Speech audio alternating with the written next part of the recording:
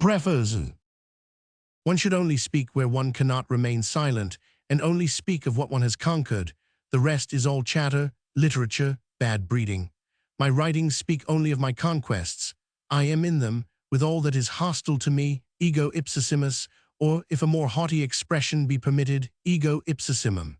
It may be guessed that I have many below me. But first I always needed time, convalescence, distance, separation, before I felt the stirrings of a desire to flay, despoil, lay bare, represent, or whatever one likes to call it, for the additional knowledge of the world, something that I had lived through and outlived, something done or suffered. Hence all my writings, with one exception, important, it is true, must be antedated.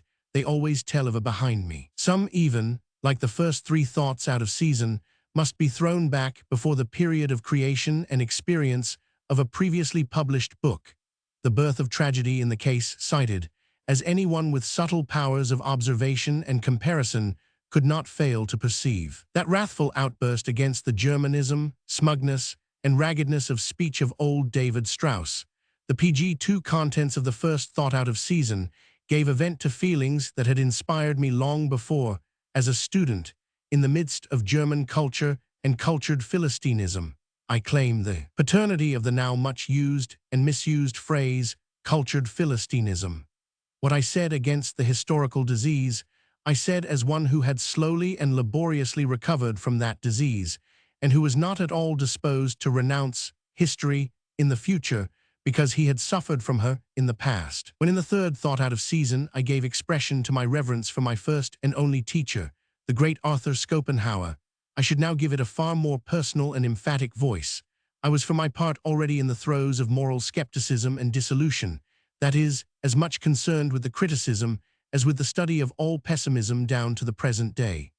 I already did not believe in a blessed thing, as the people say, not even in Schopenhauer. It was at this very period that an unpublished essay of mine, on truth and falsehood in an extramoral sense, came into being. Even my ceremonial oration in honor of Richard Wagner, on the occasion of his triumphal celebration at Bayreuth in 1876.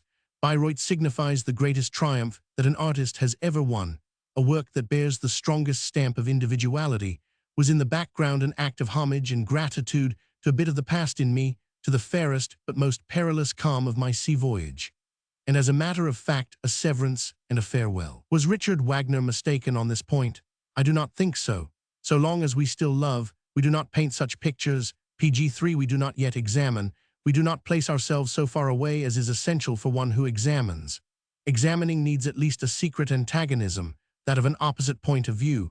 It is said on page 46 of the above-named work itself, with an insidious, melancholy application that was perhaps understood by few. The composure that gave me the power to speak, after many intervening years of solitude and abstinence, first came with the book, Human, All Too Human, to which this second preface and apologia one is dedicated. As a book for free spirits, it shows some trace of that almost cheerful and inquisitive coldness of the psychologist, who has behind him many painful things that he keeps under him, and moreover establishes them for himself and fixes them firmly as with a needle point.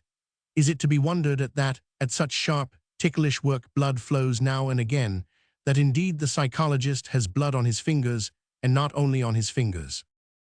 The miscellaneous maxims and opinions were in the first place, like The Wanderer and His Shadow, published separately as continuations and appendices to the above-mentioned Human, All Too Human book for free spirits, and at the same time as a continuation and confirmation of an intellectual cure, consisting in a course of antiromantic self-treatment, such as my instinct, which had always remained PG-4 healthy, had itself discovered and prescribed against a temporary attack of the most dangerous form of romantics. After a convalescence of 6 years, I may well be permitted to collect these same writings and publish them as a second volume of Human, All Too Human. Perhaps, if surveyed together, they will more clearly and effectively teach their lesson, a lesson of health that may be recommended as a disciplina voluntatis to the more intellectual natures of the rising generation. Here speaks a pessimist who has often leaped out of his skin but has always returned into it. Thus, a pessimist with goodwill towards pessimism, at all events a romanticist no longer, and has not a pessimist who possesses this serpentine knack of changing his skin, the right to read a lecture to our pessimists of today, who are one and all still in the toils of romanticism, or at least to show them how it is done. It was then, in fact, high time to bid farewell, and I soon received proof. Richard Wagner, who seemed all-conquering, but was in reality only a decayed and despairing romantic, suddenly collapsed, helpless and broken, before the Christian cross. Was there not a single German with eyes in his head and sympathy in his heart for this appalling spectacle? Was I the only one whom he caused suffering? In any case, the unexpected event illumined for me in one lightning flash the place that I had abandoned, and also the horror that is felt by everyone who is unconscious of a great danger until he has passed PG5 through it. As I went forward alone, I shuddered, and not long afterwards I was ill, or rather more than ill, weary. Weary from my ceaseless disappointment about all that remained to make us modern men enthusiastic, at the thought of the power, work, hope, youth, love flung to all the winds. Weary from disgust at the effeminacy and undisciplined rhapsody of this romanticism, at the whole tissue of idealistic lies and softening of conscience, which here again had won the day over one of the bravest of men. Last, and not least, weary from the bitterness of an inexorable suspicion, that after this disappointment I was doomed to mistrust more thoroughly, to despise more thoroughly, to be alone more thoroughly than ever before. My task, whither had it flown? Did it not look now as if my task were retreating from me, and as if I should for a long future period have no more right to it? What was I to do to endure this most terrible privation? I began by entirely forbidding myself all romantic music, that ambiguous, pompous, stifling art, which robs the mind of its sternness and its joyousness, and provides a fertile soil for every kind of vague yearning and spongy sensuality. Cave musicam is even today my advice to all who are enough of men to cling to purity in matters of the intellect. Such music enervates, softens, feminizes. Its eternal feminine draws us down. To my first suspicion, my most immediate precaution was directed against romantic music. If I hoped for anything at all from music, it PG was in the expectation of the coming of a musician bold, subtle, malignant, southern, healthy enough to take an immortal revenge upon that other music. Lonely now and miserably self-distrustful, I took sides, not without resentment, against myself and for everything that hurt me and was hard to me. Thus I once more found the way to that courageous pessimism that is the antithesis of all romantic fraud, and as it seems to me today, the way to myself, to my task. That hidden masterful something, for which we long have no name until at last it shows itself as our task. That tyrant in us exacts a terrible price for every attempt that we make to escape him or give him the slip, for every premature act of self-constraint, for every reconciliation with those to whom we do not belong, for every activity, however reputable, which turns us aside from our main purpose. Yes, even for every virtue that would fain protect us from the cruelty of our most individual responsibility. Disease is always the answer when we wish to have doubts of our rights to our own task, when we begin to make it easier for ourselves in any way. How strange and how terrible, it is our very alleviations for which we have to make the severest atonement. And if we want to return to health, we have no choice left. We must load ourselves more heavily than we were ever laden before. It was then that I learnt the hermitical habit of PG7 speech, acquired only by the most silent and suffering. I spoke without witnesses, or rather indifferent to the presence of witnesses, so as not to suffer from silence. I spoke of various things that did not concern me in a style that gave the impression that they did. Then, too, I learnt the art of showing myself cheerful, objective, inquisitive in the presence of all that is healthy and evil. Is this, in an invalid, as it seems to me, his good taste? Nevertheless, a more subtle eye and sympathy will not miss what perhaps gives a charm to these writings. The fact that here speaks one who has suffered and abstained in such a way as if he had never suffered or abstained. Here equipoise, composure, even gratitude towards life shall be maintained. Here rules a stern, proud, ever vigilant, ever susceptible will, which has undertaken the task of defending life against pain, and snapping off all conclusions that are wont to grow like poisonous fungi from pain, disappointment, satiety, isolation, and other morasses. Perhaps this gives our pessimists a hint to self-examination, for it was then that I hit upon the aphorism, "A sufferer has as yet no right to pessimism," and that I engaged in a tedious, patient campaign against the unscientific first principles of all romantic pessimism, which seeks to magnify and interpret individual personal experiences into general judgments, universal condemnations. It was then, in short, that I cited a new world. Optimism for the sake of restitution, in order at some time to have the right to become a pessimist. Do you understand that? Just as a physician transfers his patient to totally strange surroundings in order to displace PG-8 him from his entire past, his troubles, friends, letters, duties, stupid mistakes, and painful memories, and teaches him to stretch out hands and senses towards new nourishment, a new sun, a new future.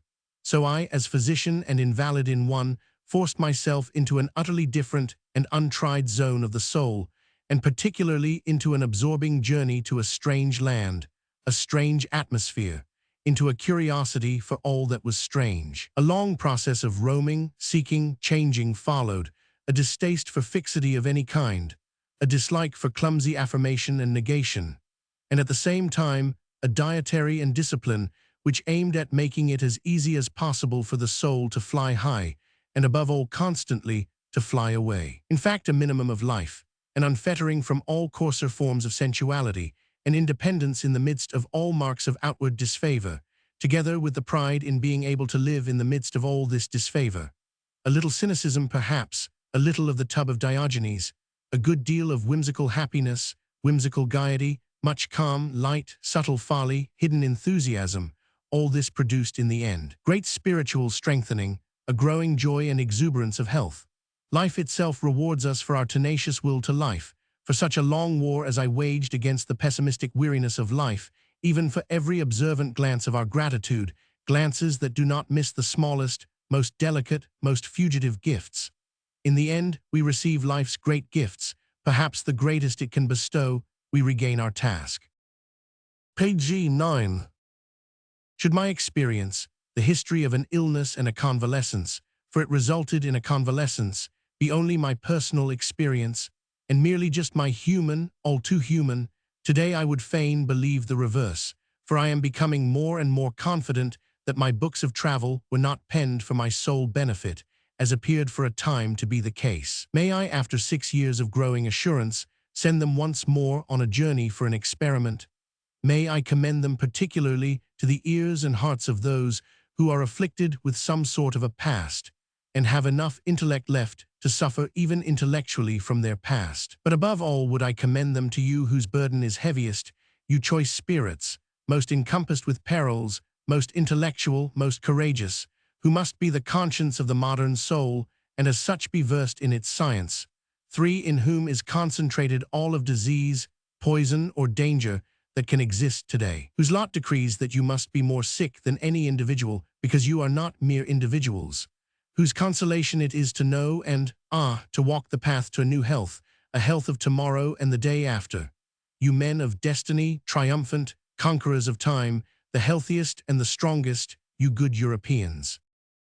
To express finally in a single formula my opposition PG-10 to the romantic pessimism of the abstinent, the unfortunate, the conquered, there is a will to the tragic and to pessimism, which is a sign as much of the severity as of the strength of the intellect, taste, emotion, conscience. With this will in our hearts we do not fear, but we investigate ourselves the terrible and the problematical elements characteristic of all existence. Behind such will stand courage and pride, and the desire for a really great enemy. That was my pessimistic outlook from the first, a new outlook, methinks, an outlook that even at this day is new and strange. To this moment I hold to it firmly, and if it will be believed, not only for myself, but occasionally against myself. You would prefer to have that proved first?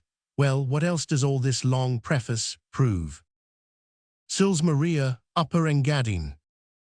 September 1886. Page 11. Part 1. Miscellaneous Maxims and Opinions. Page 13. To the disillusioned in philosophy. If you hitherto believed in the highest value of life and now find yourselves disillusioned, must you immediately get rid of life at the lowest possible price. Overnice. One can even become overnice as regards the clearness of concepts. How disgusted one is then at having truck with the half-clear, the hazy, the aspiring, the doubting. How ridiculous, and yet not mirth-provoking, is their eternal fluttering and straining without ever being able to fly or to grasp. The wooers of reality. He who realizes at last how long and how thoroughly he has been befooled, embraces out of spite even the ugliest reality. So that in the long run of the world's history, the best men have always been wooers of reality, for the best have always been longest and most thoroughly deceived. Page 14. Advance of freethinking. The difference between past and present freethinking cannot better be characterized than by that aphorism for the recognition and expression of which all the fearlessness of the 18th century was needed, and which even then, if measured by our modern view, sinks into an unconscious naivete. I mean Voltaire's aphorism, Croyez-moi, mon ami, elle erreur aussi à son mérite. A hereditary sin of philosophers. Philosophers have at all times appropriated and corrupted the maxims of censors of men, moralists, by taking them over without qualification and trying to prove as necessary what the moralists only meant as a rough indication, or as a truth suited to their fellow countrymen or fellow townsmen for a single decade. Moreover, the philosophers thought that they were thereby raising themselves above the moralists.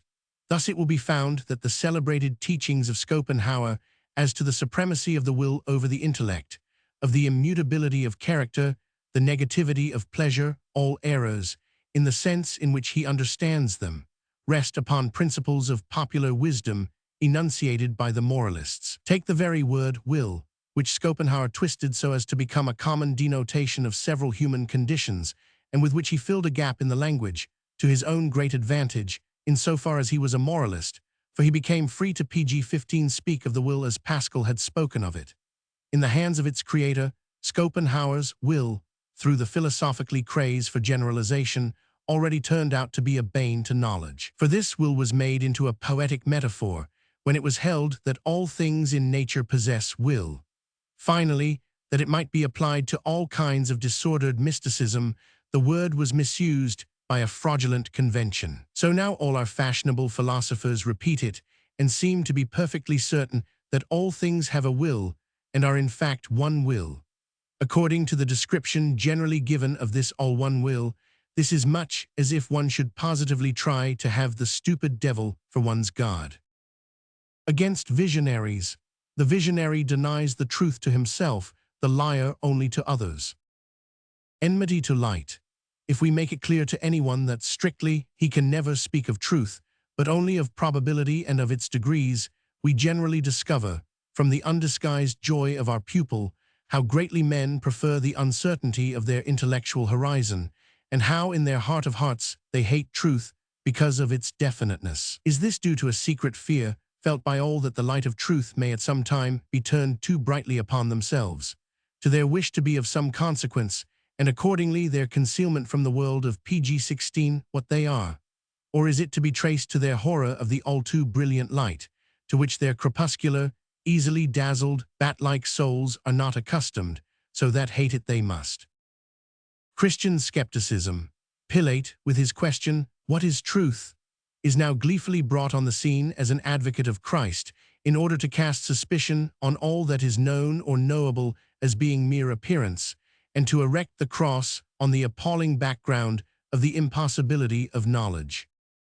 Natural law, a phrase of superstition. When you talk so delightedly of nature acting according to law, you must either assume that all things in nature follow their law from a voluntary obedience imposed by themselves, in which case you admire the morality of nature, or you are enchanted with the idea of a creative mechanician who has made a most cunning watch with human beings as accessory ornaments. Necessity, through the expression conformity to law, then becomes more human and a coin of refuge in the last instance for mythological reveries.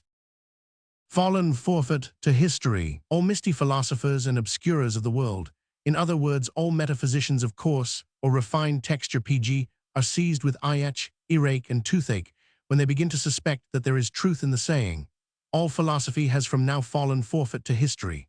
In view of their aches and pains, we may pardon them for throwing stones and filth at him who talks like this, but this teaching may itself thereby become dirty and disreputable for a time and lose in effect. The pessimist of the intellect. He whose intellect is really free will think freely about the intellect itself, and will not shut his eyes to certain terrible aspects of its source and tendency. For this reason, others will perhaps designate him the bitterest opponent of free thought and give him that dreadful, abusive name of pessimist of the intellect, accustomed as they are to typify a man not by his strong point, his preeminent virtue, but by the quality that is most foreign to his nature. The metaphysician's knapsack. To all who talk so boastfully of the scientific basis of their metaphysics, it is best to make no reply. It is enough to tug at the bundle that they rather shyly keep hidden behind their backs. If one succeeds in lifting it, the results of that scientific basis come to light to their great confusion. A dear little God, a genteel immortality, perhaps a little spiritualism, and in any case PG-18, a complicated mass of poor sinners' misery and Pharisee arrogance. Occasional harmfulness of knowledge. The utility involved in the unchecked investigation of knowledge is so constantly proved in 100 different ways that one must remember to include in the bargain the subtler and rarer damage which individuals must suffer on that account. The chemist cannot avoid occasionally being poisoned or burnt at his experiments. What applies to the chemist is true of the whole of our culture. This, it may be added, clearly shows that knowledge should provide itself with healing balsam against burns and should always have antidotes ready against poisons. The craving of the Philistine. The Philistine thinks that his most urgent need is a purple patch or turban of metaphysics, nor will he let it slip. Yet he would look less ridiculous without this adornment. Enthusiasts. With all that enthusiasts say in favor of their gospel or their master, they are defending themselves, however much they comport themselves as the judges and not the accused, because they are involuntarily reminded almost at every moment that they are exceptions and have to assert their legitimacy. Page 19. The good seduces to life. All good things, even all good books that are written against life, are strong means of attraction to life. The happiness of the historian. When we hear the hair-splitting metaphysicians and prophets of the afterworld speak, we others feel indeed that we are the poor in spirit, but that ours is the heavenly kingdom of change, with spring and autumn, summer and winter, and there's the afterworld with its gray, everlasting frosts and shadows. Thus soliloquized a man as he walked in the morning sunshine, a man who in his pursuit of history has constantly changed not only his mind but his heart. In contrast to the metaphysicians, he is happy to harbor in himself not an immortal soul, but many mortal souls. 3 varieties of thinkers. There are streaming, flowing, trickling mineral springs, and 3 corresponding varieties of thinkers. The layman values them by the volume of the water, the expert by the contents of the water, in other words, by the elements in them that are not water. The picture of life.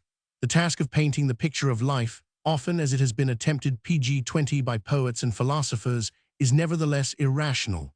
Even in the hands of the greatest artist-thinkers, pictures and miniatures of one life only their own have come into being, and indeed no other result is possible.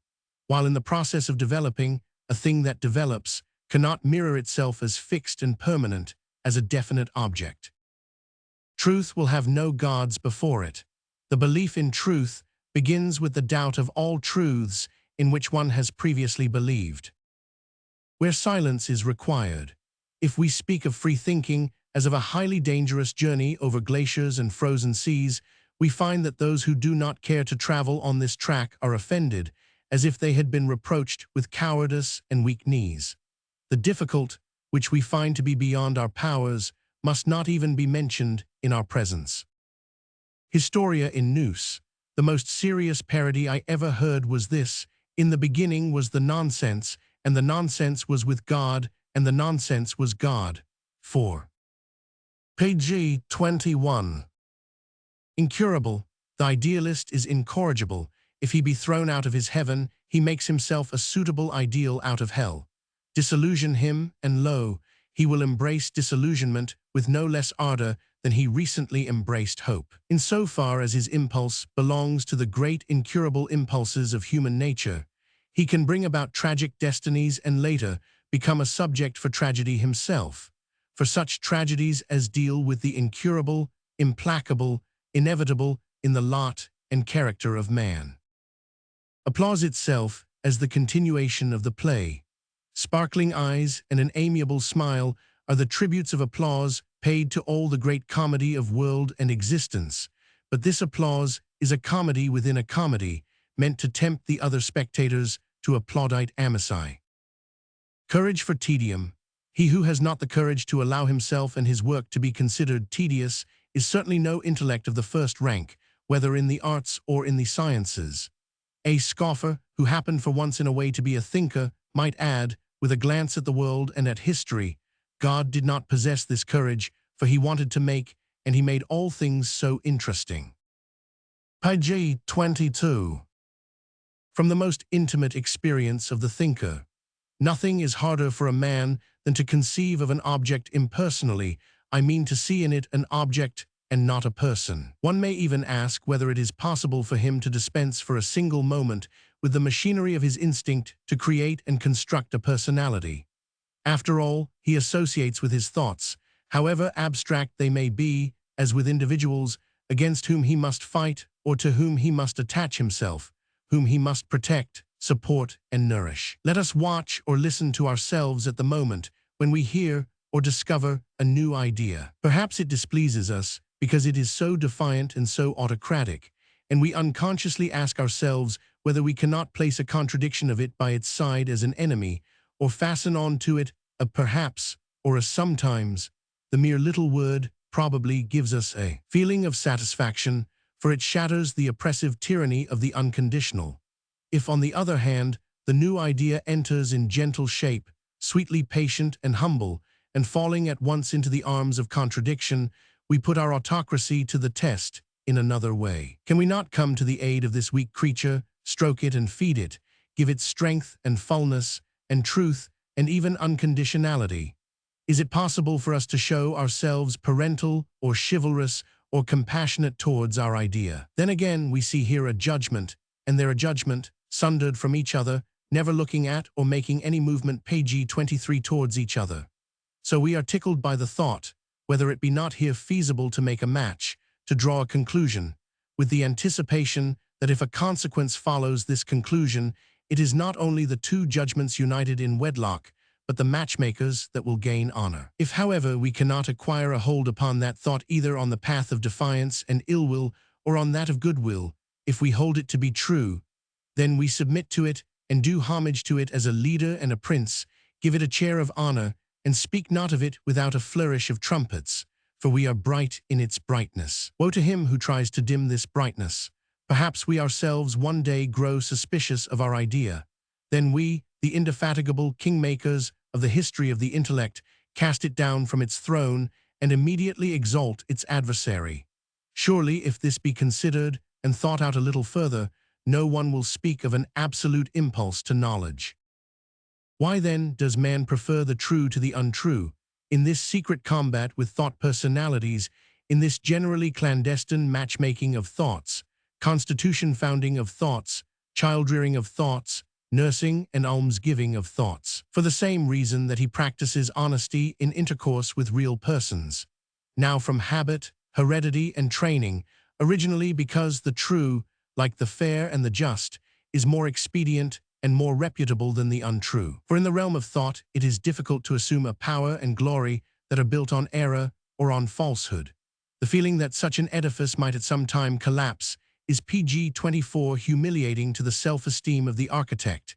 He is ashamed of the fragility of the material, and as he considers himself more important than the rest of the world, he would fain construct nothing that is less durable than the rest of the world. In his longing for truth, he embraces the belief in a personal immortality, the most arrogant and defiant idea that exists, closely allied as it is to the underlying thought, perit mundus, dum ego salvus sim.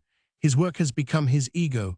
He transforms himself into the imperishable with its universal challenge.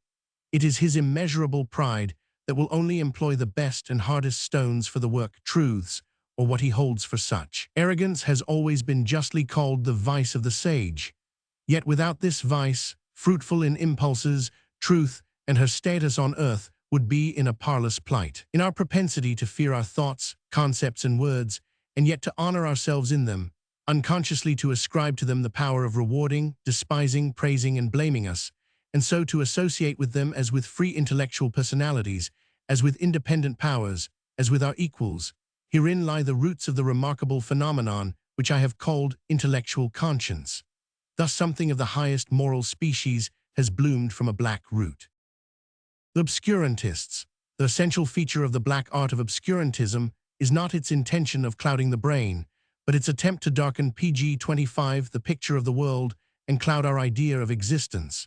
It often employs the method of thwarting all illumination of the intellect, but at times it uses the very opposite means, seeking by the highest refinement of the intellect to induce a satiety of the intellect's fruits. Hair-splitting metaphysicians, who pave the way for skepticism and by their excessive acumen provoke a distrust of acumen, are excellent instruments of the more subtle form of obscurantism. Is it possible that even Kant may be applied to this purpose? Did he even intend something of the sort, for a time at least, to judge from his own notorious exposition, to clear the way for belief by setting limitations to knowledge? Certainly he did not succeed, nor did his followers, on the wolf and fox tracks of this highly refined and dangerous form of obscurantism, the most dangerous of all, for the black art here appears in the garb of light. By what kind of philosophy art is corrupted? When the mists of a metaphysical mystical philosophy succeed in making all aesthetic phenomena opaque, it follows that these phenomena cannot be comparatively valued, inasmuch as each becomes individually inexplicable. When once they cannot be compared for the sake of valuation, there arises an entire absence of criticism, a blind indulgence. From this source springs a continual diminution of the enjoyment of art, which is only distinguished from the crude satisfaction of a need pg-26 by the highest refinement of taste and appreciation.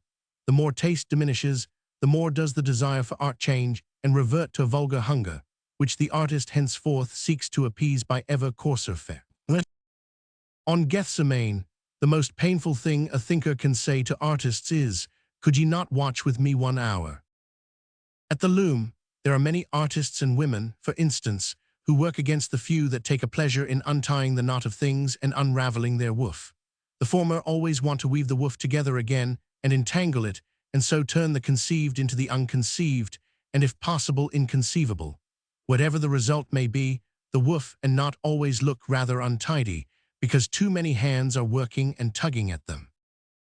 In the desert of science, as the man of science proceeds on his modest and toilsome wanderings, which must often enough be journeys in the desert, he is confronted with those brilliant mirages known as philosophically systems. With magic powers of deception, they show him that the solution of all riddles and the most refreshing draught of true water of life are close at hand. His weary heart rejoices, and he well-nigh touches with PG his lips the goal of all scientific endurance and hardship, so that almost unconsciously he presses forward. Other natures stand still, as if spellbound by the beautiful illusion. The desert swallows them up. They become lost to science. Other natures, again, that have often experienced these subjective consolations, become very disheartened and curse the salty taste which these mirages leave behind in the mouth, and from which springs a raging thirst, without one's having come one step nearer to any sort of a spring. The so-called real reality, when the poet depicts the various callings, such as those of the warrior, the silkweaver, the sailor, he feigns to know all these things thoroughly, to be an expert. Even in the exposition of human actions and destinies, he behaves as if he had been present at the spinning of the whole web of existence. In so far, he is an impostor. He practices his frauds on pure ignoramuses, and that is why he succeeds. They praise him for his deep, genuine knowledge, and lead him finally into the delusion that he really knows as much as the individual experts and creators, yes, even as the great world spinners themselves. In the end, the impostor becomes honest and actually believes in his own sincerity. Emotional people say to his very face that he has the higher truth and sincerity, for they are weary of reality for the time being, and accept the poetic dream as a pleasant relaxation, and a night's rest for head and heart. The visions of the dream PG now appear to them of more value, because, as has been said, they find them more beneficial, and mankind has always held that what is apparently of more value is more true, more real. All that is generally called reality, the poets, conscious of this power, proceed with intention to disparage and to distort into the uncertain, the illusory, the spurious, the impure, the sinful, sorrowful, and deceitful. They make use of all doubts about the limits of knowledge, of all skeptical excesses, in order to spread over everything the rumpled veil of uncertainty. For they desire that when this darkening process is complete, their wizardry and soul magic may be accepted without hesitation as the path to true truth and real reality. The wish to be just and the wish to be a judge. Schopenhauer, whose profound understanding of what is human and all too human and original sense for facts was not a little impaired by the bright leopard skin of his metaphysic. The skin must first be pulled off him if one wants to find the real moralist genius beneath. Schopenhauer makes this admirable distinction, wherein he comes far nearer the mark than he would himself dare to admit. Insight into the stern necessity of human actions is the boundary line that divides philosophically from other brains. He worked against that wonderful insight of which he was sometimes capable by the prejudice that he had in common with the moral man, not the moralist, a prejudice that he expresses quite guilelessly and devoutly as pg 29 follows: the ultimate and true explanation of the inner being of the entirety of things must of necessity be closely connected with that about the ethical significance of human actions. This connection is not necessary at all. Such a connection must rather be rejected by that principle of the stern necessity of human actions, that is, the unconditioned non-freedom and non-responsibility of the will. Philosophically, brains will accordingly be distinguished from others by their disbelief in the metaphysical significance of morality. This must create between the two kinds of brain a gulf of a depth and unbridgeableness, of which the much deplored gulf between cultured and uncultured scarcely gives a conception. It is true that many back doors, which the philosophically brains, like Schopenhauer's own, have left for themselves, must be recognized as useless.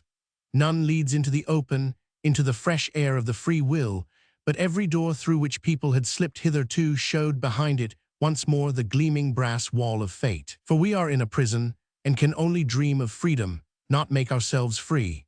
That the recognition of this fact cannot be resisted much longer is shown by the despairing and incredible postures and grimaces of those who still press against it and continue their wrestling bout with it. Their attitude at present is something like this: so no one is responsible for his actions, and all is full of guilt and the consciousness of guilt, but someone must be the sinner. If it is no longer possible or permissible to accuse and sentence the individual, the one poor wave in the inevitable rough and tumble of the PG-30 waves of development, well then, let this stormy sea, this development itself, be the sinner.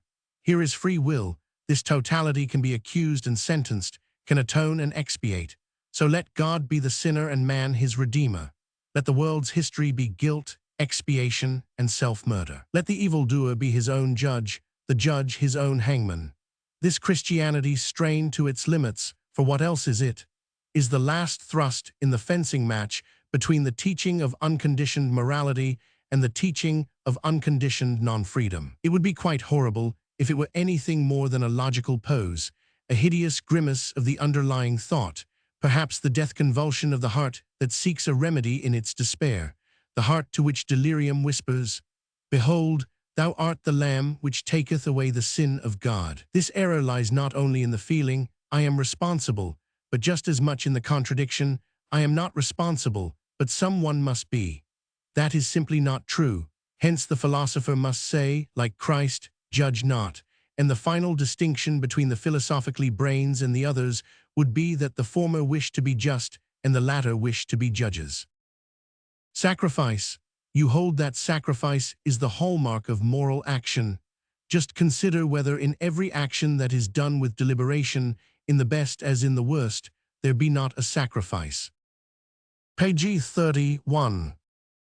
Against the triers of the reins of morality, one must know the best and the worst that a man is capable of in theory, and in practice before one can judge how strong his moral nature is and can be. But this is an experiment that one can never carry out. Serpent's tooth. Whether we have a serpent's tooth or not we cannot know before someone has set his heel upon our necks. A wife or a mother could say, until someone has put his heel upon the neck of our darling, our child. Our character is determined more by the absence of certain experiences than by the experiences we have undergone. Deception in love. We forget and purposely banish from our minds a good deal of our past. In other words, we wish our picture that beams at us from the past to belie us, to flatter our vanity. We are constantly engaged in this self-deception. And you who talk and boast so much of self-oblivion in love, of the absorption of the ego in the other person, you hold that this is something different. So you break the mirror, throw yourselves into another personality that you admire, and enjoy the new portrait of your ego, though calling it by the other person's name. And this PG-32 whole proceeding is not to be thought self-deception, self-seeking. You marvelous beings, it seems to me that those who hide something of themselves from themselves, or hide their whole selves from themselves, are alike committing a theft from the treasury of knowledge. It is clear, then, against what transgression the maxim, know thyself, is a warning. To the denier of his vanity. He who denies his own vanity usually possesses it in so brutal a form that he instinctively shuts his eyes to avoid the necessity of despising himself. Why the stupid so often become malignant. To those arguments of our adversary against which our head feels too weak, our heart replies by throwing suspicion on the motives of his arguments. The art of moral exceptions. An art that points out and glorifies the exceptional cases of morality, where the good becomes bad and the unjust just, should rarely be given a hearing, just as now and again we buy something from gypsies with the fear that they are diverting to their own pockets much more than their mere profit from the purchase. PG-33. Enjoyment and non-enjoyment of poisons. The only decisive argument that has always deterred men from drinking a poison is not that it is deadly, but that it has an unpleasant taste. The world without consciousness of sin. If men only committed such deeds as do not give rise to a bad conscience, the human world would still look bad and rascally enough, but not so sickly and pitiable as at present. Enough wicked men without conscience have existed at all times, and many good honest folk lack the feeling of pleasure in a good conscience. The conscientious. It is more convenient to follow one's conscience than one's intelligence, for at every failure conscience finds an excuse and an encouragement in itself. That is why there are so many conscientious and so few intelligent people. Opposite means of avoiding bitterness. One temperament finds it useful to be able to give vent to its disgust in words, being made sweeter by speech. Another reaches its full bitterness only by speaking out. It is more advisable for it to have to gulp down something. The restraint that men of this PG-34 stamp place upon themselves in the presence of enemies and superiors improves their character and prevents it from becoming too acrid and sour. Not to be too dejected. To get bedsores is unpleasant, but no proof against the merits of the cure that prescribes that you should take to your bed. Men who have long lived outside themselves and have at last devoted themselves to the inward philosophically life know that one can also get sores of character and intellect. This, again, is on the whole no argument against the chosen way of life, but necessitates a few small exceptions and apparent relapses. The human thing in itself, the most vulnerable and yet most unconquerable of things, is human vanity. Nay, through being wounded its strength increases and can grow to giant proportions. The farce of many industrious persons. By an excess of effort they win leisure for themselves, and then they can do nothing with it but count the hours until the tale is ended. The possession of joy abounding. He that has joy abounding must be a good man, but perhaps PG-35, he is not the cleverest of men, although he has reached the very goal towards which the cleverest man is striving with all his cleverness. In the mirror of nature, is not a man fairly well described, when we are told that he likes to walk between tall fields of golden corn? that he prefers the forest and flower colors of sere and chilly autumn to all others, because they point to something more beautiful than nature has ever attained, that he feels as much at home under big, broad-leaved walnut trees as among his nearest kinsfolk, that in the mountains his greatest joy is to come across those tiny, distant lakes from which the very eyes of solitude seem to peer at him, that he loves that gray calm of the misty twilight that steals along the windows on autumn and early winter evenings and shuts out all soulless sounds as, with velvet curtains, that in unhewn stones he recognizes the last remaining traces of the primeval age, eager for speech, and honors them from childhood upwards, that lastly, the sea with its shifting serpent skin and wild beast beauty is, and remains to him, unfamiliar. Yes, something of the man is described herewith, but the mirror of nature does not say that the same man, with, and not even in spite of, all his idyllic sensibilities, might be disagreeable, stingy, and conceited. Horace, who was a good judge of such matters, in his famous Beatus Elequi Procul Negotiis, puts the tenderest feeling for country life into the mouth of a Roman money-lender. Page 36. Power without victory, the strongest cognition, that of the complete non-freedom of the human will, is yet the poorest in results, for it has always had the mightiest of opponents, human vanity. Pleasure and error. A beneficial influence on friends is exerted by one man unconsciously through his nature, by another consciously through isolated actions. Although the former nature is held to be the higher, the latter alone is allied to good conscience and pleasure, the pleasure in justification by good works, which rests upon a belief in the volitional character of our good and evil doing, that is to say, upon a mistake. The folly of committing injustice. The injustice we have inflicted ourselves is far harder to bear than the injustice inflicted upon us by others, not always from moral grounds, be it observed. After all, the doer is always the sufferer, that is, if he be capable of feeling the sting of conscience or of perceiving that by his action he has armed society against himself and cut himself off. For this reason, we should beware still more of doing than of suffering injustice, for the sake of our own inward happiness, so as not to lose our feeling of well-being, quite apart from any consideration of the precepts of religion and morality. For in suffering injustice, we have page 37 the consolation of a good conscience, of hope and of revenge, together with the sympathy and applause of the just, nay, of the whole of society, which is afraid of the evildoer. Not a few are skilled in the impure self-deception that enables them to transform every injustice of their own into an injustice inflicted upon them from without, and to reserve for their own acts the exceptional right to the plea of self-defense. Their object, of course, is to make their own burden lighter. Envy with or without a mouthpiece. Ordinary envy is wont to cackle when the envied hen has laid an egg, thereby relieving itself and becoming milder. But there is a yet deeper envy that in such a case becomes dead silent, desiring that every mouth should be sealed, and always more and more angry because this desire is not gratified. Silent envy grows in silence. Anger as a spy. Anger exhausts the soul and brings its very dregs to light. Hence, if we know no other means of gaining certainty, we must understand how to arouse anger in our dependents and adversaries, in order to learn what is really done and thought to our detriment. Defense morally more difficult than attack. The true heroic deed and masterpiece of page 38, the good man does not lie in attacking opinions and continuing to love their propounders, but in the far harder task of defending his own position without causing or intending to cause bitter heartburns to his opponent. The sword of attack is honest and broad. The sword of defense usually runs out to a needle point. Honest towards honesty.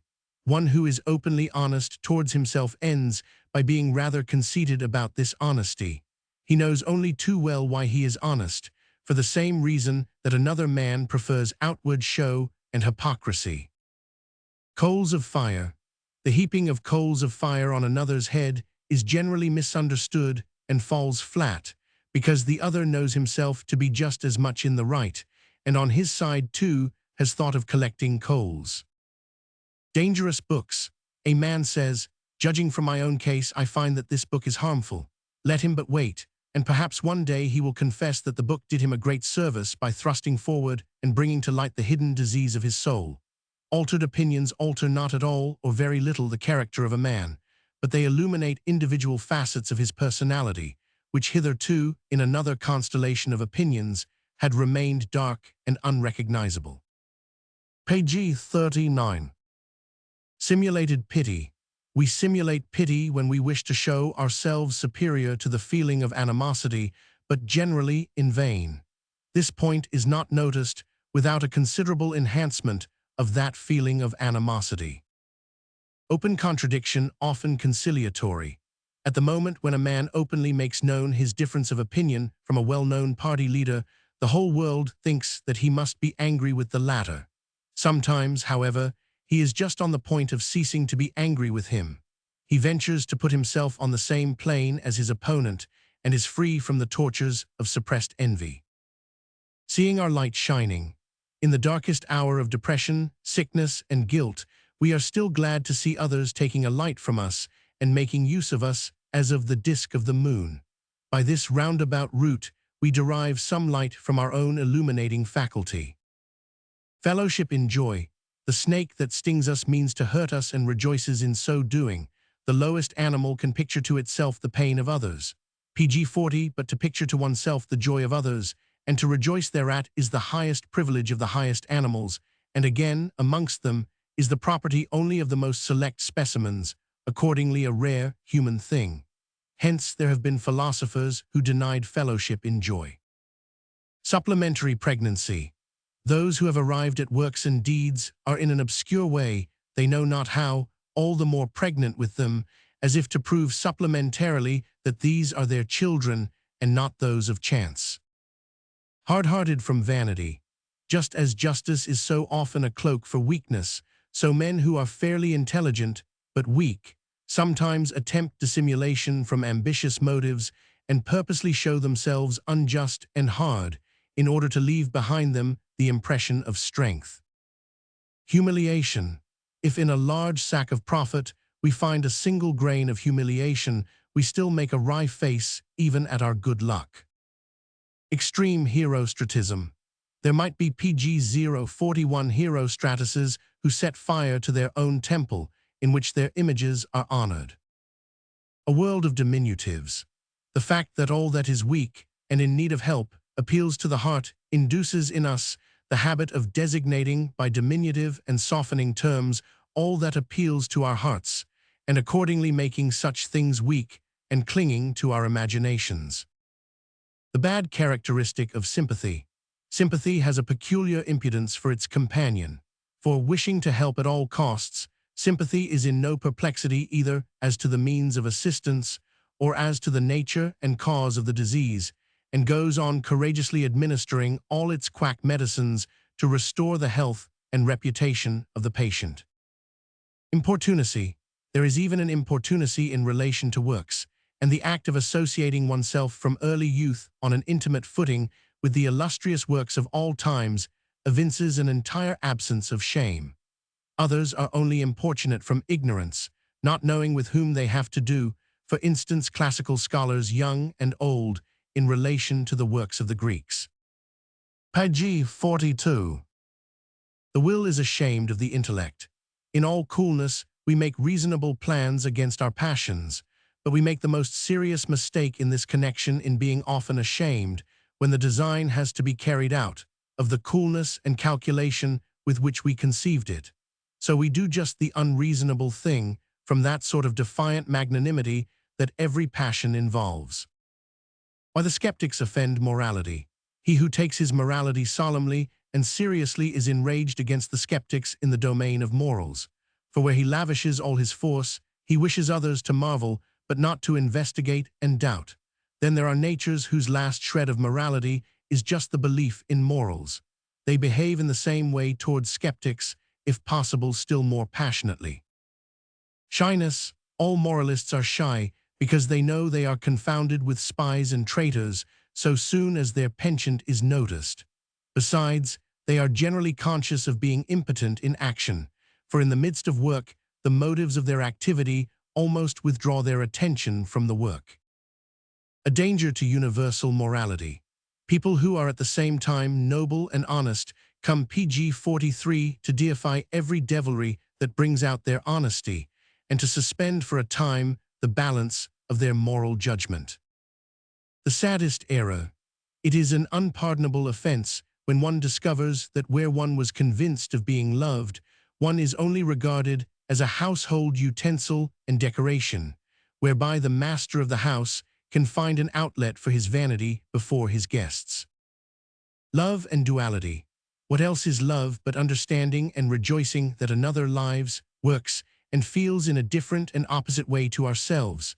That love may be able to bridge over the contrasts by joys, we must not remove or deny those contrasts.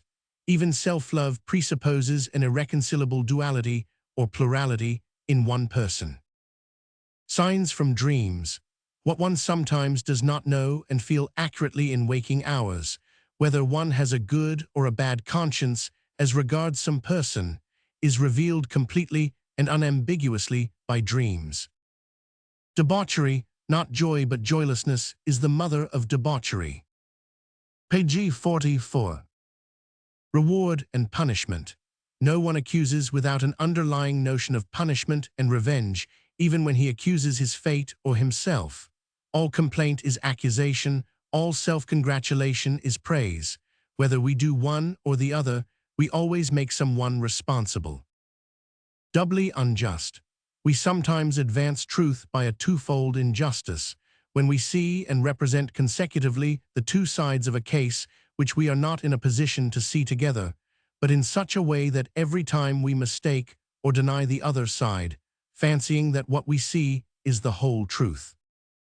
Mistrust. Self-mistrust does not always proceed uncertainly and shyly, but sometimes in a furious rage, having worked itself into a frenzy in order not to tremble.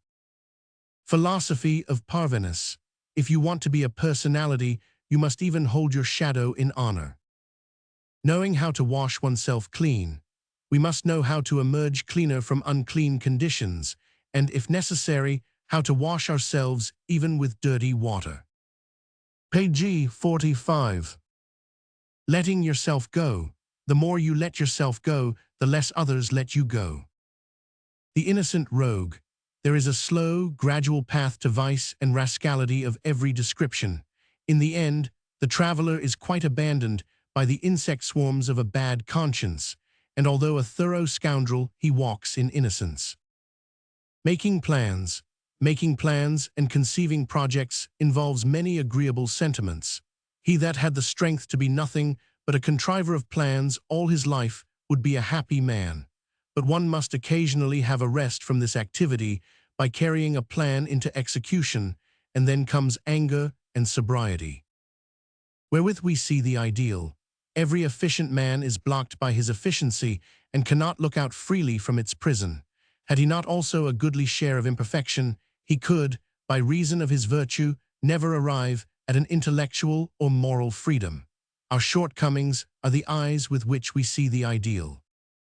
Dishonest praise. Dishonest praise causes many more twinges of conscience than dishonest pg-46 blame, probably only because we have exposed our capacity for judgment far more completely through excessive praise than through excessive and unjust blame. How one dies is indifferent. The whole way in which a man thinks of death during the prime of his life and strength is very expressive and significant for what we call his character.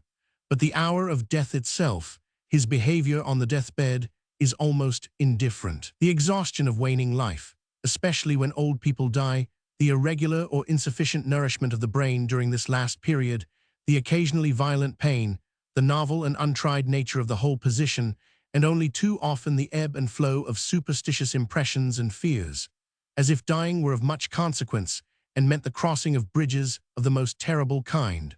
All this forbids our using death as a testimony concerning the living. Nor is it true that the dying man is generally more honest than the living. On the contrary, through the solemn attitude of the bystanders, the repressed or flowing streams of tears and emotions, everyone is inveigled into a comedy of vanity, now conscious, now unconscious.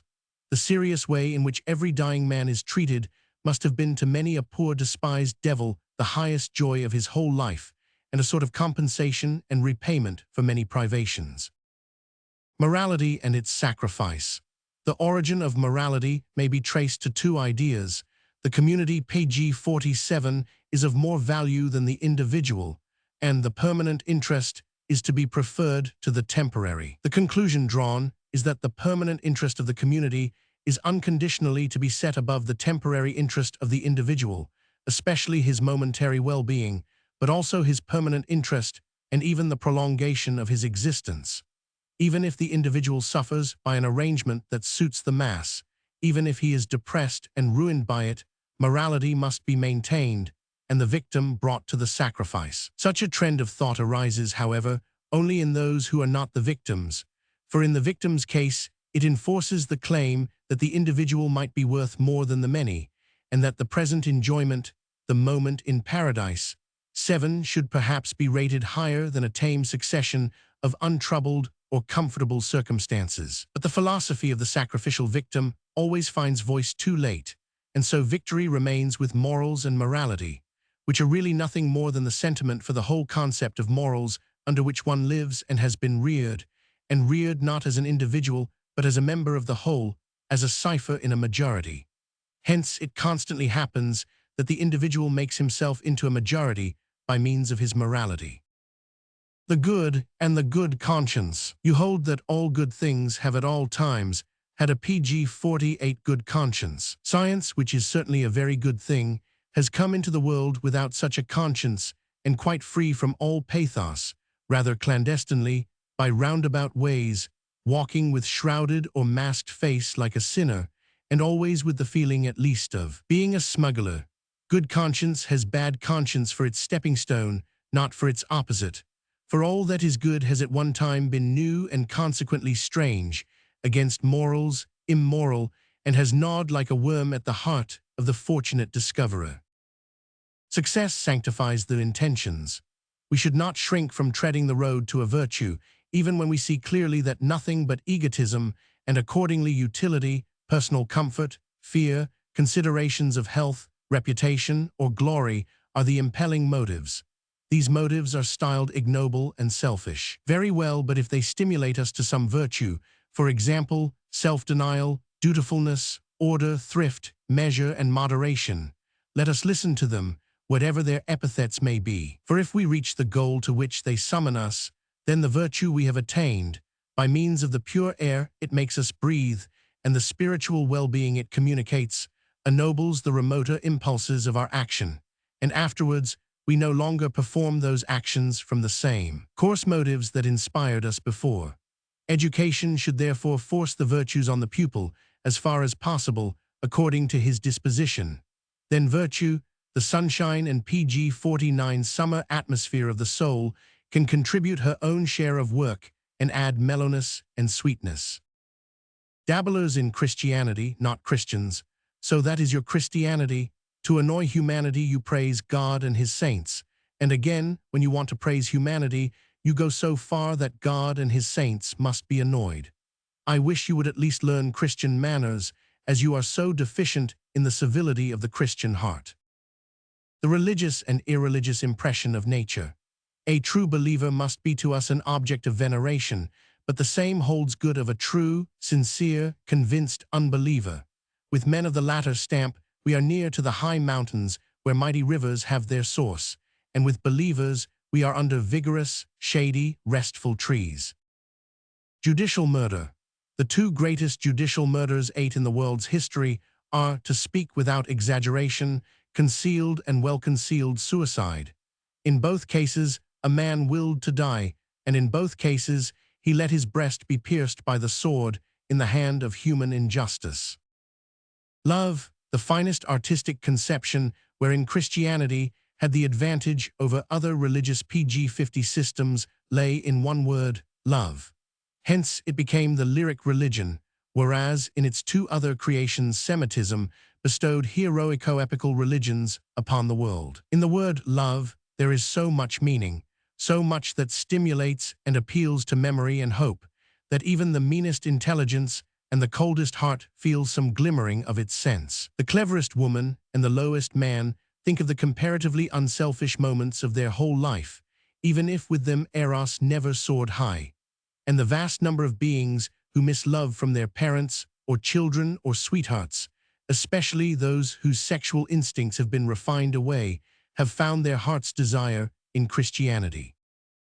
The fulfillment of Christianity. In Christianity, there is also an Epicurean trend of thought, starting from the idea that God can only demand of man, his creation and his image, what it is possible for man to fulfill, and accordingly that Christian virtue and perfection are attainable and often attained. Now, for instance, the belief in loving one's enemies, even if it is only a belief or fancy, and by no means a psychological reality, a real love, gives unalloyed happiness, so long as it is genuinely believed. As to the reason of this, psychologist and Christian might well differ. Hence earthly life, through the belief, I mean the fancy, that it satisfies not only the injunction to love our enemies, but all the other injunctions of Christianity, and that it has really assimilated PG 51 and embodied in itself the divine perfection according to the command, "Be perfect as your Father in heaven is perfect," might actually become a holy life. Thus error can make Christ's promise come true. Of the future of Christianity, we may be allowed to form a conjecture as to the disappearance of Christianity and as to the places where it will be the slowest to retreat, if we consider where and for what reasons Protestantism spread with such startling rapidity. As is well known, Protestantism promised to do far more cheaply all that the old church did, without costly masses, pilgrimages, and priestly pomp and circumstance. It spread particularly among the northern nations, which were not so deeply rooted as those of the South in the old church's symbolism and love of ritual. In the South, the more powerful pagan religions survived in Christianity, whereas in the North Christianity meant an opposition to and a break with the old-time creed, and hence was from the first more thoughtful and less sensual, but for that very reason, in times of peril, more fanatical and more obstinate.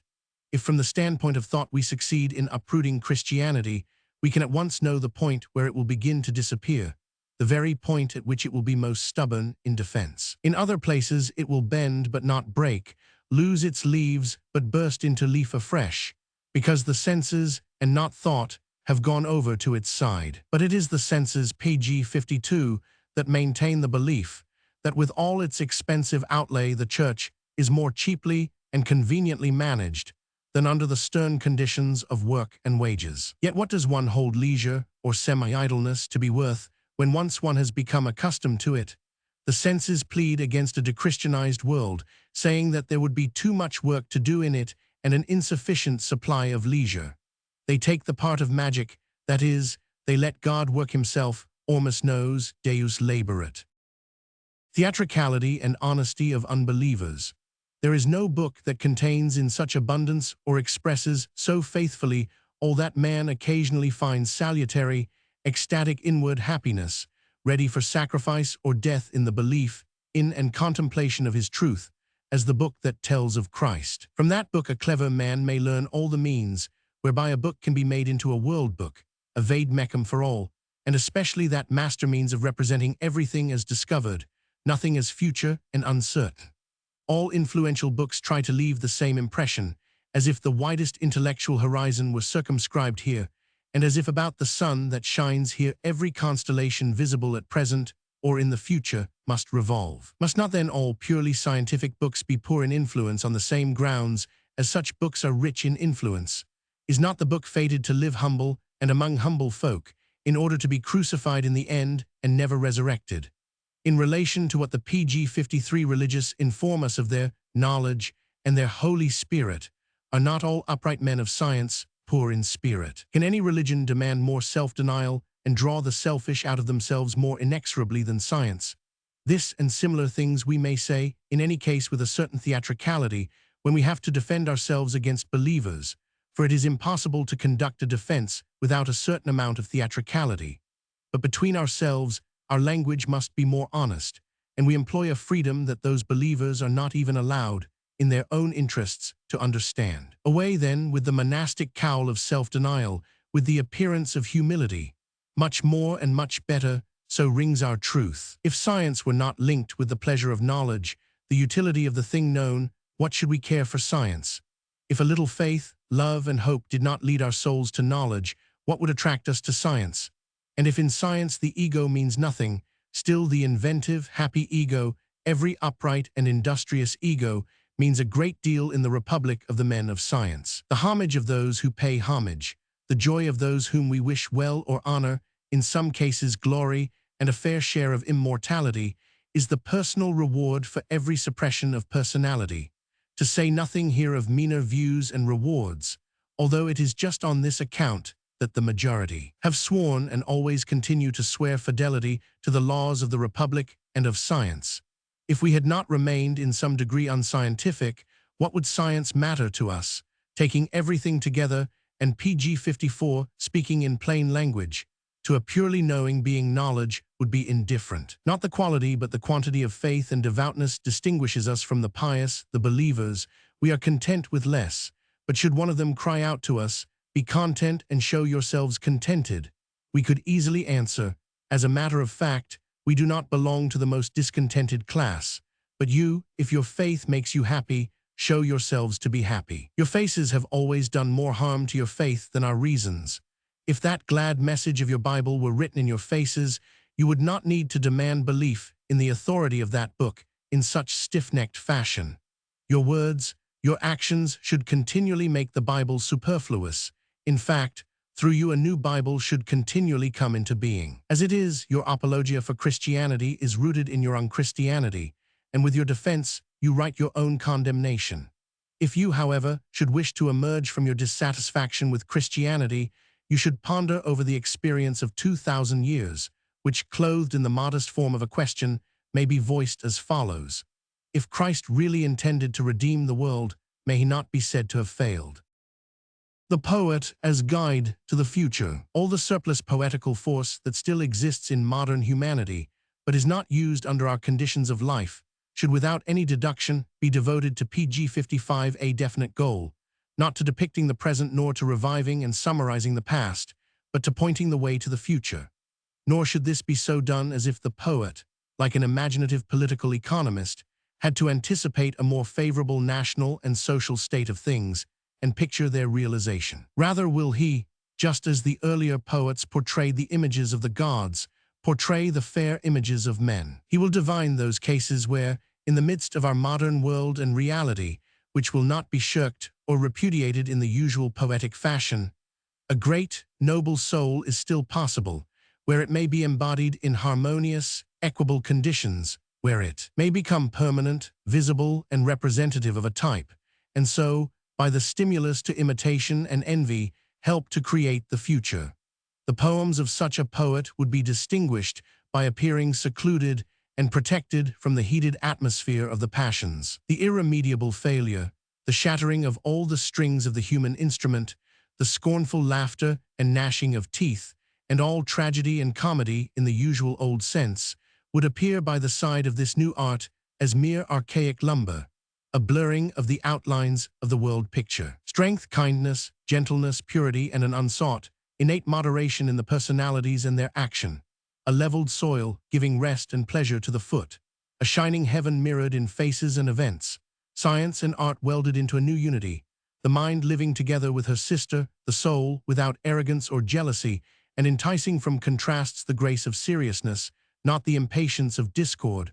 All PG 56. This would be the general environment, the background on which the delicate differences of the embodied ideals would make the real picture, that of ever-growing human majesty. Many roads to this poetry of the future start from Goethe, but the quest needs good pathfinders, and above all a far greater strength than is possessed by modern poets, who unscrupulously represent the half-animal and the immaturity and intemperance that are mistaken by them for power and naturalness. The muse as Penthesilea, better to rot than to be a woman without charm. When once the muse thinks thus, the end of her art is again at hand, but it can be a tragic and also a comic finale. The circuitous path to the beautiful. If the beautiful is to be identified with that which gives pleasure, and thus sang the muses once, the useful is often the necessary circuitous path to the beautiful, and has a perfect right to spurn the short-sighted censure of men who live for the moment, who will not wait, and who think that they can reach all good things without ever taking a circuitous path. An excuse for many a transgression, the ceaseless desire to create, the eternal looking outward pg 57 of the artist, hinders him from becoming better and more beautiful as a personality, unless his craving for glory be great enough to compel him to exhibit in his relations with other men a growth corresponding to the growing beauty and greatness of his works. In any case, he has but a limited measure of strength, and how could the proportion of strength that he spends on himself be of any benefit to his work, or vice versa? Satisfying the best people. If we have satisfied the best people of our time with our art, it is a sign that we shall not satisfy the best people of the succeeding period. We have indeed lived for all time, and the applause of the best people ensures our fame. Of one substance. If we are of one substance with a book or a work of art, we think in our heart of hearts that it must be excellent, and are offended if others find it ugly, overspiced, or pretentious. Speech and emotion. That speech is not given to us to communicate our emotions may be seen from the fact that all simple men are ashamed to seek for words to express their deeper feelings. These pg 58 feelings are expressed only in actions, and even here such men blush if others seem to divine their motives. After all, among poets, to whom God generally denies this shame, the more noble are more monosyllabic in the language of emotion, and evince a certain constraint, whereas the real poets of emotion are for the most part shameless in practical life. A mistake about a privation. He that has not for a long time been completely weaned from an art, and is still always at home in it, has no idea how small a privation it is to live without that art. 3/4 strength. A work that is meant to give an impression of health should be produced with 3/4, at the most, of the strength of its creator. If he has gone to his farthest limit, the work excites the observer and disconcerts him by its tension. All good things have something lazy about them and lie like cows in the meadow. Refusing to have hunger as a guest. As refined fare serves a hungry man as well as, and no better than coarser food, the more pretentious artist will not dream of inviting the hungry man to his meal. Living without art and wine. It is with works of art as with wine. It is better if one can do pg 59 without both and keep to water, and if from the inner fire and inner sweetness of the soul, the water spontaneously changes again into wine. The pirate genius.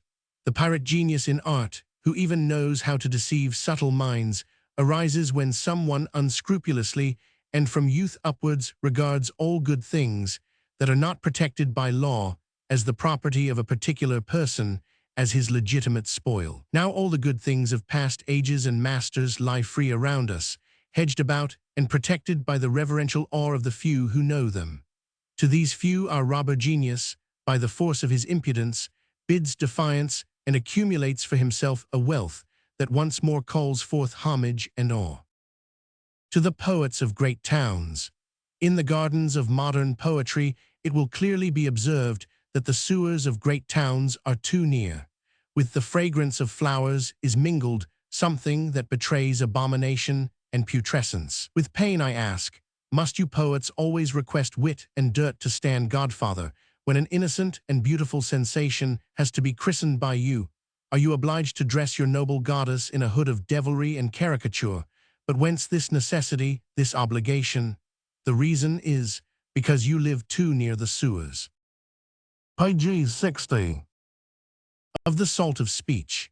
No one has ever explained why the Greek writers, having at command such an unparalleled wealth and power of language, made so sparing a use of their resources that every post-classical Greek book appears by comparison crude, overcolored, and extravagant. It is said that towards the North Polar ice, and in the hottest countries salt is becoming less and less used, whereas on the other hand the dwellers on the plains and by the coast in the more temperate zones use salt in great abundance.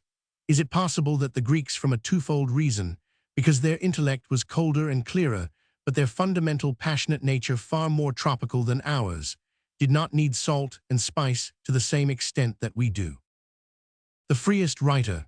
In A Book for Free Spirits, one cannot avoid mention of Lawrence Sterne, the man whom Goethe honored as the freest spirit of his century. May he be satisfied with the honor of being called the freest writer of all times, in comparison with whom all others appear stiff, square-toed, intolerant, and downright boorish. In his case, we should not speak of the clear and rounded, but of the endless melody, if by this phrase we arrive at a name for an artistic style in which the definite form is continually broken, thrust aside, and transferred to the realm of the indefinite, so that it signifies one and the other at the same time. Sterne is the great master of double entendre, this phrase PG-61 being naturally used in a far wider sense than is commonly done when one applies it to sexual relations. We may give up for lost the reader who always wants to know exactly what Sterne thinks about a matter, and whether he be making a serious or a smiling face, for he can do both with one wrinkling of his features. He can be, and even wishes to be, right and wrong at the same moment, to interweave profundity and farce. His digressions are at once continuations and further developments of the story. His maxims contain a satire on all that is sententious. His dislike of seriousness is bound up with a disposition to take no matter merely externally and on the surface. So in the proper reader he arouses a feeling of uncertainty, whether he be walking, lying, or standing, a feeling most closely akin to that of floating in the air. He, the most versatile of writers, communicates something of this versatility to his reader. Yes, Sterne unexpectedly changes the parts, and is often as much reader as author, his book being like a play within a play, a theater audience before another theater audience. We must surrender at discretion to the mood of Sterne, although we can always expect it to be gracious. It is strangely instructive to see how so great a writer as Diderot has affected this double entendre of Sterne's. To be equally ambiguous throughout is just the Sternian superhumor. Did Diderot imitate, admire, ridicule, or parody Sterne in his Jacques Le Fataliste? One cannot be exactly certain, and this uncertainty was perhaps intended by the author. This very doubt makes the French unjust to the work of one of their first masters, one PG, who need not be ashamed of comparison with any of the ancients or moderns. For humor, and especially for this humorous attitude towards humor itself, the French are too serious. Is it necessary to add that of all great authors Sterne is the worst model, in fact the inimitable author, and that even Diderot had to pay for his daring? What the worthy Frenchmen, and before them some Greeks and Romans, aimed at and attained in prose is the very opposite of what Sterne aims at and attains. He raises himself as a masterly exception above all that artists in writing demand of themselves: propriety, reserve, character, steadfastness of purpose, comprehensiveness, perspicuity, good deportment in gait and feature. Unfortunately, Sterne, the man, seems to have been only too closely related to Sterne the writer. His squirrel soul sprang, with insatiable unrest, from branch to branch. He knew what lies between sublimity and rascality. He had sat on every seat, always with unabashed watery eyes and mobile play of feature. He was, if language does not revolt from such a combination, of a hard-hearted kindness, and in the midst of the joys of a grotesque and even corrupt imagination, he showed the bashful grace of innocence. Such a carnal and spiritual hermaphroditism, such untrammeled wit penetrating into every vein and muscle, was perhaps never possessed by any other man. A choice reality, just as the good prose writer only takes words that belong to the language of daily intercourse, though not by a long way all PG-63 its words, whence arises a choice style, so the good poet of the future will only represent the real and turn his eyes away from all fantastic, superstitious, half-voiced, forgotten stories to which earlier poets devoted their powers. Only reality, though by a long way not every reality, but a choice reality. Degenerate species of art. Side by side with the genuine species of art, those of great repose and great movement, there are degenerate species, weary, blasé art, and excited art. Both would have their weakness taken for strength and wish to be confounded with the genuine species. A hero impossible from lack of color. The typical poets and artists of our age like to compose their pictures upon a background of shimmering red, green, gray, and gold, on the background of nervous sensuality, a condition well understood by the children of this century. The drawback comes when we do not look at these pictures with the eyes of our century. Then we see that the great figures painted by these artists have something flickering, tremulous, and dizzy about them, and accordingly we do not ascribe to them heroic deeds, but at best mock heroic, swaggering misdeeds. Overladen style. The overladen style is a consequence of the impoverishment of the organizing PG-64 force together with a lavish stock of expedients and intentions. At the beginnings of art, the very reverse conditions sometimes appear. Pulchrum est pocorum hominum. History and experience tell us that the significant grotesqueness that mysteriously excites the imagination and carries one beyond everyday reality is older and grows more luxuriantly than the beautiful and reverence for the beautiful in art, and that it begins to flourish exceedingly when the sense for beauty is on the wane. For the vast majority of mankind, this grotesque seems to be a higher need than the beautiful, presumably because it contains a coarser narcotic. Origins of taste in works of art. If we consider the primary germs of the artistic sense and ask ourselves what are the various kinds of joy produced by the firstlings of art as, for example, among savage tribes, we find first of all the joy of understanding what another means. Art in this case is a sort of conundrum, which causes its solver pleasure in his own quick and keen perceptions. Then the roughest works of art remind us of the pleasant things we have actually experienced, and so give joy as, for example, when the artist alludes to a chase, a victory, a wedding. Again, the representation may cause us to feel excited, touched, inflamed, as for instance in the glorification of revenge PG-65 and danger. Here the enjoyment lies in the excitement itself, in the victory over tedium. The memory, too, of unpleasant things, so far as they have been overcome or make us appear interesting to the listener as subjects for art, as when the singer describes the mishaps of a daring seaman, can inspire great joy, the credit for which is given to art. A more subtle variety is the joy that arises at the sight of all that is regular and symmetrical in lines, points, and rhythms. For by a certain analogy is awakened the feeling for all that is orderly and regular in life, which one has to thank alone for all well-being. So in the cult of symmetry, we unconsciously do homage to rule and proportion as the source of our previous happiness, and the joy in this case is a kind of hymn of thanksgiving. Only when a certain satiety of the last-mentioned joy arises does a more subtle feeling step in. That enjoyment might even lie in a violation of the symmetrical and regular. This feeling, for example, impels us to seek reason in apparent unreason, and the sort of aesthetic riddle-guessing that results is in a way the higher species of the first-named artistic joy. He who pursues this speculation still further will know what kind of hypotheses for the explanation of aesthetic phenomena are hereby fundamentally rejected. Not too near.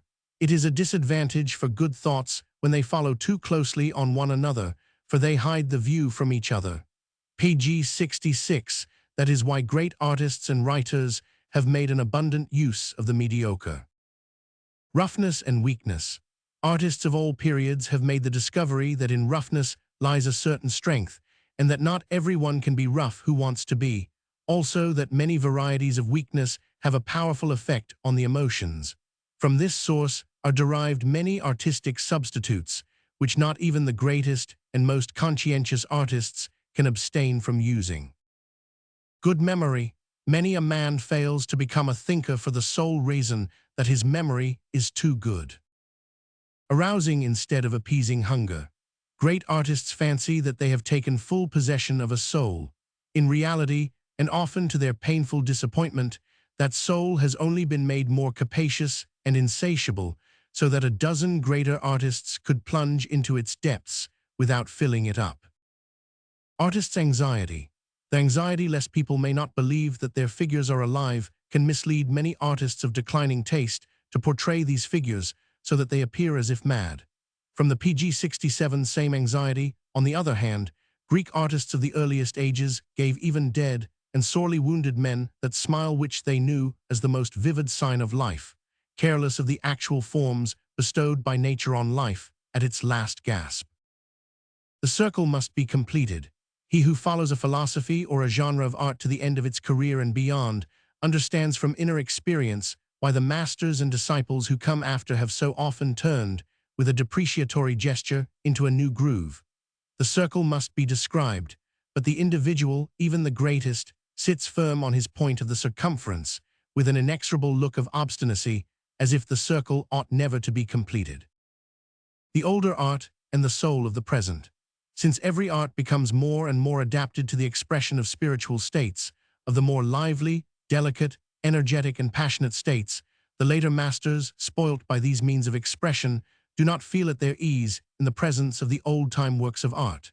They feel as if the ancients had merely been lacking in the means of making their souls speak clearly, also perhaps in some necessary technical preliminaries. They think that they must render some assistance in this quarter, for they believe in the similarity or even unity of all souls. In truth, however, measure symmetry, a PG 68 contempt for graciousness and charm, an unconscious severity and mourning chilliness, an evasion of passion, as if passion meant the death of art.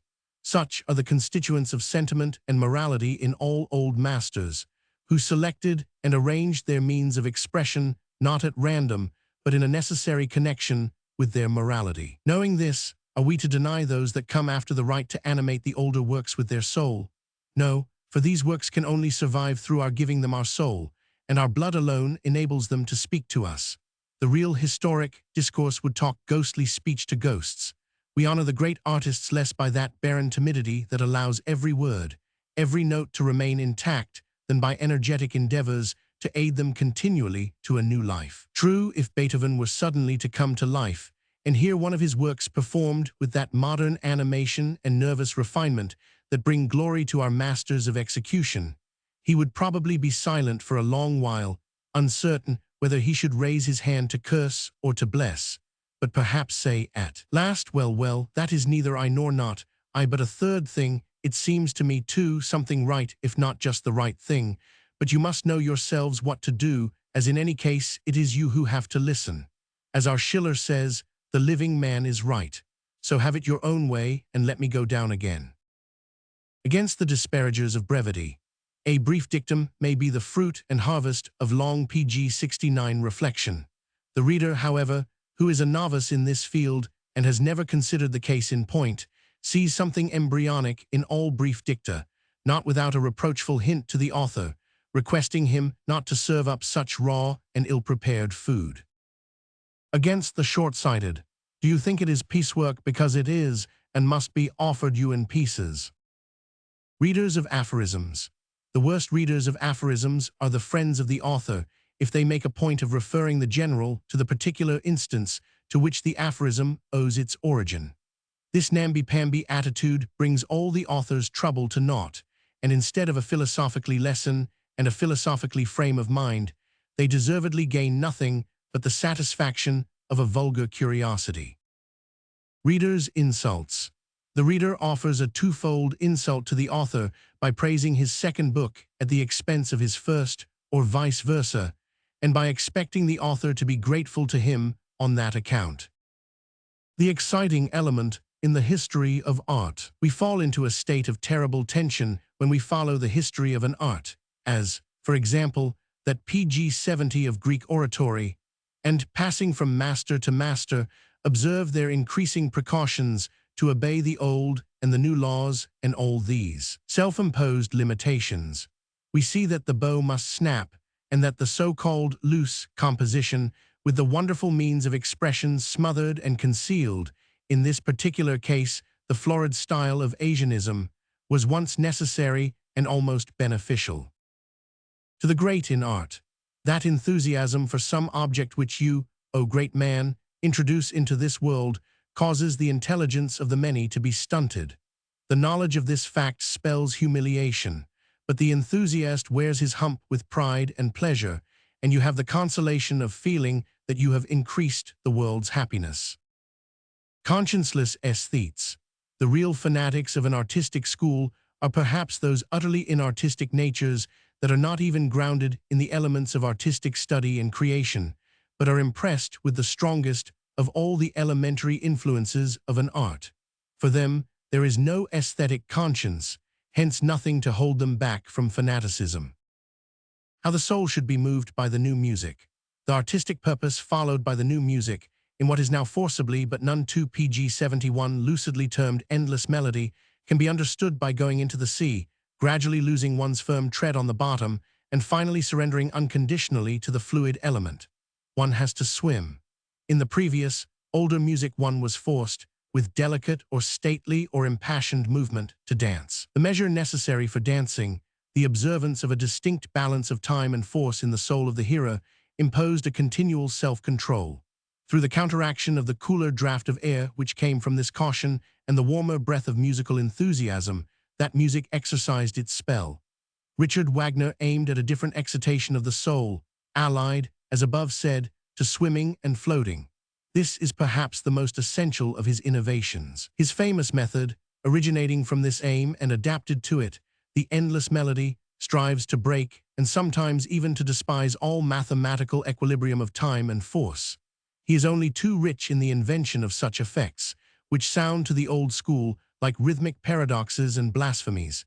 He dreads petrifaction, crystallization, the development of music into the architectural. He accordingly sets up a 3-time rhythm in opposition to the double time, not infrequently introduces 5-time and 7-time, immediately repeats a phrase, but with a prelation, so that its time is again doubled and trebled. From an easygoing imitation of such art may arise a great danger to music, for by the side of the superabundance of rhythmic emotion demoralization and decadence lurk in ambush. The danger will become very great if such music comes to associate itself pg 72 more and more closely with a quite naturalistic art of acting and pantomime, trained and dominated by no higher plastic models, an art that knows no measure in itself and can impart no measure to the kindred element, the all-too-womanish nature of music. Poet and reality. The muse of the poet who is not in love with reality will not be reality, and will bear him children with hollow eyes and all too tender bones.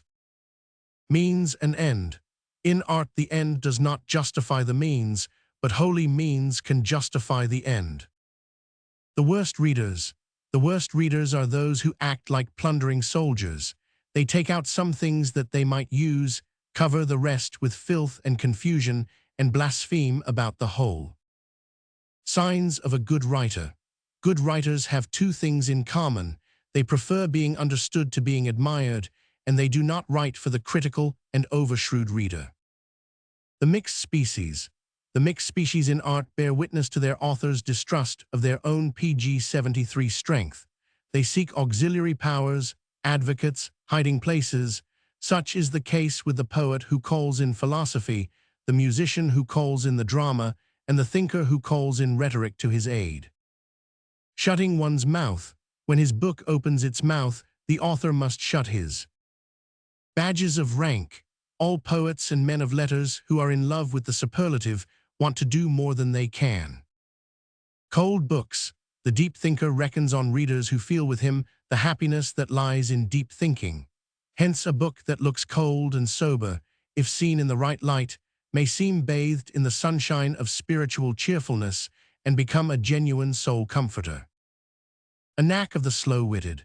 The slow-witted thinker generally allies himself with loquacity and ceremoniousness. By the former, he thinks he is gaining mobility and fluency.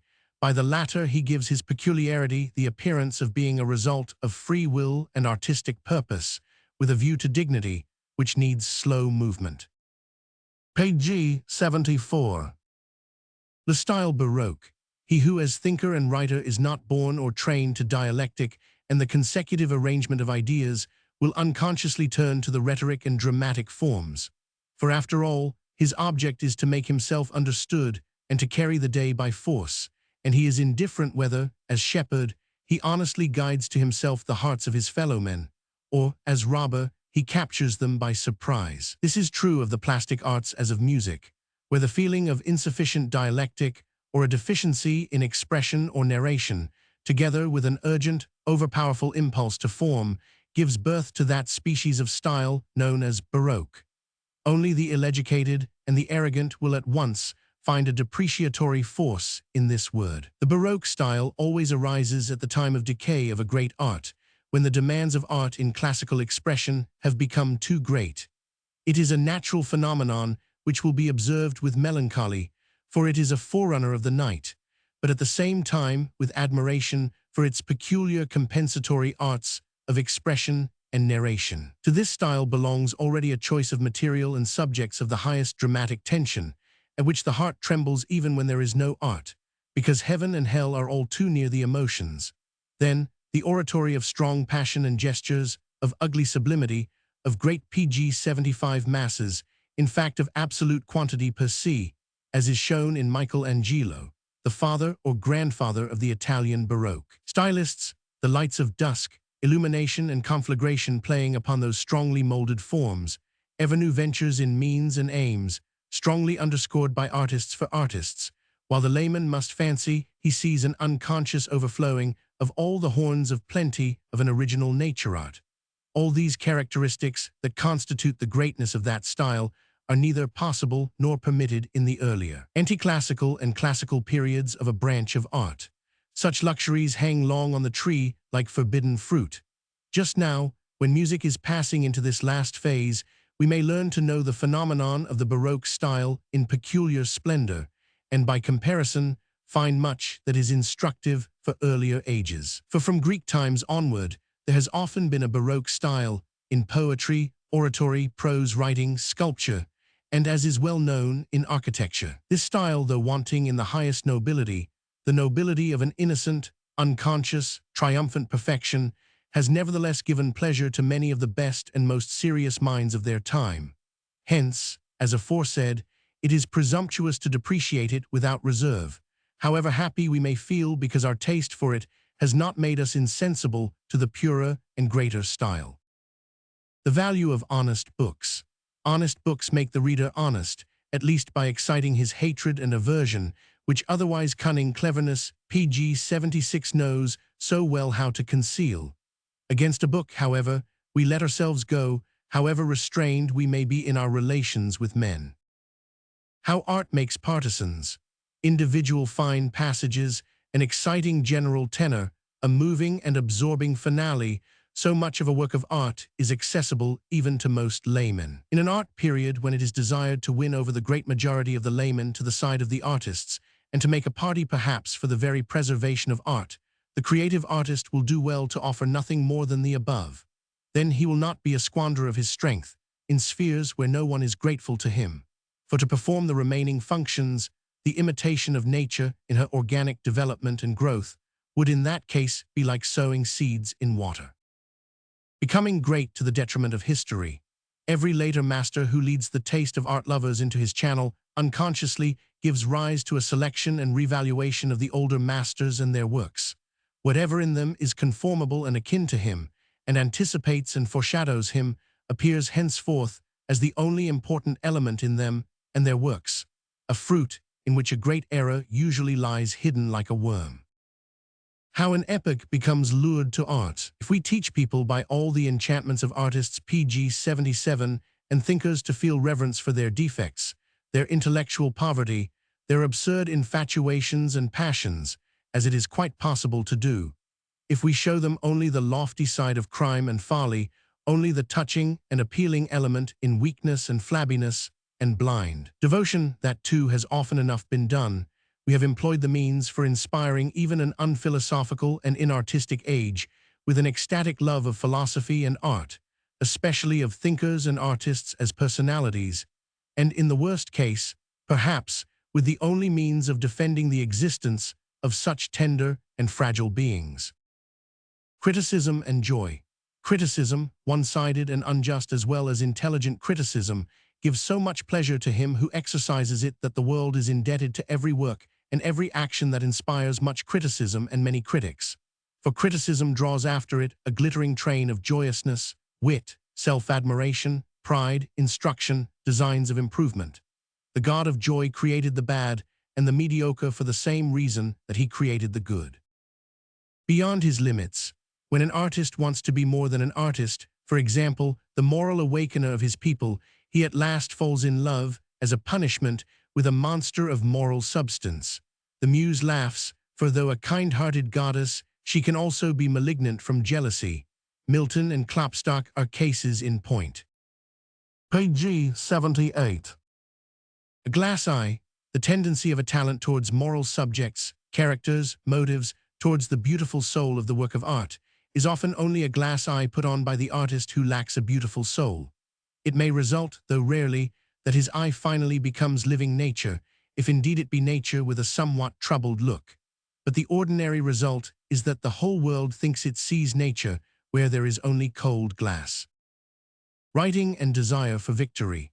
Writing should always indicate a victory, indeed a conquest of oneself, which must be communicated to others for their behoof.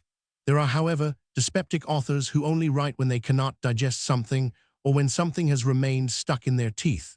Through their anger, they try unconsciously to disgust the reader too, and to exercise violence upon him. That is, they desire victory, but victory over others. A good book needs time. Every good book tastes bitter when it first comes out, for it has the defect of newness. Moreover, it suffers damage from its living author if he is well known and much talked about. For all the world is accustomed to confuse the author with his work. Whatever of profundity, sweetness, and brilliance the work may contain must be developed as the years go by, pg 79 under the care of growing, then old, and lastly traditional reverence. Many hours must pass, many a spider must have woven its web about the book. A book is made better by good readers and clearer by good opponents. Extravagance as an artistic means. Artists well understand the idea of using extravagance as an artistic means in order to convey an impression of wealth. This is one of those innocent wiles of soul seduction that the artist must know, for in his world, which has only appearance in view, the means to appearance need not necessarily be genuine. The hidden barrel organ. Genius, by virtue of its more ample drapery, knows better than talent how to hide its barrel organ. Yet after all it too can only play its 7 old pieces over and over again. The name on the title page. It is now a matter of custom and almost of duty for the author's name to appear on the book, and this is a main cause of the fact that books have so little influence. If they are good, they are worth more than the personalities of their authors, of which they are the quintessences. But as soon as the author makes himself known on the title page, the quintessence, from the reader's point of view, becomes pg-80 diluted with the personal, the most personal element, and the aim of the book is frustrated. It is the ambition of the intellect no longer to appear individual. The most cutting criticism. We make the most cutting criticism of a man or a book when we indicate his or its ideal. Little or no love. Every good book is written for a particular reader and men of his stamp, and for that very reason is looked upon unfavorably by all other readers, by the vast majority. Its reputation accordingly rests on a narrow basis and must be built up by degrees. The mediocre and bad book is mediocre and bad because it seeks to please, and does please, a great number. Music and disease. The danger of the new music lies in the fact that it puts the cup of rapture and exaltation to the lips so invitingly, and with such a show of moral ecstasy that even the noble and temperate man always drinks a drop too much. This minimum of intemperance, constantly repeated, can in the end bring about a deeper convulsion and destruction of mental health than any coarse excess could do. Hence nothing remains but some day to fly from the grotto of the nymph, and through perils and billowy seas to forge one's way to the pg-81 smoke of Ithaca and the embraces of a simpler and more human spouse. Advantage for opponents. A book full of intellect communicates something thereof even to its opponents. Youth and criticism. To criticize a book means, for the young, not to let oneself be touched by a single productive thought therefrom, and to protect one's skin with hands and feet. The youngster lives in opposition to all novelty that he cannot love in the lump, in a position of self-defense, and in this connection he commits, as often as he can, a superfluous sin. Effect of quantity. The greatest paradox in the history of poetic art lies in this, that in all that constitutes the greatness of the old poets, a man may be a barbarian, faulty, and deformed from top to toe, and still remain the greatest of poets. This is the case with Shakespeare, who, as compared with Sophocles, is like a mine of immeasurable wealth in gold, lead, and rubble, whereas Sophocles is not merely gold, but gold in its noblest form, one that almost makes us forget the money value of the metal. but quantity in its highest intensity has the same effect as quality. That is a good thing for Shakespeare. Page 82. All beginning is dangerous. The poet can choose whether to raise emotion from one grade to another, and so finally to exalt it to a great height, or to try a surprise attack, and from the start to pull the bell rope with might and main. Both processes have their danger. In the first case, his hearer may run away from him through boredom, in the second, through terror. In favor of critics, insects sting not from malice, but because they too want to live. It is the same with our critics. They desire our blood, not our pain. Success of aphorisms. The inexperienced, when an aphorism at once illuminates their minds with its naked truth, always think that it is old and well known. They look askance at the author, as if he had wanted to steal the common property of all, whereas they enjoy highly spiced half-truths and give the author to understand as much. He knows how to appreciate the hint and easily guesses thereby where he has succeeded and failed. The desire for victory. An artist who exceeds the limit of his strength in all that he undertakes will end by carrying the multitude along with him through the spectacle of violent PG 83 wrestling that he affords. Success is not always the accompaniment only of victory, but also of the desire for victory. Sibi Scriber. The sensible author writes for no other posterity than his own, that is, for his age, so as to be able even then to take pleasure in himself. Praise of the aphorism. A good aphorism is too hard for the tooth of time and is not worn away by all the centuries, although it serves as food for every epoch. Hence, it is the greatest paradox in literature, the imperishable in the midst of change, the nourishment which always remains highly valued, as salt does, and never becomes stupid like salt. The art need of the second order. The people may have something of what can be called art need, but it is small and can be cheaply satisfied.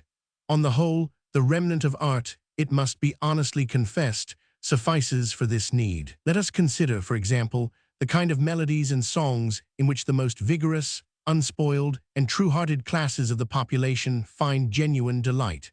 Let us live among shepherds, cowherds, peasants, huntsmen, soldiers, and sailors, and give ourselves the answer. And in the country town, just in the houses that are the homes of inherited civic virtue, is it not the worst music at present produced PG 84 that is loved, and one might say cherished?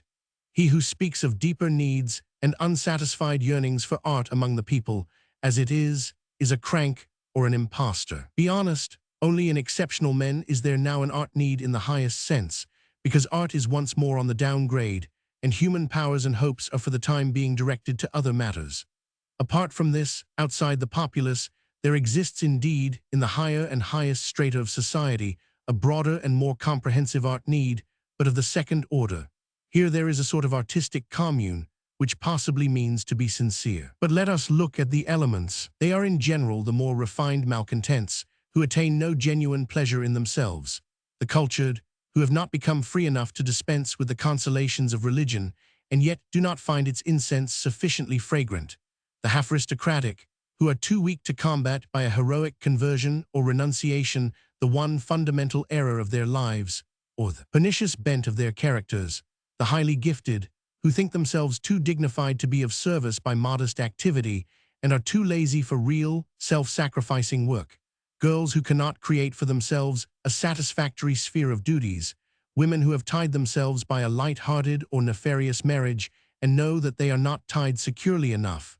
Scholars, physicians, merchants, officials who specialized too early and never gave their lives a free enough scope, who do their work efficiently, it is true, but with a worm gnawing at their hearts. Finally, all imperfect artists. These are nowadays the true needers of art. PG 85. What do they really desire from art?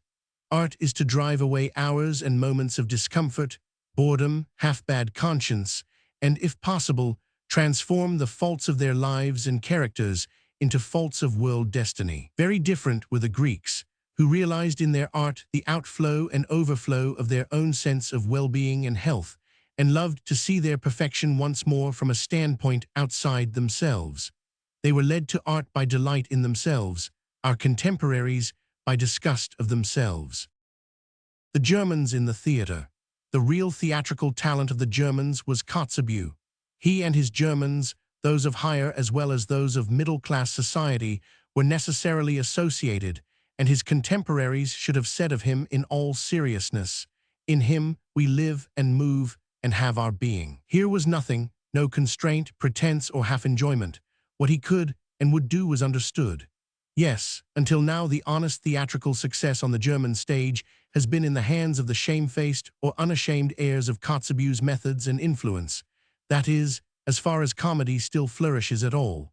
The result is that much of the Germanism of that age, sometimes far off from the great towns, still survives. Good-natured, incontinent in small pleasures, always ready for tears, with the desire in the theater at any rate to be able to get rid of their innate sobriety and strict attention to duty and exercise. A smiling, nay, a laughing indulgence, confusing goodness and sympathy PG and welding them into one, as is the essential characteristic of German sentimentality, exceedingly happy at a noble, magnanimous action. For the rest, submissive towards superiors, envious of each other and yet in their heart of hearts thoroughly self-satisfied. Such were they and such was he. The second dramatic talent was Schiller. He discovered a class of hearers which had hitherto never been taken into consideration among the callow German youth of both sexes. His poetry responded to their higher, nobler, more violent if more confused emotions, their delight in the jingle of moral words, a delight that begins to disappear when we reach the 30s. Thus he won for himself, by virtue of the passionateness and partisanship of the young, a success which gradually reacted with advantage upon those of riper years. Generally speaking, Schiller rejuvenated the Germans. Goethe stood and still stands above the Germans in every respect. To them, he will never belong. How could a nation in well-being and well-wishing come up to the intellectuality of Goethe?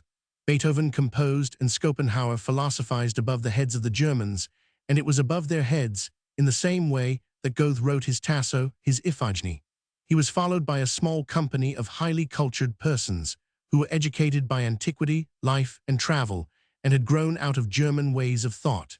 He himself did not wish it to be otherwise. When the Romantics set up their well-conceived Goethe cult, when their amazing skill in appreciation was passed on to the disciples of Hegel, the real educators of the Germans PG 87 of this century, when the awakening national ambition turned out advantageous to the fame of the German poets, when the real standard of the nation as to whether it could honestly find enjoyment in anything became inexorably subordinated to the judgment of individuals and to that national ambition, that is, when people began to enjoy by compulsion, then arose that false, spurious German culture which was ashamed of Kotzebue, which brought Sophocles, Calderon, and even the second part of Goethe's Faust on the stage, and which, on account of its foul tongue and congested stomach, no longer knows now what it likes and what it finds tedious. Happy are those who have taste, even if it be a bad taste. Only by this characteristic can one be wise as well as happy. Hence the Greeks, who were very refined in such matters, designated the sage by a word that means man of taste, and called wisdom, artistic as well as scientific, taste, Sophia. Music as a latecomer in every culture. Among all the arts that are accustomed to grow on a definite culture soil and under definite social and political conditions, music is the last plant to come up, arising in the autumn and fading season of the culture to which it belongs. At the same time, the first signs and harbingers of a new spring are usually already noticeable, and sometimes music, like the language of a forgotten age, rings out into a new, astonished world and comes too late. In the art of the Dutch and Flemish musicians, the soul PG 88 of the Christian Middle Ages at last found its fullest tone. Their sound architecture is the posthumous but legitimate and equal sister of Gothic. Not until Handel's music was heard the note of the best in the soul of Luther and his kin, the great judo-heroical impulse that created the whole Reformation movement. Mozart first expressed in golden melody the age of Louis Roman XIV, and the art of Racine and Claude Lorraine. The 18th century, that century of rhapsody, of broken ideals and transitory happiness, only sang itself out in the music of Beethoven and Rossini.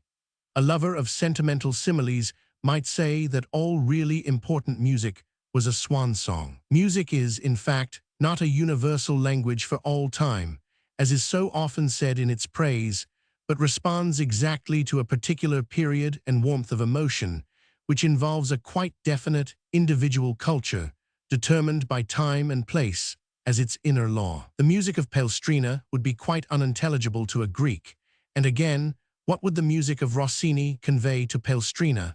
It may be that our most modern German music, with all its preeminence and desire of preeminence, will soon be no longer understood. For this music sprang from a culture that is undergoing a rapid decay, from the soil of that epoch of reaction and restoration in which a certain Catholicism of feeling, as well as a delight in all indigenous, national, primitive manners, burst into bloom and scattered a blended perfume over Europe. These two emotional tendencies, adopted in their greatest strength and carried to their farthest limits, found final expression in the music of Wagner. Wagner's predilection for the old PG-89 native sagas, his free idealization of their unfamiliar gods and heroes, who are really sovereign beasts of prey with occasional fits of thoughtfulness, magnanimity, and boredom, his reanimation of those figures, to which he gave in addition the medieval Christian thirst for ecstatic sensuality and spiritualization. All this Wagnerian give and take with regard to materials, souls, figures, and words would clearly express the spirit of his music, if it could not, like all music, speak quite unambiguously of itself.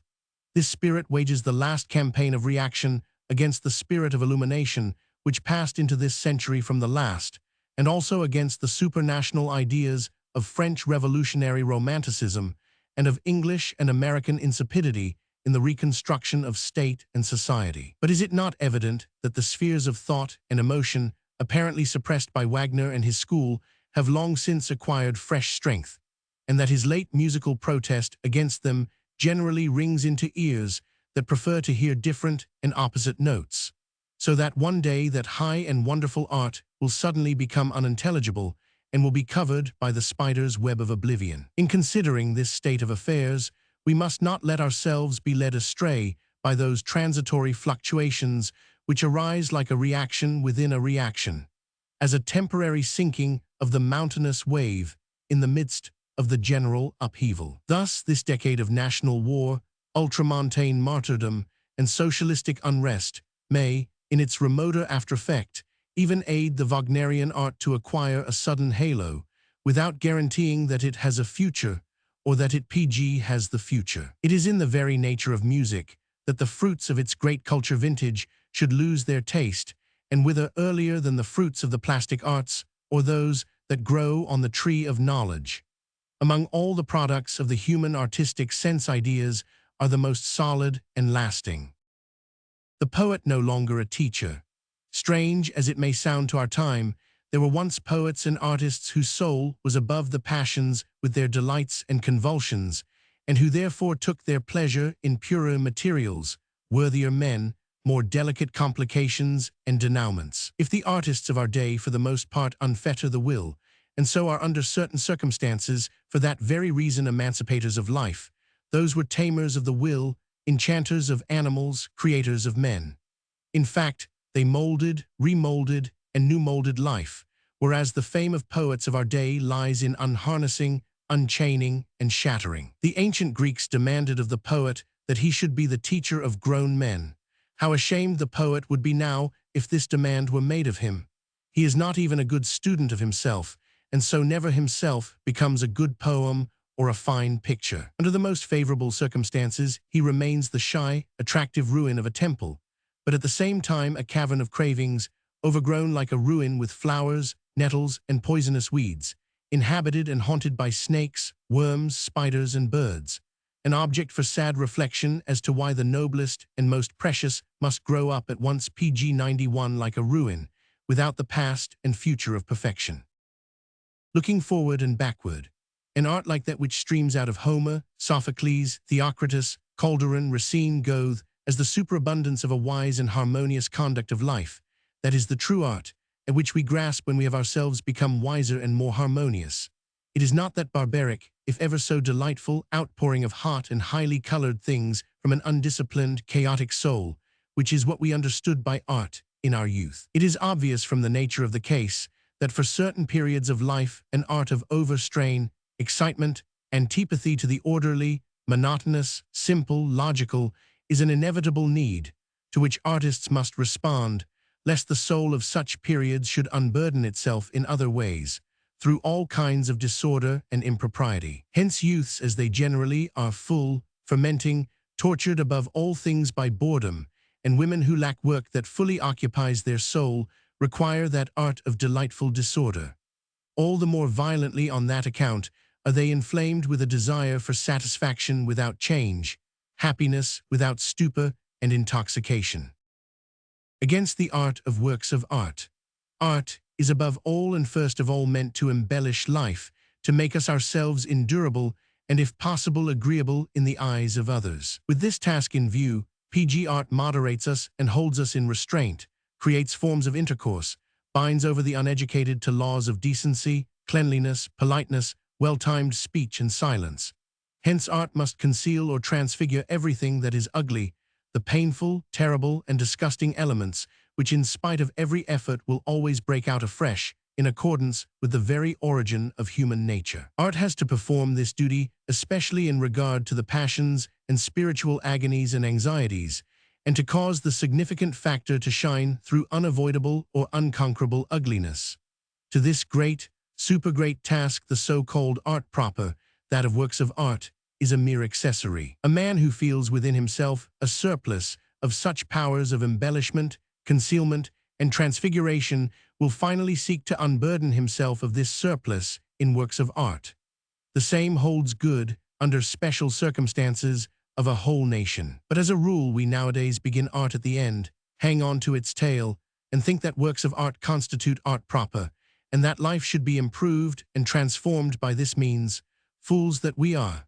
If we begin a dinner with dessert, and try sweet after sweet, small wonder that we ruin our digestions and even our appetites for the good, hearty, nourishing meal to which art invites us. Continued existence of art. Why really does a creative art nowadays continue to exist? Because the majority who have hours of leisure, and such an art is for them only, think that they cannot PG-93 fill up their time without music, theaters and picture galleries, novels and poetry. Granted that one could keep them from this indulgence, either they would strive less eagerly for leisure, and the invidious sight of the rich would be less common, a great gain for the stability of society, or they would have leisure, but would learn to reflect on what can be learnt and unlearnt.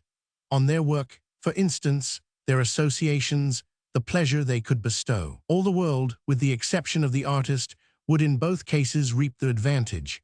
Certainly, there are many vigorous, sensible readers who could take objection to this. Still, it must be said on behalf of the coarse and malignant that the author himself is concerned with this protest, and that there is in his book much to be read that is not actually written down therein. The mouthpiece of the gods. The poet expresses the universal higher opinions of the nation. He is its mouthpiece and flute, but by virtue of meter and all other artistic means, he so expresses them that the nation regards them as something quite new and wonderful, and believes in all seriousness that he is the mouthpiece of the gods. Yes, under the clouds of creation, the poet himself forgets whence he derives all his intellectual wisdom, from father and mother, from teachers and books of all kinds, from the street, and particularly from the priest. He is deceived by his own art, and really believes in a naive period that a god is speaking through him, that he is creating in a PG-94 state of religious inspiration. As a matter of fact, he is only saying what he has learnt, a medley of popular wisdom and popular foolishness. Hence, so far as a poet is really vox populi, he is held to be vox Dei. What all art wants to do and cannot. The last and hardest task of the artist is the presentment of what remains the same, reposes in itself, is lofty and simple and free from the bizarre. Hence, the noblest forms of moral perfection are rejected as inartistic by weaker artists, because the sight of these fruits is too painful for their ambition. The fruit gleams at them from the topmost branches of art, but they lack the ladder, the courage, the grip to venture so high. In himself, a Phidias is quite possible as a poet, but if modern strength be taken into consideration, almost solely in the sense that to God nothing is impossible. The desire for a poetical Claude Lorraine is already an immodesty at present, however earnestly one man's heart may yearn for such a consummation. The presentment of the highest man, the most simple, and at the same time the most complete, has hitherto been beyond the scope of all artists. Perhaps, however, the Greeks, in the ideal of Athene, saw farther than any men did before or after their time. Art and restoration. The retrograde movements in history, the so-called periods of restoration, which try to revive intellectual and social PG-95 conditions that existed before those immediately preceding, and seem really to succeed in giving them a brief resurrection, have the charm of sentimental recollection, ardent longing for what is almost lost, hasty embracing of a transitory happiness. It is on account of this strange trend towards seriousness that in such transient and almost dreamy periods art and poetry find a natural soil, just as the tenderest and rarest plants grow on mountain slopes of steep declivity. Thus many a good artist is unwittingly impelled to a restoration way of thinking in politics and society, for which, on his own account, he prepares a quiet little corner and garden. Here he collects about himself the human remains of the historical epoch that appeals to him, and plays his lyre to many who are dead, half-dead, and weary to death, perhaps with the above-mentioned result of a brief resurrection. Happiness of the age. In two respects our age is to be accounted happy. With respect to the past, we enjoy all cultures and their productions, and nurture ourselves on the noblest blood of all periods. We stand sufficiently near to the magic of the forces from whose womb these periods are born to be able, in passing, to submit to their spell with pleasure and terror. Whereas earlier cultures could only enjoy themselves and never looked beyond themselves, but were rather overarched by a bell of broader or narrower dome, through which indeed light streamed down to them, but which their gaze could not pierce. With respect to the future, PG 96 there opens out to us for the first time a mighty, comprehensive vista of human and economic purposes engirdling the whole inhabited globe. At the same time, we feel conscious of a power ourselves to take this new task in hand without presumption, without requiring supernatural aids. Yes, whatever the result of our enterprise, however much we may have overestimated our strength, at any rate, we need render account to no one but ourselves, and mankind can henceforth begin to do with itself what it will. There are, it is true, peculiar human bees who only know how to suck the bitterest and worst elements from the chalice of every flower. It is true that all flowers contain something that is not honey, but these bees may be allowed to feel in their own way about the happiness of our time and continue to build up their hive of discomfort. A vision, hours of instruction and meditation for adults, even the most mature, and such institutions visited without compulsion, but in accordance with the moral injunction of the whole community. The churches, as the meeting places most worthy and rich in memories for the purpose. At the same time, daily festivals in honor of the reason that is attained and attainable by man. A newer and fuller budding and blooming of the ideal of the teacher, in which the clergyman, the artist, and the physician, the man of science and the sage are blended, and their individual virtues should come to the fore as PG 97, a collective virtue in their teaching itself, in their discourses, in their method. This is my ever-occurring vision, of which I firmly believe that it has raised a corner of the veil of the future. Education a distortion. The extraordinary haphazardness of the whole system of education, which leads every adult to say nowadays that his sole educator was chance, and the weathercock nature of educational methods and aims may be explained as follows. The oldest and the newest culture powers, as in a turbulent mass meeting, would rather be heard than understood, and wish to prove at all costs by their outcries and clamorings that they still exist or already exist. The poor teachers and educators are first dazed by this senseless noise, then become silent and finally apathetic, allowing anything to be done to them just as they in their turn allow anything to be done to their pupils. They are not trained themselves, so how are they to train others?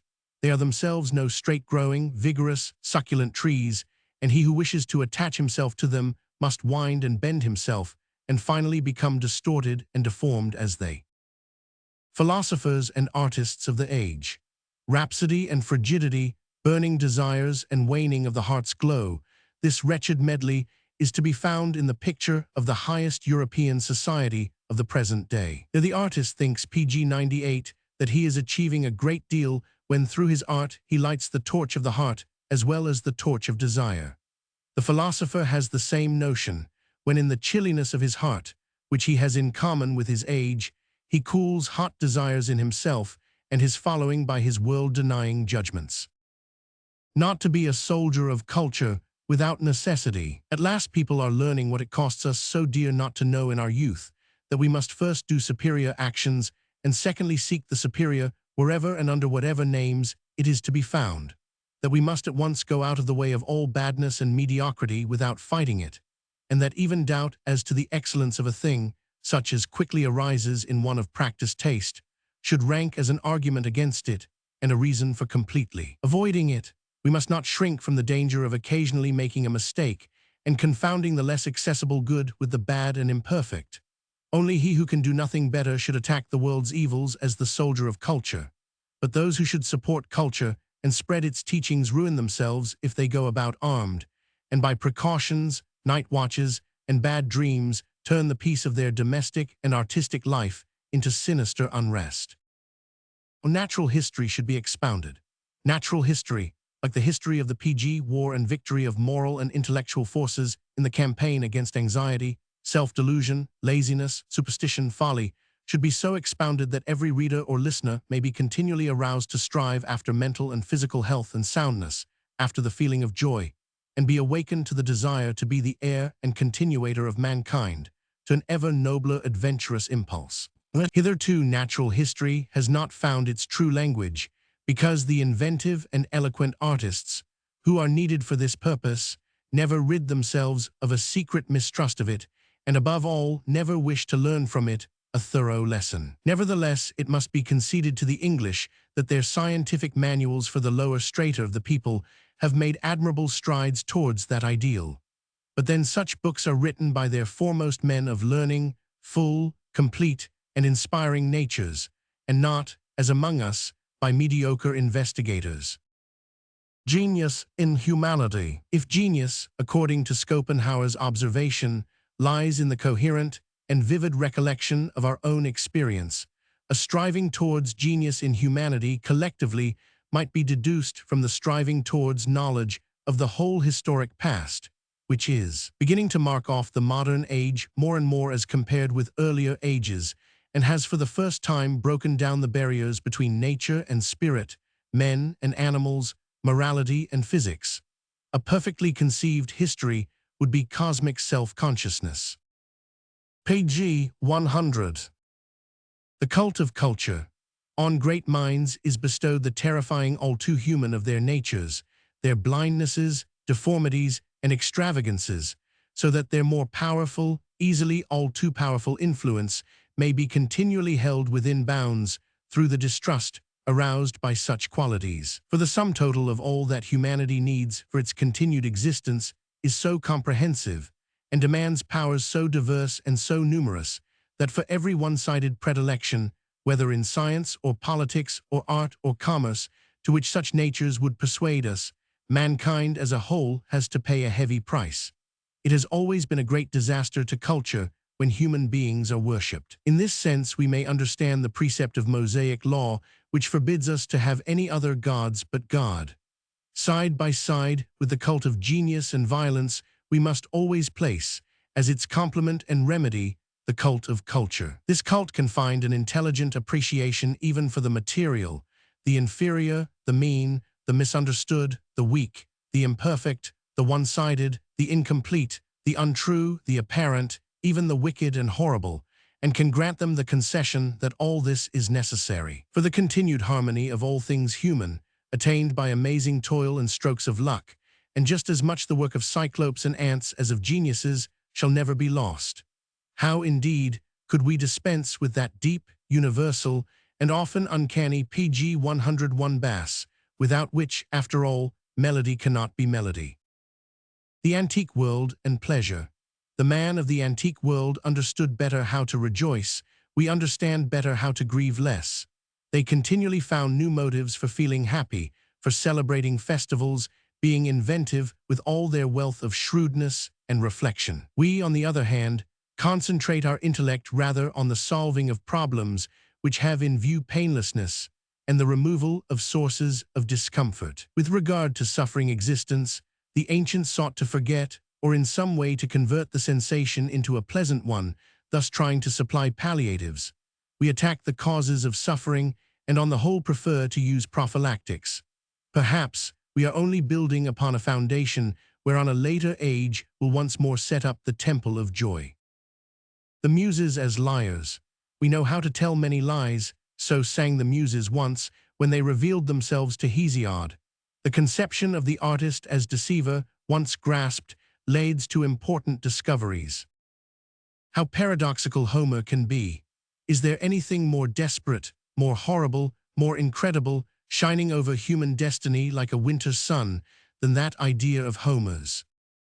Page 102. So the decree of the gods willed it, and doomed man to perish, that it might be a matter for song even to distant generations. In other words, we suffer and perish so that poets may not lack material, and this is the dispensation of those very gods of Homer who seem much concerned about the joyousness of generations to come, but very little about us men of the present. To think that such ideas should ever have entered the head of a Greek. Supplementary justification of existence. Many ideas have come into the world as errors and fancies, but have turned out truths, because men have afterwards given them a genuine basis to rest upon. Pro and con necessary. He who has not realized that every great man must not only be encouraged, but also, for the sake of the common welfare, opposed, is certainly still a great child, or himself a great man. Injustice of genius. Genius is most unjust towards geniuses if they be contemporary. Either it thinks it has no need of them and considers them superfluous, for it can do without them, or their influence crosses the path of its electric current, in which case it even calls them pernicious. Page 103. The saddest destiny of a prophet. He has worked 20 years to convince his contemporaries and succeeds at last, but in the meantime his adversaries have also succeeded. He is no longer convinced of himself. Three thinkers like one spider. In every philosophical school, three thinkers follow one another in this relation. The first produces from himself sap and seed, the second draws it out in threads and spins a cunning web, the third waits in this web for the victims who are caught in it, and tries to live upon this philosophy. From association with authors. It is as bad a habit to go about with an author grasping him by the nose as grasping him by the horn, and every author has his horn. A team of two. Vagueness of thought and outbursts of sentimentality are as often wedded to the reckless desire to have one's own way by hook or by crook, to make oneself alone of any consequence, as a genuinely helpful, gracious, and kindly spirit is wedded to the impulse towards clearness pg 104 and purity of thought, and towards emotional moderation and self-restraint. Binding and separating forces. Surely it is in the heads of men that there arises the force that binds them, an understanding of their common interest or the reverse, and in their hearts the force that separates them, a blind choosing and groping in love and hate, a devotion to one at the expense of all, and a consequent contempt for the common utility. Marksmen and thinkers. There are curious marksmen who miss their mark, but leave the shooting gallery with secret pride in the fact that their bullet at any rate flew very far beyond the mark, it is true, or that it did not hit the mark, but hit something else. There are thinkers of the same stamp. Attack from two sides. We act as enemies towards an intellectual tendency or movement when we are superior to it and disapprove of its aim, or when its aim is too high and unrecognizable to our eye, in other words, when it is superior to us. So the same party may be attacked from two sides, from above and from below. Not infrequently the assailants, from common hatred, form an alliance which is more repulsive than all that they hate. Pg 105. Original minds are distinguished not by being the first to see a new thing, but by seeing the old, well-known thing, which is seen and overlooked by everyone as something new. The first discoverer is usually that quite ordinary and unintellectual visionary, chance. Error of philosophers. The philosopher believes that the value of his philosophy lies in the whole, in the structure. Posterity finds it in the stone with which he built, and with which, from that time forth, men will build oftener and better, in other words, in the fact that the structure may be destroyed, and yet have value as material. Wit is the epitaph of an emotion. The moment before solution. In science, it occurs every day and every hour that a man, immediately before the solution, remains stuck, being convinced that his efforts have been entirely in vain, like one who, in untying a noose, hesitates at the moment when it is nearest to coming loose, because at that very moment it looks most like a knot. Among the visionaries, the thoughtful man, and he who is sure of his intelligence, may pg 106 profitably consort with visionaries for a decade and abandon himself in their torrid zone to a moderate insanity. He will thus have traveled a good part of the road towards that cosmopolitanism of the intellect which can say without presumption, "Nothing intellectual is alien to me." Keen air, the best and healthiest element in science as amid the mountains, is the keen air that plays about it. Intellectual mollycoddles, such as artists, dread and abuse science on account of this atmosphere. Why savants are nobler than artists. Science requires nobler natures than does poetry, natures that are more simple, less ambitious, more restrained, calmer, that think less of posthumous fame, and can bury themselves in studies which, in the eye of the many, scarcely seem worthy of such a sacrifice of personality. There is another loss of which they are conscious. The nature of their occupation, its continual exaction of the greatest sobriety, weakens their will. The fire is not kept up so vigorously as on the hearths of poetic minds. As such, they often lose their strength and prime earlier than artists do, and as has been said, they are aware of their danger. Under all circumstances, they seem less gifted because they shine less, and thus they will always be rated below their value. Pg 107. How far piety obscures.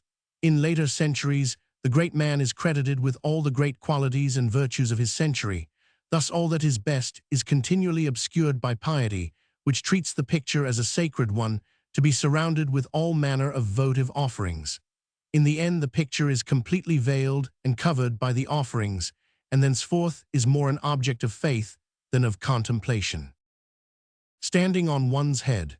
If we make truth stand on its head, we generally fail to notice that our own head, too, is not in its right position. Origin and utility of fashion. The obvious satisfaction of the individual with his own form excites imitation and gradually creates the form of the many, that is, fashion. The many desire, and indeed attain, that same comforting satisfaction with their own form. Consider how many reasons every man has for anxiety and shy self-concealment, and how, on this account, 3/4 of his energy and goodwill is crippled and may become unproductive. So we must be very grateful to fashion for unfettering that 3/4 and communicating self-confidence and the power of cheerful compromise to those who feel themselves bound to each other by its law. Even foolish laws give freedom pg 108 and calm of the spirit, so long as many persons have submitted to their sway. Looseners of tongues. The value of many men and books rests solely on their faculty for compelling all to speak out the most hidden and intimate things. They are looseners of tongues and crowbars to open the most stubborn teeth. Many events and misdeeds, which are apparently only sent as a curse to mankind, possess this value and utility. Intellectual freedom of domicile. Who of us could dare to call himself a free spirit if he could not render homage after his fashion, by taking on his own shoulders a portion of that burden of public dislike and abuse, to men to whom this name is attached as a reproach? We might as well call ourselves, in all seriousness, spirits free of domicile, freezujig, and without that arrogant or high-spirited defiance, because we feel the impulse to freedom, Zug zur Freiheit, as the strongest instinct of our minds, and in contrast to fixed and limited minds, practically see our ideal in an intellectual nomadism, to use a modest and almost depreciatory expression. Pg 109. Yes, the favor of the muses. What Homer says on this point goes right to our heart. So true, so terrible is it. The muse loved him with all her heart, and gave him good and evil, for she took away his eyes, and vouchsafed him sweet song. This is an endless text for thinking men. She gives good and evil, that is her manner of loving with all her heart and soul. And each man will interpret specially for himself why we poets and thinkers have to give up our eyes in her service. Against the cultivation of music, the artistic training of the eye from childhood upwards by means of drawing, painting, landscape sketching, figures, scenes, involves an estimable gain in life, making the eyesight keen, calm, and enduring in the observation of men and circumstances. No similar secondary advantage arises from the artistic cultivation of the ear, whence public schools will generally do well to give the art of the eye a preference over that of the ear. The discoverers of trivialities. Subtle minds, from which nothing is farther than trivialities, often discover a triviality after taking all manner of PG 110 circuitous routes and mountain paths, and to the astonishment of the non-subtle, rejoice exceedingly. Morals of savants. A regular and rapid advance in the sciences is only possible when the individual is compelled to be not so distrustful as to test every calculation and assertion of others in fields which are remote from his own. A necessary condition, however, is that every man should have competitors in his own sphere, who are extremely distrustful and keep a sharp eye upon him. From this juxtaposition of not too distrustful and extremely distrustful arises sincerity in the Republic of Learning. Reasons for sterility. There are highly gifted minds which are always sterile only because, from temperamental weakness, they are too impatient to wait for their pregnancy. The perverted world of tears. The manifold discomforts which the demands of higher culture cause to man finally pervert his nature to such an extent that he usually keeps himself stoical and unbending. Thus, he has tears in reserve only for rare occasions of happiness, so that many must weep even at the enjoyment of painlessness. Only when happy does his heart still beat. Pg 111. The Greeks as interpreters. When we speak of the Greeks, we unwittingly speak of today and yesterday. Their universally known history is a blank mirror, always reflecting something that is not in the mirror itself. We enjoy the freedom of speaking about them in order to have the right of being silent about others, so that these Greeks themselves may whisper something in the ear of the reflective reader. Thus the Greeks facilitate to modern men the communication of much that is debatable and hard to communicate. Of the acquired character of the Greeks, we are easily led astray by the renowned Greek clearness, transparency, simplicity, and order, by their crystal-like naturalness and crystal-like art, into believing that all these gifts were bestowed on the Greeks, for instance, that they could not but write well, as Lichtenberg expressed it on one occasion. Yet no statement could be more hasty and more untenable. The history of prose from Gorgias to Demosthenes shows a course of toiling and wrestling towards light from the obscure, overloaded, and tasteless, reminding one of the labor of heroes who had to construct the first roads through forest and bog. The dialogue of tragedy was the real achievement of the dramatist, owing to its uncommon clearness and precision, whereas the national tendency was to riot in symbolism and innuendo, a tendency expressly fostered by the great choral PG 112 lyric. Similarly, it was the achievement of Homer to liberate the Greeks from Asiatic pomp and gloom, and to have attained the clearness of architecture in details great and small. Nor was it by any means thought easy to say anything in a pure and illuminating style. How else should we account for the great admiration for the epigram of Simonides, which shows itself so simple, with no gilded points or arabesques of wit, but says all that it has to say plainly and with the calm of the sun, not with the straining after effect of the lightning. Since the struggle towards light from an almost native twilight is Greek, a thrill of jubilation runs through the people when they hear a laconic sentence, the language of elegy or the maxims of the 7 wise men.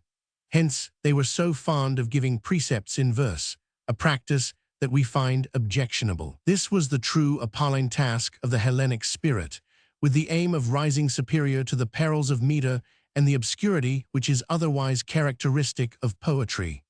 Simplicity, flexibility, and sobriety were wrestled for and not given by nature to this people. The danger of a relapse into Asianism constantly hovered over the Greeks, and really overtook them from time to time like a murky, overflowing tide of mystical impulses, primitive savagery, and darkness.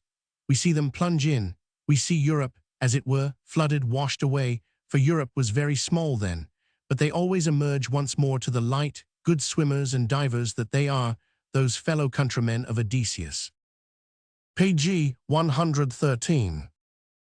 The pagan characteristic.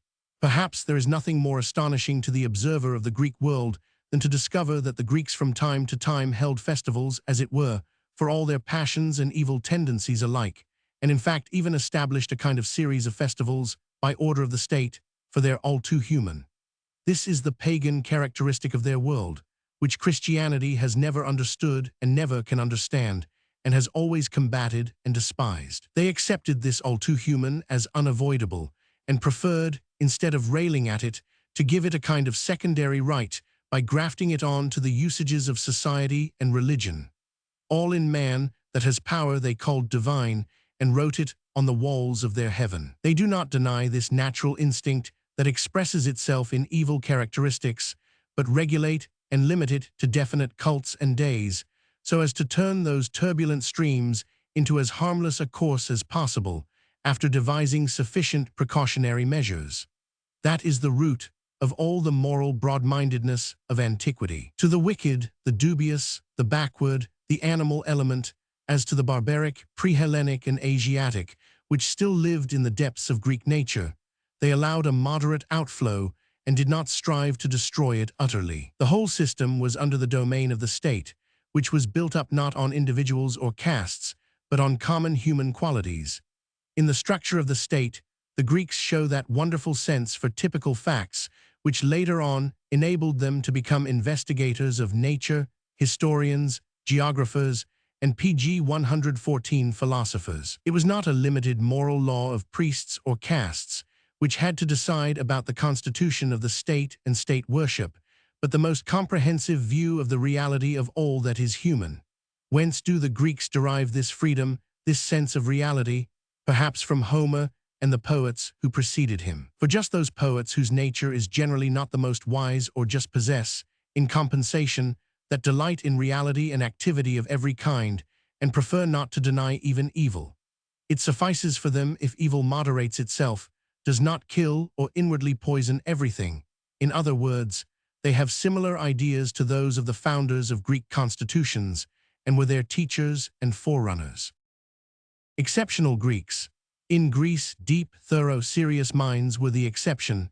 The national instinct tended rather to regard the serious and thorough as a kind of grimace, to borrow forms from a foreign source, not to create, but to transform into the fairest shapes, that is Greek. To imitate, not for utility, but for artistic illusion, ever and anon to gain the mastery over forced seriousness, to arrange, beautify, simplify.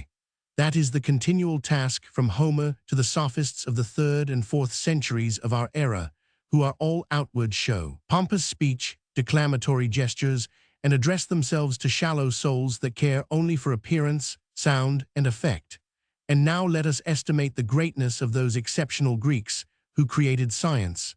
Whoever tells of them tells the most heroic story of the human mind. Page 115. Simplicity not the first nor the last thing in point of time. In the history of religious ideas, many errors about development and false gradations are made in matters which in reality are not consecutive outgrowths, but contemporary yet separate phenomena. In particular, simplicity has still far too much the reputation of being the oldest, the initial thing. Much that is human arises by subtraction and division, and not merely by doubling, addition, and unification. For instance, men still believe in a gradual development of the idea of God from those unwieldy stones and blocks of wood up to the highest forms of anthropomorphism. Yet the fact is that so long as divinity was attributed to and felt in trees, logs of wood, stones, and beasts, people shrank from humanizing their forms as from an act of godlessness. First of all, poets, apart from all considerations of cult and the ban of religious shame, have had to make the inner imagination of man accustomed and compliant to this notion. Wherever more pious periods and phases of thought gained the upper hand, this liberating influence of poets fell into the background, and sanctity remained, after as before, on the side of the monstrous, uncanny, quite peculiarly inhuman.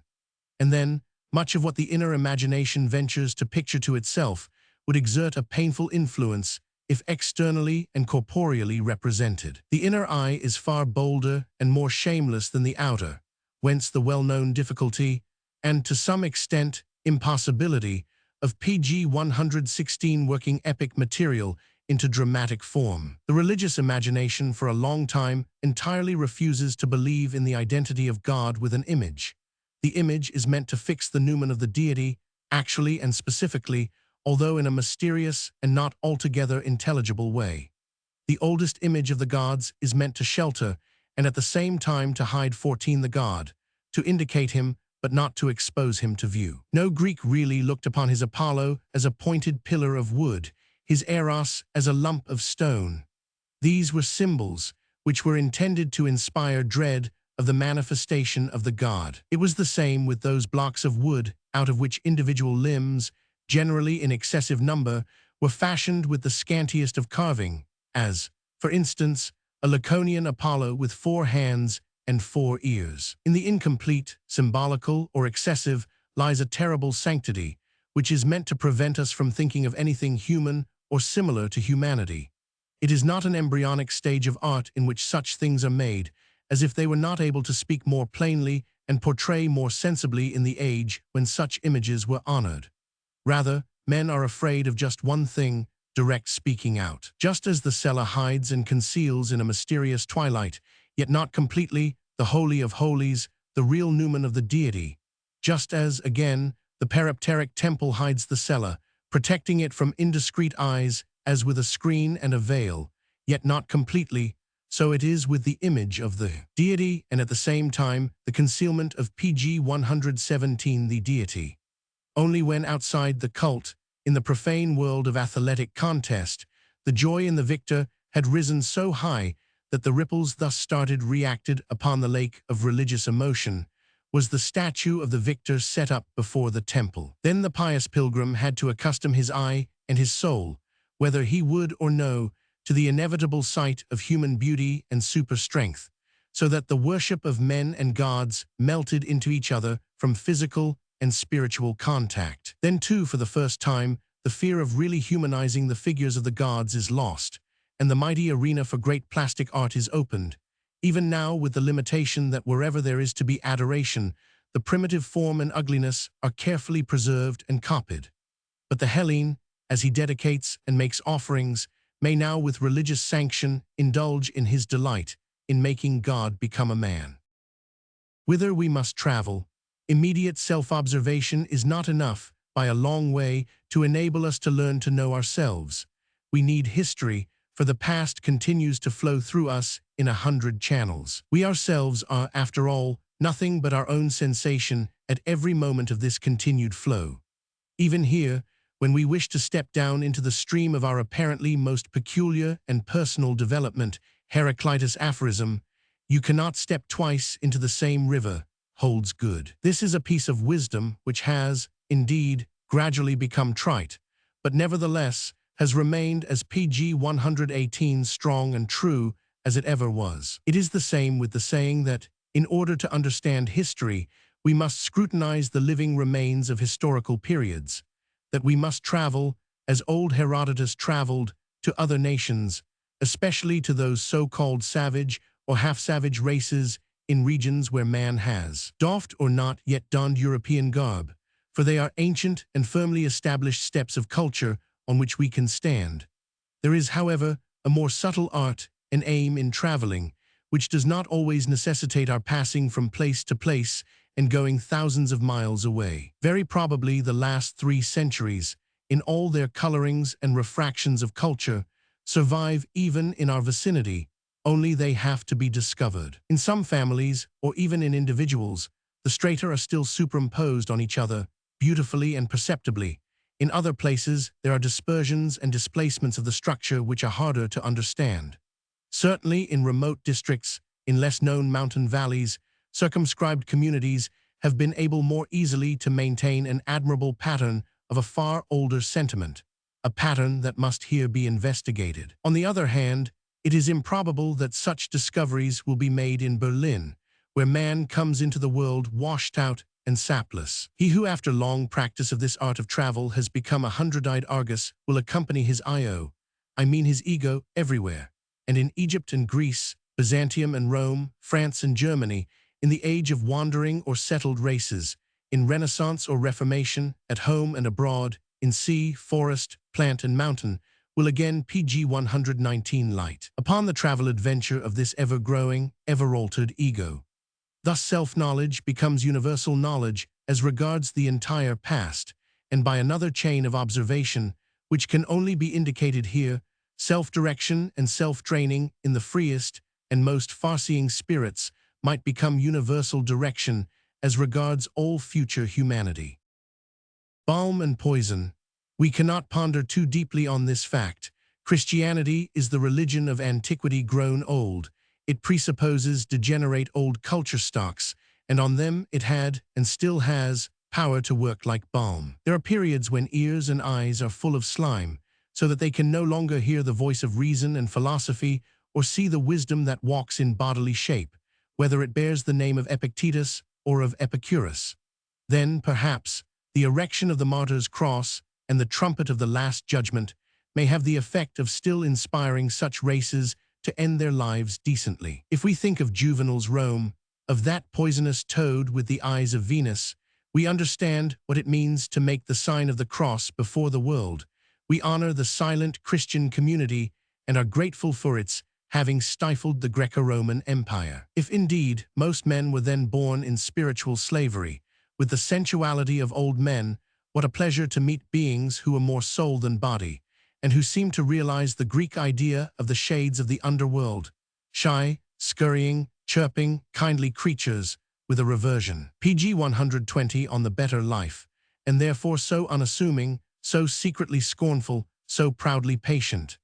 This Christianity, as the evening chime of the good antiquity, with cracked, weary, and yet melodious bell, is balm in the ears even to one who only now traverses those centuries historically. What must it have been to those men themselves? To young and fresh barbarian nations, on the other hand, Christianity is a poison. For to implant the teaching of sinfulness and damnation in the heroic, childlike, and animal soul of the old Germans is nothing but poisoning. An enormous chemical fermentation and decomposition, a medley of sentiments and judgments, a rank growth of adventurous legend, and hence in the long run, a fundamental weakening of such barbarian peoples was the inevitable result. True, without this weakening, what should we have left of Greek culture, of the whole cultured past of the human race? For the barbarians untouched by Christianity knew very well how to make a clean sweep of old cultures, as was only too clearly shown by the heathen conquerors of Romanized Britain. Thus Christianity, against its will, was compelled to aid in making the antique world immortal. There remains, however, a counter-question and the possibility of a counter-reckoning. Without this weakening through the poisoning referred to, would any of those fresh stocks, the Germans, for instance, have been in a position gradually to find by themselves a higher, a peculiar, a new culture, of which the most distant conception would therefore have been lost to humanity? In this, as in every case, we do not know, Christianly speaking, whether God owes the PG 121 devil or the devil God more thanks for everything having turned out as it has. Faith makes holy and condemns. A Christian who happened upon forbidden paths of thought might well ask himself on some occasion whether it is really necessary that there should be a God, side by side with a representative lamb, if faith in the existence of these beings suffices to produce the same influences. If they do exist after all, are they not superfluous beings? For all that is given by the Christian religion to the human soul, all that is beneficent, consoling, and edifying, just as much as all that depresses and crushes, emanates from that faith and not from the objects of that faith. It is here as in another well-known case. There were indeed no witches, but the terrible effects of the belief in witches were the same as if they really had existed. For all occasions where the Christian awaits the immediate intervention of a God, though in vain, for there is no God, his religion is inventive enough to find subterfuges and reasons for tranquility. In so far, Christianity is an ingenious religion. Faith, indeed, has up to the present not been able to move real mountains, although I do not know who assumed that it could, but it can put mountains where there are none. The tragicomedy of Regensburg. Here and there we see with terrible clearness the harlequinade of fortune, how she fastens the rope, on page 122, which she wills that succeeding centuries should dance, on to a few days, one place, the condition and opinions of one brain. Thus the fate of modern German history lies in the days of that disputation at Regensburg, the peaceful settlement of ecclesiastical and moral affairs, without religious wars or a counter-reformation, and also the unity of the German nation seemed assured. The deep, gentle spirit of Contarini hovered for one moment over the theological squabble, victorious as representative of the riper Italian. Piety reflecting the morning glory of intellectual freedom. But Luther's hard head, full of suspicions and strange misgivings, showed resistance.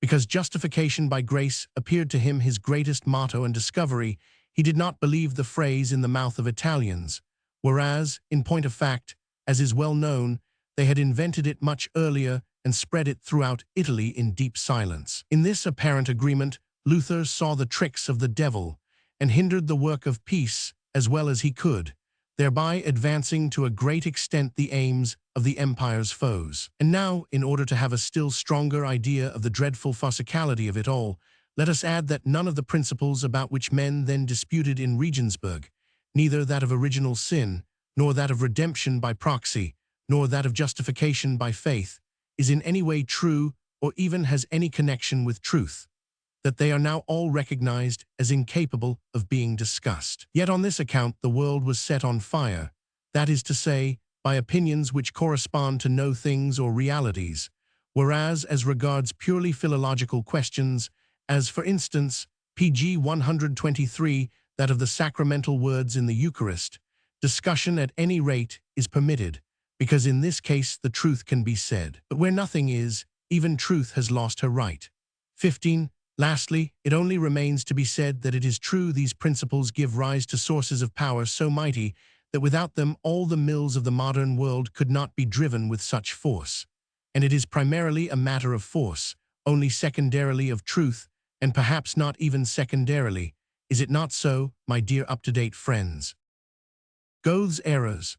Goethe is a signal exception among great artists in that he did not live within the limited confines of his real capacity, as if that must be the essential, the distinctive, the unconditional, and the last thing in him and for all the world.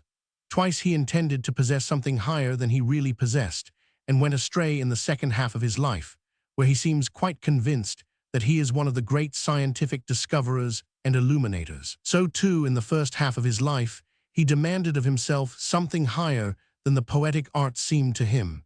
And here already he made a mistake. That nature wished to make him a plastic artist.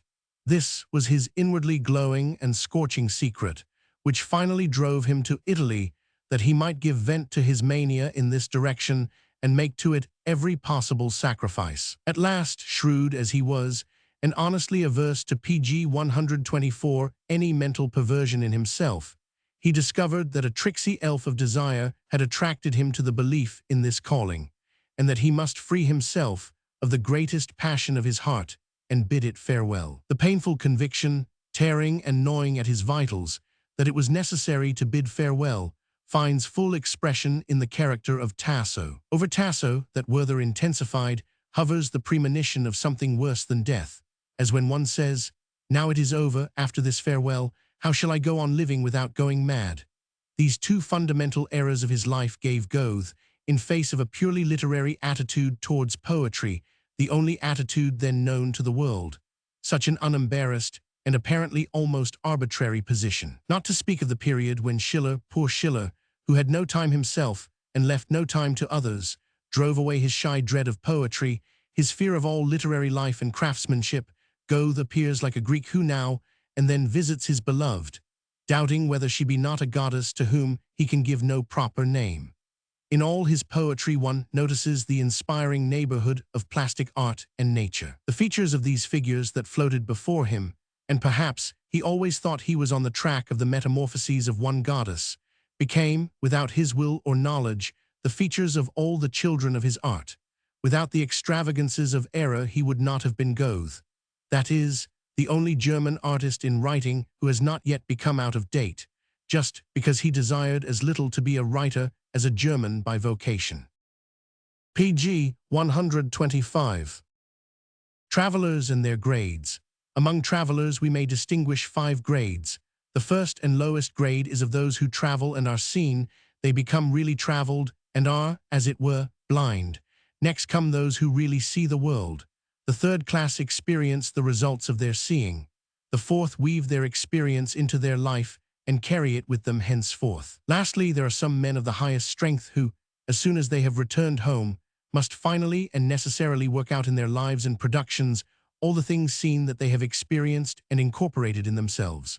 Like these 5 species of travelers, all mankind goes through the whole pilgrimage of life, the lowest as purely passive, the highest as those who act and live out their lives without keeping back any residue of inner experiences. In climbing higher, so soon as we climb higher than those who hitherto admired us, we appear to them as sunken and fallen, for they imagined that under all circumstances they were on the heights in our company, maybe also through our agency. Measure and moderation. Of 2 quite lofty things, measure and moderation, it is best never to speak. A few know their force and significance. Pg 126. From the mysterious paths of inner experiences and conversions, they honor in them something quite godlike and are afraid to speak aloud. All the rest hardly listen when they are spoken about, and think the subjects under discussion are tedium and mediocrity.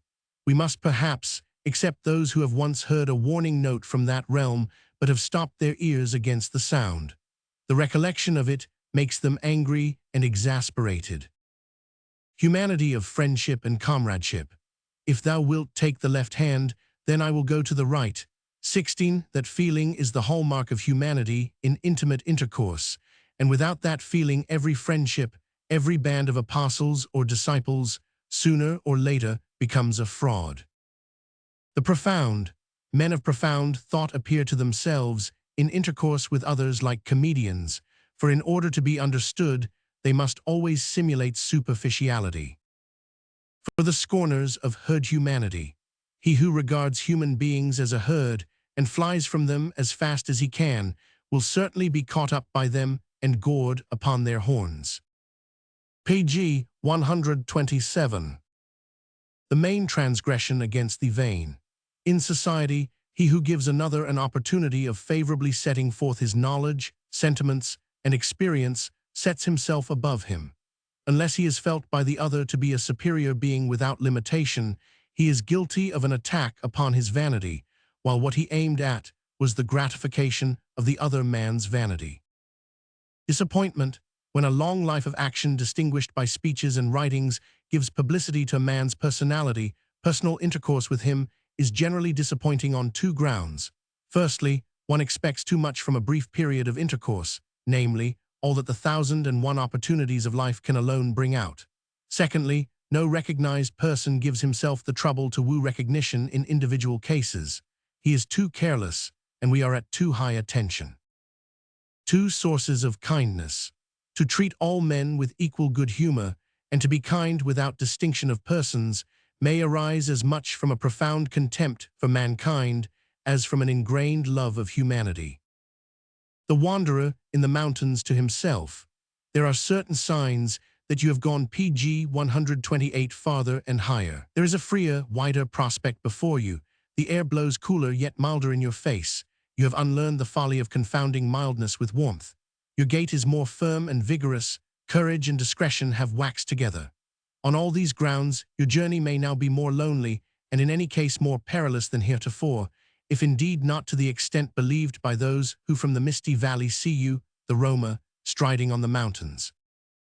With the exception of our neighbor, I admit that my head is set wrong on my neck only, for every other man, as is well known, knows better than I what I should do or leave alone. The only one who cannot help me is myself, poor beggar. Are we not all like statues on which false heads have been placed? Dear neighbor? Ah no, you are the exception. Caution, we must either not go about at all with people who are lacking in the reverence for personalities, or inexorably fetter them beforehand with the manacles of convention.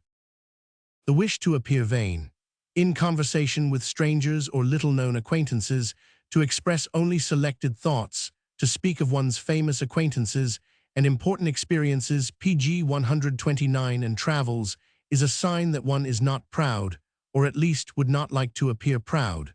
Vanity is the polite mask of pride. Good friendship. A good friendship arises when the one man deeply respects the other, more even than himself, loves him also, though not so much as himself, and finally, to facilitate intercourse, knows how to add the delicate bloom and veneer of intimacy, but at the same time wisely refrains from a true, real intimacy, from the confounding of meum and tuum. Friends as ghosts.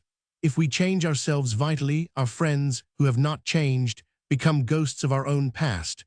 Their voice sounds shadowy and dreadful to us, as if we heard our own voice speaking, but younger, harder, less mellow. One eye and two glances. The same people whose eyes naturally plead for favors and indulgences are accustomed, from their frequent humiliations and cravings for revenge, to assume a shameless glance as well. The haze of distance. A child throughout life, that sounds very touching, but is only the verdict from the distance. Seen and known close at hand, he is always called puerile throughout life. Pg 130. Advantage and disadvantage in the same misunderstanding. The mute perplexity of the subtle brain is usually understood by the non-subtle as a silent superiority, and is much dreaded, whereas the perception of perplexity would produce goodwill. The sage giving himself out to be a fool. The philanthropy of the sage sometimes makes him decide to pretend to be excited, enraged, or delighted, so that he may not hurt his surroundings by the coldness and rationality of his true nature. Forcing oneself to attention.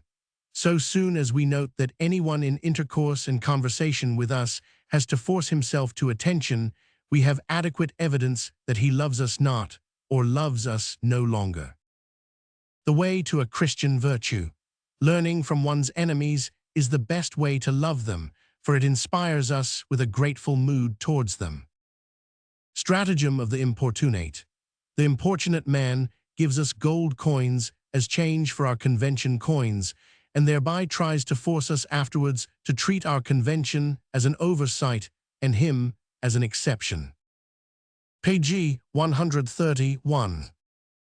Reason for dislike. We become hostile to many an artist or writer, not because we notice in the end that he has duped us, but because he did not find more subtle means necessary to entrap us. In parting, not by the way one soul approaches another, but by the way it separates, do I recognize its relationship and homogeneity with the other. Silentium. We must not speak about our friends, or we renounce the sentiment of friendship. Impoliteness. Impoliteness is often the sign of a clumsy modesty, which when taken by surprise loses its head and would fain hide the fact by means of rudeness. Honesty's miscalculation. Our newest acquaintances are sometimes the first to learn what we have hitherto kept dark. We have the foolish notion that our proof of confidence is the strongest fetter wherewith to hold them fast, but they do not know enough about us to feel so strongly the sacrifice involved in our speaking out, and betray our secrets to others without any idea of betrayal. Hereby we possibly lose our old friends. Pg 132. In the antechamber of favor. All men whom we let stand long in the antechamber of our favor get into a state of fermentation or become bitter. Warning to the despised. When we have sunk unmistakably in the estimation of mankind, we should cling tooth and nail to modesty in intercourse, or we shall betray to others that we have sunk in our own estimation as well. Cynicism in intercourse is a sign that a man, when alone, treats himself too as a dog. Ignorance often ennobles. With regard to the respect of those who pay respect, it is an advantage ostensibly not to understand certain things. Ignorance, too, confers privileges. The opponent of grace. The impatient and arrogant man does not care for grace, feeling it to be a corporeal, visible reproach against himself, for grace is heartfelt toleration in movement and gesture. On seeing again, when old friends see each other again after a long separation, it often happens that they affect an interest in matters to which they pg 133 have long since become indifferent. Sometimes both remark this, but dare not raise the veil from a mournful doubt. Hence arise conversations as in the realm of the dead. Making friends only with the industrious. The man of leisure is dangerous to his friends, for having nothing to do, he talks of what his friends are doing or not doing, interferes, and finally makes himself a nuisance. The clever man will only make friends with the industrious. One weapon twice as much as two. It is an unequal combat when one man defends his cause with head and heart, the other with head alone. The first has sun and wind against him, as it were, and his two weapons interfere with each other. He loses the prize in the eyes of truth. True, the victory of the second, with his one weapon, is seldom a victory after the hearts of all the other spectators, and makes him unpopular. Depth and troubled waters. The public easily confounds him who fishes in troubled waters with him who pumps up from the depths. Demonstrating one's vanity to friend and foe. Many a man, from vanity, maltreats pg 134 even his friends, when in the presence of witnesses to whom he wishes to make his own preponderance clear. Others exaggerate the merits of their enemies, in order to point proudly to the fact that they are worthy of such foes. Cooling off, the overheating of the heart is generally allied with illness of the head and judgment. He who is concerned for a time with the health of his head must know what he has to cool, careless of the future of his heart. For if we are capable at all of giving warmth, we are sure to become warm again and then have our summer. Mingled feelings. Towards science, women and self-seeking artists entertain a feeling that is composed of envy and sentimentality. Where danger is greatest, we seldom break our legs so long as life continues a toilsome upward climb. The danger comes when we begin to take things easily and choose the convenient paths. Not too early. We must beware of becoming sharp too early, or we shall also become thin too early. Joy in refractoriness. The good teacher knows cases where he is proud that his pupil remains pg 135 true to himself in opposition to him, at times when the youth must not understand the man or would be harmed by understanding him. The experiment of honesty. Young men who wish to be more honest than they have been seek as victim someone acknowledged to be honest, attacking him first with an attempt to reach his height by abuse, with the underlying notion that this first experiment at any rate is void of danger. For just such a one has no right to chastise the impudence of the honest man. The eternal child. We think, short-sighted that we are, that fairy tales and games belong to childhood, as if at any age we should care to live without fairy tales and games. Our words and sentiments are indeed different, but the essential fact remains the same, as is proved by the child himself looking on games as his work and fairy tales as his truth. The shortness of life ought to preserve us from a pedantic distinction between the different ages, as if every age brought something new, and a poet ought one day to portray a man of 200 who really lives without fairy tales and games. Every philosophy is the philosophy of a period of life. The period of life in which a philosopher finds his teaching is manifested by his pg 136 teaching. He cannot avoid that, however elevated above time and hour he may feel himself. Thus, Schopenhauer's philosophy remains a mirror of his hot and melancholy youth. It is no mode of thought for older men. Plato's philosophy reminds one of the middle 30s, when a warm and a cold current generally rush together, so that spray and delicate clouds, and under favorable circumstances and glimpses of sunshine, enchanting rainbow pictures result. Of the intellect of women, the intellectual strength of a woman is best proved by the fact that she offers her own intellect as a sacrifice out of love for a man and his intellect, and that nevertheless in the new domain, which was previously foreign to her nature, a second intellect at once arises as an aftergrowth, to which the man's mind impels her. raising and lowering in the sexual domain. The storm of desire will sometimes carry a man up to a height where all desire is silenced, where he really loves and lives in a better state of being rather than in a better state of choice. On the other hand, a good woman from true love often climbs down to desire and lowers herself in her own eyes. The latter action in particular is one of the most pathetic sensations which the idea of a good marriage can involve. Page 137. Man promises, woman fulfills. By woman nature shows how far she has hitherto achieved her task of fashioning humanity. By man she shows what she has had to overcome and what she still proposes to do for humanity. The most perfect woman of every age is the holiday task of the Creator on every seventh day of culture, the recreation of the artist from his work. Transplanting.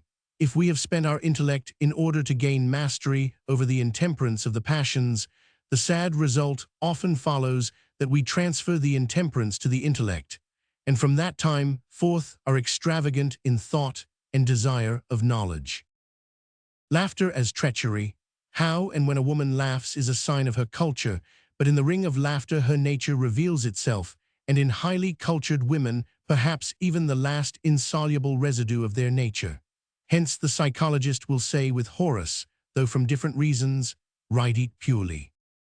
From the youthful soul, youths varyingly show devotion and impudence towards the same person, because at bottom they only despise or admire themselves in that other person, and between pg 138 the two feelings but stagger to and fro in themselves, so long as they have not found in experience the measure of their will and ability. For the amelioration of the world, if we forbade the discontented, the sullen, and the atrabilious to propagate, we might transform the world into a garden of happiness.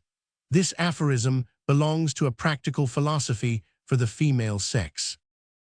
Not to distrust your emotions. The feminine phrase, do not distrust your emotions, does not mean much more than eat what tastes good to you. This may also, especially for moderate natures, be a good everyday rule, but other natures must live according to another maxim.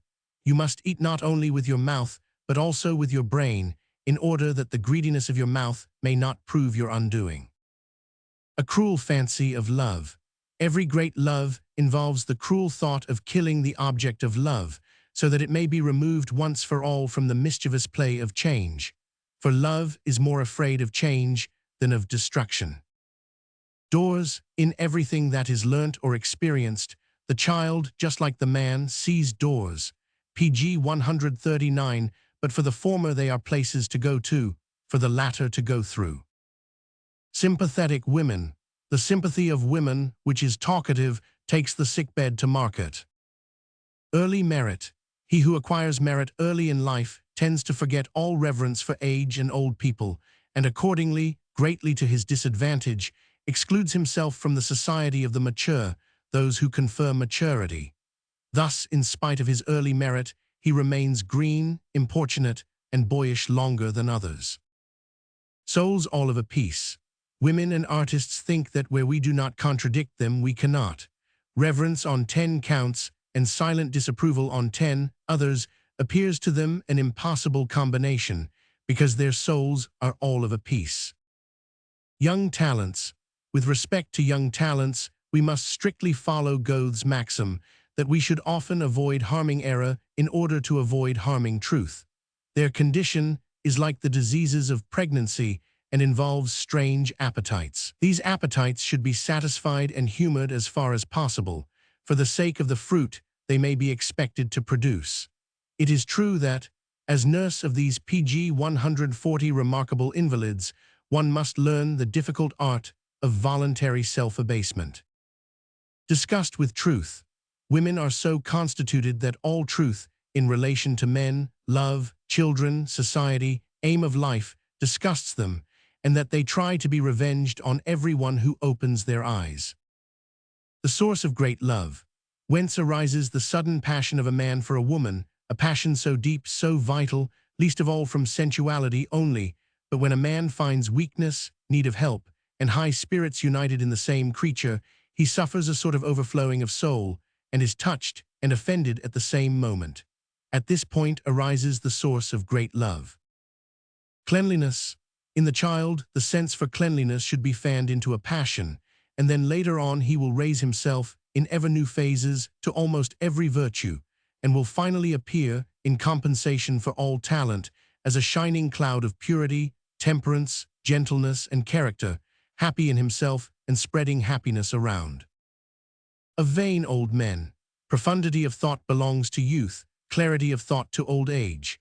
Pg 141. When, in spite of this, old men sometimes speak and write in the manner of the profound, they do so from vanity, imagining that they thereby assume the charm of juvenility, enthusiasm, growth, apprehensiveness, hopefulness. Enjoyment of novelty. Men use a new lesson or experience later on as a plowshare or perhaps also as a weapon. Women at once make it into an ornament. How both sexes behave when in the right. If it is conceded to a woman that she is right, she cannot deny herself the triumph of setting her heel on the neck of the vanquished. She must taste her victory to the full. On the other hand, man towards man in such a case is ashamed of being right. But then man is accustomed to victory. With woman, it is an exception. Abnegation in the will to beauty. In order to become beautiful, a woman must not desire to be considered pretty.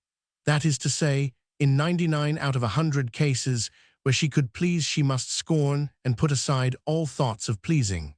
Only then can she ever reap the delight of him whose soul's portal is wide enough to admit the great.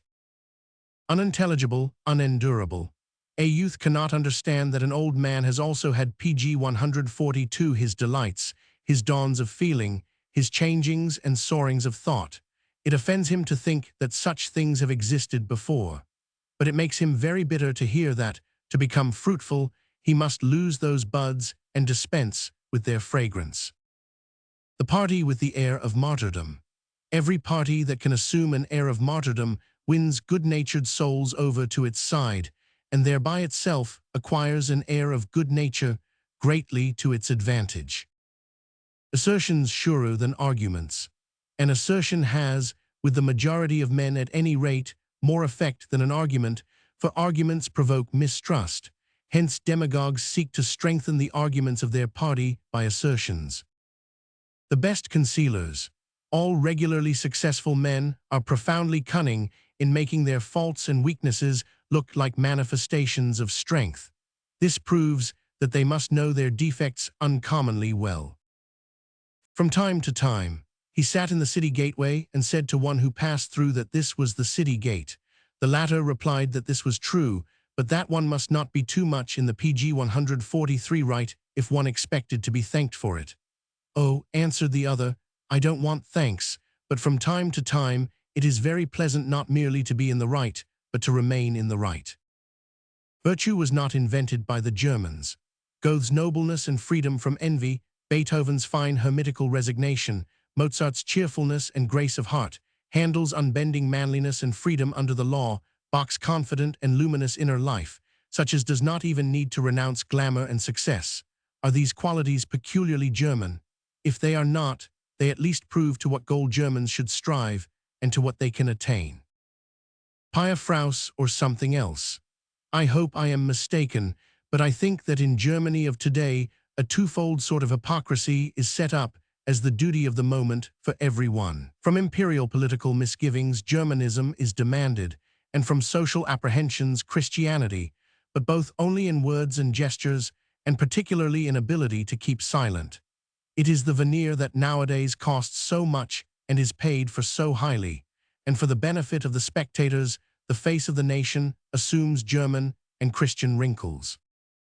How far even in the good the half may be more than the whole. In all things that Pg 144 are constructed to last and demand the service of many hands, much that is less good must be made a rule, although the organizer knows what is better and harder very well. He will calculate that there will never be a lack of persons who can correspond to the rule, and he knows that the middling good is the rule. The youth seldom sees this point, and as an innovator thinks how marvelously he is in the right and how strange is the blindness of others. The true partisan learns nothing more, he only experiences and judges. It is significant that Solon, who was never a partisan but pursued his aims above and apart from parties or even against them, was the father of that simple phrase, wherein lies the secret of the health and vitality of Athens. I grow old, but I am always learning. What is German according to Goethe? They are really intolerable people of whom one cannot even accept the good, who have freedom of disposition, but do not remark that they are lacking in freedom of taste and spirit. Yet just this, according to Goethe's well-weighed judgment, is German. His voice and his example indicate that the German should be more than a German if he wishes to be useful or even endurable to other nations, and which direction his striving should take, in order that he may rise above and beyond himself. Page 145. When it is necessary to remain stationary, when the masses begin to rage, and reason is under a cloud, it is a good thing, if the health of one's soul is not quite assured, to go under a doorway and look out to see what the weather is like. The revolution spirit and the possession spirit. The only remedy against socialism that still lies in your power is to avoid provoking socialism. In other words, to live in moderation and contentment, to prevent as far as possible all lavish display, and to aid the state as far as possible in its taxing of all superfluities and luxuries. You do not like this remedy?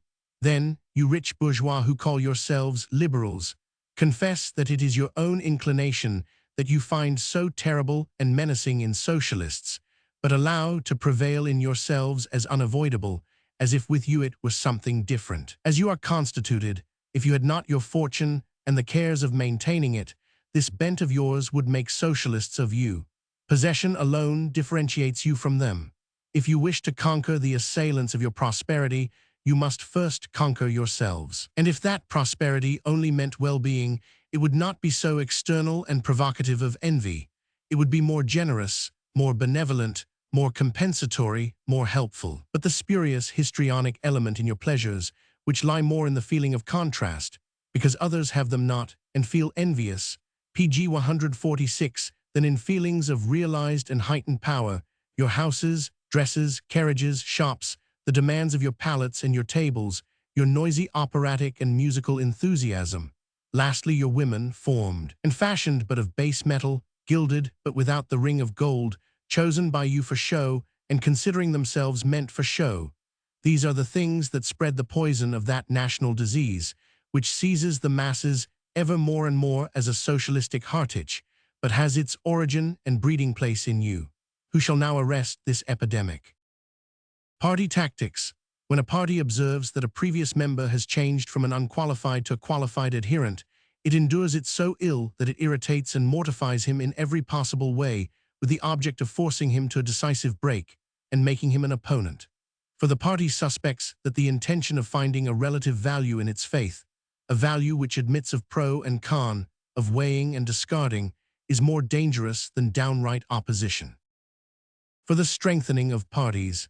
Whoever wishes to strengthen a party internally should give it an opportunity of being forcibly treated with obvious injustice. The party thus acquires a capital of good conscience, which hitherto it perhaps lacked. Page 147. To provide for one's past. As men after all only respect the old established and slowly developed, he who would survive after his death must not only provide for posterity, but still more for the past.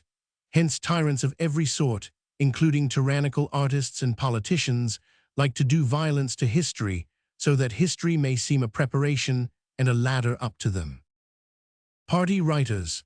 The beating of drums, which delights young writers who serve a party, sounds to him who does not belong to the party like a rattling of chains, and excites sympathy rather than admiration. Taking sides against ourselves. Our followers never forgive us for taking sides against ourselves, for we seem in their eyes not only to be spurning their love, but to be exposing them to the charge of lack of intelligence. Danger in wealth. Only a man of intellect should hold property, otherwise property is dangerous to the community. For the owner, not knowing how to make use of the leisure which his possessions might secure to him, will continue to strive after more property. This strife will be his occupation, his strategy in the war with ennui. So in the end, pg 148 real wealth is produced from the moderate property that would be enough for an intellectual man. Such wealth, then, is the glittering outcrop of intellectual dependence and poverty, but it looks quite different from what its humble origin might lead one to expect, because it can mask itself with culture and art. It can, in fact, purchase the mask. Hence it excites envy in the poor and uncultured, who at bottom always envy culture and see no mask in the mask, and gradually paves the way for a social revolution, for a gilded coarseness and a histrionic blowing of trumpets in the pretended enjoyment of culture inspires that class with the thought, it is only a matter of money, whereas it is indeed to some extent a matter of money, but far more of intellect. Joy in commanding and obeying. Commanding is a joy like obeying, the former when it has not yet become a habit, the latter just when it has become a habit. Old servants under new masters advance each other mutually in giving pleasure. Ambition for a forlorn hope. There is an ambition for a forlorn hope which forces a party to place itself at the post of extreme danger. When asses are needed, we shall not move the crowd to cry, Hosanna, until we have ridden into the city upon an ass. Page 149. Party usage. Every party attempts to represent the important elements that have sprung up outside it as unimportant, and if it does not succeed, it attacks those elements the more bitterly, the more excellent they are. Becoming empty. Of him who abandons himself to the course of events, a smaller and smaller residue is continually left. Great politicians may therefore become quite empty men, although they were once full and rich. Welcome enemies. The socialistic movements are nowadays becoming more and more agreeable rather than terrifying to the dynastic governments, because by these movements they are provided with a right and a weapon for making exceptional rules, and can thus attack their real bogies, democrats and anti-dynasts. Towards all that such governments professedly detest they feel a secret cordiality and inclination, but they are compelled to draw the veil over their soul. Possession possesses. Only up to a certain point does possession make men feel freer and more independent. One step farther, and possession becomes lord, the possessor a slave. The latter must pg 150 sacrifice his time, his thoughts to the former, and feels himself compelled to an intercourse, nailed to a spot, incorporated with the state, perhaps quite in conflict with his real and essential needs. Of the mastery of them that know. It is easy, ridiculously easy, to set up a model for the choice of a legislative body. First of all, the honest and reliable men of the nation, who at the same time are masters and experts in some one branch, have to become prominent by mutual scenting out and recognition. From these, by a narrower process of selection, the learned and expert of the first rank in each individual branch must again be chosen, also by mutual recognition and guarantee. If the legislative body be composed of these, it will finally be necessary, in each individual case, that only the voices and judgments of the most specialized experts should decide. The honesty of all the rest should have become so great that it is simply a matter of decency to leave the voting also in the hands of these men. The result would be that the law, in the strictest sense, would emanate from the intelligence of the most intelligent. As things now are, voting is done by parties, and at every division there must be hundreds of uneasy consciences among the ill-taught, the incapable of judgment, among those who merely repeat, imitate, and go with the tide. Nothing lowers the dignity of a new law so much as this inherent shamefaced feeling of insincerity that necessarily results at every pg 151 party division. But as has been said, it is easy, ridiculously easy, to set up such a model. No power on earth is at present strong enough to realize such an ideal, unless the belief in the highest utility of knowledge, and of those that know, at last dawns even upon the most hostile minds, and is preferred to the prevalent belief in majorities. In the sense of such a future may our watchword be, more reverence for them that know, and down with all parties. Of the nation of thinkers, or of bad thinking, the vague, vacillating, premonitory, elementary, intuitive elements, to choose obscure names for obscure things that are attributed to the German nature would be, if they really still existed, a proof that our culture has remained several stages behind, and is still surrounded by the spell and atmosphere of the Middle Ages. It is true that in this backwardness there are certain advantages. By these qualities the Germans, if, as has been said before, they still possess them, would possess the capacity, which other nations have now lost, for doing certain things and particularly for understanding certain things. Much undoubtedly is lost if the lack of sense, which is just the common factor in all those qualities, is lost. Here too, however, there are no losses without the highest compensatory gains, so that no reason is left for lamenting, granting that we do not, like children and gourmands, wish to enjoy at once the fruits of all seasons of the year. Page 152. Carrying coals to Newcastle. The governments of the great states have two instruments for keeping the people dependent in fear and obedience, a coarser, the army, and a more refined, the school. With the aid of the former, they win over to their side the ambition of the higher strata and the strength of the lower, so far as both are characteristic of active and energetic men of moderate or inferior gifts. With the aid of the latter, they win over gifted poverty, especially the intellectually pretentious semi-poverty of the middle classes. Above all, they make teachers of all grades into an intellectual court looking unconsciously towards the heights. By putting obstacle after obstacle in the way of private schools and the wholly distasteful individual tuition, they secure the disposal of a considerable number of educational posts, towards which numerous hungry and submissive eyes are turned to an extent 5 times as great as can ever be satisfied. These posts, however, must support the holder but meagerly, so that he maintains a feverish thirst for promotion and becomes still more closely attached to the views of the government. For it is always more advantageous to foster moderate discontent than contentment, the mother of courage, the grandmother of free thought and exuberance. By means of this physically and mentally bridled body of teachers, the youth of the country is as far as possible raised to a certain level of culture that is useful to the state, and arranged on a suitable sliding scale. Above all, the immature pg 153 and ambitious minds of all classes are almost imperceptibly imbued with the idea that only a career which is recognized and hallmarked by the state can lead immediately to social distinction. The effect of this belief in government examinations and titles goes so far that even men who have remained independent and have risen by trade or handicraft still feel a pang of discontent in their hearts, until their position too is marked and acknowledged by a gracious bestowal of rank and orders from above, until one becomes a somebody. Finally, the state connects all these hundreds of offices and posts in its hands with the obligation of being trained and hallmarked in these state schools if one ever wishes to enter this charmed circle. Honor in society, daily bread, the possibility of a family, protection from above, the feeling of community in a common culture. All this forms a network of hopes into which every young man walks. How should he feel the slightest breath of mistrust?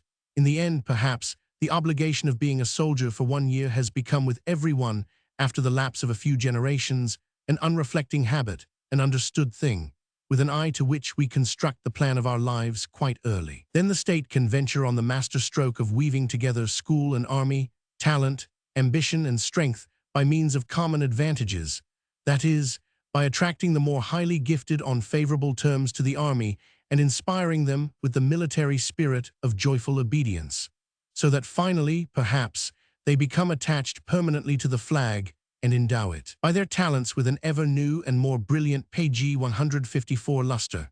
Then nothing more is wanted but an opportunity for great wars. These are provided from professional reasons, and so in all innocence by diplomats, aided by newspapers and stock exchanges. For the nation, as a nation of soldiers, need never be supplied with a good conscience in war. It has one already. The press. If we consider how even today all great political transactions glide upon the stage secretly and stealthily, how they are hidden by unimportant events and seem small when close at hand, how they only show their far-reaching effect and leave the soil still quaking long after they have taken place, what significance can we attach to the press in its present position, with its daily expenditure of lung power in order to bawl, to deafen, to excite, to terrify? Is it anything more than an everlasting false alarm, which tries to lead our ears and our wits into a false direction? After a great event, a nation, and a man whose soul has come to light through some great event generally feel the immediate need of some act of childishness or coarseness, as much from shame as for purposes of recreation. To be a good German means to de-Germanize oneself. National differences consist, pg 155 far more than has hitherto been observed, only in the differences of various grades of culture, and are only to a very small extent permanent, nor even that in a strict sense. For this reason, all arguments based on national character are so little binding on one who aims at the alteration of convictions, in other words, at culture.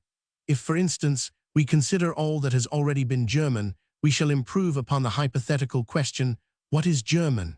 By the counter-question, what is now German? And every good German will answer it practically by overcoming his German characteristics. For when a nation advances and grows, it bursts the girdle previously given to it by its national outlook.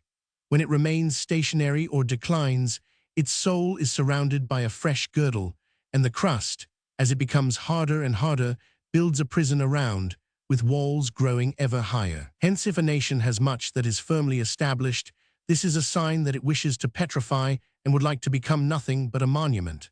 This happened, from a definite date, in the case of Egypt. So he who is well disposed towards the Germans may for his part consider how he may more and more grow out of what is German. The tendency to be un-German has therefore always been a mark of efficient members of our nation. Foreignisms. A foreigner who traveled in Germany found favor or the reverse by certain assertions of his, according to the districts in which he stayed. All intelligent Swabians, he used to say, pg 156 are coquettish. The other Swabians still believed that Hollande was a poet and Goethe immoral. The best about German novels now in vogue was that one need not read them, for one knew already what they contained. The native of Berlin seemed more good-humored than the South German, for he was all too fond of mocking, and so could endure mockery himself, which the South German could not. The intellect of the Germans was kept down by their beer and their newspapers. He recommended them tea and pamphlets, of course, as a cure. He advised us to contemplate the different nations of worn-out Europe and see how well each displayed some particular quality of old age, to the delight of those who sit before the great spectacle. How the French successfully represent the cleverness and amiability of old age, the English the experience and reserve, the Italians the innocence and candor. Can the other masks of old age be wanting? Where is the proud old man, the domineering old man, the covetous old man? The most dangerous region in Germany was Saxony and Thuringia. Nowhere else was there more mental nimbleness, more knowledge of men, side by side with freedom of thought. And all this was so modestly veiled by the ugly dialect and the zealous officiousness of the inhabitants that one hardly noticed that one here had to deal with the intellectual drill sergeants of Germany, her teachers for good or evil. The arrogance of the North Germans was kept in check by their tendency to obey, that of the South Germans by their tendency to make themselves comfortable. It appeared to him that pg 157 in their women German men possessed awkward but self-opinionated housewives, who belauded themselves so perseveringly that they had almost persuaded the world, and at any rate their husbands, of their peculiarly German housewifely virtue. When the conversation turned on Germany's home and foreign policy, he used to say, he called it, betray the secret, that Germany's greatest statesman did not believe in great statesmen.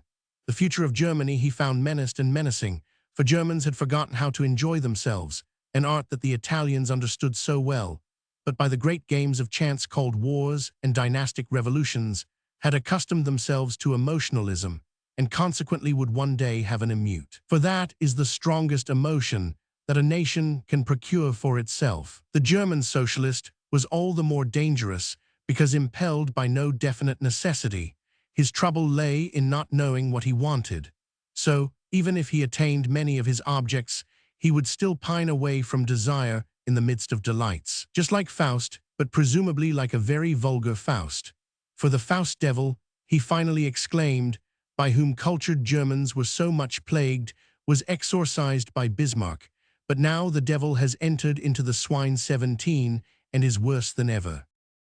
Opinions. Most men are nothing and count for nothing until they have arrayed themselves in pg 158 universal convictions and public opinions. This is in accordance with the Taylor's philosophy, the apparel makes the man. Of exceptional men, however, it must be said, the wearer primarily makes the apparel. Here opinions cease to be public and become something else than masks, ornament, and disguise. Two kinds of sobriety. In order not to confound the sobriety arising from mental exhaustion with that arising from moderation, one must remark that the former is peevish, the latter cheerful. Debasement of joy. To call a thing good not a day longer than it appears to us good, and above all not a day earlier, that is the only way to keep joy pure. Otherwise, joy all too easily becomes insipid and rotten to the taste, and counts, for whole strata of the people, among the adulterated foodstuffs. The scapegoat of virtue. When a man does his very best, those who mean well towards him, but are not capable of appreciating him, speedily seek a scapegoat to immolate, thinking it is the scapegoat of sin, but it is the scapegoat of virtue. Sovereignty. To honor and acknowledge even the bad, when it pleases one, and to have no PG 159 conception of how one could be ashamed of being pleased thereat, is the mark of sovereignty in things great and small. Influence a phantom, not a reality. The man of mark gradually learns that so far as he has influence, he is a phantom in other brains, and perhaps he falls into a state of subtle vexation of soul, in which he asks himself whether he must not maintain this phantom of himself for the benefit of his fellow-men. Giving and taking. When one takes away or anticipates the smallest thing that another possesses, the latter is blind to the fact that he has been given something greater, nay, even the greatest thing. Good ploughland. All rejection and negation betoken a deficiency in fertility. If we were good ploughland, we should allow nothing to be unused or lost, and in every thing, event, or person, we should welcome manure, rain, or sunshine. Intercourse as an enjoyment.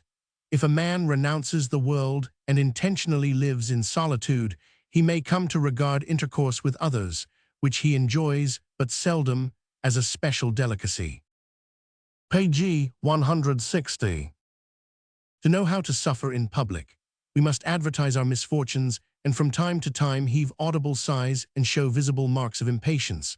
For if we could let others see how assured and happy we are in spite of pain and privation, how envious and ill-tempered they would become at the sight. But we must take care not to corrupt our fellow-men. Besides, if they knew the truth, they would levy a heavy toll upon us. At any rate, our public misfortune is our private advantage. Warmth on the heights. On the heights, it is warmer than people in the valleys suppose, especially in winter. The thinker recognizes the full import of this simile. To will the good and be capable of the beautiful. It is not enough to practice the good, one must have willed it, and, as the poet says, include the Godhead in our will. But the beautiful we must not will, we must be capable of it, in innocence and blindness, without any psychical curiosity. He that lights his lantern to find perfect men should remember the token by which to know them. They are the men who always act for the sake of the good, and in so doing always attain to the beautiful without thinking of the beautiful. Many better and nobler men, from impotence or from want of beauty in their souls, remain unrefreshing PG 161 and ugly to behold, with all their good will and good works. They rebuff and injure even virtue through the repulsive garb in which their bad taste arrays her. Danger of renunciation. We must beware of basing our lives on too narrow a foundation of appetite, for if we renounce all the joys involved in positions, honors, associations, revels, creature comforts, and arts, a day may come when we perceive that this repudiation has led us not to wisdom, but to satiety of life. Final opinion on opinions. Either we should hide our opinions or hide ourselves behind our opinions. Whoever does otherwise does not know the way of the world or belongs to the order of pious fire-eaters. Gaudimus igitur. Joy must contain edifying and healing forces for the moral nature of man. Otherwise, how comes it that our soul, as soon as it basks in the sunshine of joy, unconsciously vows to itself, "I will be good, I will become perfect," and is at once seized by a premonition of perfection that is like a shudder of religious awe? To one who is praised, so long as you are praised, believe that you are not yet on your own course, but on that of another. Page 162. Loving the master. The apprentice and the master love the master in different ways. All too beautiful and human. Nature is too beautiful for thee, poor mortal, one often feels. But now and then, at a profound contemplation of all that is human, in its fullness, vigor, tenderness, and complexity, I have felt as if I must say, in all humility, man also is too beautiful for the contemplation of man. Nor did I mean the moral man alone, but every one. Real and personal estate. When life has treated us in true robber fashion and has taken away all that it could of honor, joys, connections, health, and property of every kind, we perhaps discover in the end, after the first shock, that we are richer than before. For now we know for the first time what is so peculiarly ours that no robber hand can touch it. And perhaps, after all the plunder and devastation, we come forward with the airs of a mighty real estate owner. Involuntarily idealized. The most painful feeling that exists is finding out that we are always taken for something higher than we really are. For we must thereby confess to ourselves, there is in PG 163 you some element of fraud, your speech, your expression, your bearing, your eye, your dealings, and this deceitful something is as necessary as your usual honesty, but constantly destroys its effect and its value. Idealist and liar. We must not let ourselves be tyrannized even by that finest faculty of idealizing things, otherwise truth will one day part company from us with the insulting remark, "Thou arch-liar, what have I to do with thee?" Being misunderstood. When one is misunderstood generally, it is impossible to remove a particular misunderstanding.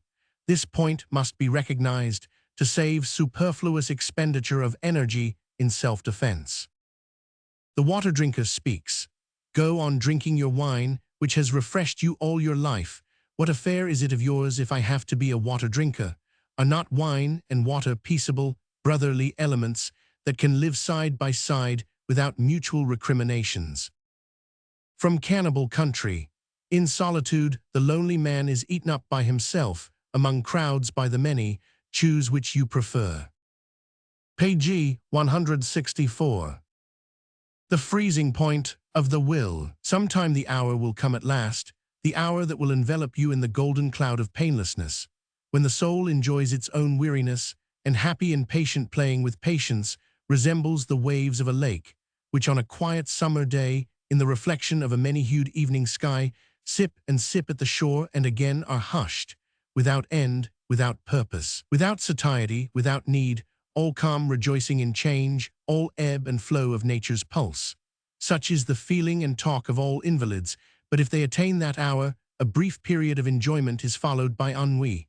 But this is the thawing wind of the frozen will, which awakes, stirs, and once more begets desire upon desire. Desire is a sign of convalescence or recovery. The disclaimed ideal. It happens sometimes, by an exception, that a man only reaches the highest when he disclaims his ideal. For this ideal previously drove him onward too violently, so that in the middle of the track he regularly got out of breath and had to rest. A treacherous inclination. It should be regarded as a sign of an envious but aspiring man when he feels himself attracted by the thought that with regard to the eminent there is but one salvation, love. Page 165. Staircase happiness. Just as the wit of many men does not keep pace with opportunity, so that opportunity has already passed through the door while wit still waits on the staircase outside, so others have a kind of staircase happiness which walks too slowly to keep pace with swift-footed time. The best that it can enjoy of an experience, of a whole span of life, falls to its share long afterwards, often only as a weak, spicy fragrance, giving rise to longing and sadness, as if it might have been possible, some time or other, to drink one's fill of this element, but now it is too late. Worms. The fact that an intellect contains a few worms does not detract from its ripeness. The seat of victory. A good seat on horseback robs an opponent of his courage, the spectator of his heart. Why attack such a man? Sit like one who has been victorious. Danger in admiration. From excessive admiration for the virtues of others one can lose the sense of one's own, and finally, through lack of practice, lose these virtues themselves, without retaining the alien virtues as compensation. Page 166. Uses of sickliness. He who is often ill not only has a far greater pleasure in health, on account of his so often getting well, but acquires a very keen sense of what is healthy or sickly in actions and achievements, both his own and others. Thus, for example, it is just the writers of uncertain health, among whom, unfortunately, nearly all great writers must be classed, who are wont to have a far more even and assured tone of health in their writings, because they are better versed than are the physically robust in the philosophy of psychical health and convalescence, and in their teachers, morning, sunshine, forest, and fountain. Disloyalty a condition of mastery. It cannot be helped. Every master has but one pupil, and he becomes disloyal to him, for he also is destined for mastery. Never in vain. In the mountains of truth, you never climb in vain. Either you already reach a higher point today, or you exercise your strength in order to be able to climb higher tomorrow. Through gray window panes. Is what you see through this window of the world so beautiful that you do not wish to look through any other page 167 window, and even try to prevent others from so doing? A sign of radical changes. When we dream of persons long forgotten or dead, it is a sign that we have suffered radical changes and that the soil on which we live has been completely undermined. The dead rise again, and our antiquity becomes modernity. Medicine of the soul. To lie still and think little is the cheapest medicine for all diseases of the soul, and with the aid of goodwill becomes pleasanter every hour that it is used. Intellectual order of precedence. You rank far below others when you try to establish the exception and they the rule. The fatalist. You must believe in fate. Science can compel you thereto. All that develops in you out of that belief, cowardice, devotion, or loftiness and uprightness, bears witness to the soil in which the grain was sown, but not to the grain itself, for from that seed anything and everything can grow. The reason for much fretfulness. He that prefers the beautiful to the useful in life will page 168 undoubtedly, like children who prefer sweetmeats to bread, destroy his digestion and acquire a very fretful outlook on the world. Excess as a remedy. We can make our own talent once more acceptable to ourselves by honoring and enjoying the opposite talent for some time to excess. Using excess as a remedy is one of the more refined devices in the art of life. Will a self, active, successful natures act not according to the maxim, know thyself, but as if always confronted with the command, will a self, so you will become a self. Fate seems always to have left them a choice. Inactive, contemplative natures, on the other hand, reflect on how they have chosen their self once for all at their entry into life. To live as far as possible without a following. How small is the importance of followers we first grasp when we have ceased to be the followers of our followers. Obscuring oneself. We must understand how to obscure ourselves in order to get rid of the gnat swarms of pestering admirers. Page 169. Ennui, there is an ennui of the most subtle and cultured brains, to which the best that the world can offer has become stale.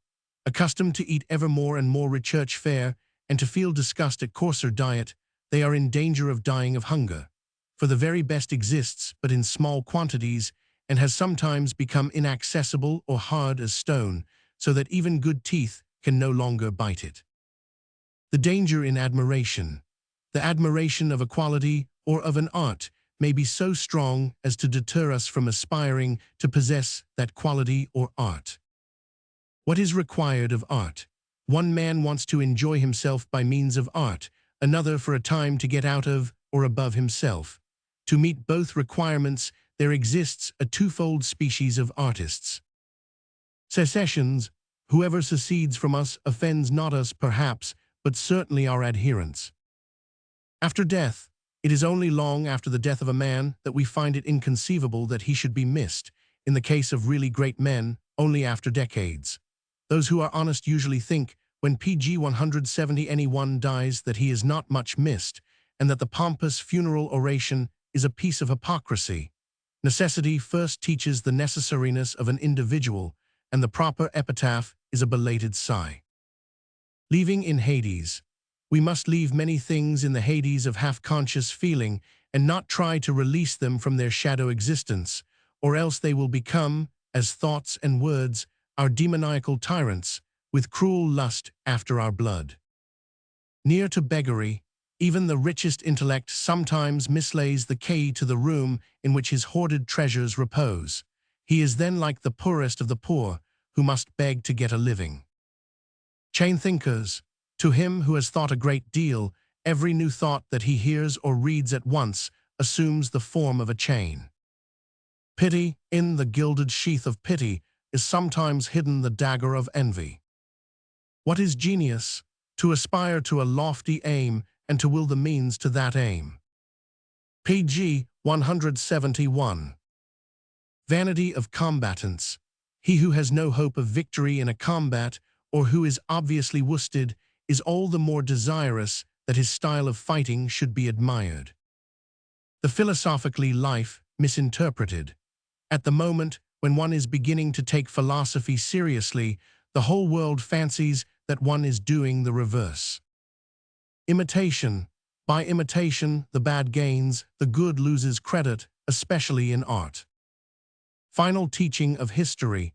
Oh, that I had but lived in those times, is the exclamation of foolish and frivolous men. At every period of history that we seriously review, even if it be the most belauded era of the past, we shall rather cry out at the end, anything but a return to that. The spirit of that age would oppress you with the weight of 100 atmospheres. The good and beautiful in it you would not enjoy, its evil you could not digest. Depend upon it, posterity will pass the same verdict on our own epoch, and say that it was unbearable, that life under such conditions was intolerable. And yet everyone can endure his own times. Yes, because the spirit of Pg 172, his age not only lies upon him, but is in him. The spirit of the age offers resistance to itself and can bear itself. Greatness as a mask. By greatness in our comportment, we embitter our foes. By envy that we do not conceal, we almost reconcile them to us. For envy levels and makes equal. It is an unconscious, plaintive variety of modesty. It may be indeed that here and there, for the sake of the above-named advantage, envy has been assumed as a mask by those who are not envious. Certainly, however, greatness in comportment is often used as the mask of envy by ambitious men who would rather suffer drawbacks and embitter their foes than let it be seen that they place them on an equal footing with themselves. Unpardonable, you gave him an opportunity of displaying the greatness of his character, and he did not make use of the opportunity. He will never forgive you for that. Contrasts. The most senile thought ever conceived about men lies in the famous saying, "The ego is always hateful," the most childish in the still more famous saying, "Love thy neighbor as thyself." With the one knowledge of men has ceased, with the other it has not yet begun. Pg 173. A defective ear. We still belong to the mob so long as we always shift the blame onto others. We are on the track of wisdom when we always make ourselves alone responsible. But the wise man finds no one to blame, neither himself nor others. Who said that? Epictetus, 1800 years ago. The world has heard but forgotten the saying. No, the world has not heard and not forgotten it. Everything is not forgotten. But we had not the necessary ear, the ear of Epictetus. So he whispered it into his own ear. Even so, wisdom is the whispering of the sage to himself in the crowded marketplace. A defect of standpoint, not of vision. We always stand a few paces too near ourselves and a few paces too far from our neighbor. Hence we judge him too much in the lump, and ourselves too much by individual, occasional, insignificant features and circumstances. Ignorance about weapons. How little we care whether another knows a subject or not, whereas he perhaps sweats blood at the bare idea that he may be considered ignorant on the point. Yes, there are exquisite fools who always go about with a quiverful of mighty, excommunicatory utterances, ready to shoot down anyone who shows freely that there are matters in which their judgment is not taken into account. Pg 174. At the drinking table of experience, people whose innate moderation leads them to drink but the half of every glass will not admit that everything in the world has its lays and sediment. Singing birds, the followers of a great man often put their own eyes out so that they may be the better able to sing his praise. Beyond our ken, the good generally displeases us when it is beyond our ken. Rule as mother or as child. There is one condition that gives birth to rules, another to which rules give birth. Comedy, we sometimes earn honor or love for actions and achievements which we have long since slewed as the snake slews his skin. We are hereby easily seduced into becoming the comic actors of our own past, and into throwing the old skin once more about our shoulders, and that not merely from vanity, but from goodwill towards our admirers. A mistake of biographers. The small force that is required to launch a boat into the stream PG 175 must not be confounded with the force of the stream that carries the boat along. Yet this mistake is made in nearly all biographies. Not buying too dear. The things that we buy too dear we generally turn to bad use, because we have no love for them, but only a painful recollection. Thus, they involve a twofold drawback. The philosophy that society always needs. The pillars of the social structure rest upon the fundamental fact that everyone cheerfully contemplates all that he is, does, and attempts, his sickness or health, his poverty or affluence, his honor or insignificance, and says to himself, "After all, I would not change places with anyone." Whoever wishes to add a stone to the social structure should always try to implant in mankind this cheerful philosophy of contentment and refusal to change places. The mark of a noble soul. A noble soul is not that which is capable of the highest flights, but that which rises little and falls little, living always in a free and bright atmosphere and altitude. Greatness and its contemplator. The noblest effect of greatness is that it gives the contemplator PG 176 a power of vision that magnifies and embellishes. Being satisfied. We show that we have attained maturity of understanding when we no longer go where rare flowers lurk under the thorniest hedges of knowledge, but are satisfied with gardens, forests, meadows, and plowlands, remembering that life is too short for the rare and uncommon. Advantage in privation. He who always lives in the warmth and fullness of the heart, and as it were, in the summer air of the soul, cannot form an idea of that fearful delight which seizes more wintry natures, who for once in a way are kissed by the rays of love and the milder breath of a sunny February day. Recipe for the sufferer. You find the burden of life too heavy, then you must increase the burden of your life. When the sufferer finally thirsts after and seeks the river of Lethe, then he must become a hero to be certain of finding it. The judge, he who has seen another's ideal becomes his inexorable judge, and as it were his evil conscience. The utility of great renunciation. The useful thing about great renunciation is that it invests PG 177 us with that youthful pride through which we can thenceforth easily demand of ourselves small renunciations. How duty acquires a glamour. You can change a brazen duty into gold in the eyes of all by always performing something more than you have promised. Prayer to mankind. Forgive us our virtues, so should we pray to mankind. They that create and they that enjoy. Everyone who enjoys thinks that the principal thing to the tree is the fruit, but in point of fact, the principal thing to it is the seed.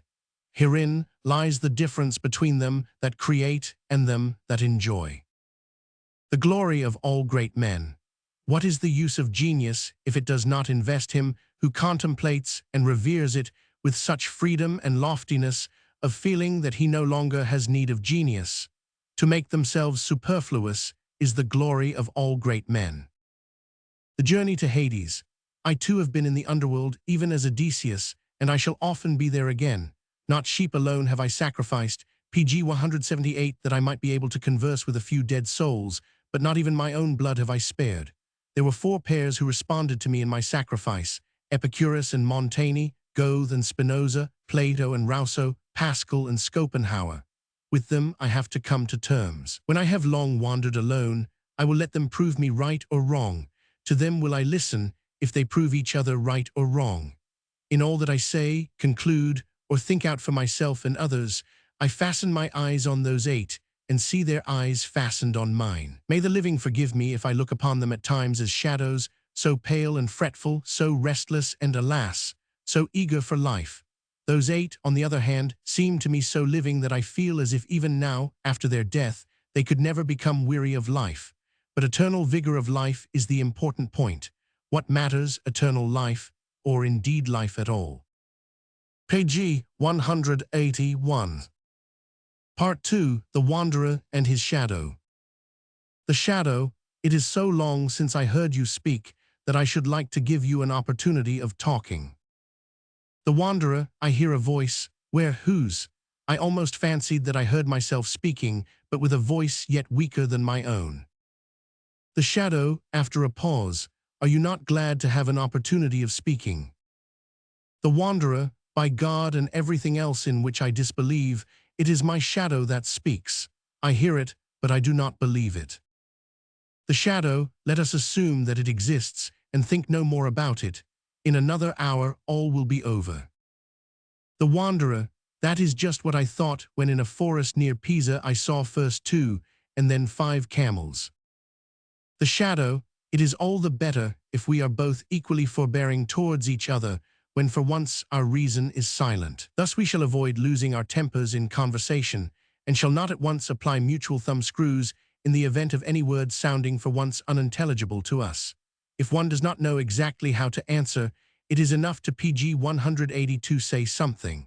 Those are the reasonable terms on which I hold conversation with any person. During a long talk, the wisest of men becomes a fool once and a simpleton thrice. The wanderer. Your moderation is not flattering to those to whom you confess it. The shadow. Am I then to flatter? The wanderer. I thought a man's shadow was his vanity. Surely vanity would never say, am I then to flatter? The shadow. Nor does human vanity, so far as I am acquainted with it, ask, as I have done twice, whether it may speak. It simply speaks. The wanderer. Now I see for the first time how rude I am to you, my beloved shadow. I have not said a word of my supreme delight in hearing and not merely seeing you. You must know that I love shadows even as I love light. For the existence of beauty of face, clearness of speech, kindliness and firmness of character, the shadow is as necessary as the light. They are not opponents, rather do they hold each other's hands like good friends, and when the light vanishes, the shadow glides after it. The shadow, yes, and I hate the same thing that you hate, night. I love men because they are votaries of life. I rejoice in the gleam of their eyes when they recognize and discover, they who never weary of recognizing and discovering. That shadow which all things cast when the sunshine of knowledge falls upon them, that shadow too am I. The wanderer. I think I understand you, although you have expressed yourself in somewhat page 183 shadowy terms. You are right. Good friends give to each other here and there, as a sign of mutual understanding, an obscure phrase which to any third party is meant to be a riddle. And we are good friends, you and I, so enough of preambles. Some few hundred questions oppress my soul, and the time for you to answer them is perchance but short. Let us see how we may come to an understanding as quickly and peaceably as possible. The shadow. But shadows are more shy than men. You will not reveal to any man the manner of our conversation. The wanderer. The manner of our conversation. Heaven preserve me from wire-drawn literary dialogues. If Plato had found less pleasure in spinning them out, his readers would have found more pleasure in Plato. A dialogue that in real life is a source of delight, when turned into writing and read, is a picture with nothing but false perspectives. Everything is too long or too short. Yet perhaps I may reveal the points on which we have come to an understanding. The shadow. With that I am content, for everyone will only recognize your views once more, and no one will think of the shadow. The wanderer. Perhaps you are wrong, my friend. Hitherto they have observed in my views more of the shadow than of me. The shadow. More of the shadow than of the light. Is that possible? The wanderer. Be serious, dear fool. My very first question demands seriousness. Page 184. Of the tree of knowledge, probability but no truth, the semblance of freedom but no freedom, these are the two fruits by virtue of which the tree of knowledge cannot be confounded with the tree of life. The world's reason, that the world is not the abstract essence of an eternal reasonableness, is sufficiently proved by the fact that that bit of the world which we know, I mean our human reason, is none too reasonable. And if this is not eternally and wholly wise and reasonable, the rest of the world will not be so either. Here the conclusion, a minori ad magis, a part ad totum holds good, and that with decisive force. In the beginning was.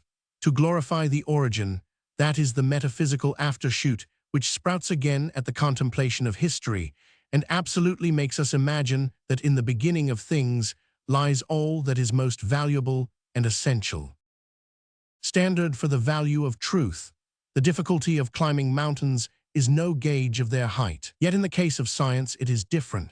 We are told by certain persons who wish to be considered the initiated, the difficulty in finding pg 185 truth is to determine the value of truth. This insane morality originates in the idea that truths are really nothing more than gymnastic appliances with which we have to exercise ourselves until we are thoroughly tired.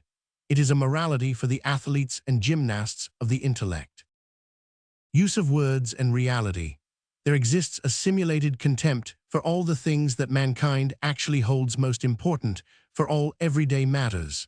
For instance, we say we only eat to live, an abominable lie, like that which speaks of the procreation of children as the real purpose of all sexual pleasure. Conversely, the reverence for the most important things is hardly ever quite genuine. The priests and metaphysicians have indeed accustomed us to a hypocritically exaggerated use of words regarding these matters, but they have not altered the feeling that these most important things are not so important as those despised everyday matters. A fatal consequence of this twofold hypocrisy is that we never make these everyday matters, such as eating, housing, clothes, and intercourse, the object of a constant, unprejudiced, and universal reflection and revision. But as such a process appears degrading, we divert from them our serious intellectual and artistic side. Hence in such matters habit and frivolity win an easy victory over the thoughtless, especially over inexperienced youth. On the other hand, our continual transgressions of the simplest laws of body and mind reduce us all, young pg 186 and old, to a disgraceful state of dependence and servitude. I mean to that fundamentally superfluous dependence upon physicians, teachers, and clergymen, whose dead weight still lies heavy upon the whole of society. Earthly infirmities and their main cause. If we look about us, we are always coming across men who have eaten eggs all their lives without observing that the oblong shape tastes the best, who do not know that a thunderstorm is beneficial to the stomach, that perfumes are most fragrant in cold, clear air, that our sense of taste varies in different parts of our mouths, that every meal at which we talk well or listen well does harm to the digestion. If we are not satisfied with these examples of defective powers of observation, we shall concede all the more readily that the everyday matters are very imperfectly seen and rarely observed by the majority. Is this a matter of indifference? Let us remember, after all, that from this defect are derived nearly all the bodily and spiritual infirmities of the individual. Ignorance of what is good and bad for us in the arrangement of our mode of life, the division of our day, the selection of our friends, and the time we devote to them in business and leisure, commanding and obeying, our feeling for nature and for art, our eating, sleeping, and meditation. Ignorance and lack of keen perceptions in the smallest and most ordinary details. This it is that makes the world a vale of tears for so many. Let us not say that here pg 187, as everywhere the fault lies with human unreason. Of reason there is enough and to spare, but it is wrongly directed and artificially diverted from these little intimate things. Priests and teachers, and the sublime ambition of all idealists, coarser and subtler, din it even into the child's ears that the means of serving mankind at large depend upon altogether different things, upon the salvation of the soul, the service of the state, the advancement of science, or even upon social position and property, whereas the needs of the individual, requirements great and small during the 24 hours of the day, are quite paltry or indifferent. Even Socrates attacked with all his might this arrogant neglect of the human for the benefit of humanity, and loved to indicate by a quotation from Homer the true sphere and conception of all anxiety and reflection. All that really matters, he said, is the good and evil hap I find at home. Two means of consolation. Epicurus, the sole comforter of later antiquity, said, with that marvelous insight which to this very day is so rarely to be found, that for the calming of the spirit, the solution of the final and ultimate theoretical problems is by no means necessary. Hence, instead of raising a barren and remote discussion of the final question, whether the gods existed, it sufficed him to say to those who were tormented by fear of the gods, if there are gods, they do not concern themselves with us. The latter position is far stronger and pg 188 more favorable, for by conceding a few points to the other, one makes him readier to listen and to take to heart. But as soon as he sets about proving the opposite, that the gods do concern themselves with us, into what thorny jungles of error must the poor man fall, quite of his own accord, and without any cunning on the part of his interlocutor. The latter must only have enough subtlety and humanity to conceal his sympathy with this tragedy. Finally, the other comes to feel disgust, the strongest argument against any proposition, disgust with his own hypothesis. He becomes cold and goes away in the same frame of mind as the pure atheist who says, "What do the gods matter to me? The devil take them." In other cases, especially when a half-physical, half-moral assumption had cast a gloom over his spirit, Epicurus did not refute the assumption. He agreed that it might be true, but that there was a second assumption to explain the same phenomenon, and that it could perhaps be maintained in other ways. The plurality of hypotheses, for example, that concerning the origin of conscientious scruples, suffices even in our time to remove from the soul the shadows that arise so easily from pondering over a hypothesis which is isolated, merely visible, and hence overvalued 100-fold. Thus, whoever wishes to console the unfortunate, the criminal, the hypochondriac, the dying, may call to mind the two soothing suggestions of Epicurus, which can be applied to a great number of problems. In their simplest form they would run, firstly, granted the thing is so, it does not concern us. Secondly, the thing may be so, but it may also be otherwise. Pg 189. In the night, so soon as night begins to fall, our sensations concerning everyday matters are altered. There is the wind, prowling as if on forbidden paths, whispering as if in search of something, fretting because he cannot find it. There is the lamplight, with its dim red glow, its weary look, unwillingly fighting against night, a sullen slave to wakeful man. There are the breathings of the sleeper, with their terrible rhythm, to which an ever-occurring care seems to blow the trumpet melody. We do not hear it, but when the sleeper's bosom heaves, we feel our heartstrings tighten, and when the breath sinks and almost dies away into a deathly stillness, we say to ourselves, "Rest a while, poor troubled spirit." All living creatures bear so great a burden that we wish them an eternal rest. Night invites to death. If human beings were deprived of the sun and resisted night by means of moonlight and oil lamps, what a philosophy would cast its veil over them. We already see only too plainly how a shadow is thrown over the spiritual and intellectual nature of man by that moiety of darkness and sunlessness that envelops life. Origin of the doctrine of free will. Necessity sways one man in the shape of his passions, another as a habit of hearing and obeying, a third as a logical conscience, a fourth as a caprice, and a mischievous delight in evasions. These four, pg 190, however, seek the freedom of their will at the very point where they are most securely fettered. It is as if the silkworm sought freedom of will in spinning. What is the reason? Clearly this, that everyone thinks himself most free where his vitality is strongest. Hence, as I have said, now in passion, now in duty, now in knowledge, now in caprice. A man unconsciously imagines that where he is strong, where he feels most thoroughly alive, the element of his freedom must lie. He thinks of dependence and apathy, independence and vivacity as forming inevitable pairs. Thus an experience that a man has undergone in the social and political sphere is wrongly transferred to the ultimate metaphysical sphere. There the strong man is also the free man, there the vivid feeling of joy and sorrow, the high hopes, the keen desires, the powerful hates are the attributes of the ruling, independent natures, while the thrall and the slave live in a state of dazed oppression. The doctrine of free will is an invention of the ruling classes. Absence of feeling of new chains. So long as we do not feel that we are in some way dependent, we consider ourselves independent, a false conclusion that shows how proud man is, how eager for dominion. For he hereby assumes that he would always be sure to observe and recognize dependence so soon as he suffered it, the preliminary hypothesis being that he generally lives in independence, and that, should he lose that independence for once in a way, he would immediately detect a contrary sensation. Suppose pg 191, however, the reverse to be true, that he is always living in a complex state of dependence, but thinks himself free where, through long habit, he no longer feels the weight of the chain. He only suffers from new chains, and free will really means nothing more than an absence of feeling of new chains. Freedom of the will and the isolation of facts. Our ordinary inaccurate observation takes a group of phenomena as one and calls them a fact. Between this fact and another, we imagine a vacuum. We isolate each fact. In reality, however, the sum of our actions and cognitions is no series of facts and intervening vacua, but a continuous stream. Now the belief in free will is incompatible with the idea of a continuous, uniform, undivided, indivisible flow.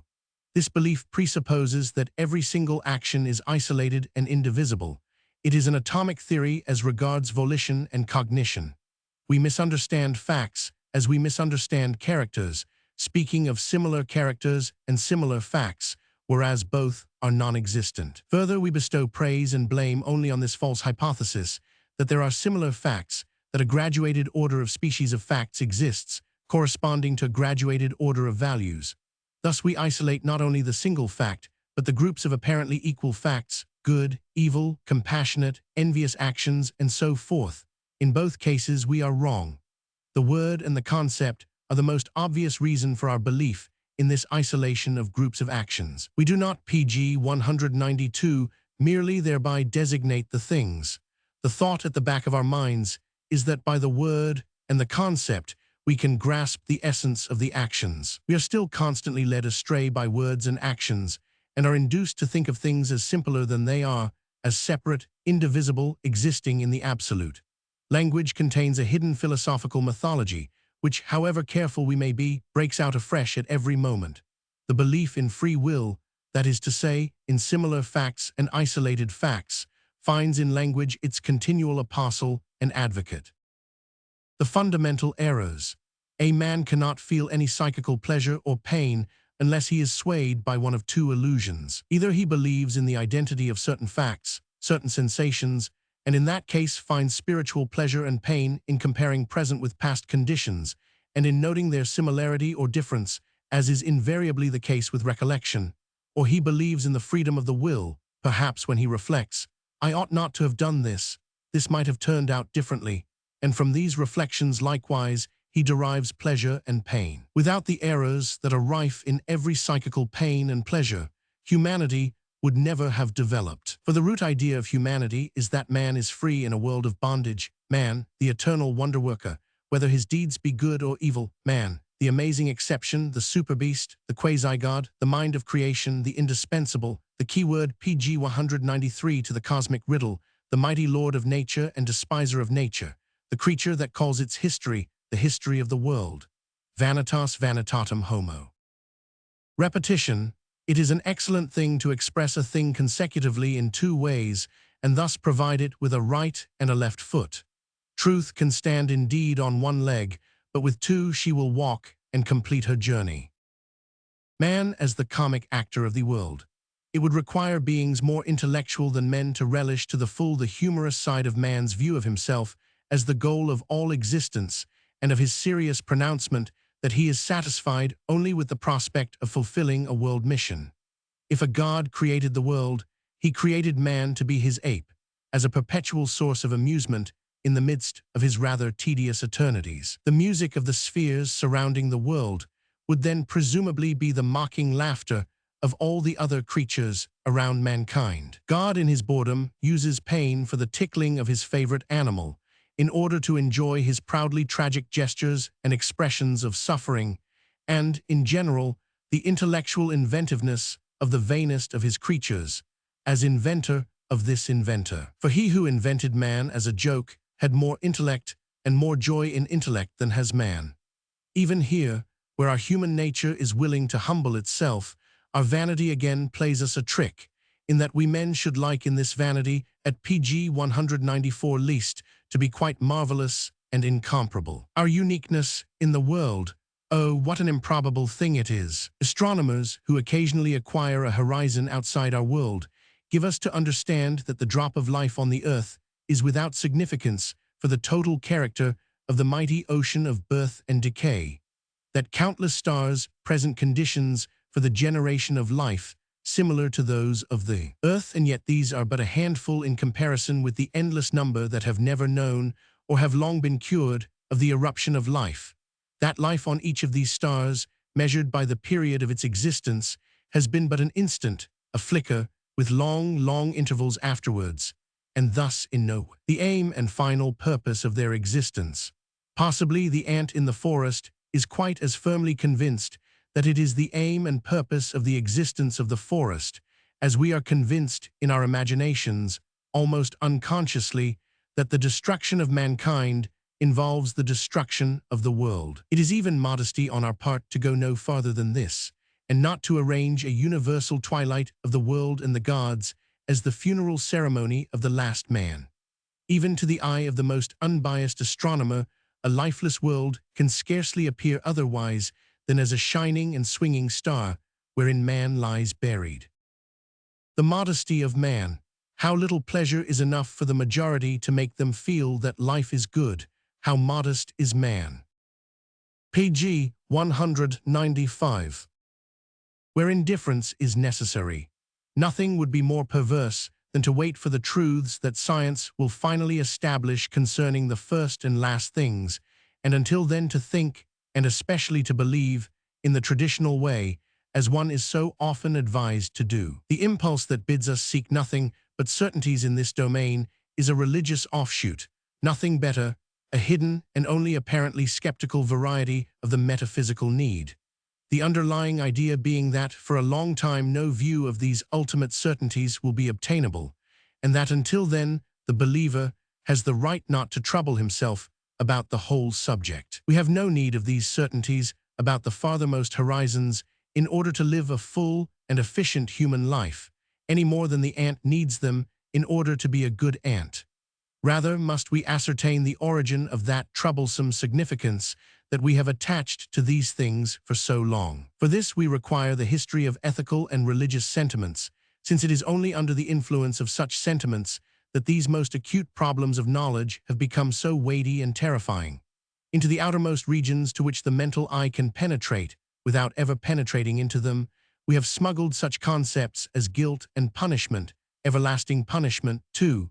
The darker those regions, the more careless we have been. For ages men have let their imaginations run riot where they pg 196 could establish nothing, and have induced posterity to accept these fantasies as something serious and true, with this abominable lie as their final trump card, that faith is worth more than knowledge. What we need now in regard to these ultimate things is not knowledge as against faith, but indifference as against faith and pretended knowledge in these matters. Everything must lie nearer to us than what has hitherto been preached to us as the most important thing. I mean the questions: what end does man serve? What is his fate after death? How does he make his peace with God? And all the rest of that bag of tricks. The problems of the dogmatic philosophers, be they idealists, materialists, or realists, concern us as little as do these religious questions. They all have the same object in view, to force us to a decision in matters where neither faith nor knowledge is needed. It is better even for the most ardent lover of knowledge that the territory open to investigation and to reason should be encircled by a belt of fog-laden, treacherous marshland, a strip of ever-watery, impenetrable, and indeterminable country. It is just by the comparison with the realm of darkness on the edge of the world of knowledge that the bright, accessible region of that world rises in value. We must once more become good friends of the everyday matters, and not, as hitherto, despise them and look beyond them at clouds and monsters of the night. In forests and caverns, in marshy tracts and under dull skies, on the lowest rungs of the ladder of culture, man has lived for aeons and lived in poverty. There he has learnt to despise the present, his neighbors, pg 197 his life, and himself, and we, the inhabitants of the brighter fields of nature and mind, still inherit in our blood some taint of this contempt for everyday matters. Profound interpretations.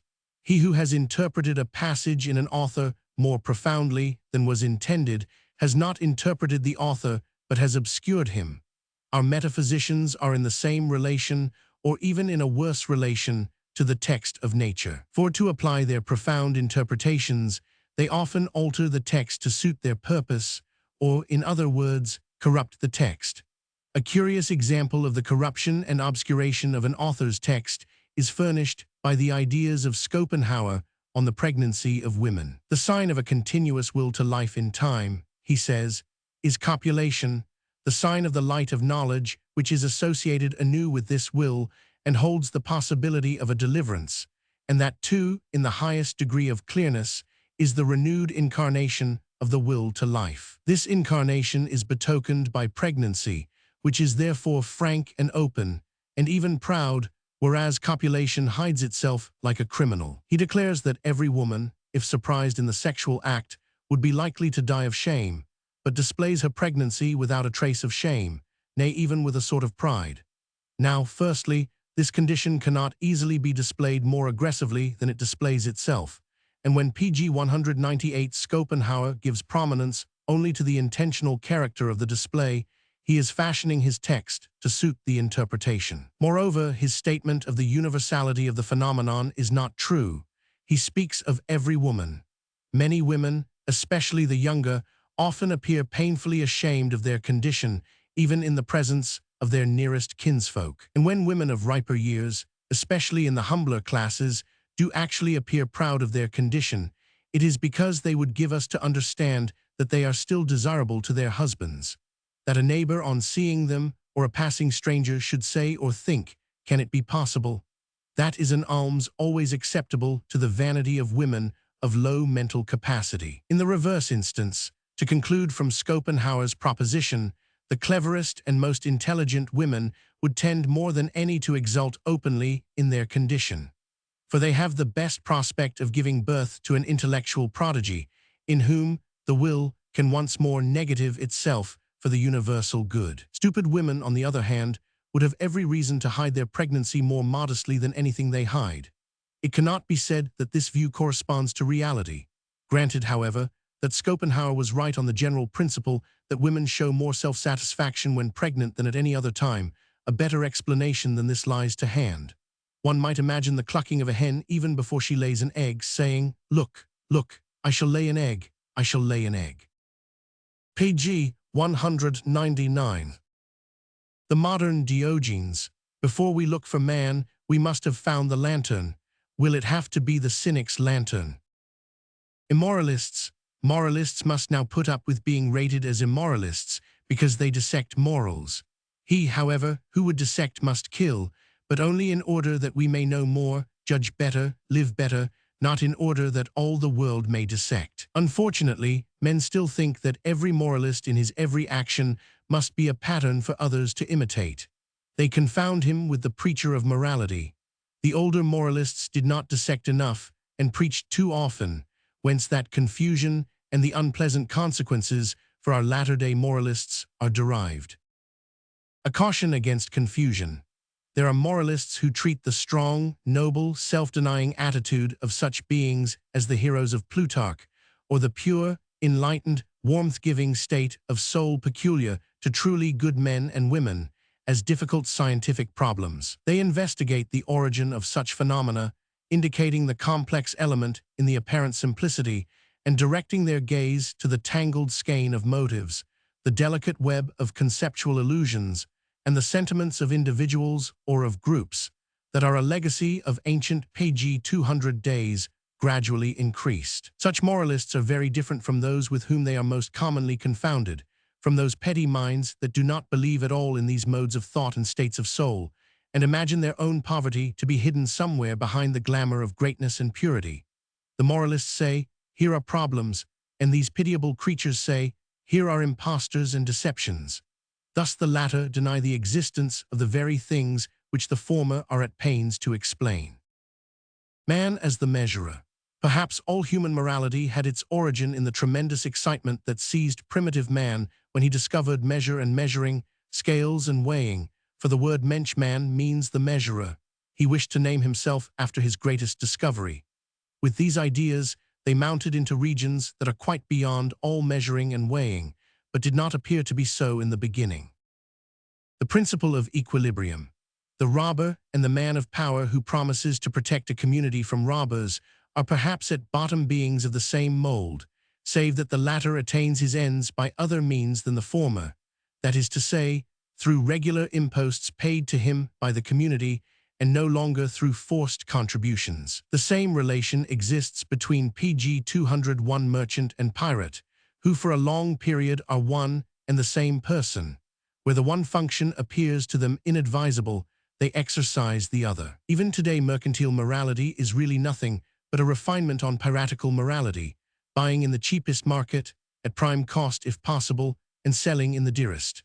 The essential point is that the man of power promises to maintain the equilibrium against the robber, and herein the weak find a possibility of living. For either they must group themselves into an equivalent power, or they must subject themselves to some one of equivalent power, i.e., render service in return for his efforts. The latter course is generally preferred, because it really keeps two dangerous beings in check, the robber through the man of power, and the man of power through the standpoint of advantage.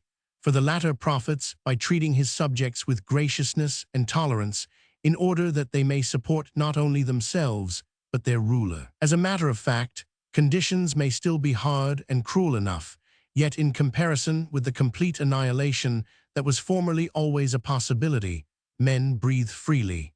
The community is at first the organization of the weak to counterbalance menacing forces. An organization to outweigh those forces would be more advisable if its members grew strong enough to destroy the adverse power. And when it is a question of one mighty oppressor, the attempt will certainly be made.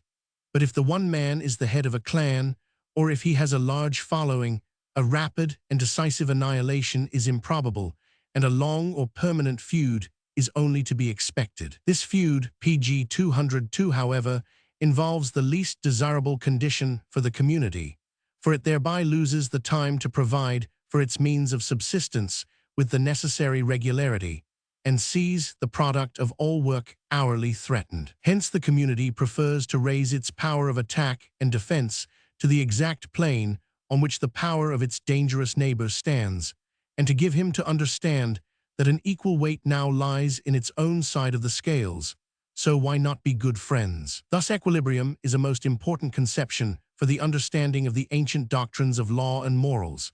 Equilibrium is, in fact, the basis of justice.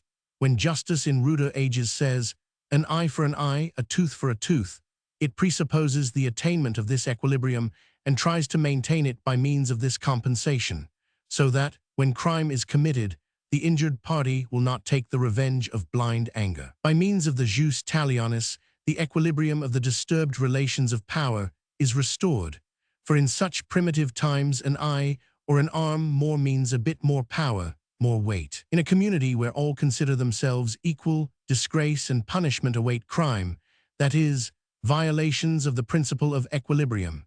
Disgrace is thrown into the scale as a counterweight against the encroaching individual, who has gained profit by his encroachment and now suffers losses through disgrace, which annul and outweigh the previous profits. Punishment, in the same way, sets up a far greater counterweight against the preponderance which every criminal hopes to obtain, imprisonment as against a deed of violence, restitution pg 203, and fines as against theft. Thus the sinner is reminded that his action has excluded him from the community and from its moral advantages, since the community treats him as an inferior, a weaker brother, an outsider. For this reason, punishment is not merely retaliation, but has something more, something of the cruelty of the state of nature, and of this it would serve as a reminder. Whether the adherents of the doctrine of free will have a right to punish men whose vocation it is to judge and punish, try to establish in every case whether an evildoer is really responsible for his act, whether he was able to apply his reasoning powers, whether he acted with motives and not unconsciously or under constraint. If he is punished, it is because he preferred the worse to the better motives, which he must consequently have known. Where this knowledge is wanting, man is, according to the prevailing view, not responsible, unless his ignorance, e.g. his ignorantia legis, be the consequence of an intentional neglect to learn what he ought.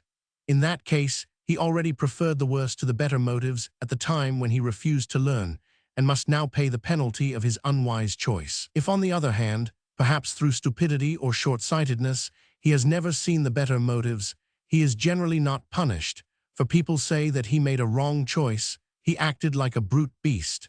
The intentional rejection of the better reason is now needed before we PG 204 treat the offender as fit to be punished. But how can anyone be intentionally more unreasonable than he ought to be? Whence comes the decision, if the scales are loaded with good and bad motives?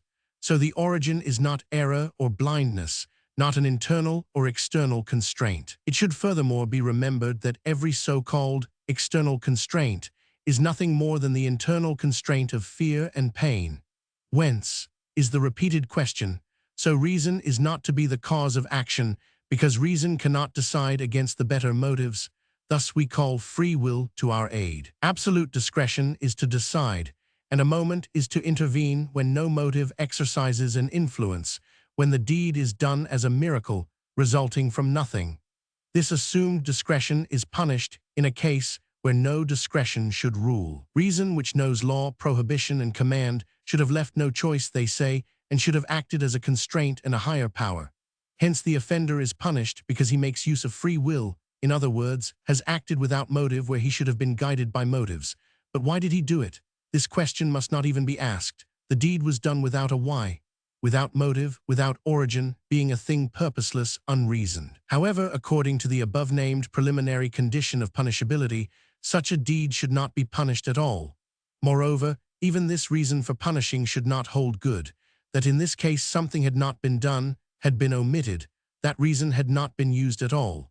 For at any rate the omission was unintentional, PG 205, and only intentional omission is considered punishable. The offender has indeed preferred the worse to the better motives, but without motive and purpose.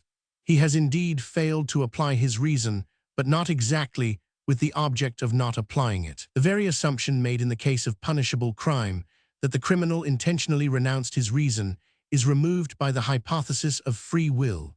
According to your own principles, you must not punish, you adherents of the doctrine of free will. These principles are, however, nothing but a very marvelous conceptual mythology, and the hen that hatched them has brooded on her eggs far away from all reality. Judging the criminal and his judge. The criminal, who knows the whole concatenation of circumstances, does not consider his act so far beyond the bounds of order and comprehension as does his judge. His punishment, however, is measured by the degree of astonishment that seizes the judge when he finds the crime incomprehensible. If the defending counsel's knowledge of the case and its previous history extends far enough, the so-called extenuating circumstances which he duly pleads must end by absolving his client from all guilt. Or to put it more plainly, the advocate will, step by step, tone down and finally remove the astonishment of the judge by forcing every honest listener to the tacit avowal, he was bound to act as he did, and if we punished, we should be punishing eternal necessity. Measuring the PG 206 punishment by the degree of knowledge we possess or can obtain of the previous history of the crime is that not in conflict with all equity. Exchange and equity.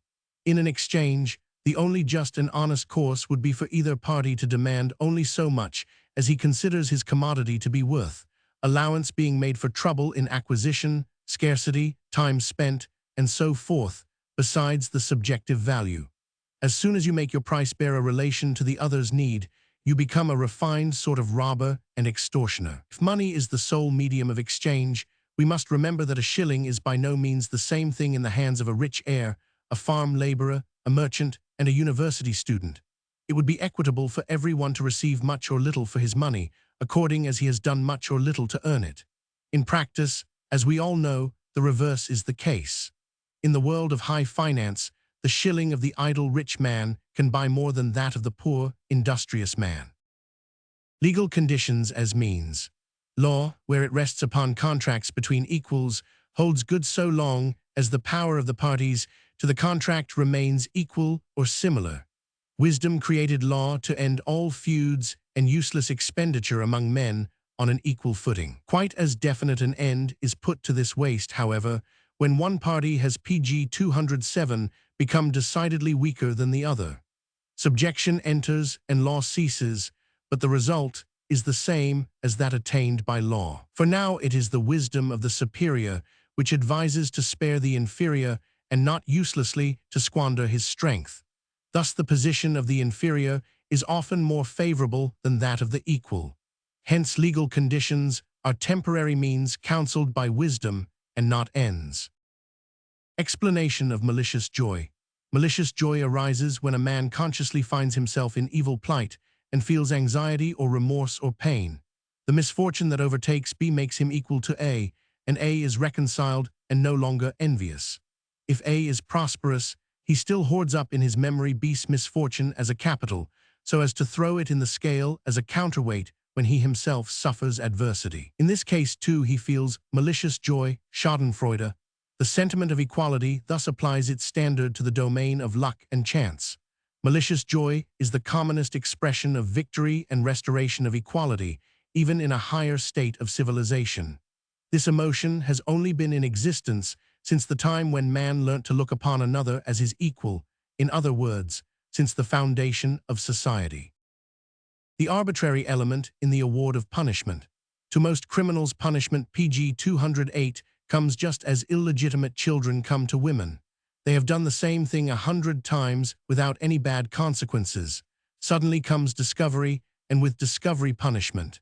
Yet habit should make the deed for which the criminal is punished appear more excusable, for he has developed a propensity that is hard to resist. Instead of this, the criminal is punished more severely if the suspicion of habitual crime rests on him, and habit is made a valid reason against all extenuation.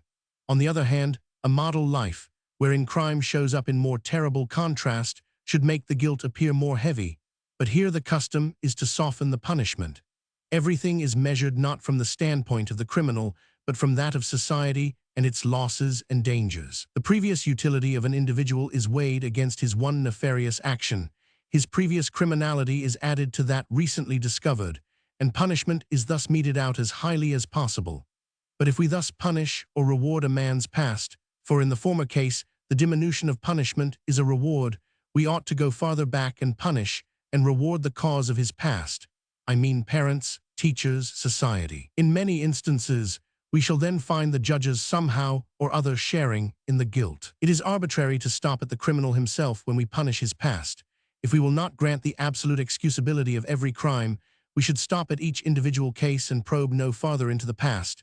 In other words, isolate guilt and not connect it with previous actions. Otherwise, we sin against PG 209 logic. The teachers of free will should draw the inevitable conclusion from their doctrine of free will and boldly decree, no action has a past. Envy and her nobler sister. Where equality is really recognized and permanently established, we see the rise of that propensity that is generally considered immoral and would scarcely be conceivable in a state of nature, envy. The envious man is susceptible to every sign of individual superiority to the common herd, and wishes to depress everyone once more to the level, or raise himself to the superior plane. Hence arise two different modes of action, which Hesiod designated good and bad eros. In the same way, in a condition of equality, there arises indignation if A is prosperous above and B unfortunate beneath their deserts and equality. These latter, however, are emotions of nobler natures. They feel the want of justice and equity in things that are independent of the arbitrary choice of men, or, in other words, they desire the equality recognized by man to be recognized as well by nature and chance. They are angry that men of equal merits should not have equal fortune. The envy of the gods. The envy of the gods arises when a despised person sets himself on an equality with his superior, like Ajax, or is made equal with him by the favor of fortune PG 210, like Niobe, the too-favored mother. In the social class system, this envy demands that no one shall have merits above his station, that his prosperity shall be on a level with his position, and especially that his self-consciousness shall not outgrow the limits of his rank. Often the victorious general or the pupil who achieves a masterpiece has experienced the envy of the gods. Vanity as an antisocial aftergrowth. As men, for the sake of security, have made themselves equal in order to found communities, but as also this conception is imposed by a sort of constraint and is entirely opposed to the instincts of the individual. So, the more universal security is guaranteed, the more do new offshoots of the old instinct for predominance appear. Such offshoots appear in the setting up of class distinctions, in the demand for professional dignities and privileges, and generally speaking, in vanity, manners, dress, speech, and so forth. So soon as danger to the community is apparent, the majority, who are unable to assert their preponderance in a time of universal peace, once more bring about the condition of equality, and for the time being the absurd privileges and vanities disappear. If the community, however, collapses utterly and anarchy reigns supreme, there arises the state of nature, an absolutely ruthless inequality as recounted by Thucydides in the case of Corcyra. Neither a natural justice nor a natural injustice exists. Page 211. Equity is a development of justice and arises among such as do not come into conflict with the communal equality.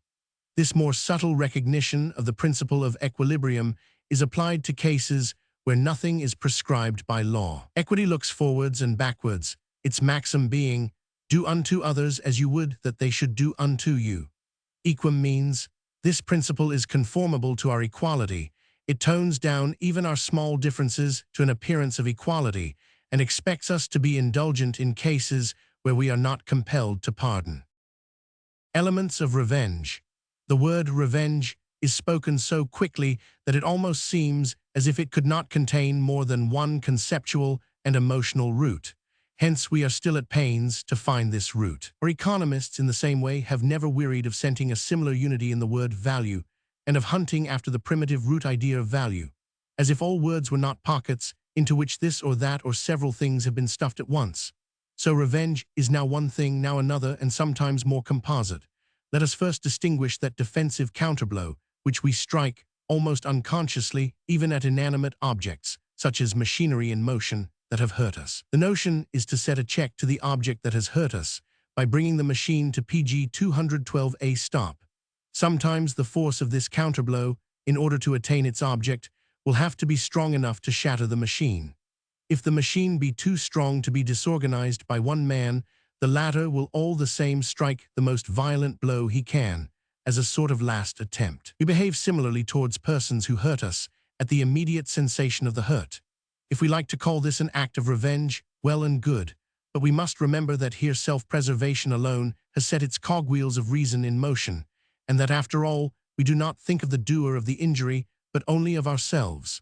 We act without any idea of doing injury in return, only with a view to getting away safe and sound. It needs time to pass in thought from oneself to one's adversary and ask oneself at what point he is most vulnerable. This is done in the second variety of revenge, the preliminary idea of which is to consider the vulnerability and susceptibility of the other.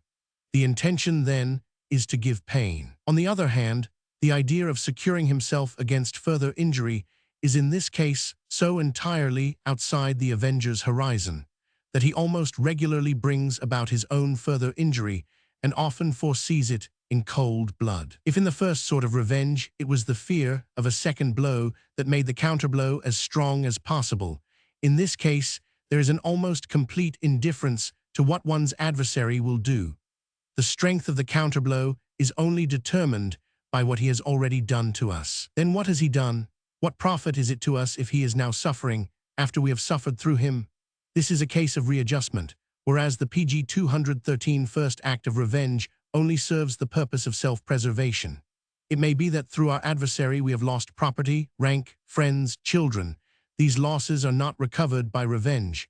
The readjustment only concerns a subsidiary loss, which is added to all the other losses. The revenge of readjustment does not preserve one from further injury.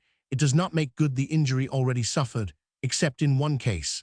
If our honor has suffered through our adversary, revenge can restore it. But in any case, honor has suffered an injury if intentional harm has been done us, because our adversary proved thereby that he was not afraid of us. By revenge, we prove that we are not afraid of him either, and herein lies the settlement, the readjustment. The intention of showing their complete lack of fear goes so far in some people that the dangers of revenge, loss of health or life or other losses, are in their eyes an indispensable condition of every vengeful act. Hence they practice the duel, although the law also offers them aid in obtaining satisfaction for what they have suffered. They are not satisfied with a safe means of recovering their honor, because this would not prove their fearlessness. In the first-named variety of revenge, it is just fear that strikes the counterblow. In the second case, it is the absence of fear, which, as has been said, wishes to manifest itself in the counterblow. Thus nothing appears more different than the motives of the two courses of action, which are designated by the one word, revenge. Yet it often happens that the avenger is not precisely certain as to what really prompted his deed. Perhaps he struck the counterblow pg 214 from fear and the instinct of self-preservation, but in the background, when he has time to reflect upon the standpoint of wounded honor, he imagines that he has avenged himself for the sake of his honor. This motive is in any case more reputable than the other. An essential point is whether he sees his honor injured in the eyes of others, the world, or only in the eyes of his offenders. In the latter case, he will prefer secret, in the former open revenge. Accordingly, as he enters strongly or feebly into the soul of the doer and the spectator, his revenge will be more bitter or more tame. If he is entirely lacking in this sort of imagination, he will not think at all of revenge, as the feeling of honor is not present in him and accordingly cannot be wounded. In the same way, he will not think of revenge if he despises the offender and the spectator, because as objects of his contempt, they cannot give him honor, and accordingly cannot rob him of honor. Finally, he will forgo revenge in the not uncommon case of his loving the offender. It is true that he then suffers loss of honor in the other's eyes, and will perhaps become less worthy of having his love returned. But even to renounce all requital of love is a sacrifice that love is ready to make when its only object is to avoid hurting the beloved object.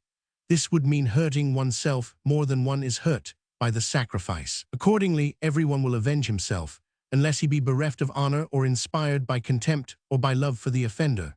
Even if he turns to the law courts, he desires revenge as a private individual, but also, as a thoughtful, prudent man of society, he desires the pg 215 revenge of society upon one who does not respect it. Thus, by legal punishment, private honor as well as that of society is restored. That is to say, punishment is revenge. Punishment undoubtedly contains the first-mentioned element of revenge, in as far as by its means society helps to preserve itself and strikes a counterblow in self-defense. Punishment desires to prevent further injury, to scare other offenders. In this way, the two elements of revenge, different as they are united in punishment, and this may perhaps tend most of all to maintain the above-mentioned confusion of ideas, thanks to which the individual avenger generally does not know what he really wants. The virtues that damage us. As members of communities, we think we have no right to exercise certain virtues which afford us great honor and some pleasure as private individuals. For example, indulgence and favor towards miscreants of all kinds. In short, every mode of action whereby the advantage of society would suffer through our virtue. No bench of judges, face to face with its conscience, may permit itself to be gracious. This privilege is reserved for the king as an individual, and we are glad when he makes use of it, proving that we should like to be gracious individually, but not collectively. Society recognizes only the virtues profitable to her, or at least not injurious to her, virtues like justice, which are exercised without loss, or, in fact, at compound interest. The virtues that damage us cannot have pg 216 originated in society, because even now opposition to them arises in every small society that is in the making. Such virtues are therefore those of men of unequal standing, invented by the superior individuals. They are the virtues of rulers, and the idea underlying them is, I am mighty enough to put up with an obvious loss. That is a proof of my power. Thus, they are virtues closely akin to pride. The casuistry of advantage. There would be no moral casuistry if there were no casuistry of advantage. The most free and refined intelligence is often incapable of choosing between two alternatives in such a way that his choice necessarily involves the greater advantage. In such cases, we choose because we must, and afterwards often feel a kind of emotional seasickness. Turning hypocrite. Every beggar turns hypocrite, like everyone who makes his living out of indigence, be it personal or public. The beggar does not feel want nearly so keenly as he must make others feel it, if he wishes to make a living by mendicancy. A sort of cult of the passions. You hypochondriacs, you philosophically blindworms talk of the formidable nature of human passions, in order to inveigh against the dreadsomeness of the PG 217 whole world structure. As if the passions were always and everywhere formidable, as if this sort of terror must always exist in the world. Through a carelessness in small matters, through a deficiency in observation of self and of the rising generation, you have yourselves allowed your passions to develop into such unruly monsters that you are frightened now at the mere mention of the word passion. It rests with you and it rests with us to divest the passions of their formidable features, and so to damn them that they do not become devastating floods. We must not exalt our errors into eternal fatalities. Rather, shall we honestly endeavor to convert all the passions of humanity into sources of joy. The sting of conscience. The sting of conscience, like the gnawing of a dog at a stone, is mere foolishness. Origin of rights. Rights may be traced to traditions, traditions to momentary agreements.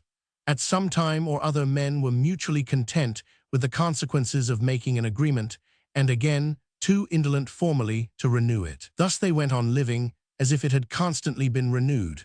And gradually, when oblivion cast its PG 218 veil over the origin, they thought they possessed a sacred, unalterable foundation on which every generation would be compelled to build. Tradition was now a constraint, even if it no more involved the profit originally derived from making the agreement. Here the weak have always found their strong fortress. They are inclined to immortalize the momentary agreement, the single act of favor shown towards them. The significance of oblivion in moral sentiment.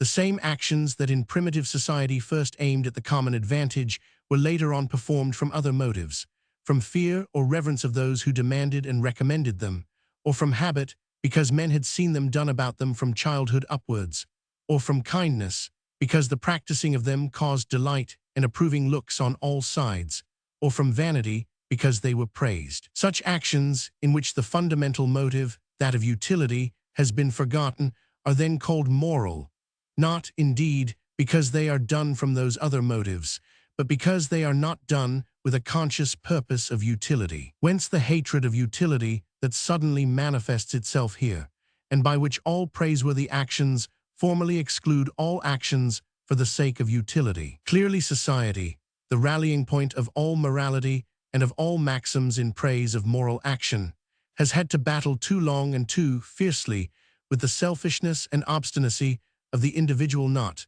to rate every PG 219 motive morally higher than utility. Hence it looks as if morals had not sprung from utility, whereas, in fact, morals are originally the public utility, which had great difficulty in prevailing over the interests of the unit and securing a loftier reputation. The heirs to the wealth of morality. Even in the domain of morals, there is an inherited wealth, which is owned by the gentle, the good-tempered, the compassionate, the indulgent. They have inherited from their forefathers their gentle mode of action, but not common sense, the source of that mode of action. The pleasant thing about this wealth is that one must always bestow and communicate a portion of it, if its presence is to be felt at all. Thus this wealth unconsciously aims at bridging the gulf between the morally rich and the morally poor. And what is its best and most remarkable feature, not for the sake of a future mean between rich and poor, but for the sake of a universal prosperity and superfluity. Such may be the prevailing view of inherited moral wealth, but it seems to me that this view is maintained more in majorum gloriam of morality than in honor of truth. Experience at least establishes a maxim which must serve, if not as a refutation, at any rate as an important check upon that generalization. Without the most exquisite intelligence, says experience, without the most refined capacity for choice and a strong propensity to observe the mean, the morally rich will become spendthrifts of morality. Pg 224, by abandoning themselves without restraint to their compassionate, gentle, conciliatory, harmonizing instincts, they make all about them more careless, more covetous, and more sentimental. The children of these highly moral spendthrifts easily, and sad to relate, at best become pleasant but futile wasters. The judge in extenuating circumstances. One should behave as a man of honor even towards the devil and pay his debts, said an old soldier, when the story of Faust had been related to him in rather fuller detail. Hell is the right place for Faust. You are terrible, you men, cried his wife. How can that be? After all, his only fault was having no ink in his inkstand. It is indeed a sin to write with blood, but surely for that such a handsome man ought not to burn in hellfire. Problem of the duty of truth. Duty is an imperious sentiment that forces us to action. We call it good, and consider it outside the pale of discussion. The origin, limits, and justification of duty we will not debate or allow to be debated. But the thinker considers everything an evolution, and every evolution a subject for discussion, and is accordingly without duty so long as he is merely a thinker. As such, he would not recognize the duty of seeing and speaking the truth. He would not feel the sentiment at all. He asks whence comes it, and whither will it go? But even this page 221 questioning appears to him questionable. Surely, however, the consequence would be that the thinker's machinery would no longer work properly if he could really feel himself unencumbered by duty in the search for knowledge. It would appear, then, that for fuel the same element is necessary as must be investigated by means of the machine. Perhaps the formula will be, granted there were a duty of recognizing truth, what is then the truth in regard to every other kind of duty? But is not a hypothetical sense of duty a contradiction in terms? Grades of morals. Morality is primarily a means of preserving the community and saving it from destruction.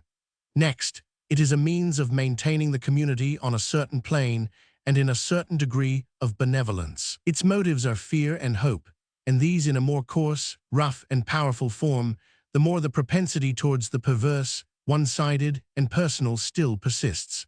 The most terrible means of intimidation must be brought into play so long as milder forms have no effect, and that twofold species of preservation cannot be attained. The strongest intimidation, by the way, is the invention of a hereafter with a hell everlasting. For this purpose, we must have racks and torturers of the soul. Further grades of morality, and accordingly means to the end referred to, are the commandments of a God, as in the Mosaic Law. Still further and higher are the commandments of an absolute sense of duty, with pg 222a thou shalt, all rather roughly hewn yet broad steps, because on the finer, narrower steps men cannot yet set their feet. Then comes a morality of inclination, of taste, finally of insight, which is beyond all the illusory motives of morality, but has convinced itself that humanity for long periods could be allowed no other. The morality of pity in the mouths of the intemperate. All those who are not sufficiently masters of themselves and do not know morality as a self-control and self-conquest, continuously exercised in things great and small, unconsciously come to glorify the good, compassionate, benevolent impulses of that instinctive morality which has no head, but seems merely to consist of a heart and helpful hands. It is to their interest even to cast suspicion upon a morality of reason, and to set up the other as the sole morality. Sewers of the soul. Even the soul must have its definite sewers, through which it can allow its filth to flow off. For this purpose it may use persons, relations, social classes, its native country, or the world, or finally, for the wholly arrogant, I mean our modern pessimists, le bon Dieu. A kind of rest and contemplation. Beware lest your rest and contemplation resemble that pg 223 of a dog before a butcher's stall, prevented by fear from advancing and by greed from retiring, and opening its eyes wide as though they were mouths. Prohibitions without reasons. A prohibition, the reason of which we do not understand or admit, is almost a command, not only for the stiff-necked, but for the thirster after knowledge. We at once make an experiment in order to learn why the prohibition was made. Moral prohibitions, like those of the Decalogue, are only suited to ages when reason lies vanquished. Nowadays, a prohibition like "thou shalt not kill," "thou shalt not commit adultery," laid down without reasons, would have an injurious rather than a beneficial effect. Character portrait. What sort of a man is it that can say of himself, "I despise very easily, but never hate. I at once find out in every man something which can be honored, and for which I honor him. The so-called amiable qualities attract me but little." Pity and contempt. The expression of pity is regarded as a sign of contempt, because one has clearly ceased to be an object of fear as soon as one becomes an object of pity. One has sunk below the level of the equilibrium. For this equilibrium does not satisfy human vanity, which is only satisfied pg 224 by the feeling that one is imposing respect and awe. Hence, it is difficult to explain why pity is so highly prized, just as we need to explain why the unselfish man, who is originally despised or feared as being artful, is praised. The capacity of being small. We must be as near to flowers, grasses, and butterflies as a child, that is, not much bigger than they. We adults have grown up beyond them and have to stoop to them. I think the grasses hate us when we confess our love for them. He who would have a share in all good things must understand at times how to be small. The sum total of conscience. The sum total of our conscience is all that has regularly been demanded of us, without reason, in the days of our childhood, by people whom we respected or feared. From conscience comes that feeling of obligation, this I must do, this omit, which does not ask, why must I? In all cases where a thing is done with, because, and why, man acts without conscience, but not necessarily on that account against conscience. The belief in authority is the source of conscience, which is therefore not the voice of God in the heart of man, but the voice of some men in man. Conquest of the passions. The man who has overcome his passions has entered into possession pg 225 of the most fruitful soil, like the colonist who has become lord over bogs and forests. To sow the seed of spiritual good, works on the soil of the vanquished passions, is the next and most urgent task. The conquest itself is a means, not an end. If it be not so regarded, all kind of weeds and devil's crop quickly spring up upon the fertile soil that has been cleared, and soon the growth is all wilder and more luxuriant than before. Skill in service. All so-called practical men have skill in service, whether it be serving others or themselves. This is what makes them practical.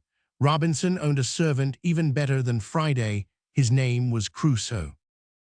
Danger in speech to intellectual freedom.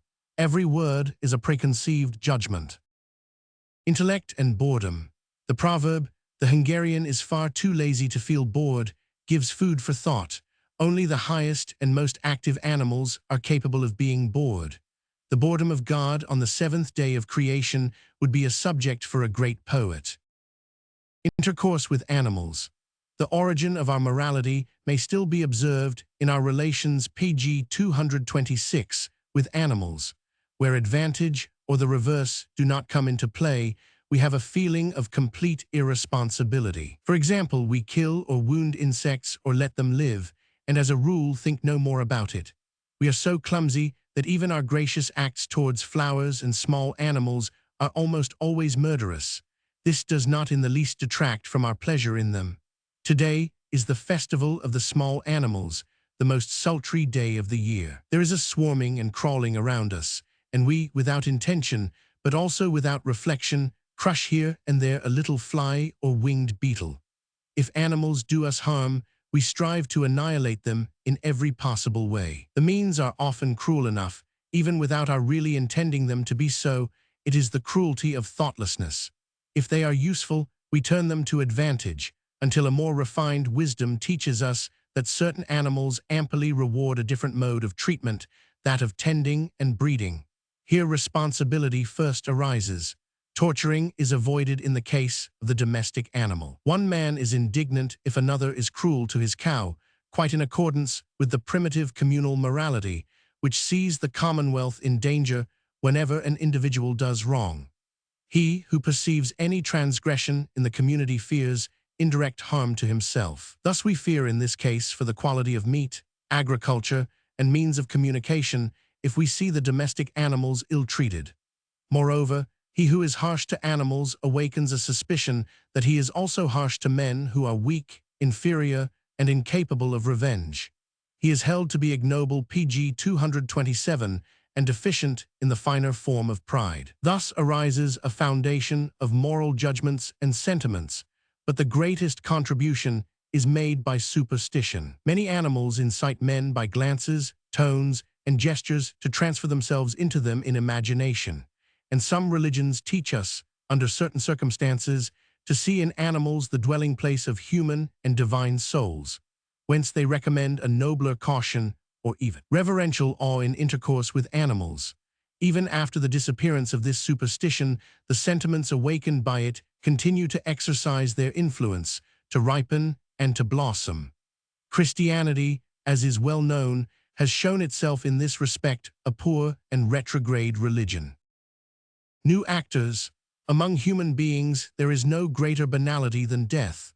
Second in order, because it is possible to die without being born, comes birth, and next comes marriage. But these hackneyed little tragicomedies are always presented, at each of their unnumbered and innumerable performances, by new actors, and accordingly do not cease to find interested spectators. Whereas we might well believe that the whole audience of the World Theatre had long since hanged themselves to every tree from sheer boredom at these performances.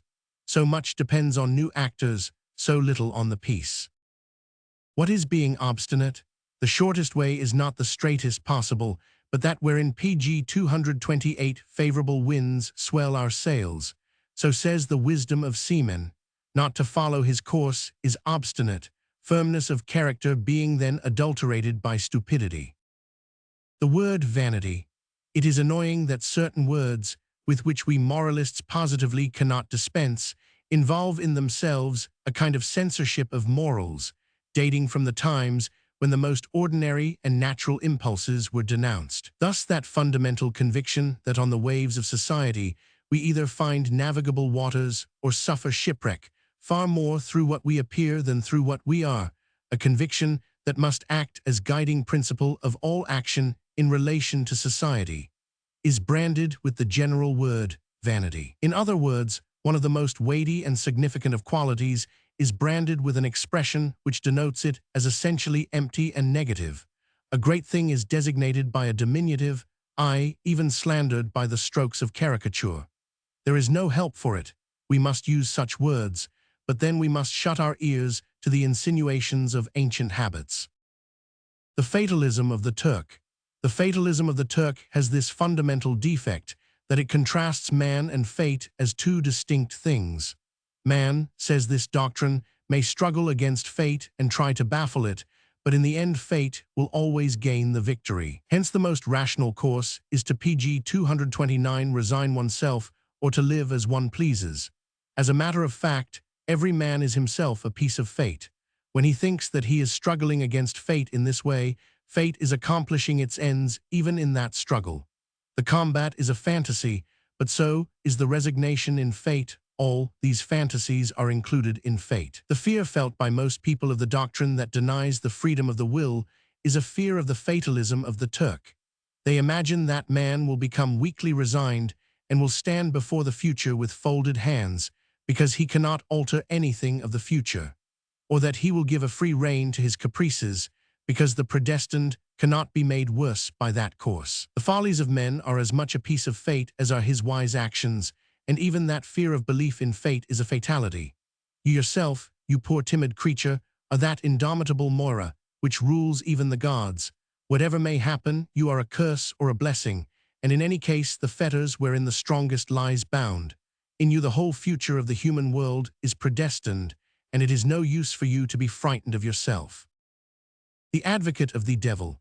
Only by our own suffering do we become wise, only by others' suffering do we become good.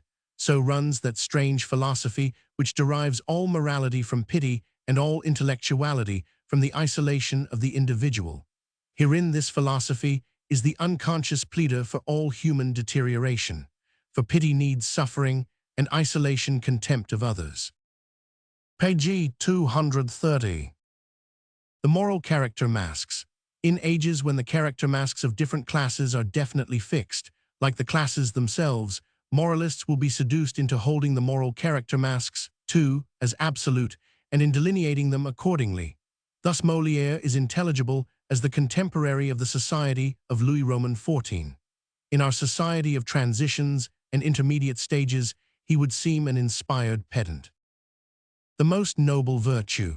In the first era of the higher humanity, courage is accounted the most noble virtue, in the next justice, in the third temperance, in the fourth wisdom. In which era do we live? In which do you live? A necessary preliminary. A man who will not become master of his irritability, his venomous and vengeful feelings, and his lust, and attempts to become master in anything else, is as stupid as the farmer who lays out his field beside a torrent, without guarding against that torrent. What is truth? Schwarzert, Melanchthon. We often preach our faith when we have lost it, and leave not a stone unturned to find it, and then we often do not preach worst. Page 231. Luther, brother, you are really speaking like an angel today. Schwarzert, but that is the idea of your enemies, and they apply it to you. Luther, then it would be a lie from the devil's hindquarters. The habit of contrasts. Superficial, inexact observation sees contrasts everywhere in nature, for instance, hot and cold, where there are no contrasts, only differences of degree. This bad habit has induced us to try to understand and interpret even the inner nature, the intellectual and moral world, in accordance with such contrasts. An infinite amount of cruelty, arrogance, harshness, estrangement, and coldness has entered into human emotion, because men imagine they saw contrasts where there were only transitions. Can we forgive? How can we forgive them at all if they know not what they do? We have nothing to forgive. But does a man ever fully know what he is doing? And if this point at least remains always debatable, men never have anything to forgive each other, and indulgence is for the reasonable man an impossible thing.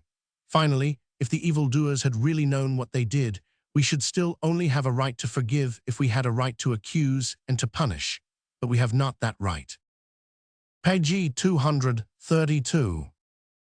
Habitual shame. Why do we feel shame when some virtue or merit is attributed to us which, as the saying goes, we have not deserved? Because we appear to have intruded upon a territory to which we do not belong, from which we should be excluded, as from a holy place or holy of holies, which ought not to be trodden by our foot. Through the errors of others we have, nevertheless, penetrated to it, and we are now swayed partly by fear, partly by reverence, partly by surprise. We do not know whether we ought to fly or to enjoy the blissful moment with all its gracious advantages. In all shame there is a mystery, which seems desecrated or in danger of desecration through us. All favor begets shame. But if it be remembered that we have never really deserved anything, this feeling of shame, provided that we surrender ourselves to this point of view in a spirit of Christian contemplation, becomes habitual, because upon such a one God seems continually to be conferring his blessing and his favors. Apart from this Christian interpretation, the state of habitual shame will be possible even to the entirely godless sage, who clings firmly to the basic non-responsibility and non-meritoriousness of all action and being. If he be treated as if he had deserved this or that, he will seem to have won his way into a higher order of beings who do actually deserve something, who are free and can really bear the burden of responsibility for their own volition and capacity. Whoever says to him, "You have deserved it," appears to cry PG 233 out to him, "You are not a human being, but a god." The most unskillful teacher. In one man, all his real virtues are implanted on the soil of his spirit of contradiction, in another on his incapacity to say no, in other words, on his spirit of acquiescence. A third has made all his morality grow out of his pride as a solitary, a fourth from his strong social instinct. Now supposing that the seeds of the virtues in these 4 cases, owing to mischance or unskillful teachers, were not sown on the soil of their nature, which provides them with the richest and most abundant mold, they would become weak, unsatisfactory men, devoid of morality. And who would have been the most unskillful of teachers, the evil genius of these men, the moral fanatic, who thinks that the good can only grow out of the good and on the soil of the good? The cautious style. But if this were known to all, it would be injurious to the majority. You yourself call your opinions dangerous to those in danger, and yet you make them public. I write so that neither the mob, nor the populi, nor the parties of all kinds can read me. So my opinions will never be public opinions. How do you write, then? Neither usefully nor pleasantly, for the 3 classes I have mentioned. Pg 234. Divine missionaries. Even Socrates feels himself to be a divine missionary, but I am not sure whether we should not here detect a tincture of that Attic irony and fondness for jesting whereby this odious, arrogant conception would be toned down. He talks of the fact without unction, his images of the gadfly and the horse are simple and not sacerdotal. The real religious task which he has set himself, to test God in 100 ways and see whether he spoke the truth, betrays a bold and free attitude in which the missionary walked by the side of his God. This testing of God is one of the most subtle compromises between piety and free thinking that has ever been devised. Nowadays, we do not even need this compromise any longer. Honesty in painting. Raphael, who cared a great deal for the church so far as she could pay him, but, like the best men of his time, cared little for the objects of the church's belief, did not advance one step to meet the exacting, ecstatic piety of many of his patrons. He remained honest even in that exceptional picture, which was originally intended for a banner in a procession, the Sistine Madonna. Here for once he wished to paint a vision, but such a vision as even noble youths without faith may and will have, the vision of the future wife, a wise, high-souled, silent, and very beautiful woman carrying her firstborn in her arms. Let men of an older generation, accustomed to prayer and devotion, find Pg 235 here, like the worthy elder on the left, something superhuman to revere. We younger men, so Raphael seems to call to us, are occupied with the beautiful maiden on the right, who says to the spectator of the picture, with her challenging and by no means devout look, the mother and her child, is not that a pleasant, inviting sight? The face and the look are reflected in the joy in the faces of the beholders. The artist who devised all this enjoys himself in this way, and adds his own delight to the delight of the art lover. As regards the messianic expression in the face of the child, Raphael, honest man, who would not paint any state of soul in which he did not believe, has amiably cheated his religious admirers. He painted that freak of nature which is very often found, the man's eye in the child's face, and that, too, the eye of a brave, helpful man who sees distress. This eye should be accompanied by a beard. The fact that a beard is wanting, and that 2 different ages are seen in one countenance, is the pleasing paradox which believers have interpreted in accordance with their faith in miracles. The artist could only expect as much from their art of exposition and interpretation. Prayer on 2 hypotheses alone. Is there any sense in prayer, that not quite extinct custom of olden times? It would have to be possible either to fix or alter the will of the Godhead, and the devotee would have to know best himself what he needs and should really desire. Both hypotheses, Pg 236, axiomatic and traditional in all other religions, are denied by Christianity. If Christianity nevertheless maintained prayer side by side with its belief in the all-wise and all-provident divine reason, a belief that makes prayer really senseless and even blasphemous, it showed here once more its admirable wisdom of the serpent. For an outspoken command, "Thou shalt not pray," would have led Christians by way of boredom to the denial of Christianity. In the Christian, ora et labora, ora plays the role of pleasure. Without ora, what could those unlucky saints who renounced labor have done, but to have a chat with God, to ask him for all kinds of pleasant things, to feel a slight amusement at one's own folly in still having any wishes at all, in spite of so excellent a Father, all that was an admirable invention for saints. A holy lie, the lie that was on Aria's lips when she died, Pete, non-Dalit 19, obscures all the truths that have ever been uttered by the dying. It is the only holy lie that has become famous, whereas elsewhere the odor of sanctity has clung only to errors. The most necessary apostle. Among 12 apostles one must always be hard as stone, in order that upon him the new church may be built. Page 237. Which is more transitory, the body or the spirit?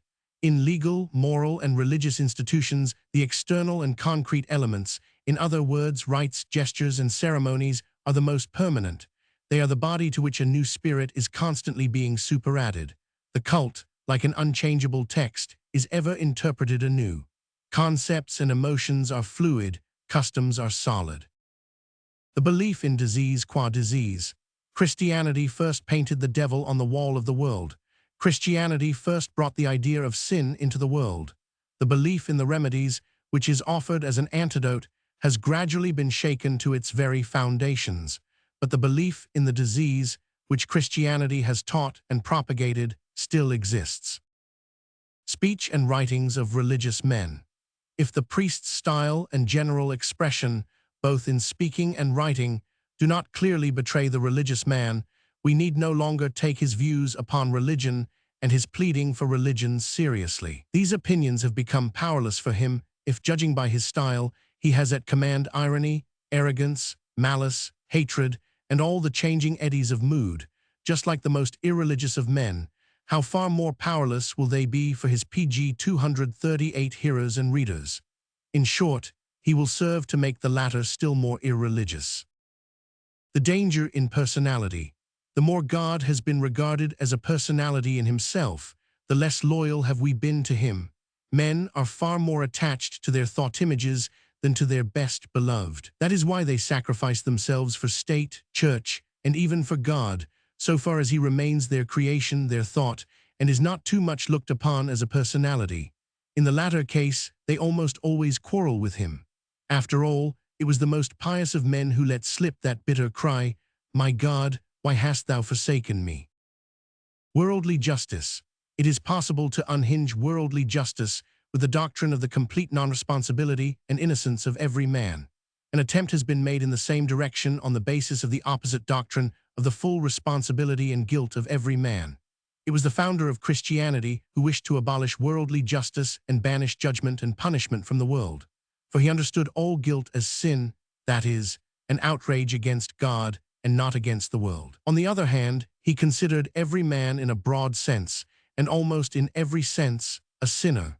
The guilty, however, are not to be the judges of their peers, so his rules page 239 of equity decided. Thus all dispensers of worldly justice were in his eyes as culpable as those they condemned, and their air of guiltlessness appeared to him hypocritical and pharisaical.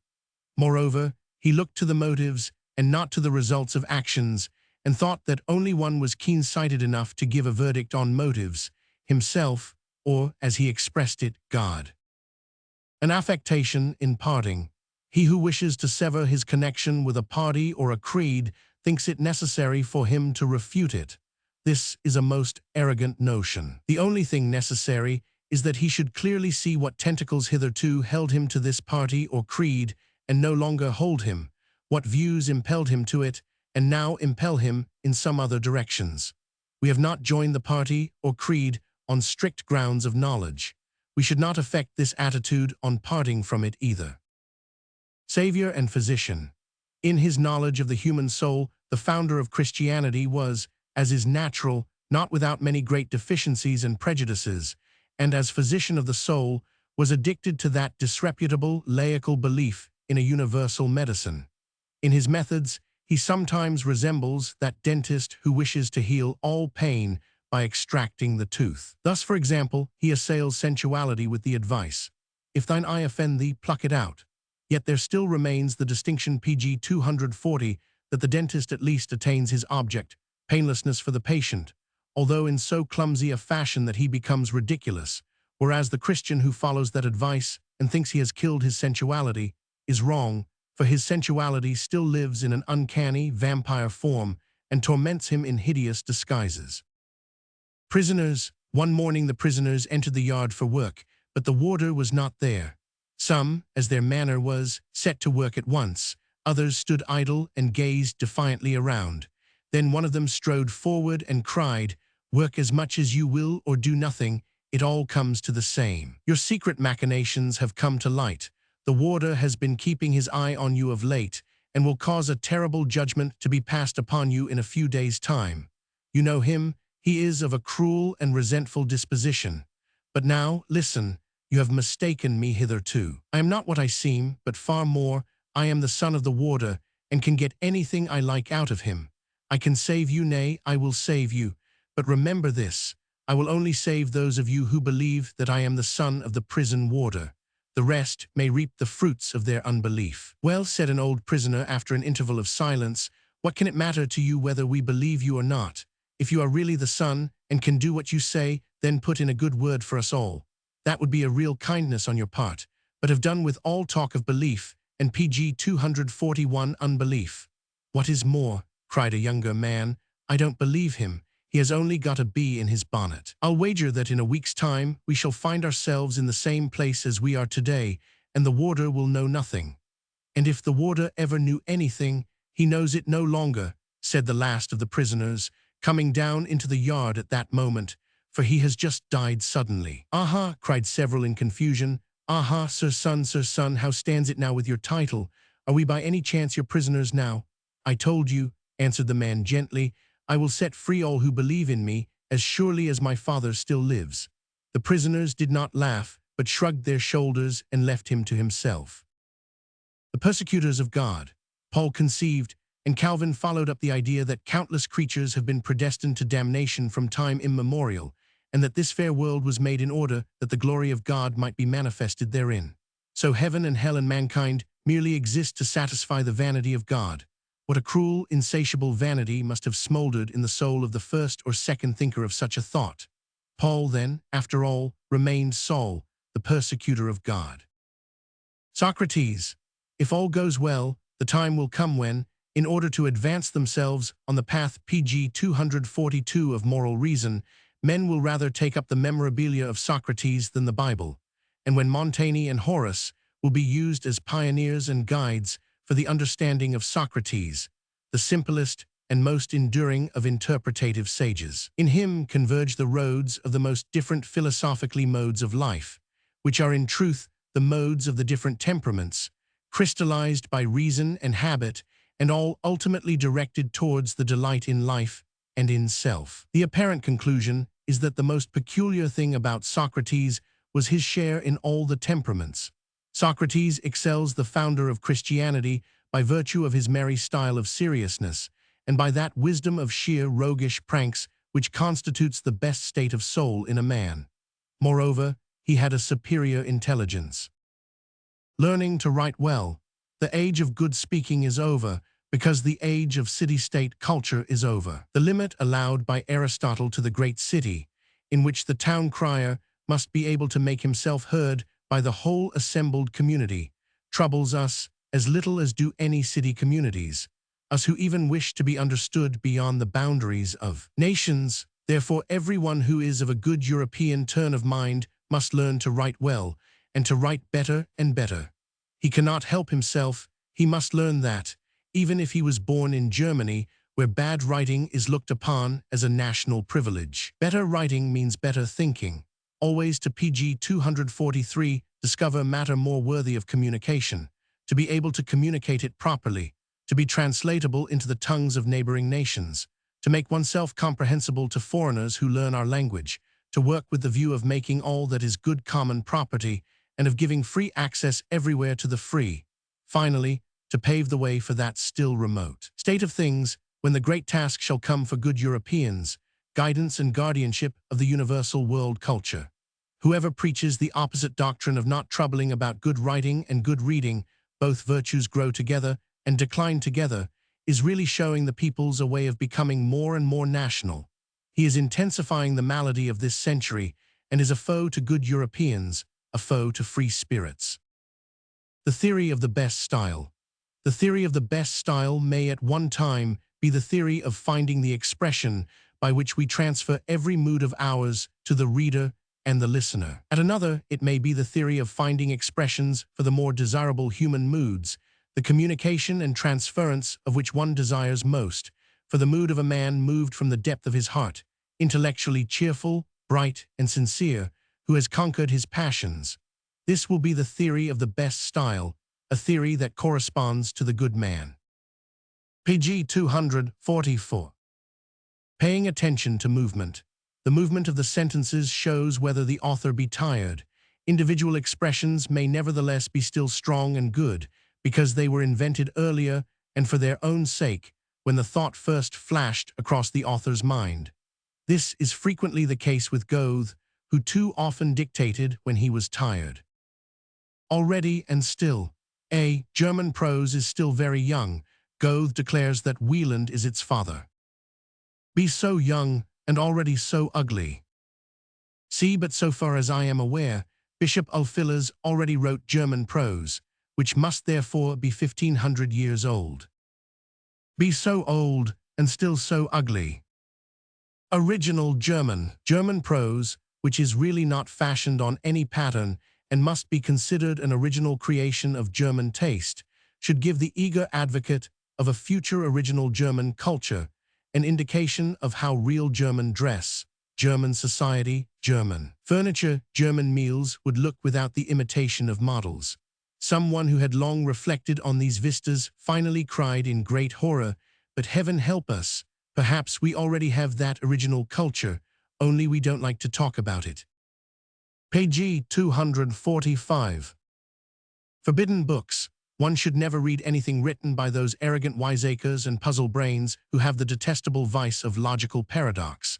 They apply logical formulae just where everything is really improvised at random and built in the air. Therefore, with them means, "You idiot of a reader, this therefore does not exist for you, but only for me." The answer to this is, "You idiot of a writer, then why do you write?" Displaying one's wit. Everyone who wishes to display his wit thereby proclaims that he has also a plentiful lack of wit. That vice, which clever Frenchmen have of adding a touch of dédain to their best ideas, arises from a desire to be considered richer than they really are. They wish to be carelessly generous, as if weary of continual spending from overfull treasuries. French and German literature.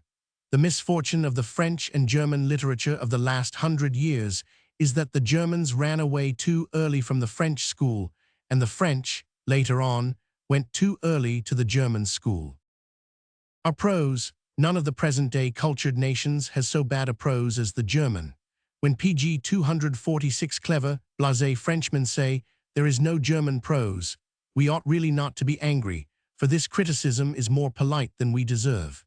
If we look for reasons, we come at last to the strange phenomenon that the German knows only improvised prose and has no conception of any other. He simply cannot understand the Italian, who says that prose is as much harder than poetry as the representation of naked beauty is harder to the sculptor than that of draped beauty. Verse, images, rhythm, and rhyme need honest effort that even the German realizes, and he is not inclined to set a very high value on extempore poetry. But the notion of working at a page of prose as at a statue sounds to him like a tale from fairyland. The grand style. The grand style comes into being when the beautiful wins a victory over the monstrous. Dodging, we do not realize, in the case of distinguished minds, wherein lies the excellence of their expression, their turn of phrase, until we can say what word every mediocre writer would inevitably have hit upon in expressing the same idea. All great artists, in steering their car, show themselves prone to dodge and leave the track, but never to fall over. Something like bread. Bread neutralizes and takes out the taste of other food, and is therefore page 247 necessary to every long meal. In all works of art, there must be something like bread, in order that they may produce divers effects. If these effects followed one another without occasional pauses and intervals, they would soon make us weary and provoke disgust. In fact, a long meal of art would then be impossible.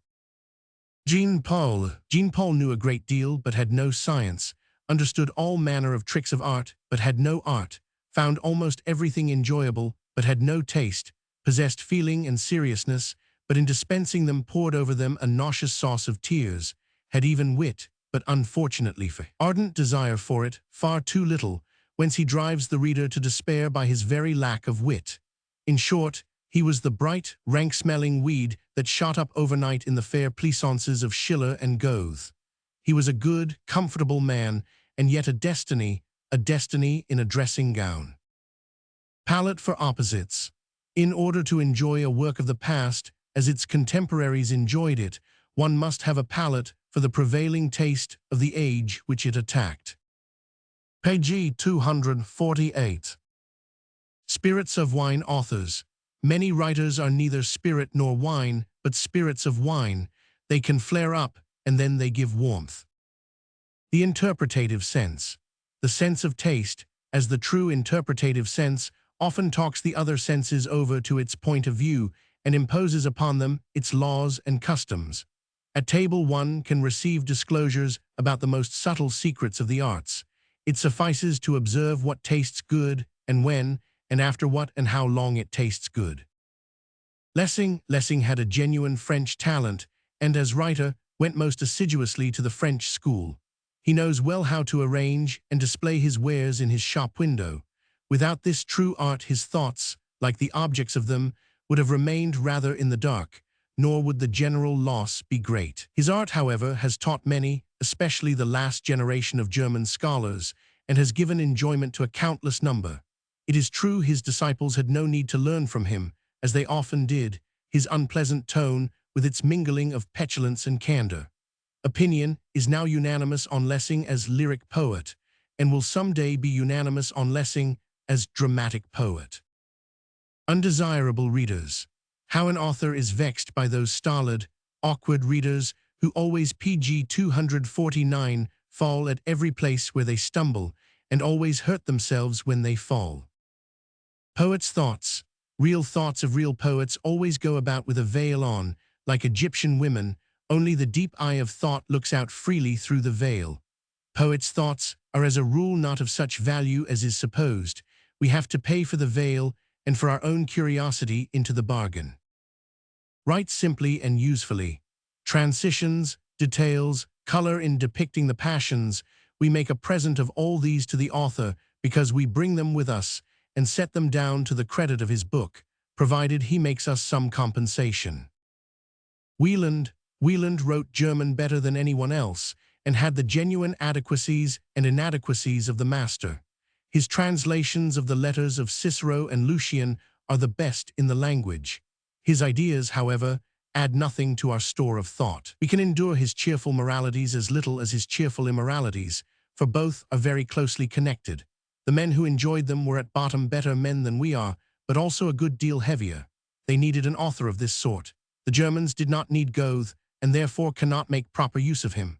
We have pg 250 only to consider the best of our statesmen and artists in this light. None of them had or could have had Goethe as their teacher. Rare festivals, pithy conciseness, repose, and maturity, where you find these qualities in an author, cry halt and celebrate a great festival in the desert. It will be long before you have such a treat again. The treasure of German prose. Apart from Goethe's writings and especially Goethe's Conversations with Eckermann, the best German book in existence, what German prose literature remains that is worth reading over and over again? Lichtenberg's Aphorisms, the first book of Jung Stilling's Story of My Life, Adalbert Stifter's St. Martin's Summer, and Gottfried Keller's People of Seldwyla. And there, for the time being, it comes to an end.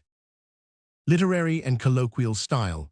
The art of writing demands, first and foremost, substitutions for the means of expression which speech alone possesses, in other words, for gestures, accent, intonation, and look. Hence, literary style is quite different from colloquial style, and far more difficult, because it has to make itself as intelligible as the latter with fewer accessories. Demosthenes delivered his speeches differently from what we read. He pg 251 worked them up for reading purposes. Cicero's speeches ought to be demosthenised with the same object, for at present they contain more of the Roman forum than we can endure. Caution in quotation. Young authors do not know that a good expression or idea only looks well among its peers, that an excellent quotation may spoil whole pages, nay, the whole book, for it seems to cry warningly to the reader, "Mark you, I am the precious stone, and round about me is lead, pale, worthless lead. Every word, every idea only desires to live in its own company. That is the moral of a choice style. How should errors be enunciated? We may dispute whether it be more injurious for errors to be enunciated badly or as well as the best truths. It is certain that in the former case they are doubly harmful to the brain and are less easily removed from it. But on the other hand, they are not so certain of effect as in the latter case. They are, in fact, less contagious. Limiting and widening. Homer limited and diminished the horizon of his subject, but allowed individual scenes to expand and blossom out. Later, the tragedians are constantly renewing this process. Each takes his material in ever smaller and smaller fragments than his predecessor did, but PG 252 each attains a greater wealth of blooms within the narrow hedges of these sequestered garden enclosures. Literature and morality mutually explanatory. We can show from Greek literature by what forces the Greek spirit developed, how it entered upon different channels, and where it became enfeebled. All this also depicts to us how Greek morality proceeded, and how all morality will proceed, how it was at first a constraint and displayed cruelty, then became gradually milder, how a pleasure in certain actions, in certain forms and conventions arose, and from this again, a propensity for solitary exercise, for solitary possession, how the track becomes crowded and overcrowded with competitors, how satiety enters in, new objects of struggle and ambition are sought, and forgotten aims are awakened to life, how the drama is repeated, and the spectators become altogether weary of looking on, because the whole gamut seems to have been run through, and then comes a stoppage, an expiration, and the rivulets are lost in the sand. The end, or at any rate an end, has come. What landscapes give permanent delight? Such and such a landscape has features eminently suited for painting, but I cannot find the formula for it. It remains beyond my grasp as a whole. I notice that all landscapes which please me permanently have a simple geometrical scheme, PG 253 of lines, underneath all their complexity. Without such a mathematical substratum, no scenery becomes artistically pleasing. Perhaps this rule may be applied symbolically to human beings. Reading aloud. The ability to read aloud involves of necessity the ability to declaim. Everywhere we must apply pale tints, but we must determine the degree of pallor in close relation to the richly and deeply colored background that always hovers before our eyes and acts as our guide. In other words, in accordance with the way in which we should declaim the same passages. That is why we must be able to declaim. The dramatic sense. He who has not the four subtler senses of art tries to understand everything with the fifth sense, which is the coarsest of all, the dramatic sense. Herder fails to be all that he made people think he was and himself wished to think he was. He was no great thinker or discoverer, no newly fertile soil with the unexhausted strength of a virgin forest. But he possessed in the highest degree the power of scenting the future.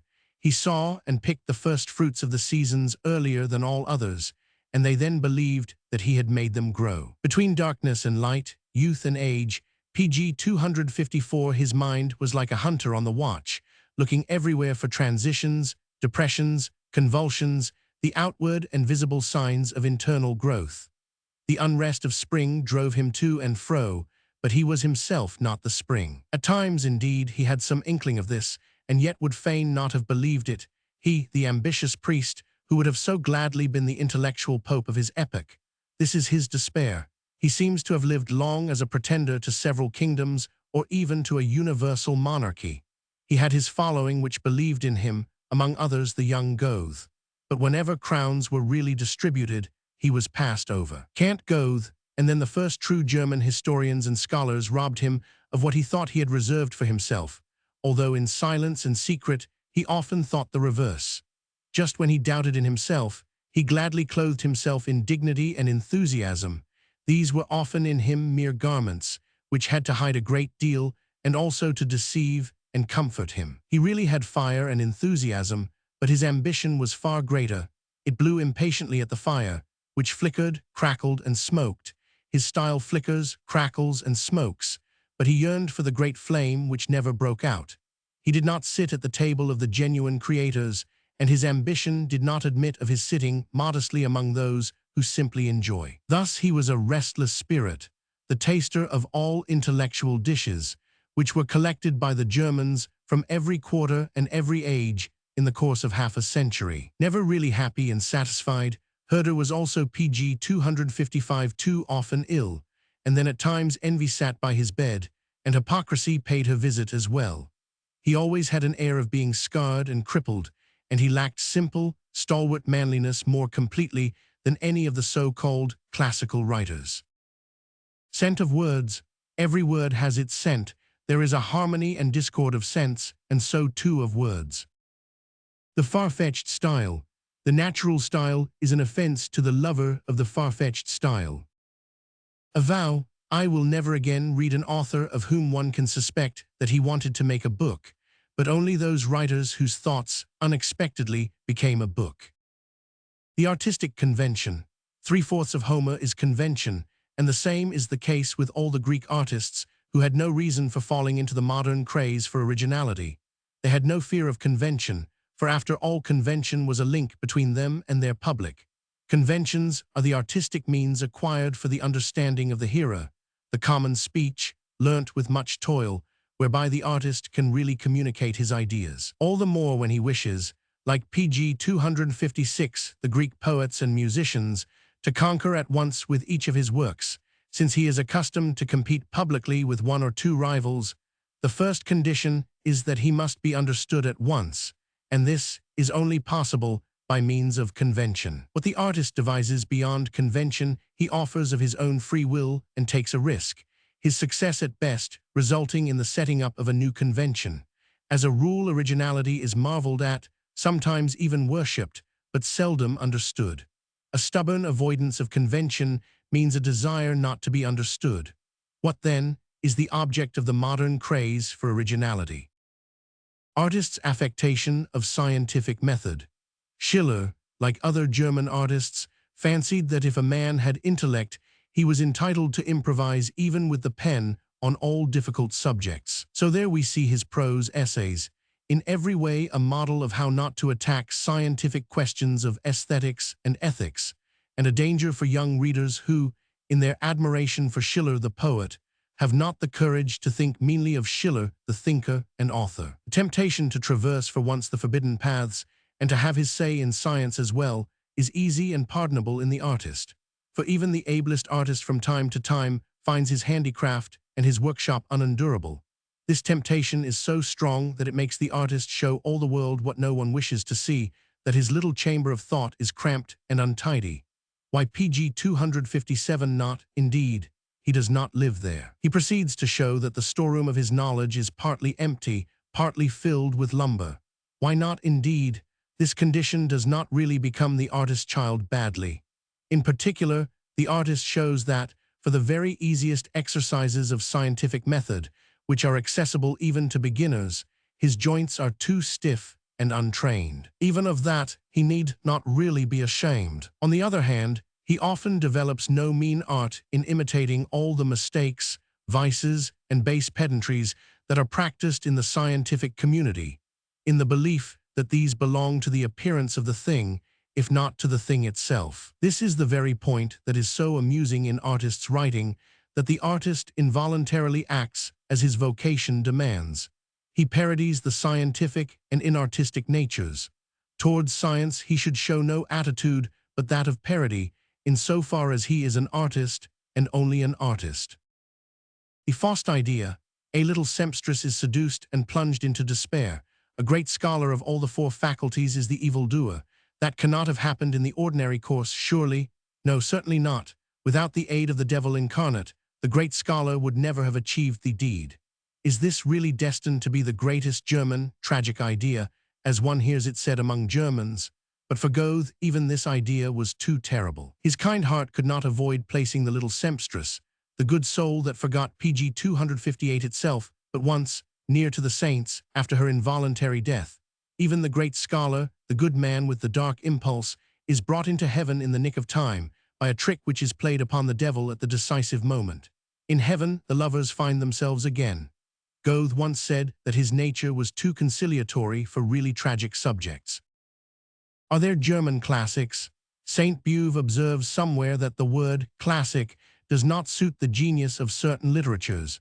For instance, nobody could talk seriously of German classics. What do our German publishers, who are about to add 50 more to the 50 German classics we are told to accept, say to that? Does it not almost seem as if one need only have been dead for the last 30 years and lie a lawful prey to the public 21 in order to hear suddenly and unexpectedly the trumpet of resurrection as a classic? And this in an age and a nation where at least 5 out of the 6 great fathers of its literature are undoubtedly antiquated or becoming antiquated, without there being any need for the age or the nation to be ashamed of this. For those writers have given way before the strength of our time, let that be considered in all fairness. Goethe, as I have indicated, I do not include. He belongs to a higher species than national literatures. Hence life, revival, pg 259, and decay do not enter into the reckoning in his relations with his countrymen. He lived and now lives but for the few. For the majority he is nothing but a flourish of vanity which is trumpeted from time to time across the border into foreign ears. Goethe, not merely a great and good man, but a culture, is in German history an interlude without a sequel. Who, for instance, would be able to point to any trace of Goethe's influence in German politics of the last 70 years, whereas the influence, certainly of Schiller and perhaps of Lessing, can be traced in the political world. But what of those 5 others? Klopstock, in a most honorable way, became out of date even in his own lifetime, and so completely that the meditative book of his later years, The Republic of Learning, has never been taken seriously from that day to this. Herder's misfortune was that his writings were always either new or antiquated. Thus, for stronger and more subtle minds, like Lichtenberg, even Herder's masterpiece, his ideas for the history of mankind, was in a way antiquated at the very moment of its appearance. Wieland, who lived to the full and made others live likewise, was clever enough to anticipate by death the waning of his influence.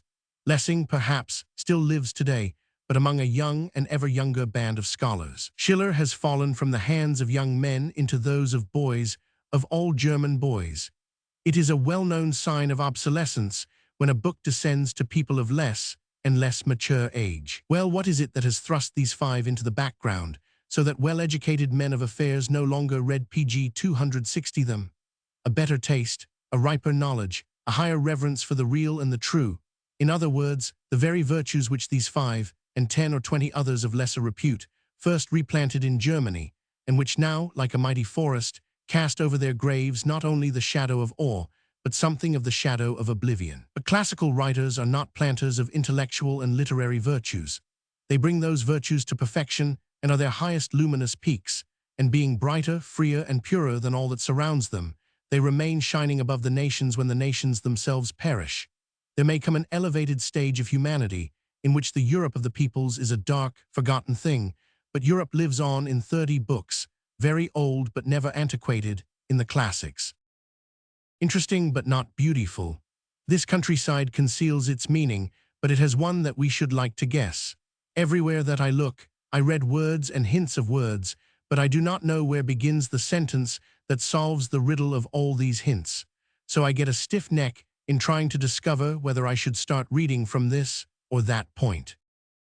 Against innovators in language, the use of neologisms or archaisms, the preference for the rare and the bizarre, the attempt to enrich rather than to limit the vocabulary, are always signs either pg 261 of an immature or of a corrupted taste. A noble poverty, but a masterly freedom within the limits of that modest wealth, distinguishes the Greek artists in oratory. They wish to have less than the people has, for the people is richest in old and new, but they wish to have that little better.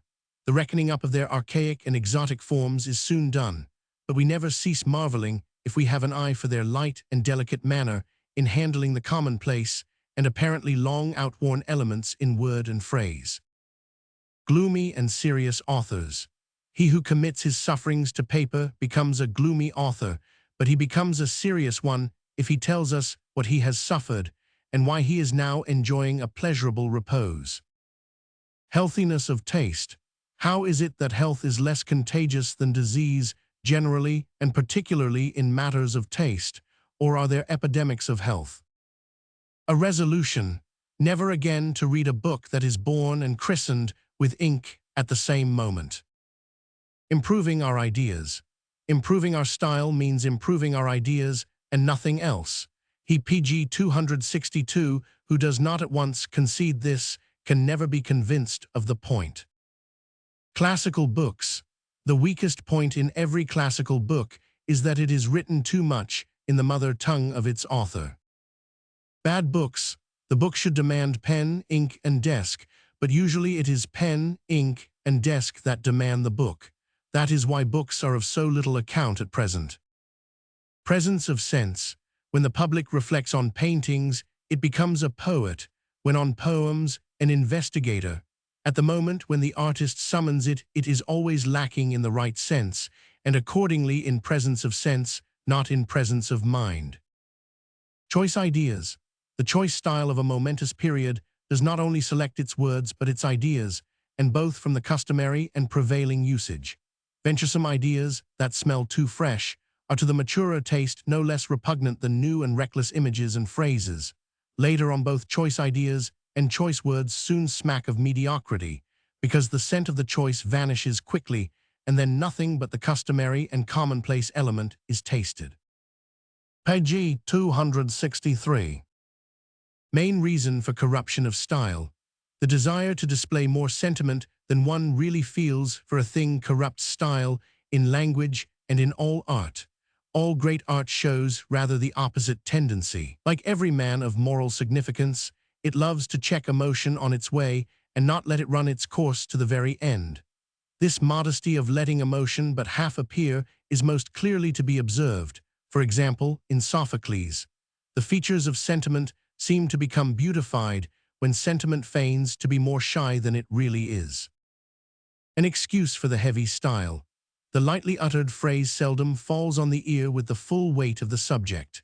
This is, however, due to the bad training of the ear, which by education must pass from what has hitherto been called music to the school of the higher harmony, in other words, to conversation.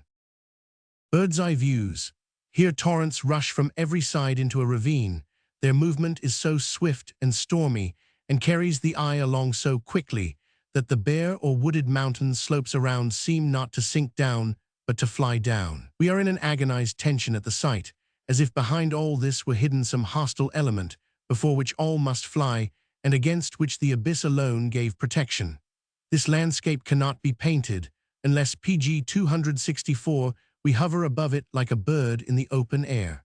Here for once the so-called bird's-eye view is not an artistic caprice, but the sole possibility. Rash comparisons.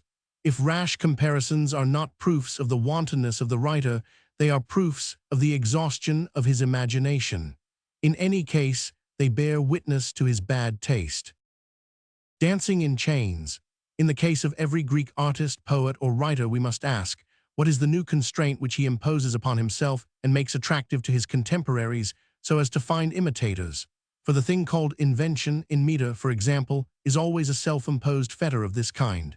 Dancing in chains, to make that hard for themselves, and then to spread a false notion that it is easy, that is the trick that they wish to show us. Even in Homer, we may perceive a wealth of inherited formal and laws of epic narration, within the circle of which he had to dance, and he himself created new conventions for them that came after.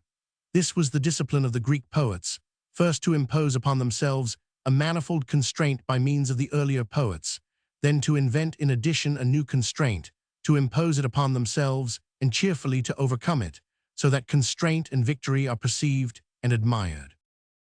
Page 265. Author's copiousness. The last quality that a good author acquires is copiousness. Whoever has it to begin with will never become a good author. The noblest racehorses are lean until they are permitted to rest from their victories. Wheezing heroes. Poets and artists who suffer from a narrow chest of the emotions generally make their heroes wheeze. They do not know what easy breathing means. The short-sighted. The short-sighted are the deadly foes of all authors who let themselves go.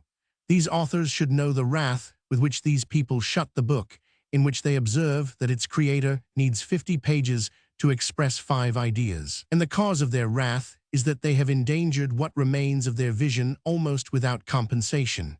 A short-sighted person said, "All authors let themselves go, even the Holy Ghost, even the Holy Ghost." But he had a right to, for he wrote for those who had lost their sight altogether. The style of immortality. Thucydides and Tacitus both imagined immortal life for their works when they executed them. That might be guessed pg 266, if not known otherwise from their style. The one thought to give permanence to his ideas by salting them, the other by boiling them down, and neither, it seems, made a miscalculation.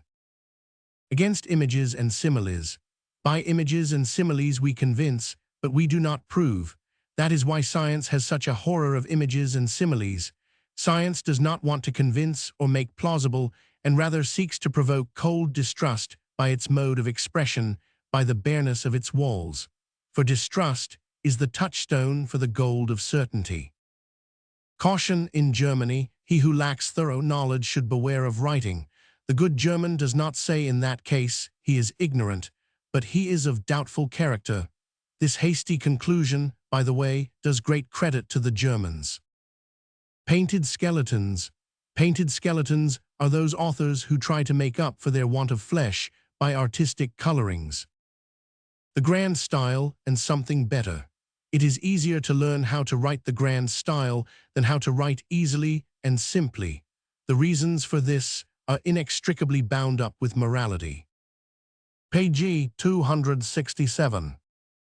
Sebastian Bach. Insofar as we do not hear Bach's music as perfect and experienced connoisseurs of counterpoint and all the varieties of the fugal style, and accordingly must dispense with real artistic enjoyment, we shall feel in listening to his music, in Goethe's magnificent phrase, as if we were present at God's creation of the world. In other words, we feel here that something great is in the making but not yet made, our mighty modern music, which by conquering nationalities, the church and counterpoint has conquered the world. In Bach, there is still too much crude Christianity, crude Germanism, crude scholasticism. He stands on the threshold of modern European music, but turns from thence to look at the Middle Ages.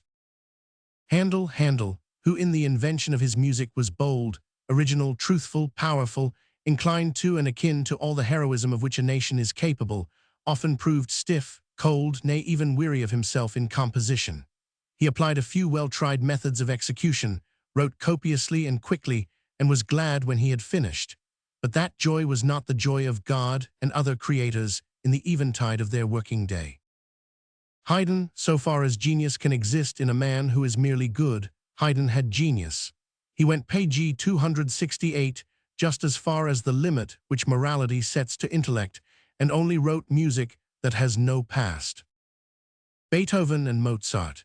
Beethoven's music often appears like a deeply emotional meditation on unexpectedly hearing once more a piece long thought to be forgotten, tonal innocence. It is music about music. In the song of the beggar and child in the street, in the monotonous airs of vagrant Italians, in the dance of the village inn, or in carnival nights, he discovers his melodies. He stores them together like a bee, snatching here and there some notes or a short phrase. To him, these are hallowed memories of the better world, like the ideas of Plato. Mozart stands in quite a different relation to his melodies.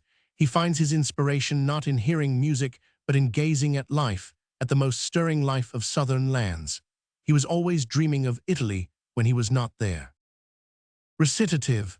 Formerly recitative was dry, but now we live in the age of moist recitative. It has fallen into the water, and the waves carry it whithersoever they list. Cheerful music. If for a long time we have heard no music, it then goes like a heavy southern wine all too quickly into the blood, and leaves behind it a soul dazed with narcotics, half awake, page 269, longing for sleep. This is particularly the case with cheerful music, which inspires in us bitterness and pain, satiety and homesickness together, and forces us to sip again and again as at a sweetened draught of poison. The hall of gay, noisy merriment then seems to grow narrow, the light to lose its brightness and become browner. At last we feel as if this music were penetrating to a prison where a poor wretch cannot sleep for homesickness. Franz Schubert. Franz Schubert, inferior as an artist to the other great musicians, had nevertheless the largest share of inherited musical wealth. He spent it with a free hand and a kind heart, so that for a few centuries musicians will continue to nibble at his ideas and inspirations. In his works, we find a store of unused inventions. The greatness of others will lie in making use of those inventions. If Beethoven may be called the ideal listener for a troubadour, Schubert has a right to be called the ideal troubadour. Modern musical execution.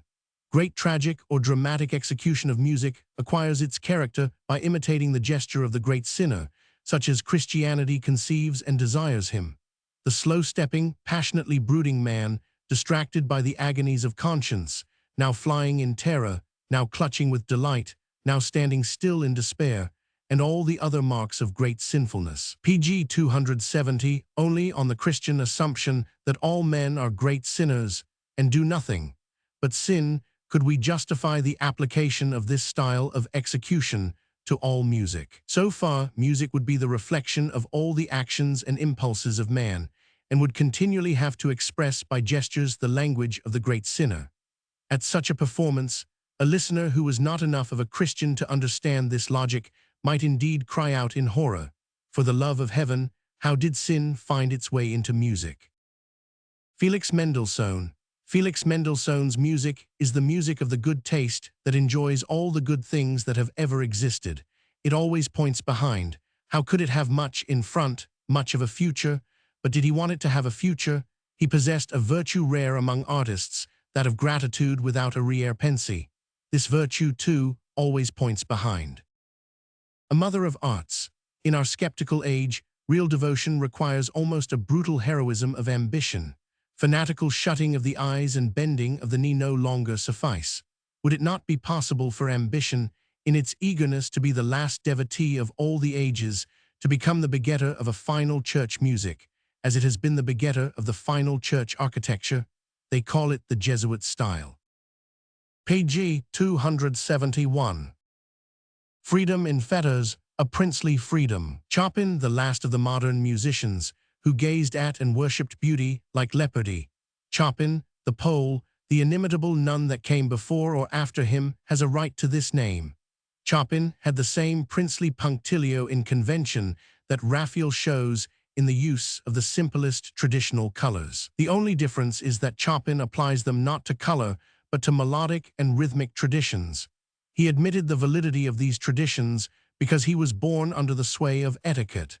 But in these fetters, he plays and dances as the freest and daintiest of spirits, and be it observed, he does not spurn the chain. Chopin's barcarolle. Almost all states and modes of life have a moment of rapture, and good artists know how to discover that moment. Such a moment there is even in life by the seashore, that dreary, sordid, unhealthy existence, dragged out in the neighborhood of a noisy and covetous rabble. This moment of rapture Chopin in his barcarolle expressed in sound so supremely that gods themselves, when they heard it, might yearn to lie long summer evenings in a boat. Robert Schumann, the stripling, as the romantic songsters of Germany and France of the Pg 272 first 3 decades of this century imagined him. This stripling was completely translated into song and melody by Robert Schumann, the eternal youth, so long as he felt himself in full possession of his powers. There are indeed moments when his music reminds one of the eternal old maid. Dramatic singers. Why does this beggar sing? Probably he does not know how to wail. Then he does right. But our dramatic singers, who wail because they do not know how to sing, are they also in the right? Dramatic music. For him who does not see what is happening on the stage, dramatic music is a monstrosity, just as the running commentary to a lost text is a monstrosity. Such music requires us to have ears where our eyes are. This, however, is doing violence to Euterpe, who, poor muse, wants to have her eyes and ears where the other muses have theirs. Victory and reasonableness. Unfortunately, in the aesthetic wars, which artists provoke by their works and apologias for their works, just as is the case in real war, it is might and not reason that decides. All the world now assumes as a historical fact that, in his dispute with Piccini, Gluck was in the right. At any rate, he was victorious and had might on his side. Pg 273.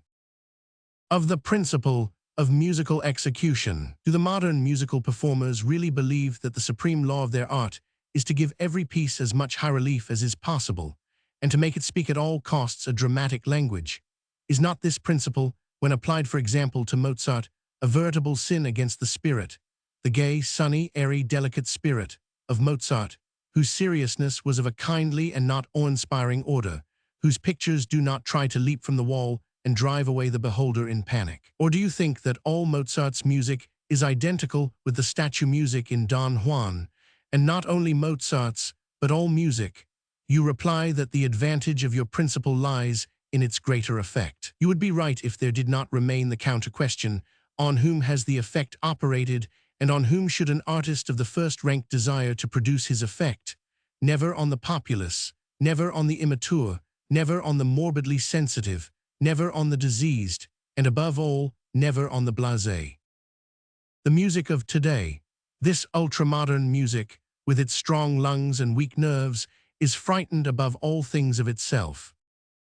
Where music is at home, music reaches its high-water mark only among men who have not the page 274 ability or the right to argue. Accordingly, its chief promoters are princes, whose aim is that there should be not much criticism nor even much thought in their neighborhood.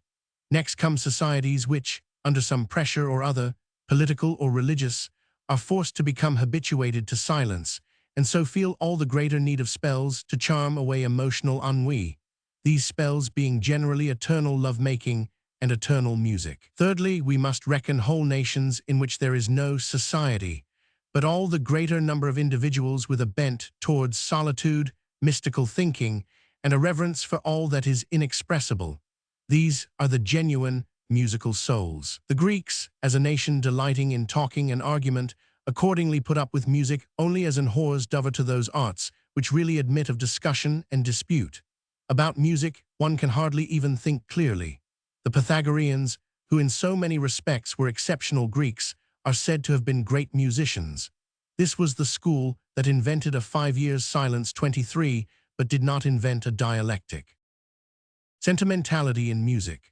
We may be ever so much in sympathy with serious and profound music, yet nevertheless, or perhaps all the more for that reason, we shall at occasional moments be overpowered, entranced, and almost melted away by its page 275 opposite. I mean, by those simple Italian operatic airs, which, in spite of all their monotony of rhythm and childishness of harmony, seem at times to sing to us like the very soul of music. Admit this or not as you please, you Pharisees of good taste, it is so, and it is my present task to propound the riddle that it is so, and to nibble a little myself at the solution. In childhood's days, we tasted the honey of many things for the first time. Never was honey so good as then. It seduced us to life, into abundant life, in the guise of the first spring, the first flower, the first butterfly, the first friendship. Then, perhaps in our 9th year or so, we heard our first music, and this was the first that we understood. Thus the simplest and most childish tunes, that were not much more than a sequel to the nurse's lullaby and the strolling fiddler's tune, were our first experience. For even the most trifling revelations of art need preparation and study. There is no immediate effect of art, whatever charming fables the philosophers may tell. Our sensation on hearing these Italian airs is associated with those first musical raptures, the strongest of our lives, the bliss of childhood and its flight, the feeling that our most precious possession can never be brought back. All this moves the chords of the soul more strongly than the most serious and profound music can move them. This mingling of aesthetic pleasure with moral pain, which nowadays it is customary to call, rather too haughtily, I think, sentimentality, it is the mood of Faust at the end of the first scene. This sentimentality of the listener is all to the advantage of Italian music. It is a feeling which the experienced page 276 connoisseurs in art, the pure aesthetes, like to ignore. Moreover, almost all music has a magical effect only when we hear it speak the language of our own past. Accordingly, it seems to the layman that all the old music is continually growing better, and that all the latest is of little value. For the latter arouses no sentimentality, that most essential element of happiness, as aforesaid, for every man who cannot approach this art with pure aesthetic enjoyment. As friends of music, ultimately we are and remain good friends with music, as we are with the light of the moon. Neither, after all, tries to supplant the sun. They only want to illumine our nights to the best of their powers. Yet we may jest and laugh at them, may we not? Just a little, at least, and from time to time, at the man in the moon, at the woman in the music. Art in an age of work. We have the conscience of an industrious epoch. This debars us from devoting our best hours and the best part of our days to art, even though that art be the greatest and worthiest. Art is for us a matter of leisure, of recreation, and we consecrate to it the residue of our time and strength. This is the cardinal fact that has altered the relation of art to life. When art makes its great demands of time and strength upon its recipients, it has to battle against the conscience of the industrious and efficient. It is pg 277 relegated to the idle and conscienceless, who, by their very nature, are not exactly suited to great art, and consider its claims arrogant. It might therefore be all over with art, since it lacks air and the power to breathe. But perhaps the great art attempts, by a sort of coarsening and disguising, to make itself at home in that other atmosphere, or at least to put up with it, an atmosphere which is really a natural element only for petty art, the art of recreation, of pleasant distraction. This happens nowadays almost everywhere. Even the exponents of great art promise recreation and distraction. Even they address themselves to the exhausted. Even they demand from him the evening hours of his working day, just like the artists of the entertaining school, who are content to smooth the furrowed brow and brighten the lackluster eye. What, then, are the devices of their mightier brethren? These have in their medicine chests the most powerful excitants, which might give a shock even to a man half dead. They can deafen you, intoxicate you, make you shudder, or bring tears to your eyes. By this means they overpower the exhausted man and stimulate him for one night to an over-lively condition, to an ecstasy of terror and delight. This great art, as it now lives in opera, tragedy, and music, have we a right to be angry with it, because of its perilous fascination, as we should be angry with a cunning courtesan? Certainly not. It would far rather live in the pure element of morning calm, and would far rather make its appeal to the fresh, expectant, vigorous morning soul of the beholder or listener. Let us be thankful that it prefers living pg 278 thus to vanishing altogether. But let us also confess that an era that once more introduces free and complete high days and holidays into life will have no use for our great art. The employees of science and the others, really efficient and successful men of science, might be collectively called the employees. If in youth their acumen is sufficiently practiced, their memory is full, and hand and eye have acquired sureness, they are appointed by an older fellow craftsman to a scientific position where their qualities may prove useful. Later on, when they have themselves gained an eye for the gaps and defects in their science, they place themselves in whatever position they are needed. These persons all exist for the sake of science. But there are rarer spirits, spirits that seldom succeed or fully mature, for whose sake science exists, at least in their view. They are often unpleasant, conceited, or cross-grained men, but almost always prodigies to a certain extent. They are neither employees nor employers. They make use of what those others have worked out and established, with a certain princely carelessness and with little and rare praise, just as if the others belonged to a lower order of beings. Yet they possess the same qualities as their fellow workers, and that sometimes in a less developed form. Moreover, they have a peculiar limitation, from which the others are free. This makes it impossible to put them into a place and to see in them useful tools. They can only live in their own air and on pg 279 their own soil. This limitation suggests to them what elements of a science are theirs, in other words, what they can carry home into their house and atmosphere. They think that they are always collecting their scattered property. If they are prevented from building at their own nest, they perish like shelterless birds. The loss of freedom causes them to wilt away. If they show, like their colleagues, a fondness for certain regions of science, it is always only regions where the fruits and seeds necessary to them can thrive. What do they care whether science, taken as a whole, has untilled or badly tilled regions? They lack all impersonal interest in a scientific problem. As they are themselves personal through and through, all their knowledge and ideas are remolded into a person, into a living complexity, with its parts interdependent, overlapping, jointly nurtured, and with a peculiar atmosphere and scent as a whole. Such natures, with their system of personal knowledge, produce the illusion that a science, or even the whole of philosophy, is finished and has reached its goal. The life in their system works this magic, which at times has been fatal to science and deceptive to the really efficient workers above described, and at other times, when drought and exhaustion prevailed, has acted as a kind of restorative, as if it were the air of a cool, refreshing resting place. These men are usually called philosophers. Recognition of talent. As I went through the village of S, a boy began to crack his whip with PG 280 all his might. He had made great progress in this art, and he knew it. I threw him a look of recognition. In reality, it hurt me cruelly. We do the same in our recognition of many of the talents. We do good to them when they hurt us. Laughing and smiling. The more joyful and assured the mind becomes, the more man loses the habit of loud laughter. In compensation, there is an intellectual smile continually bubbling up in him, a sign of his astonishment at the innumerable concealed delights of a good existence. The talk of invalids. Just as in spiritual grief we tear our hair, strike our foreheads, lacerate our cheeks, or even like Dippus, gouge our eyes out, so against violent physical pain we call to our aid a bitter, violent emotion, through the recollection of slanderous and malignant people, through the denigration of our future, through the sword pricks and acts of malice which we mentally direct against the absent. And at times it is true that one devil drives out another, but then we have the other. Hence a different sort of talk, tending to alleviate pain, should be recommended invalids, reflections upon the kindnesses and courtesies that can be performed towards friend and foe. Mediocrity as a mask. Mediocrity is the happiest mask which the superior mind can wear, PG 281, because it does not lead the great majority, that is, the mediocre, to think that there is any disguise.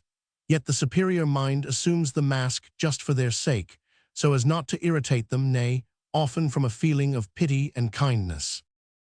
The patient. The pine tree seems to listen, the fir tree to wait, and both without impatience. They do not give a thought to the petty human being below who is consumed by his impatience and his curiosity. The best joker. My favorite joke is the one that takes the place of a heavy and rather hesitating idea, and that at once beckons with its finger and winks its eye. The accessories of all reverence.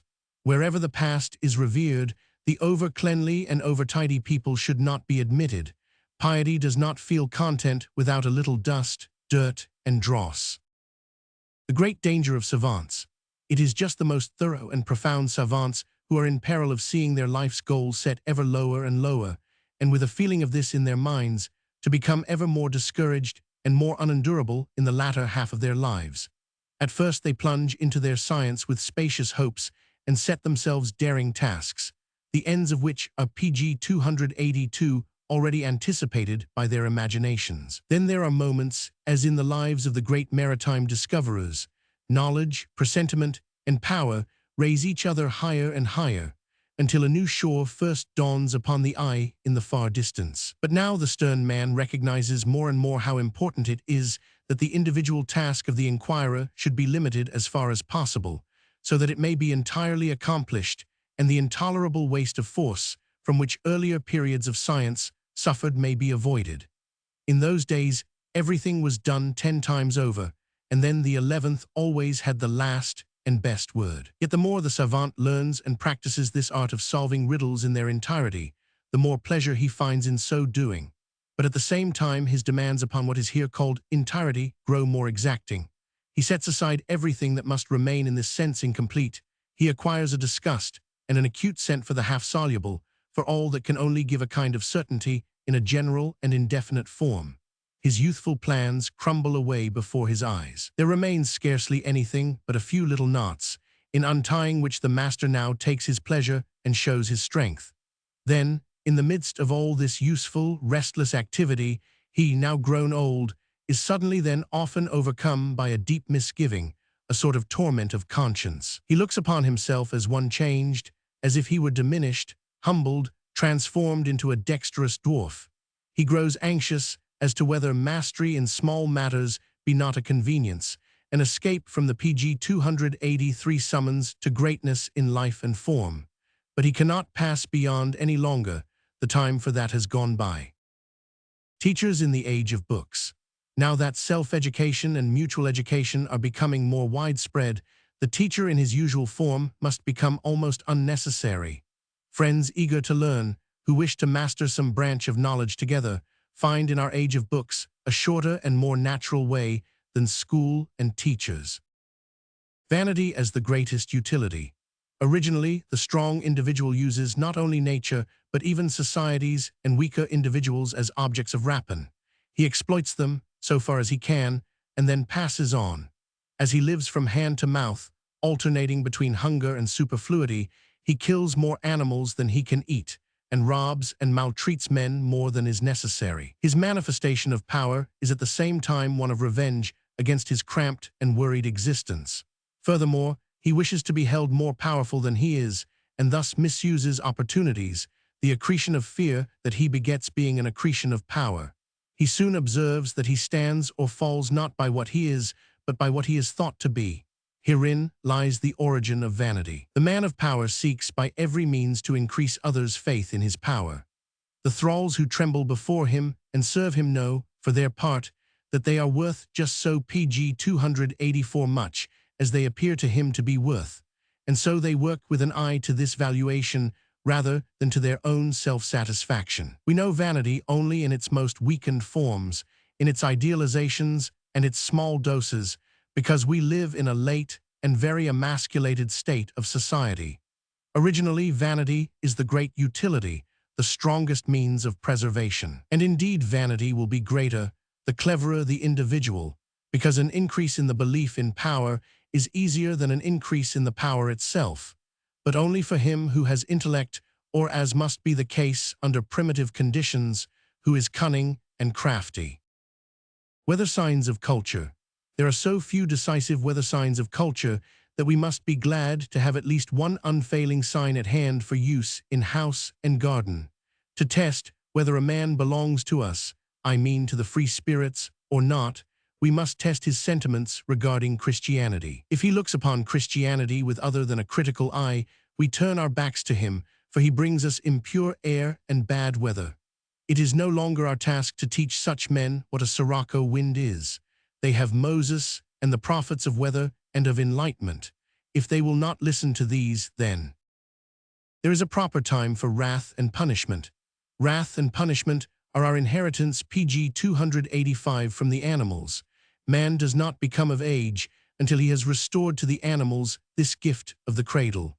Herein lies buried one of the mightiest ideas that men can have, the idea of a progress of all progresses. Let us go forward together a few millenniums, my friends. There is still reserved for mankind a great deal of joy, the very scent of which has not yet been wafted to the men of our day.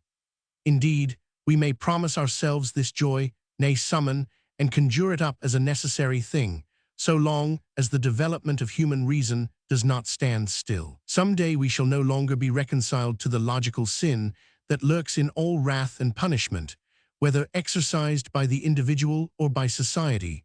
Some day, when head and heart have learnt to live as near together as they now are far apart. That they no longer stand so far apart as they did originally is fairly palpable from a glance at the whole course of humanity.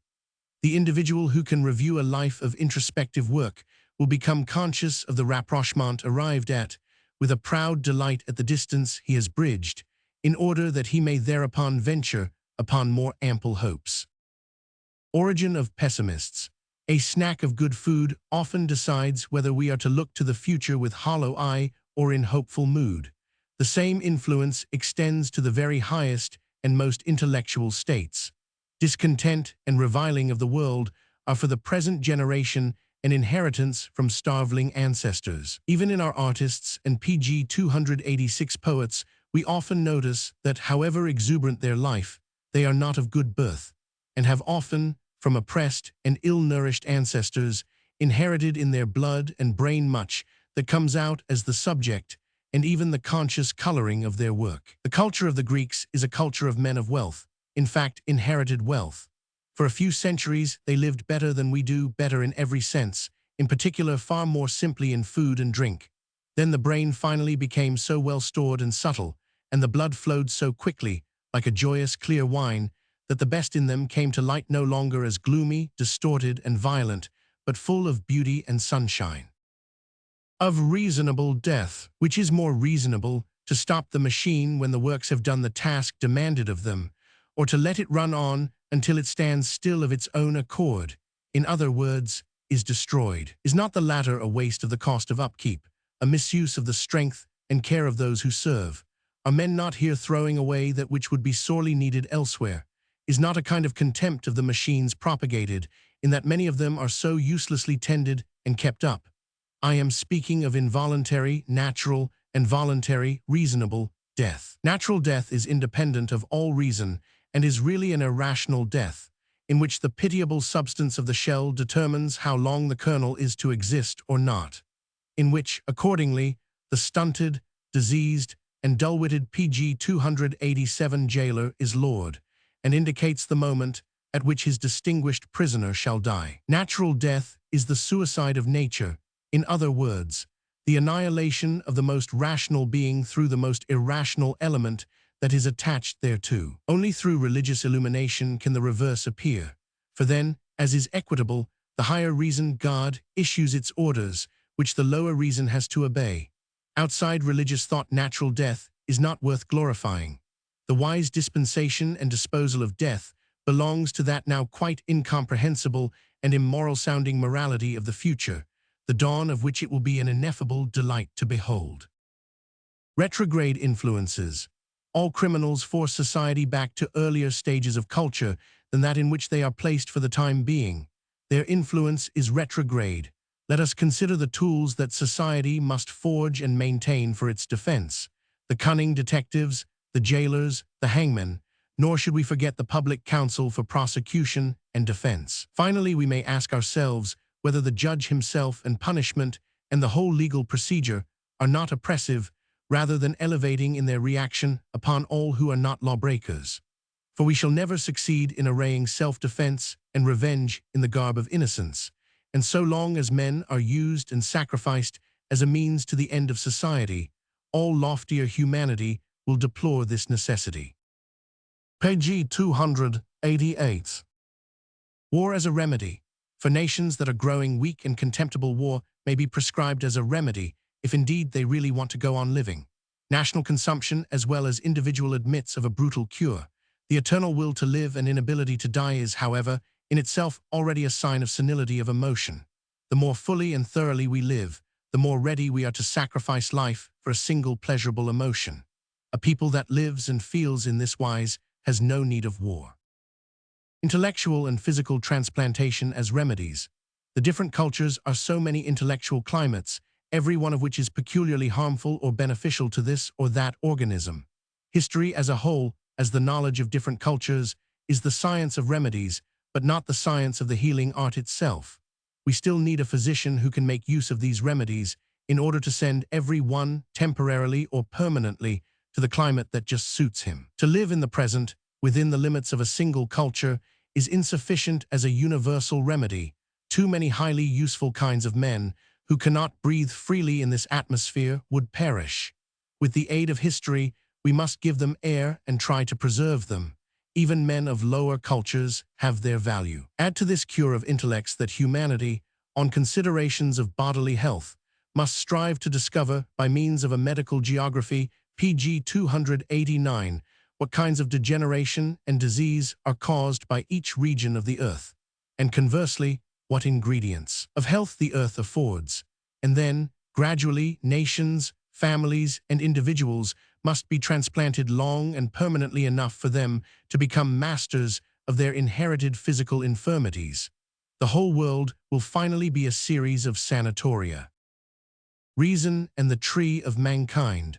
What you all fear in your senile short-sightedness regarding the overpopulation of the world gives the more hopeful a mighty task. Man is some day to become a tree overshadowing the whole earth, with millions upon millions of buds that shall all grow to fruit side by side, and the earth itself shall be prepared for the nourishment of this tree. That the shoot, tiny as yet, may increase in sap and strength, that the sap may flow in countless channels for the nutrition of the whole and the parts. From these and similar tasks, we must derive our standard for measuring whether a man of today is useful or worthless. The task is unspeakably great and adventurous. Let us all contribute our share to prevent the tree from rotting before its time. The historically trained mind will no doubt succeed in calling up the human activities of all the ages before its eyes, as the community of ants with its cunningly wrought mounds stands before our eyes.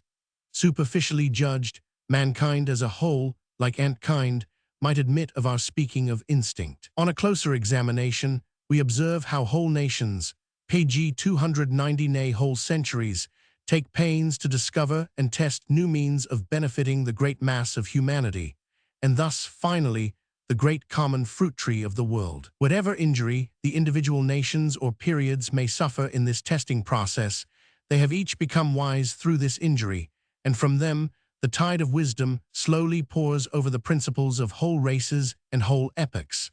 Ants too go astray and make blunders. Through the folly of its remedies, mankind may well go to rack and ruin before the proper time. There is no sure guiding instinct for the former or the latter. Rather must we boldly face the great task of preparing the earth for a plant of the most ample and joyous fruitfulness, a task set by reason to reason. The praise of disinterestedness and its origin. Between two neighboring chieftains there was a long-standing quarrel. They laid waste each other's territories, stole cattle, and burnt down houses, with an indecisive result on the whole, because their power was fairly equal. A third, who from the distant situation of his property was able to keep aloof from these feuds, yet had reason to dread the day when one of the two neighbors should gain a decisive preponderance, at last intervened between the combatants with ceremonial goodwill. Secretly he lent a heavy weight to his peace proposal by giving either to understand that he would henceforth join forces with the other against the one who strove to break the peace. pg 291, they met in his presence. They hesitatingly placed into his hand the hands that had hitherto been the tools and only too often the causes of hatred, and then they really and seriously tried to keep the peace. Either saw with astonishment how suddenly his prosperity and his comfort increased, how he now had as neighbor a dealer ready to buy and sell, instead of a treacherous or openly scornful evildoer, how even in unforeseen troubles they could reciprocally save each other from distress, instead of, as before, making capital out of this distress of his neighbor, and enhancing it to the highest degree. It even seemed as if the human type had improved in both countries, for the eyes had become brighter, the forehead had lost its wrinkles. All now felt confidence in the future, and nothing is more advantageous for the souls and bodies of men than this confidence. They saw each other every year on the anniversary of the alliance, the chieftains as well as their retinue, and indeed before the eyes of the mediator, whose mode of action they admired and revered more and more, the greater the profit that they owed to him became. Then his mode of action was called disinterested. They had looked far too fixedly at the profit they had reaped themselves hitherto to see anything more of their neighbor's method of dealing than that his condition in consequence of this had not altered so much as their own. He had rather remained the same, and thus it appeared that the former had not had his profit in view. For the first time people said to themselves that disinterestedness was a virtue. It is true that in minor private matters similar circumstances, pg 292, had arisen, but men only had eyes for this virtue when it was depicted on the walls in a large script that was legible to the whole community. Moral qualities are not recognized as virtues, endowed with names, held in esteem, and recommended as worthy of acquisition until the moment when they have visibly decided the happiness and destiny of whole societies. For then the loftiness of sentiment and the excitation of the inner creative forces is in many so great that offerings are brought to this quality, offerings from the best of what each possesses. At its feet the serious man lays his seriousness, the dignified man his dignity, women their gentleness, the young all the wealth of hope and futurity that in them lies. The poet lends it words and names, sets it marching in the procession of similar beings, gives it a pedigree, and finally, as is the way of artists, adores the picture of his fancy as a new godhead. He even teaches others to adore. Thus in the end, with the cooperation of universal love and gratitude, a virtue becomes, like a statue, a repository of all that is good and honorable, a sort of temple and divine personage combined. It appears thenceforward as an individual virtue, as an absolute entity, which it was not before, and exercises the power and privileges of a sanctified superhumanity. In the later days of Greece, the cities were full of such deified human abstractions, if one may so call them. The nation, in its own fashion, had set up a Platonic heaven of ideas on earth, and I do not think that its inhabitants were felt to be less alive than any of the old Homeric divinities. Page 293. Days of Darkness. Days of Darkness is the name given in Norway to the period when the sun remains below the horizon the whole day long. The temperature then falls slowly but continually. A fine simile for all thinkers for whom the sun of the human future is temporarily eclipsed. The philosophy of luxury. A garden, figs, a little cheese, and 3 or 4 good friends, that was the luxury of Epicurus. The epochs of life. The real epochs of life are those brief periods of cessation midway between the rise and decline of a dominating idea or emotion. Here once again there is satisfaction, all the rest is hunger and thirst or satiety. Dreams. Our dreams, if for once in a way they succeed and are complete. Generally, a dream is a bungled piece of work, are symbolic concatenations of scenes and images in place of a narrative poetical language. They paraphrase our experiences or expectations or relations with poetic boldness and definiteness, so that in the morning we are always astonished at ourselves when we remember the nature of our dream. In dreams, we use up too much artistry, and hence are often too poor in artistry in the daytime. Page 294. Nature and science. As in nature, so in science, the worse and less fertile soils are first cultivated, because the means that science in its early stages has at command are fairly sufficient for this purpose. The working of the most fertile soils requires an enormous, carefully developed, persevering method, tangible individual results, and an organized body of well-trained workers. All these are found together only at a late stage. Impatience and ambition often grasp too early at these most fertile soils, but the results are then from the first null and void. In nature, such losses would usually be avenged by the starvation of the settlers. The simple life. A simple mode of life is nowadays difficult, requiring as it does far more reflection and gift for invention than even very clever people possess. The most honorable will perhaps still say, I have not the time for such lengthy reflection. The simple life is for me too lofty a goal. I will wait till those wiser than I have discovered it. Peaks and needle points. The poor fertility, the frequent celibacy, and in general the sexual coldness of the highest and most cultivated spirits, as that of the classes to which they belong, is essential in human economy. Intelligence recognizes and makes use of the fact that at an acme of PG 295 intellectual development, the danger of a neurotic offspring is very great. Such men are the peaks of mankind. They ought no longer to run out into needle points. Natura non facit saltum. However strongly man may develop upwards and seem to leap from one contradiction to another, a close observation will reveal the dovetails where the new building grows out of the old. This is the biographer's task. He must reflect upon his subject on the principle that nature takes no jumps. Clean, but he who clothes himself with rags washed clean dresses cleanly, to be sure, but is still ragged. The solitary speaks. In compensation for much disgust, disheartenment, boredom, such as a lonely life without friends, books, duties, and passions must involve, we enjoy those short spans of deep communion with ourselves and with nature. He who fortifies himself completely against boredom fortifies himself against himself too. He will never drink the most powerful elixir from his own innermost spring. False renown.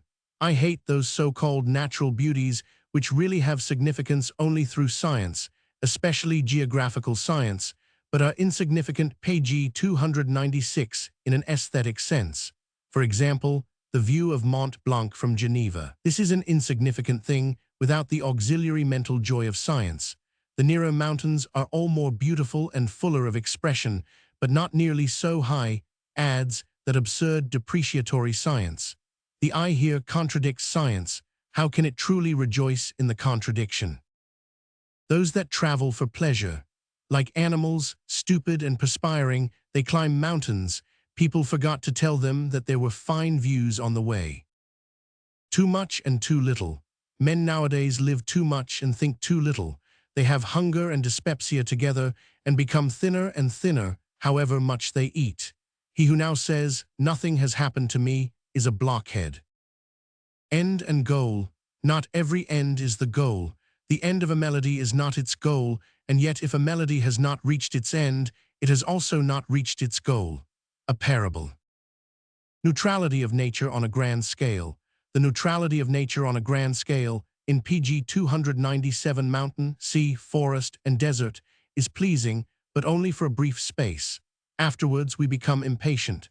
Have they all nothing to say to us? Do we not exist so far as they are concerned? There arises a feeling that a lèse-majesté is committed against humanity. Forgetting our purpose. In a journey we commonly forget its goal. Almost every vocation is chosen and entered upon as means to an end, but is continued as the ultimate end. Forgetting our purpose is the most frequent form of folly. Solar orbit of an idea. When an idea is just rising on the horizon, the soul's temperature is usually very low. Gradually, the idea develops in warmth and is hottest, that is to say, exerts its greatest influence, when belief in the idea is already on the wane. How to have every man against you. If someone now dared to say, "He that is not for me is against me," he would at once have all against him. This sentiment does credit to our era. Being ashamed of wealth. Our age endures only a single species of rich men, those who are pg 298, ashamed of their wealth. If we hear it said of anyone that he is very rich, we at once feel a similar sentiment to that experienced at the sight of a repulsively swollen invalid, one suffering from diabetes or dropsy. We must with an effort remember our humanity in order to go about with this rich man in such a way that he does not notice our feeling of disgust.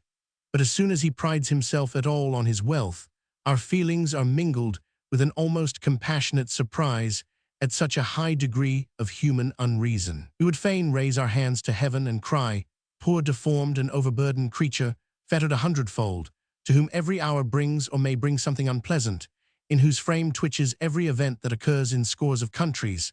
How can you make us believe that you feel at ease in your position? If you appear anywhere in public, we know that it is a sort of running the gauntlet amid countless glances that have for you only cold hate or importunity or silent scorn. You may earn more easily than others, but it is only a superfluous earning, which brings little joy, and the guarding of what you have earned is now, at any rate, a more troublesome business than any toilsome process of earning.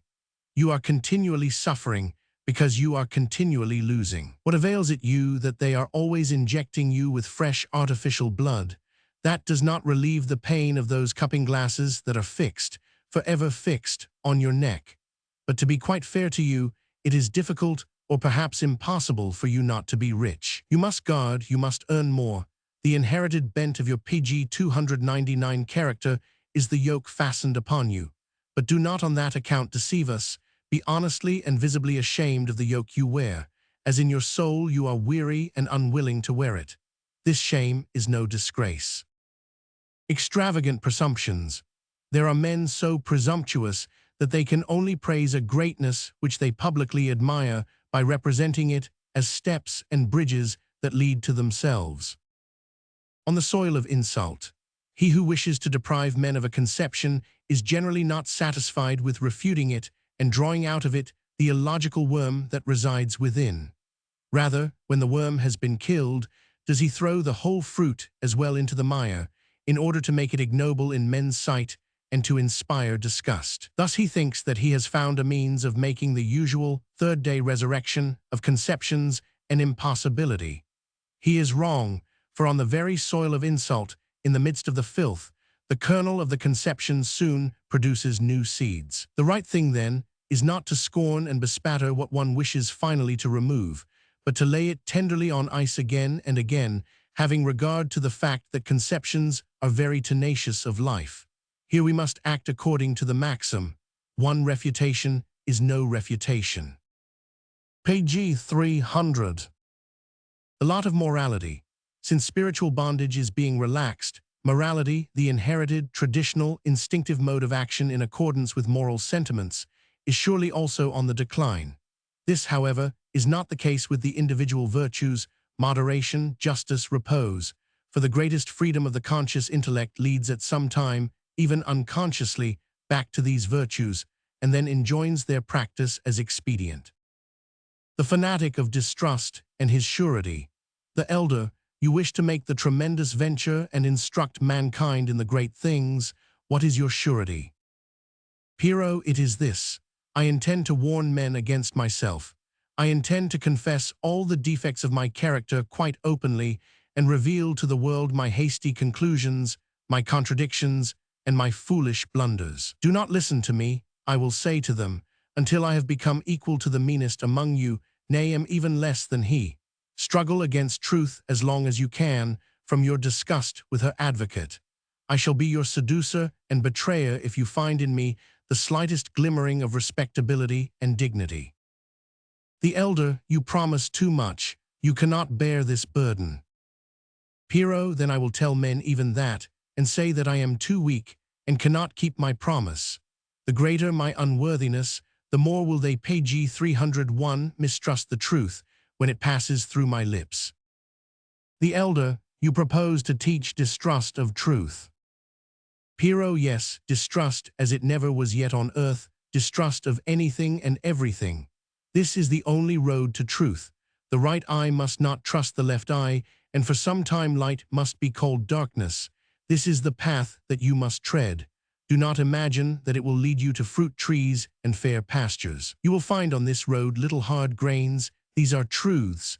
For years and years you will have to swallow handfuls of lies so as not to die of hunger, although you know that they are lies. But those grains will be sown and planted, and perhaps some day will come the harvest. No one may promise that day unless he be a fanatic. The elder, friend, your words too are those of a fanatic. Pyrrho, you are right, I will be distrustful of all words. The elder, then you will have to be silent. Pyrrho, I shall tell men that I have to be silent, and that they are to mistrust my silence. The elder, so you draw back from your undertaking. Pyrrho, on the contrary, you have shown me the door through which I must pass. The elder, I don't know whether we yet completely understand each other. Pyrrho, probably not. The elder, if only you understand yourself. Page 302. Pyrrho turns round and laughs.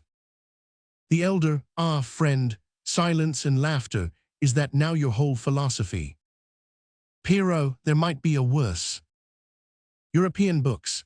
In reading Montaigne, La Rochefoucauld, La Bruyère, Fontenelle, especially the dialogues des Morts, Vauvenargues and Chamfort, we are nearer to antiquity than in any group of 6 authors of other nations. Through these 6, the spirit of the last centuries before Christ has once more come into being, and they collectively form an important link in the great and still continuous chain of the Renaissance. Their books are raised above all changes of national taste and philosophical nuances from which, as a rule, every book takes, and must take its hue in order to become famous. They contain more real ideas than all the books of German philosophers put together, ideas of the sort that breed ideas. I am at a loss how to define to the end. Enough to say that they appear to me writers who wrote neither for children nor for visionaries, neither for virgins nor for Christians, neither for Germans nor for... I am again at a loss how to finish my list. To praise them in plain terms, I may say that had they been written in Greek, they would have been understood by Greeks. How much, on the other hand, would even a Plato have understood of the writings of our best German thinkers, Goethe and Schopenhauer, for instance, to say nothing of the repugnance that he would have felt to pg 303 their style, particularly to its obscure, exaggerated, and occasionally dry-as-dust elements. And these are defects from which these two among German thinkers suffer least, and yet far too much. Goethe, as thinker, was fonder than he should have been of embracing the cloud, and Schopenhauer almost constantly wanders, not with impunity, among symbols of objects rather than among the objects themselves. On the other hand, what clearness and graceful precision there is in these Frenchmen! The Greeks, whose ears were most refined, could not but have approved of this art, and one quality they would even have admired and reverenced, the French verbal wit. They were extremely fond of this quality, without being particularly strong in it themselves. Fashion and modernity. Wherever ignorance, uncleanness, and superstition are still rife, where communication is backward, agriculture poor, and the priesthood powerful, national costumes are still worn. Fashion, on the other hand, rules where the opposite conditions prevail. Fashion is accordingly to be found next to the virtues in modern Europe. Are we to call it their seamy side? Masculine dress that is fashionable and no longer national proclaims of its wearer.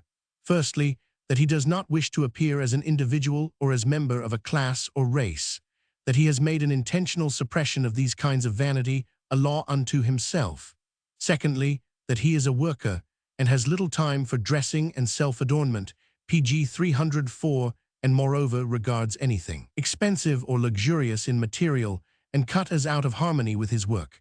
Lastly, that by his clothes he indicates the more learned and intellectual callings as those to which he stands or would like to stand nearest as a European, whereas such national costumes as still exist would exhibit the occupations of brigand, shepherd, and soldier as the most desirable and distinguished. Within this general character of masculine fashion exist the slight fluctuations demanded by the vanity of young men, the dandies and dawdlers of our great cities, in other words, Europeans who have not yet reached maturity. European women are as yet far less mature, and for this reason the fluctuations with them are much greater.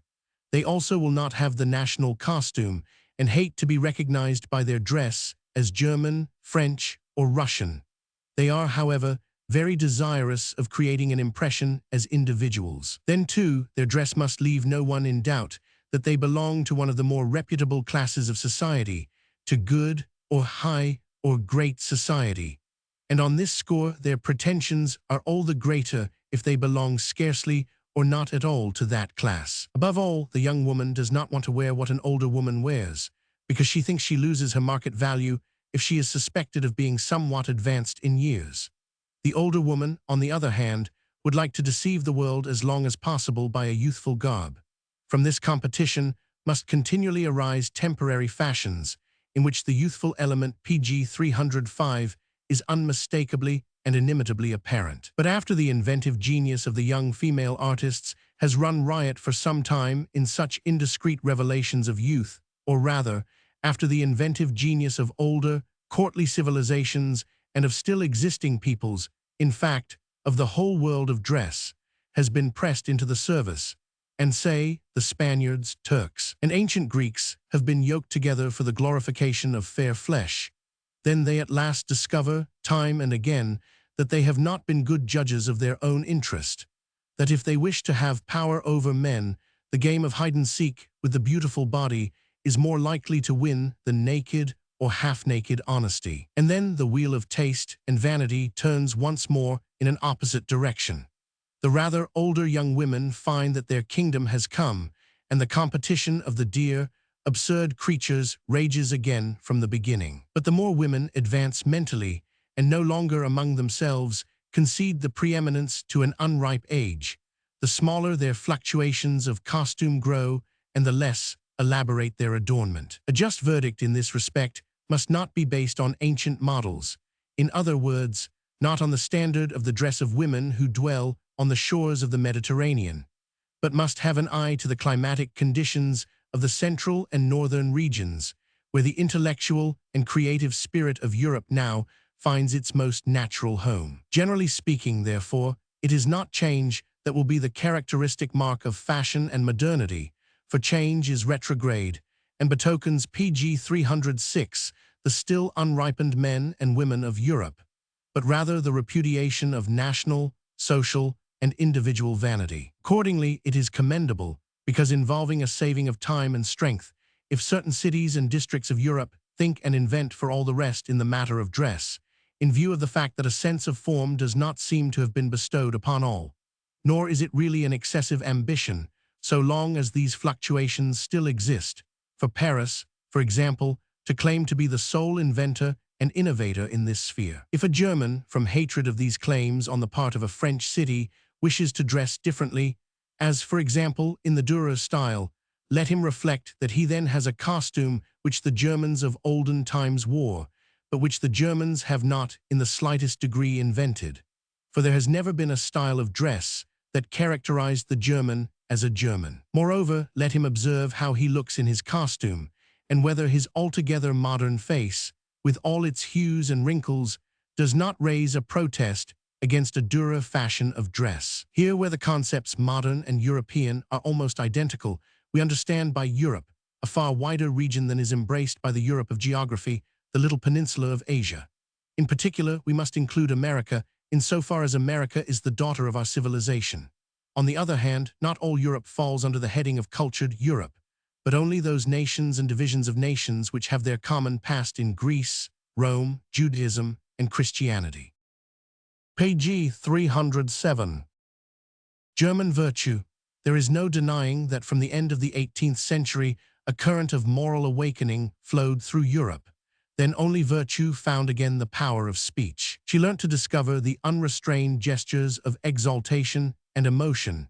She was no longer ashamed of herself, and she created philosophies and poems for her own glorification. If we look for the sources of this current, we come upon Rousseau, but the mythical Rousseau, the phantom formed from the impression left by his writings, one might almost say again, his mythically interpreted writings, and by the indications that he provided himself.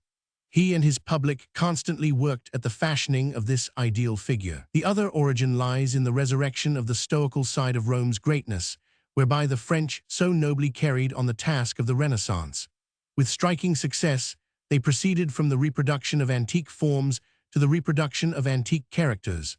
Thus, they may always claim a title to the highest honors, as the nation which has hitherto given the modern world its best books and its best men. How this twofold archetype, the mythical Rousseau and the resurrected spirit of Rome, affected France's weaker neighbors, is particularly noticeable in Germany, which, in consequence of her novel and quite unwanted impulse to seriousness and loftiness in will and self-control, finally came to feel astonishment at her own newfound virtue and launched into the world the concept German virtue, as if this were the most PG 308 original and hereditary of her possessions. The first great men who transfused into their own blood that French impulse towards greatness and consciousness of the moral were more honest and more grateful.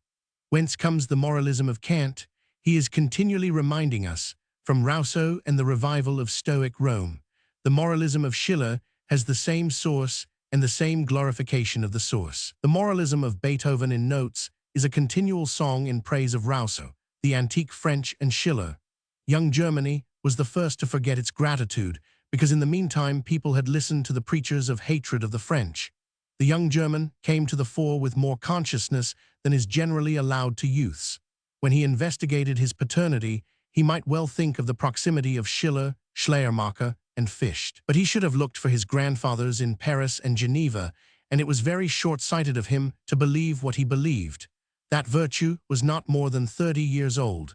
People became used to demanding that the word German should connote virtue, and this process has not been wholly forgotten to this day. Be it observed further that this moral awakening, as may almost be guessed, has resulted only in drawbacks and obstacles to the recognition of moral phenomena. What is the entire German philosophy, starting from Kant, with all its French, English, and Italian offshoots and byproducts? A semi-theological attack upon Helvetius, a rejection of the slowly and laboriously acquired views and signposts of the right road, which in the end he PG 309 collected and expressed so well. To this day Helvetius is the best abused of all good moralists and good men in Germany. Classic and romantic. Both classically and romantically minded spirits, two species that always exist, cherish a vision of the future, but the former derive their vision from the strength of their time, the latter from its weakness. The machine as teacher. Machinery teaches in itself the dovetailed working of masses of men in activities where each has but one thing to do. It is the model of party organizations and of warfare. On the other hand, it does not teach individual self-glorification, for it makes of the many a machine, and of each individual a tool for one purpose. its most general effect is to teach the advantage of centralization. Unable to settle, one likes to live in a small town, but from time to time, just this small town drives us out into bare and lonely nature, especially when we think we know it too well. Finally, in order to refresh ourselves from nature, we go to the big town. A few draughts from this cup, and we see its dregs, and the circle begins afresh, with the small town as starting point. So the moderns live, PG 310, they are in all things rather too thorough to be able to settle like the men of other days. Reaction against the civilization of machinery. The machine, itself a product of the highest mental powers, sets in motion hardly any but the lower, unthinking forces of the men who serve it. True, it unfetters a vast quantity of force which would otherwise lie dormant. But it does not communicate the impulse to climb higher, to improve, to become artistic. It creates activity and monotony, but this in the long run produces a counter-effect, a despairing ennui of the soul, which through machinery has learnt to hanker after the variety of leisure. The danger of enlightenment. All the half-insane, theatrical, bestially cruel, licentious, and especially sentimental and self-intoxicating elements which go to form the true revolutionary substance, and became flesh and spirit, before the revolution, in Rousseau all this composite being, with factitious enthusiasm, finally set even enlightenment upon its fanatical head, which thereby began itself to shine as in an illuminating halo. Yet enlightenment is essentially foreign to that phenomenon, and if left to itself, would have pierced silently through the clouds like a shaft of light, long content to transfigure individuals alone, and thus only slowly transfiguring national customs and institutions as well. But now, bound hand and foot to a violent and PG 311 abrupt monster, enlightenment itself became violent and abrupt. Its danger has therefore become almost greater than its useful quality of liberation and illumination, which it introduced into the great revolutionary movement. Whoever grasps this will also know from what confusion it has to be extricated, from what impurities to be cleansed, in order that it may then by itself continue the work of enlightenment and also nip the revolution in the bud and nullify its effects. Passion in the Middle Ages. The Middle Ages are the period of great passions. Neither antiquity nor our period possesses this widening of the soul.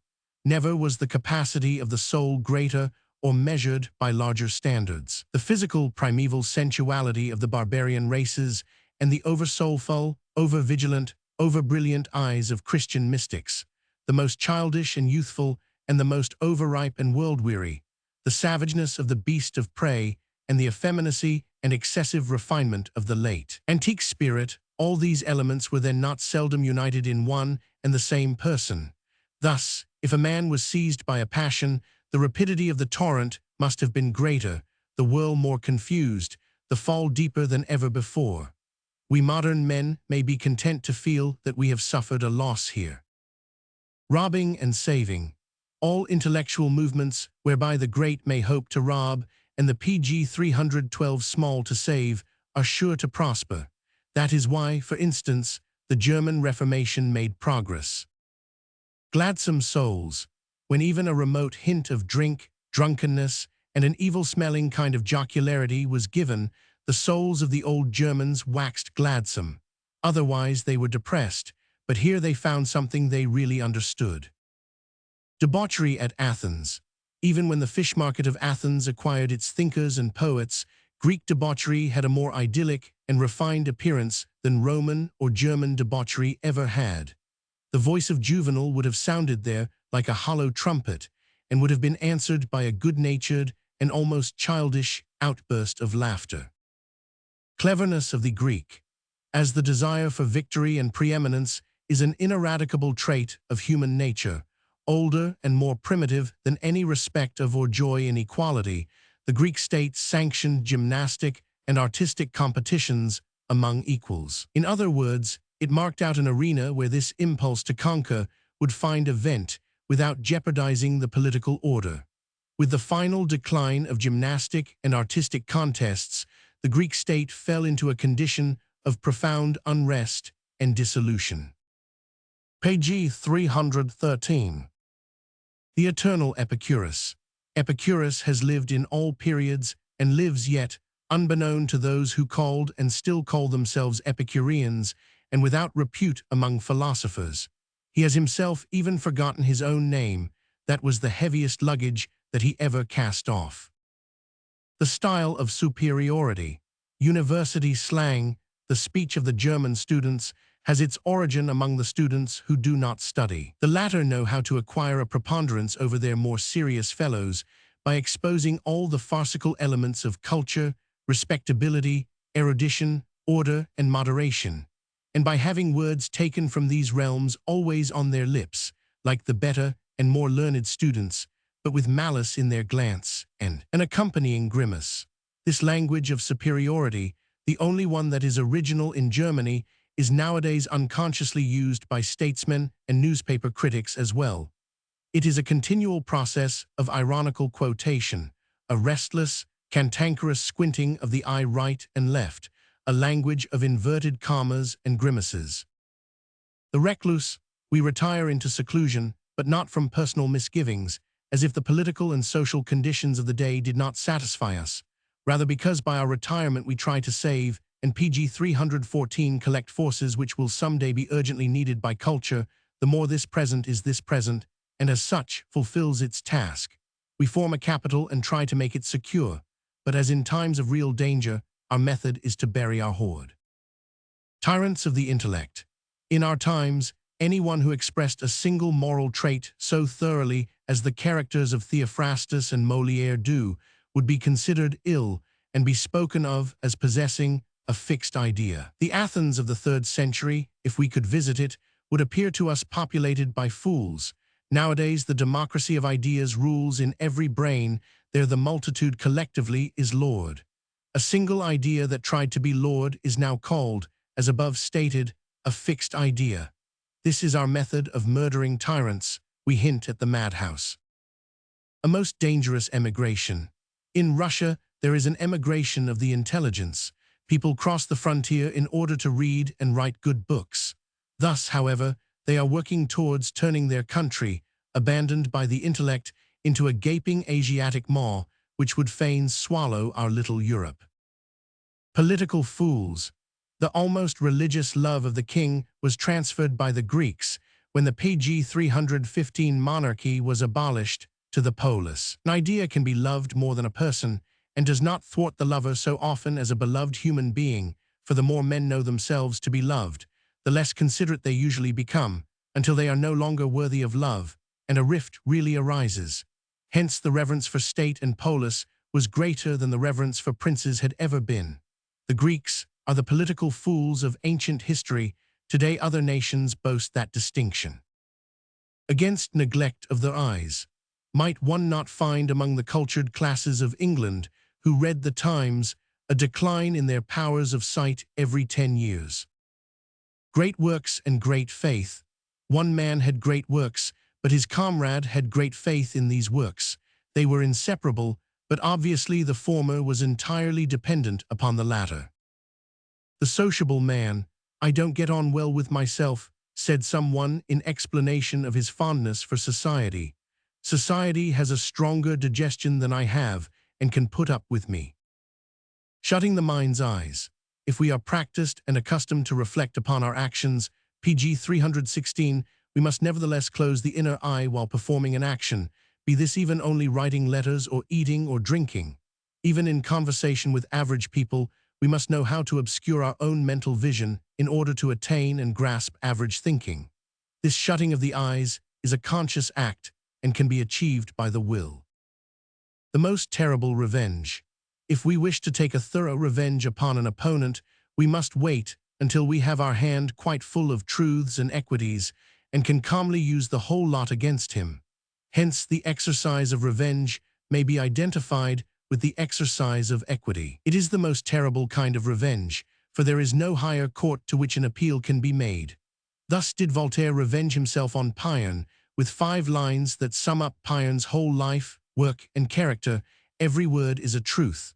So, too, he revenged himself upon Frederick the Great in a letter to him from Ferney. Taxes of luxury. In shops we buy the most necessary and urgent things, and have to pay very dear, because we pay as well for what is also to be had there cheap, but seldom finds a customer articles of luxury that minister to pleasure.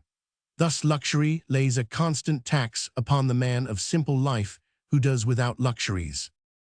Page 317. Why beggars still live? If all alms were given only out of compassion, the whole tribe of beggars would long since have died of starvation. Why beggars still live? The greatest of almsgivers is cowardice.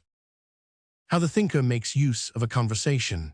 Without being eavesdroppers, we can hear a good deal if we are able to see well, and at the same time to let ourselves occasionally get out of our own sight. But people do not know how to make use of a conversation. They pay far too much attention to what they want to say and reply, whereas the true listener is often contented to make a provisional answer and to say something merely as a payment on account of politeness, but on the other hand, with his memory lurking in ambush, carries away with him all that the other said, together with his tones and gestures in speaking. In ordinary conversation, everyone thinks he is the leader, just as if two ships, sailing side by side and giving each other a slight push here and there, were each firmly convinced that the other ship was following or even being towed. The art of excusing oneself. If someone excuses himself to us, he has to make out a very pg 318 good case, otherwise we readily come to feel ourselves the culprits and experience an unpleasant emotion. Impossible intercourse. The ship of your thoughts goes too deep for you to be able to travel with it in the waters of these friendly, decorous, obliging people. There are too many shallows and sandbanks. You would have to tack and turn, and would find yourself continually at your wits' end, and they would soon also be in perplexity as to your perplexity, the reason for which they cannot divine. The fox of foxes.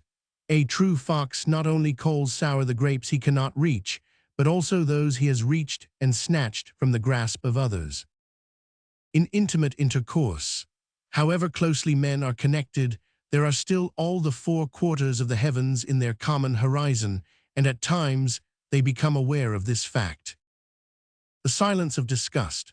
Behold, someone undergoes a thorough and painful transformation as thinker and human being, and makes a public avowal of the change, and those who hear him see nothing, and still believe he is the same as before. This common experience has already disgusted pg 319 many writers.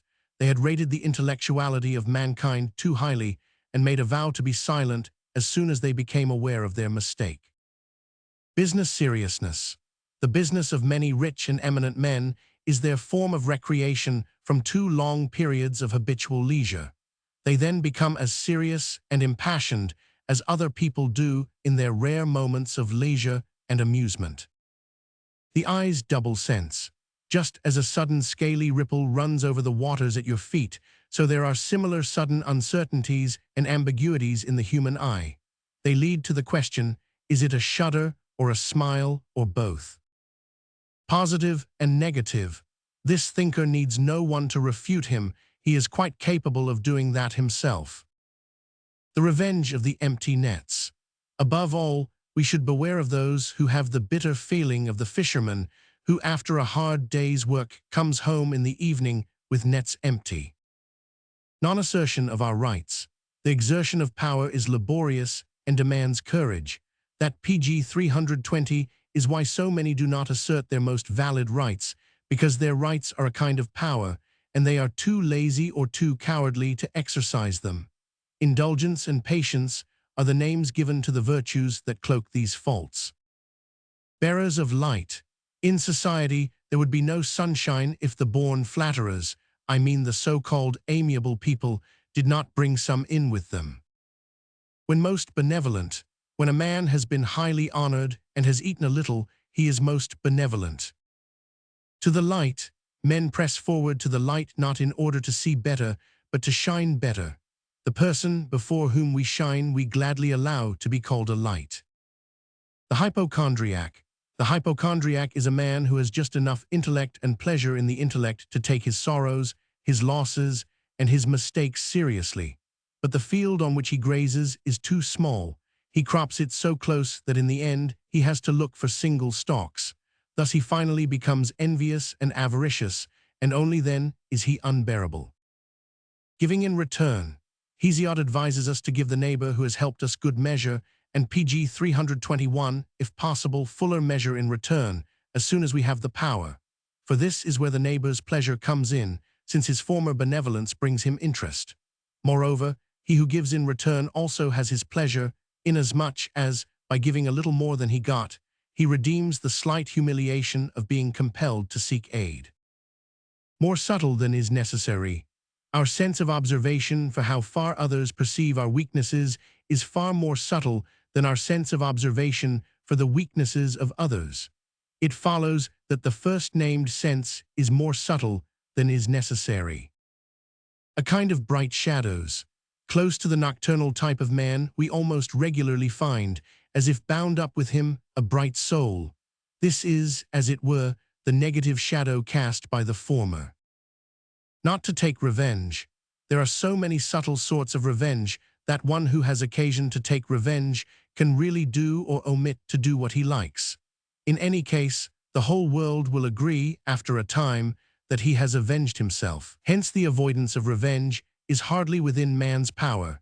He must not even so much as say that he does not want to do so, since the contempt for revenge is interpreted and felt as a sublime and exquisite form of revenge. It follows that we must do nothing superfluous. Page 322. The mistake of those who pay homage. Everyone thinks he is paying a most agreeable compliment to a thinker when he says that he himself hit upon exactly the same idea and even upon the same expression. The thinker, however, is seldom delighted at hearing such news. Nay, rather, he often becomes distrustful of his own thoughts and expressions. He silently resolves to revise both some day. If we wish to pay homage to anyone, we must beware of expressing our agreement, for this puts us on the same level. Often it is a matter of social tact to listen to an opinion as if it were not ours or even traveled beyond the limits of our own horizon, as, for example, when an old man once in a while opens the storehouse of his acquired knowledge. Letters. A letter is an unannounced visit, and the postman is the intermediary of impolite surprises. Every week we ought to have 1 hour for receiving letters, and then go and take a bath. Prejudiced. Someone said, I have been prejudiced against myself from childhood upwards, and hence I find some truth in every censure and some absurdity in every eulogy. Praise I generally value too low and blame too high. Page 323. The path to equality. A few hours of mountain climbing make a blackguard and a saint two rather similar creatures. Weariness is the shortest path to equality and fraternity, and finally liberty is bestowed by sleep. Calumny. If we begin to trace to its source a real scandalous misrepresentation, we shall rarely look for its origin in our honorable and straightforward enemies. For if they invented anything of the sort about us, they, as being our enemies, would gain no credence. Those, however, to whom for a time we have been most useful, but who, from some reason or other, may be secretly sure that they will obtain no more from us, such persons are in a position to start the ball of slander rolling. They gain credence, firstly, because it is assumed that they would invent nothing likely to do them damage. Secondly, because they have learnt to know us intimately. As a consolation, the much slandered man may say to himself, calumnies are diseases of others that break out in your body. They prove that society is a moral organism, so that you can prescribe to yourself the cure that will in the end be useful to others. The child's kingdom of heaven. The happiness of a child is as much of a myth as the happiness of the Hyperboreans, of whom the Greeks pg 324 fabled. The Greeks supposed that, if indeed happiness dwells anywhere on our earth, it must certainly dwell as far as possible from us, perhaps over yonder at the edge of the world. Old people have the same thought. If man is at all capable of being happy, he must be happy as far as possible from our age, at the frontiers and beginnings of life. For many a man the sight of children, through the veil of this myth, is the greatest happiness that he can feel. He enters himself into the forecourt of heaven when he says, "Suffer the little children to come unto me, for of them is the kingdom of heaven." The myth of the child's kingdom of heaven holds good, in some way or other, wherever in the modern world some sentimentality exists. The impatient. It is just the growing man who does not want things in the growing stage. He is too impatient for that. The youth will not wait until, after long study, suffering, and privation, his picture of men and things is complete. Accordingly, he confidently accepts another picture that lies ready to his hand and is recommended to him, and pins his faith to that, as if it must give him at once the lines and colors of his own painting. He presses a philosopher or a poet to his bosom, and must from that time forth perform long stretches of forced labor and renounce his own self. He learns much in the process, but he often forgets what is most worth learning and knowing, his self. He remains all his life a partisan.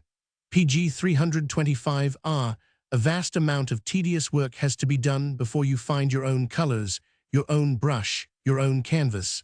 Even then you are very far from being a master in the art of life, but at least you are the boss in your own workshop. There are no teachers. As thinkers, we ought only to speak of self-teaching. The instruction of the young by others is either an experiment performed upon something as yet unknown and unknowable, or else a thorough leveling process, in order to make the new member of society conform to the customs and manners that prevail for the time being. In both cases, the result is accordingly unworthy of a thinker, the handiwork of parents and teachers, whom some valiantly honest person 25 has called nos enemis naturals. One day, when, as the world thinks, we have long since finished our education, we discover ourselves. Then begins the task of the thinker, and then is the time to summon him to our aid, not as a teacher, but as a self-taught man who has experience. Sympathy with youth. We are sorry when we hear that someone who is still young is losing his teeth or growing blind. If we knew all the irrevocable and hopeless feelings hidden in his whole being, how great our sorrow would be. Why do Pg 326 we really suffer on this account? Because youth has to continue the work we have undertaken, and every flaw and failing in its strength is likely to injure our work that will fall into its hands. It is the sorrow at the imperfect guarantee of our immortality, or, if we only feel ourselves as executors of the human mission, it is the sorrow that this mission must pass to weaker hands than ours. The ages of life. The comparison of the 4 ages of life with the 4 seasons of the year is a venerable piece of folly. Neither the first 20 nor the last 20 years of a life correspond to a season of the year, assuming that we are not satisfied with drawing a parallel between white hair and snow and similar color analogies. The first 20 years are preparation for life in general, for the whole year of life, a sort of long New Year's Day. The last 20 review, assimilate, bring into union and harmony all that has been experienced till then, as in a small degree we do on every New Year's Eve with the whole past year. But in between there really lies an interval which suggests a comparison with the seasons, the time from the 20th to the 50th year, to speak here of decades in the lump, while it is an understood thing that every one must refine for himself these rough outlines. Those 3 decades correspond to 3 seasons: summer, spring, and autumn. Winter human life has none, unless we like to call the unfortunately often intervening hard, cold, lonely, Pg 327 hopeless, unfruitful periods of disease the winters of man. The 20s, hot, oppressive, stormy, impetuous, exhausting years, when we praise the day in the evening, when it is over, as we wipe the sweat from our foreheads, years in which work seems to us cruel but necessary.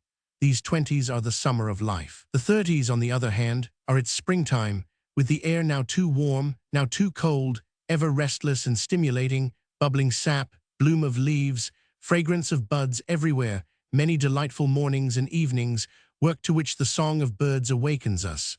A true work of the heart, a kind of joy in our own robustness, strengthened by the savor of hopeful anticipation. Lastly, the 40s, mysterious like all that is stationary, like a high, broad plateau traversed by a fresh breeze, with a clear, cloudless sky above it, which always has the same gentle look all day and half the night, the time of harvest and cordial gaiety. That is the autumn of life. Women's intellect in modern society. What women nowadays think of men's intellect may be divined from the fact that in their art of adornment they think of anything but of emphasizing the intellectual side of their faces, or their single intellectual features. On the contrary, they conceal such traits and understand, for example by an arrangement of their hair over their forehead, how to give themselves an appearance of vivid, eager sensuality and materialism, just when they but slightly possess those qualities. Their conviction, page 328, that intellect in women frightens men, goes so far that they even gladly deny the keenness of the most intellectual sense and purposely invite the reputation of short-sightedness. They think they will thereby make men more confiding. It is as if a soft, attractive twilight was spreading itself around them. Great and transitory. What moves the observer to tears is the rapturous look of happiness with which a fair young bride gazes upon her husband. We feel all the melancholy of autumn in thinking of the greatness and of the transitoriness of human happiness. Sense and sacrifice.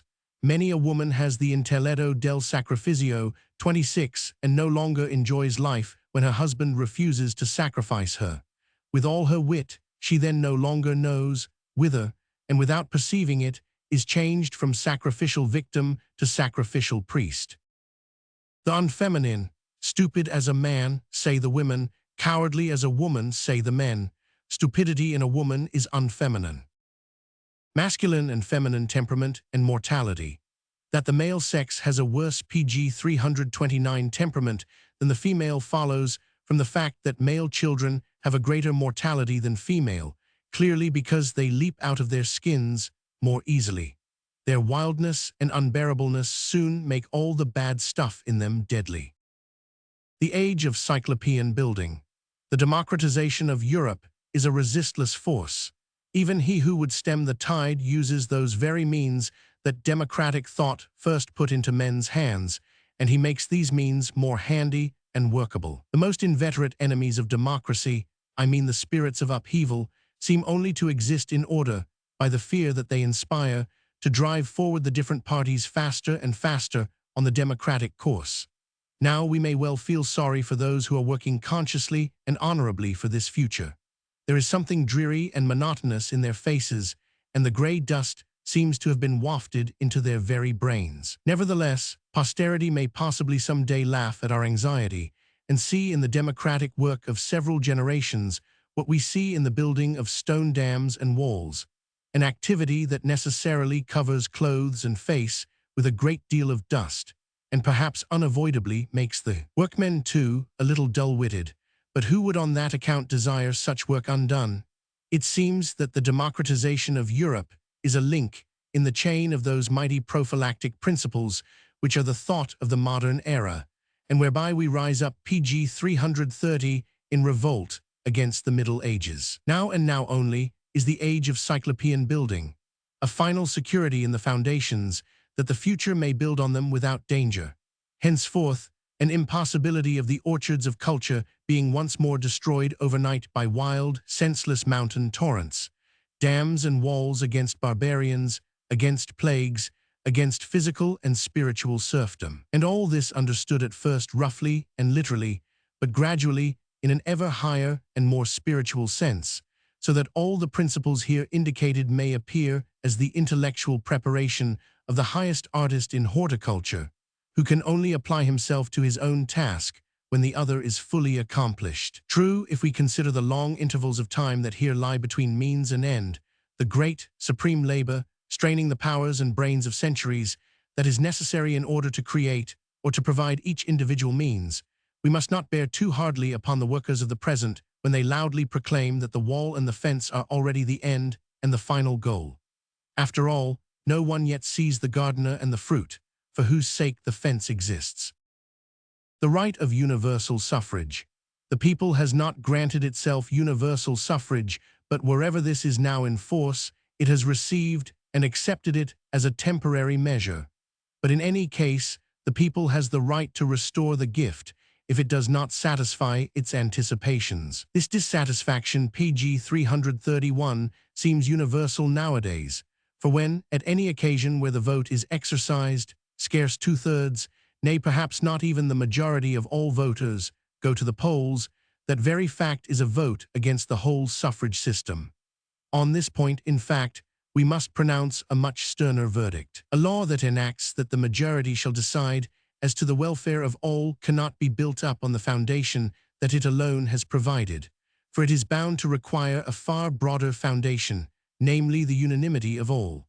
Universal suffrage must not only be the expression of the will of a majority, but of the whole country. Thus the dissent of a very small minority is already enough to set aside the system as impracticable, and the abstention from voting is in fact a dissent of this kind, which ruins the whole institution. The absolute veto of the individual, or not to be too minute, the veto of a few thousands, hangs over the system as the consequence of justice. On every occasion when it is employed, the system must, according to the variety of the division, first prove that it has still a right to exist. False conclusions. What false conclusions are drawn in spheres where we are not at home, even by those of us who are accustomed as men of science to draw right conclusions.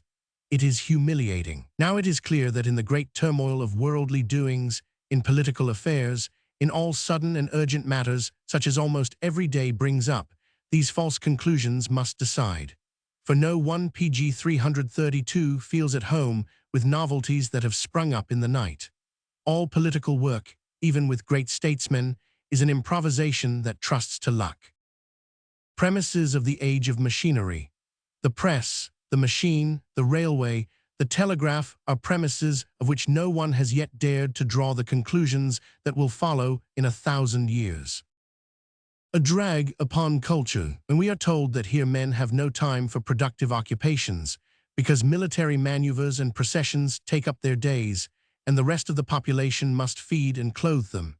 Their dress, however, being striking, often gay and full of absurdities, that there only a few distinguished qualities are recognized, individuals resemble each other more than elsewhere, or at any rate are treated as equals, yet obedience is exacted and yielded without reasoning, for men command and make no attempt to convince, that here punishments are few, but these few cruel and likely to become the final and most terrible, that their treason ranks as the capital offense, and even the criticism of evils is only ventured on by the most audacious, that there, again, human life is cheap, and ambition often takes the form of setting life in danger. When we hear all this, we at once say, this is a picture of a barbarous society that rests on a hazardous footing. One man perhaps will add, it is a portrait of Sparta, but another will become PG 333 meditative and declare that this is a description of our modern military system, as it exists in the midst of our altogether different culture and society, a living anachronism, the picture, as above said, of a community resting on a hazardous footing, a posthumous work of the past, which can only act as a drag upon the wheels of the present. Yet at times even a drag upon culture is vitally necessary, that is to say, when culture is advancing too rapidly downhill, or, as perhaps in this case, uphill. More reverence for them that know. In the competition of production and sale, the public is made judge of the product, but the public has no special knowledge and judges by the appearance of the wares. In consequence, the art of appearance, and perhaps the taste for it, must increase under the dominance of competition, while on the other hand, the quality of every product must deteriorate. The result will be, so far as reason does not fall in value, that one day an end will be put to that competition, and a new principle will win the day. Only the master of the craft should pronounce a verdict on the work, and the public should be dependent on the belief in the personality of the judge and his honesty. Accordingly, no anonymous work. At least an expert should be there as guarantor and pledge his name if the name of the creator is lacking or is unknown. The cheapness of an article is for the layman another kind of illusion and deceit, since only durability can decide that a thing PG 334 is cheap, and to what an extent. But it is difficult, and for a layman impossible, to judge of its durability. Hence, that which produces an effect on the eye and costs little at present gains the advantage, this being naturally machine-made work. Again, machinery, that is to say, the cause of the greatest rapidity and facility in production, favors the most saleable kind of article. Otherwise it involves no tangible profit. It would be too little used and too often stand idle. But as to what is most saleable, the public, as above said, decides. It must be the most exchangeable, in other words, the thing that appears good and also appears cheap. Thus, in the domain of labor, our motto must also hold good, more respect for them that know. The danger of kings. Democracy has it in its power, without any violent means, and only by a lawful pressure steadily exerted, to make kingship and emperorship hollow, until only a zero remains, perhaps with the significance of every zero in that, while nothing in itself, it multiplies a number tenfold if placed on the right side. Kingship and emperorship would remain a gorgeous ornament upon the simple and appropriate dress of democracy, a beautiful superfluity that democracy allows itself, a relic of all the historically venerable primitive ornaments, nay, the symbol of history itself, and in this unique position, a highly effective thing if, as above said, it does not stand alone, but is put on the right side. In order to avoid the danger of this PG 335 nullification, kings hold by their teeth to their dignity as warlords. To this end, they need wars, or in other words, exceptional circumstances, in which that slow, lawful pressure of the democratic forces is relaxed. The teacher a necessary evil. Let us have as few people as possible between the productive minds and the hungry and recipient minds. The middlemen almost unconsciously adulterate the food which they supply. For their work as middlemen, they want too high a fee for themselves, and this is drawn from the original productive spirits, namely, interest, admiration, leisure, money, and other advantages. Accordingly, we should always look upon the teacher as a necessary evil, just like the merchant, as an evil that we should make as small as possible. Perhaps the prevailing distress in Germany has its main cause in the fact that too many wish to live and live well by trade, in other words, desiring as far as possible to diminish prices for the producer and raise prices for the consumer, and thus to profit by the greatest possible loss to both. In the same way, we may certainly trace a main cause of the prevailing intellectual poverty in the superabundance of teachers. It is because of teachers that so little is learnt, and that so badly. The tax of homage, him whom we know and honor, be he physician, artist, or artisan, who does and produces something for us, we gladly PG 336 pay as highly as we can, often a fee beyond our means. On the other hand, we pay the unknown as low a price as possible. Here is a contest in which everyone struggles and makes others struggle for a foot's breadth of land. In the work of the known there is something that cannot be bought, the sentiment and ingenuity put into his work for our own sake. We think we cannot better express our sense of obligation than by a sort of sacrifice on our part. The heaviest tax is the tax of homage. The more competition prevails, the more we buy for the unknown and work for the unknown, the lower does this tax become, whereas it is really the standard for the loftiness of man's spiritual intercourse. The means towards genuine peace. No government will nowadays admit that it maintains an army in order to satisfy occasionally its passion for conquest. The army is said to serve only defensive purposes. This morality, which justifies self-defense, is called in as the government's advocate. This means, however, reserving morality for ourselves and immorality for our neighbor, because he must be thought eager for attack and conquest if our state is forced to consider means of self-defense. At the same time, by our explanation of our need of an army, because he denies the lust of attack just as our state does, and ostensibly also maintains his army for defensive reasons, we proclaim him a hypocrite and cunning criminal, who would fain seize by surprise, without any fighting, PG 337 a harmless and unwary victim. In this attitude, all states face each other today. They presuppose evil intentions on their neighbor's part and good intentions on their own. This hypothesis, however, is an inhuman notion, as bad as and worse than war. Nay, at bottom, it is a challenge and motive to war, foisting as it does upon the neighboring state the charge of immorality, and thus provoking hostile intentions and acts.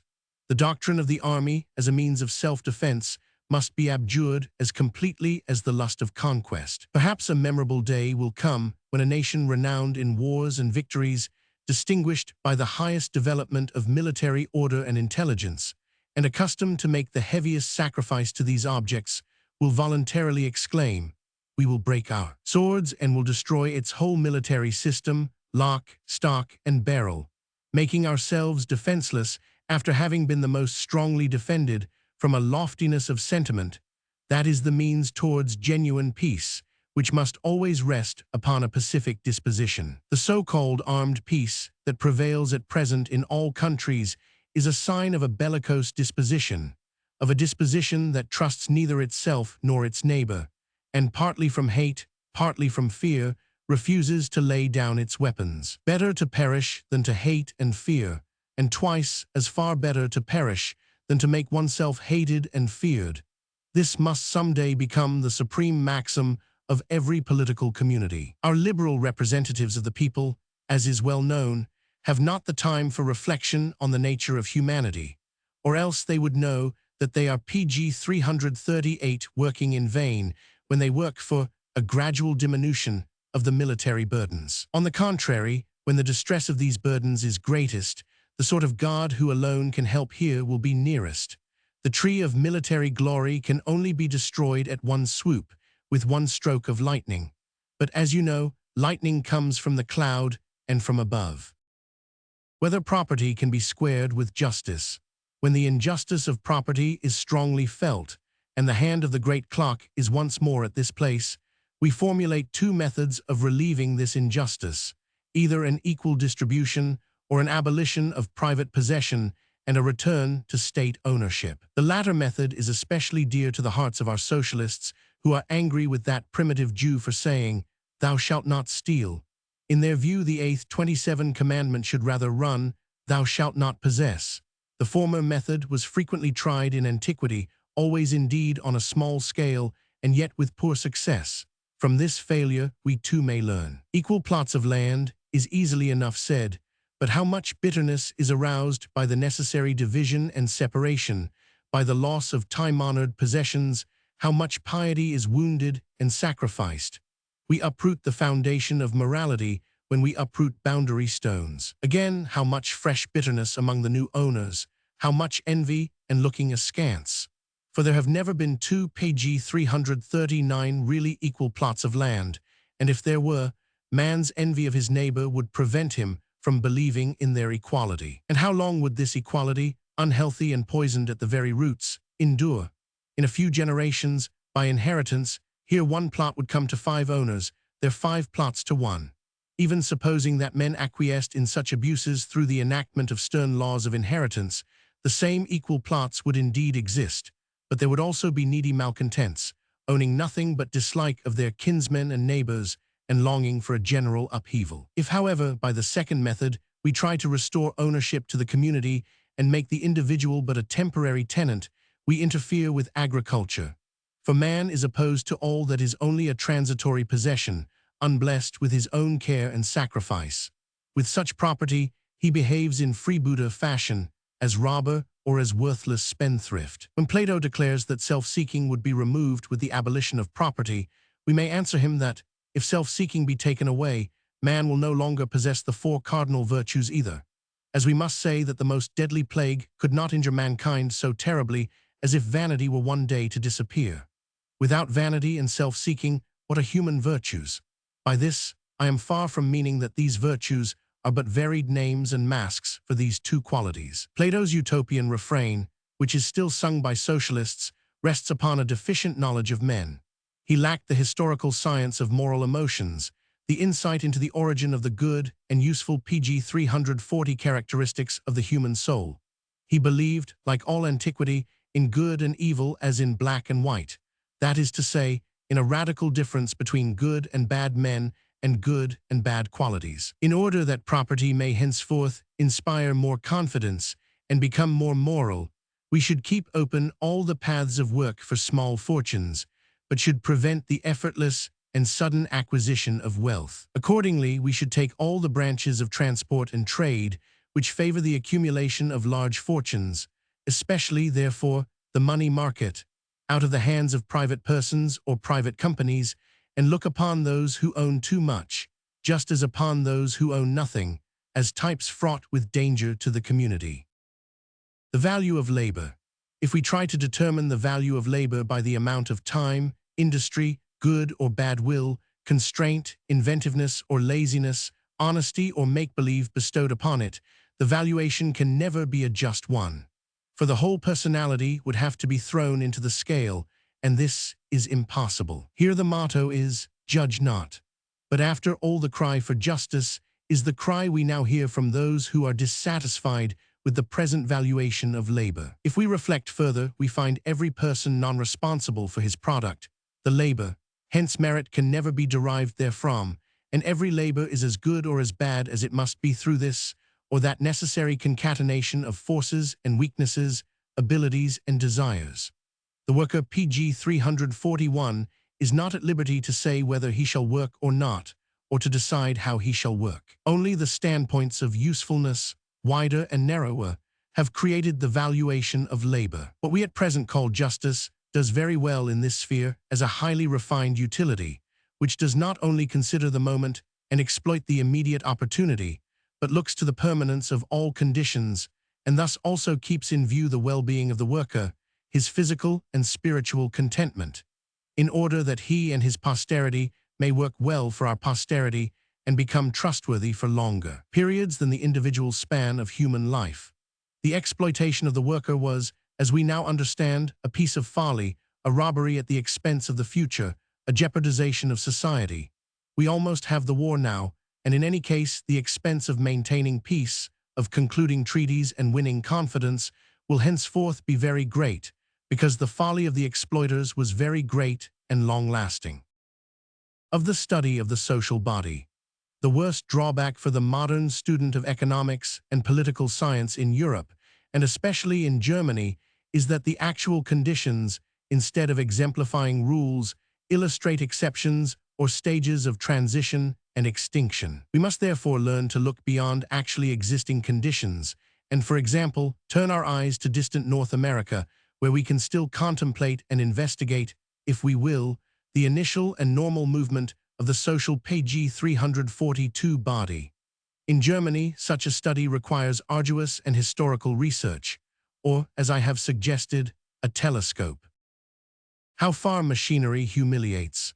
Machinery is impersonal. It robs the piece of work of its pride, of the individual merits and defects that cling to all work that is not machine-made, in other words, of its bit of humanity. Formerly, all buying from handicraftsmen meant a mark of distinction for their personalities, with whose productions people surrounded themselves. Furniture and dress, accordingly, became the symbols of mutual valuation and personal connection. Nowadays, on the other hand, we seem to live in the midst of anonymous and impersonal serfdom. We must not buy the facilitation of labor too dear. Century-old quarantine. Democratic institutions are centers of quarantine against the old plague of tyrannical desires. As such, they are extremely useful and extremely tedious. The most dangerous partisan. The most dangerous partisan is he whose defection would involve the ruin of the whole party, in other words, the best partisan. Pg 343. Destiny and the stomach. A piece more or less of bread and butter in the jockey's body is occasionally the decisive factor in races and bets, and thus in the good and bad luck of thousands. So long as the destiny of nations depends upon diplomats, the stomachs of diplomats will always be the object of patriotic misgivings. Quausque tandem. The victory of democracy. All political powers nowadays attempt to exploit the fear of socialism for their own strengthening. Yet in the long run, democracy alone gains the advantage, for all parties are now compelled to flatter the masses and grant them facilities and liberties of all kinds, with the result that the masses finally become omnipotent. The masses are as far as possible removed from socialism as a doctrine of altering the acquisition of property. If once they get the steering wheel into their hands, through great majorities in their parliaments, they will attack with progressive taxation the whole dominant system of capitalists, merchants, and financiers, and will in fact slowly create a middle class which may forget socialism like a disease that has been overcome. The practical result of this increasing democratization will next be a European League of Nations, in which each individual nation, delimited by the proper geographical frontiers, has the position of a canton with its separate rights. Small account will be taken of the pg 344 historic memories of previously existing nations, because the pious affection for these memories will be gradually uprooted under the democratic regime, with all its craze for novelty and experiment. The corrections of frontiers that will prove necessary will be so carried out as to serve the interests of the great cantons, and at the same time that of the whole federation, but not that of any venerable memories. To find the standpoints for these corrections will be the task of future diplomats, who will have to be at the same time students of civilization, agriculturists, and commercial experts, with no armies but motives and utilities at their back. Then only will foreign and home politics be inseparably connected, whereas today the latter follows its haughty dictator and gleans in sorry baskets the stubble that is left over from the harvest of the former. Goal and means of democracy. Democracy tries to create and guarantee independence for as many as possible in their opinions, way of life, and occupation. For this purpose, democracy must withhold the political suffrage both from those who have nothing and from those who are really rich, as being the two intolerable classes of men. At the removal of these classes, it must always work, because they are continually calling its task in question. In the same way, democracy must prevent all measures that seem to aim at party organization. For the three great foes of independence, in that threefold sense, are the have-nots, the rich, and the PG 345 parties. I speak of democracy as of a thing to come. What at present goes by that name is distinguished from older forms of government only by the fact that it drives with new horses. The roads and the wheels are the same as of yore. Has the danger really become less with these conveyances of the Commonwealth? Discretion and success. That great quality of discretion, which is fundamentally the virtue of virtues, their ancestress and queen, has in common life by no means always success on its side. The wooer would find himself deceived if he had wooed that virtue only for the sake of success, for it is rated by practical people as suspicious and is confused with cunning and hypocrisy. He who obviously lacks discretion, the man who quickly grasps and sometimes misses his grasp, has prejudice on his side. He is an honest, trustworthy fellow. Practical people, accordingly, do not like the prudent man, thinking he is to them a danger. Moreover, we often assume the prudent man to be anxious, preoccupied, pedantic. Unpractical, butterfly people find him uncomfortable because he does not live in their happy-go-lucky way without thinking of actions and duties. He appears among them as their embodied conscience, and the bright day is dim to their eyes before his gaze. Thus, when success and popularity fail him, he may often say by way of private consolation, "So high are the taxes you have to pay for the possession of the PG 346, most precious of human commodities, still it is worth the price." Et in Arcadia ego. I looked down, over waves of hills, to a milky green lake, through firs and pines austere with age, rocky crags of all shapes about me, the soil gay with flowers and grasses. A herd of cattle moved, stretched, and expanded itself before me, single cows and groups in the distance, in the clearest evening light, hard by the forest of pines, others nearer and darker, all in calm and eventide contentment.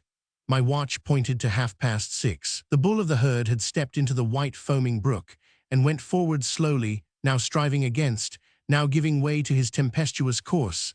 Thus, no doubt, he took his sort of fierce pleasure. Two dark brown beings, of Bergamasque origin, tended the herd, the girl dressed almost like a boy. On the left, overhanging cliffs and fields of snow above broad belts of woodland. To the right, two enormous ice-covered peaks, high above me, shimmering in the veil of the sunny haze, all large, silent, and bright. The beauty of the whole was awe-inspiring and induced to a mute worship of the moment and its revelation. Unconsciously, as if nothing could be more natural, you peopled this pure, clear world of light, which had no trace of yearning, of expectancy, of looking forward or backward, with Greek heroes. You felt it all as Poussin and his school felt, at once heroic and idyllic. So individual men too have lived, constantly feeling themselves in the world and the PG 347 world in themselves, and among them one of the greatest men, the inventor of a heroico-idyllic form of philosophy, Epicurus. Counting and measuring. The art of seeing many things, of weighing one with another, of reckoning one thing with another, and constructing from them a rapid conclusion, a fairly correct sum, that goes to make a great politician or general or merchant. This quality is, in fact, a power of speedy mental calculation. The art of seeing one thing alone, of finding therein the sole motive for action, The guiding principle of all other action goes to make the hero and also the fanatic. This quality means a dexterity in measuring with one scale. Not to see too soon. As long as we undergo some experience, we must give ourselves up to the experience and shut our eyes, in other words, not become observers of what we are undergoing. For to observe would disturb good digestion of the experience, and instead of wisdom, we should gain nothing but dyspepsia. From the practice of the wise, to become wise, we must will to undergo certain experiences and accordingly leap into their jaws. This, it is true, is very dangerous. Many a sage has been eaten up in the process. Page 348. Exhaustion of the intellect. Our occasional coldness and indifference towards people, which is imputed to us as hardness and defect of character, is often only an exhaustion of the intellect. In this state, other men are to us, as we are to ourselves, tedious or immaterial. The one thing needful. If we are clever, the one thing we need is to have joy in our hearts. Add someone, if we are clever, the best thing we can do is to be wise. A sign of love. Someone said, "There are two persons about whom I have never thought deeply. That is a sign of my love for them." How we seek to improve bad arguments. Many a man adds a bit of his personality to his bad arguments, as if they would thus go better and change into straight and good arguments. In the same way, players at skittles, even after a throw, try to give a direction to the ball by turns and gestures. Honesty. It is but a small thing to be a pattern sort of man with regard to rights and property. For pg 349 instance, to name trifling points, which of course give a better proof of this sort of pattern nature than great examples. If as a boy one never steals fruit from another's orchard, and as a man never walks on unmown fields, it is but little, you are then still only a law-abiding person, with just that degree of morality of which a society, a group of human beings, is capable. Man, what is the vanity of the vainest individual, as compared with the vanity which the most modest person feels when he thinks of his position in nature and in the world as man? The most necessary gymnastic. Through deficiency in self-control in small matters, a similar deficiency on great occasions slowly arises. Every day on which we have not at least once denied ourselves some trifle is turned to bad use and a danger to the next day. This gymnastic is indispensable if we wish to maintain the joy of being our own master. Losing ourselves. When we have first found ourselves, we must understand how from time to lose ourselves and then to find ourselves again. This is true on the assumption that we are thinkers. A thinker finds it a drawback always to be tied to one person. Page 350. When it is necessary to part, you must, for a time at least, part from that which you want to know and measure. Only when you have left a city do you see how high its towers rise above its houses. At noontide, he to whom an active and stormy morning of life is allotted, at the noontide of life feels his soul overcome by a strange longing for a rest that may last for months and years. All grows silent around him, voices sound farther and farther in the distance, the sun shines straight down upon him. On a hidden woodland sward he sees the great god Pan sleeping, and with Pan nature seems to him to have gone to sleep with an expression of eternity on their faces. He wants nothing, he troubles about nothing, his heart stands still, only his eye lives. It is a death with waking eyes. Then man sees much that he never saw before, and so far as his eye can reach, all is woven into, and as it were buried in a net of light. He feels happy, but it is a heavy, very heavy kind of happiness. Then at last the wind stirs in the trees, noontide is over, life carries him away again, life with its blind eyes, and its tempestuous retinue behind it. Desire, illusion, oblivion, enjoyment, destruction, decay. And so comes evening, more stormy and more active than was even the morning. To the really active man, these prolonged phases of cognition seem almost uncanny and morbid, but not unpleasant. Page 351.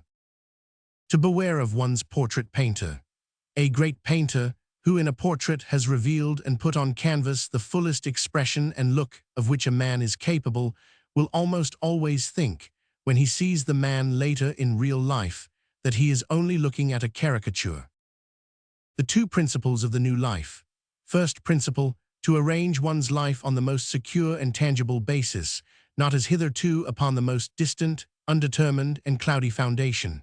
Second principle, to establish the rank of the nearest and nearer things, and of the more and less secure, before one arranges one's life and directs it to a final end. Dangerous irritability. Talented men who are at the same time idle will always appear somewhat irritated when one of their friends has accomplished a thorough piece of work. Their jealousy is awakened, they are ashamed of their own laziness, or rather, they fear that their active friend will now despise them even more than before. In such a mood, they criticize the new achievement, and to the utter astonishment of the author, their criticism becomes a revenge. Destructions of illusions. Illusions are certainly expensive amusements, but the destruction, page 352, of illusions is still more expensive, if looked upon as an amusement, as it undoubtedly is by some people. The monotone of the sage. Cows sometimes have a look of wondering which stops short on the path to questioning. In the eye of the higher intelligence, on the other hand, the nil admirari is spread out like the monotony of the cloudless sky. Not to be ill too long. We should beware of being ill too long. The lookers on become impatient of their customary duty of showing sympathy, because they find it too much trouble to maintain the appearance of this emotion for any length of time. Then they immediately pass to suspicion of our character, with the conclusion, "You deserve to be ill, and we need no longer be at pains to show our sympathy." A hint to enthusiasts. He who likes to be carried away, and would fain be carried on high, must beware lest he become too heavy. For instance, he must not learn much, and especially not let himself be crammed with science. Science makes men ponderous. Take care, ye enthusiasts. Knowledge of how to surprise oneself. He who would see himself as he is must know, page 353, how to surprise himself, torch in hand. For with the mind it is as with the body. Whoever is accustomed to look at himself in the glass forgets his ugliness, and only recognizes it again by means of the portrait painter. Yet he even grows used to the picture, and forgets his ugliness all over again. Herein we see the universal law that man cannot endure unalterable ugliness, unless for a moment. He forgets or denies it in all cases. The moralists must reckon upon that moment for bringing forward their truths. Opinions and fish. We are possessors of our opinions as of fish. That is, insofar as we are possessors of a fish pond, we must go fishing and have luck. Then we have our fish, our opinions. I speak here of live opinions, of live fish. Others are content to possess a cabinet of fossils, and in their head, convictions. Signs of freedom and servitude. To satisfy one's needs so far as possible oneself, even if imperfectly, is the path towards freedom in mind and personality. To satisfy many even superfluous needs, and that as fully as possible, is a training for servitude. The sophist Hippias, who himself earned and made all that he wore within and without, is the representative of the highest freedom of mind and personality. It does not matter whether page 354 all is done equally well and perfectly. Pride can repair the damaged places. Belief in oneself. In our times, we mistrust everyone who believes in himself. Formerly, this was enough to make people believe in one. The recipe for finding faith now runs, "Spare not thyself. In order to set thy opinion in a credible light, thou must first set fire to thy own hut." At once richer and poorer. I know a man who accustomed himself, even in childhood, to think well of the intellectuality of mankind. In other words, of their real devotion as regards things of the intellect, their unselfish preference for that which is recognized as true, but who had at the same time a modest or even depreciatory view of his own brain, judgment, memory, presence of mind, imagination. He set no value on himself when he compared himself with others. Now, in the course of years, he was compelled, first once and then in 100 ways, to revise this verdict.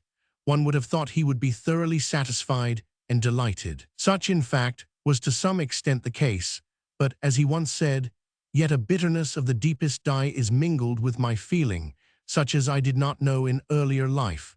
For since I learnt to value men and myself more correctly, my intellect seems to me of less use. I scarcely think I can now do any good at all with it, because the minds, page 355 of others, cannot understand the good.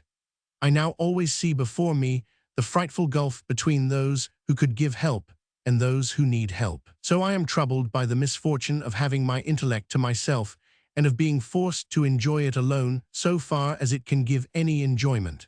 But to give is more blessed than to possess, and what is the richest man in the solitude of a desert? 28. How we should attack.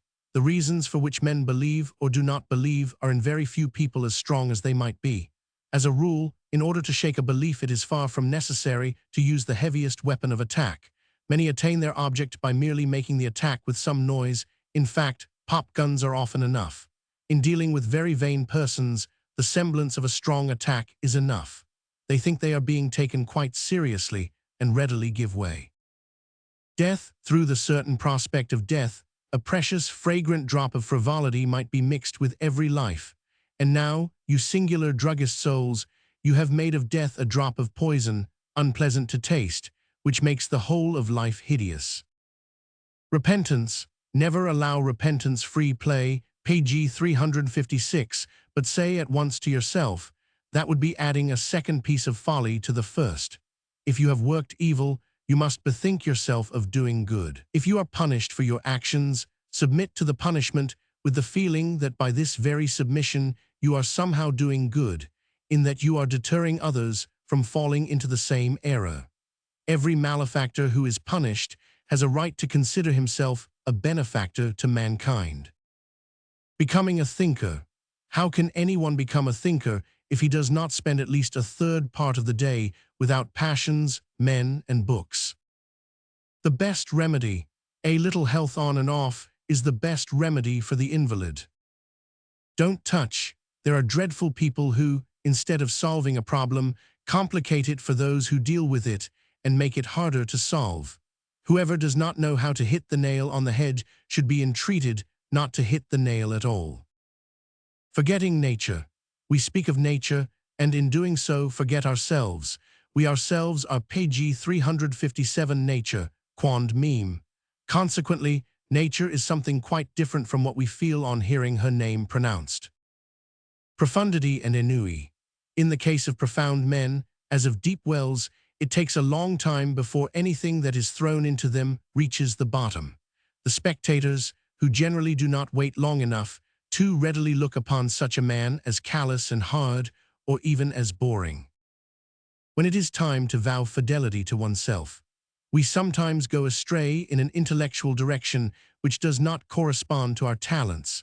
For a time, we struggle heroically against wind and tide, really against ourselves, but finally we become weary and we pant. What we accomplish gives us no real pleasure, since we think that we have paid too heavy a price for these successes. We even despair of our productivity, of our future, perhaps in the midst of victory. Finally we turn back, and then the wind swells our sails and bears us into our smooth water. What bliss! How certain of victory we feel! Only now do we know what we are and what we intend, and now we vow fidelity to ourselves and have a right to do so as men that know. Weather prophets. Just as the clouds reveal to us the direction of the wind high above our page 358 heads, so the lightest and freest spirits give signs of future weather by their course. The wind in the valley and the marketplace opinions of today have no significance for the future, but only for the past. Continual acceleration. Those who begin slowly and find it hard to become familiar with a subject sometimes acquire afterwards the quality of continual acceleration, so that in the end no one knows where the current will take them. The three good things, greatness, calm, sunlight, these three embrace all that a thinker desires and also demands of himself, his hopes and duties, his claims in the intellectual and moral sphere, nay, even in his daily manner of life and the scenic background of his residence. Corresponding to these three things are, firstly, thoughts that exalt, secondly, thoughts that soothe, and thirdly, thoughts that illuminate, but fourthly, thoughts that share in all these three qualities, in which all earthly things are transfigured. This is the kingdom of the great Trinity of joy. Dying for truth. We should not let ourselves be burnt for our opinions. We are not so certain of them as all that. But we might let ourselves be burnt for the right of possessing and changing our opinions. Page 359. Market value. If we wish to pass exactly for what we are, we must be something that has its market value. As, however, only objects in common use have a market value, this desire is the consequence either of shrewd modesty or of stupid immodesty. Moral for builders. We must remove the scaffolding when the house has been built. Sophocleanism, who poured more water into wine than the Greeks, sobriety and grace combined, that was the aristocratic privilege of the Athenian in the time of Sophocles and after. Imitate that whoever can, in life and in work. Heroism. The heroic consists in doing something great, or in nobly not doing something, without feeling oneself to be in competition with or before others. The hero carries with him, wherever he goes, the wilderness and the holy land with inviolable precincts. Finding our double in nature. In some country places, we rediscover ourselves with a delightful shudder.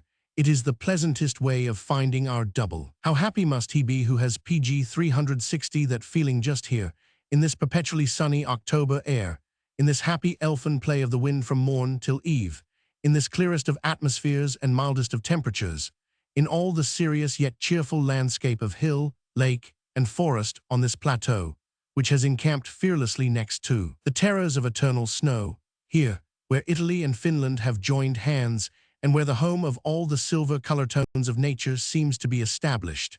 How happy must he be who can say, true, there are many grander and finer pieces of scenery, but this is so familiar and intimate to me, related by blood, nay, even more to me. Affability of the sage. The sage will unconsciously be affable in his intercourse with other men, as a prince would be, and will readily treat them as equals, in spite of all differences of talent, rank, and character. For this characteristic, however, so soon as people notice it, he is most heavily censured. Gold, all that is gold does not glitter. A soft sheen characterizes the most precious metal. Wheel and drag. The wheel and the drag have different duties, but also one in common, that of hurting each other. Page 361. Disturbances of the thinker. All that interrupts the thinker in his thoughts, disturbs him, as people say, must be regarded by him calmly, as a new model who comes in by the door to offer himself to the artist. Interruptions are the ravens which bring food to the recluse. Being very clever. Being very clever keeps men young, but they must put up with being considered, for that very reason, older than they are. For men read the handwriting of the intellect as signs of experience, that is, of having lived much and evilly, of suffering, error, and repentance. Hence, if we are very clever and show it, we appear to them older and wickeder than we are. How we must conquer. We ought not to desire victory if we only have the prospect of overcoming our opponent by a hair's breadth. A good victory makes the vanquished rejoice, and must have about it something divine which spares humiliation. An illusion of superior minds. Superior minds find it difficult to free themselves from an illusion, for they imagine that they excite envy among the mediocre and are looked upon as exceptions. Page 362. As a matter of fact, however, they are looked upon as superfluous, as something that would not be missed if it did not exist. Demanded by cleanliness. Changing opinions is in some natures as much demanded by cleanliness as changing clothes. In the case of other natures, it is only demanded by vanity. Also worthy of a hero. Here is a hero who did nothing but shake the tree as soon as the fruits were ripe. Do you think that too small a thing? Well, just look at the tree that he shook. A gauge for wisdom. The growth of wisdom may be gauged exactly by the diminution of ill temper. Expressing an error disagreeably. It is not to everyone's taste to hear truth pleasantly expressed, but let no one at least believe that error will become truth if it is disagreeably expressed. The golden maxim. Man has been bound with many chains, in order that he may forget to page 363 comport himself like an animal. And indeed, he has become more gentle, more intellectual, more joyous, more meditative than any animal. But now he still suffers from having carried his chains so long, from having been so long without pure air and free movement. These chains, however, are, as I repeat again and again, the ponderous and significant errors of moral, religious, and metaphysical ideas. Only when the disease of chains is overcome is the first great goal reached, the separation of man from the brute. At present, we stand in the midst of our work of removing the chains, and in doing so we need the strictest precautions. Only the ennobled man may be granted freedom of spirit. To him alone comes the alleviation of life and heals his wounds. He is the first who can say that he lives for the sake of joy with no other aim. In any other mouth, his motto of peace around me and goodwill towards all the most familiar things would be dangerous. In this motto for single individuals, he is thinking of an ancient saying, magnificent and pathetic, which applied to all, and has remained standing above all mankind, as a motto and a beacon whereby shall perish all who adorn their banner too early, the rock on which Christianity foundered. It is not even yet time, it seems, for all men to have the lot of those shepherds who saw the heavens lit up above them and heard the words, peace on earth and goodwill to one another among men. It is still the age of the individual. Page 364. The shadow of all that you have enunciated, nothing pleased me more than one promise. Ye want again to be good neighbors to the most familiar things. This will be to the advantage of us poor shadows too, for do but confess that you have hitherto been only too fond of reviling us. The wanderer, reviling, but why did you never defend yourselves? After all, you were very close to our ears. The shadow, it seemed to us that we were too near you to have a right to talk of ourselves. The wanderer, what delicacy! Ah, you shadows are better men 30 than we, I can see that. The shadow, and yet you called us importunate, us, who know one thing at least extremely well, how to be silent and to wait. No Englishman knows it better. It is true we are very, very often in the retinue of men, but never as their bondsmen. When man shuns light, we shun man, so far at least we are free. The wanderer, ah, light shuns man far oftener, and then also you abandon him. The shadow, it has often pained me to leave you. I am eager for knowledge, and much in man has remained obscure to me because I cannot always be in his company. At the price of complete knowledge of man, I would gladly be your slave. The wanderer, do I know, whether you would not then unwittingly become master instead pg 365 of slave, or would remain a slave indeed, but would lead a life of humiliation and disgust because you despised your master. Let us both be content with freedom such as you have enjoyed up to now, you and I. For the sight of a being not free would embitter my greatest joys. All that is best would be repugnant to me if anyone had to share it with me. I will not hear of any slaves about me. That is why I do not care for the dog, that lazy, tail-wagging parasite who first became doggish as the slave of man, and of whom they still say that he is loyal to his master and follows him like the shadow, like his shadow, they say. Perhaps I have already followed you too long today. It has been the longest day, but we are nearing the end. Be patient a little more. The grass is damp. I am feeling chilly. The wanderer, oh, is it already time to part? And I had to hurt you in the end. I saw you became darker. The shadow, I blushed the only color I have at command. I remembered that I had often lain at your feet like a dog, and that you then. The wanderer, can I not with all speed do something to please you? Have you no wish?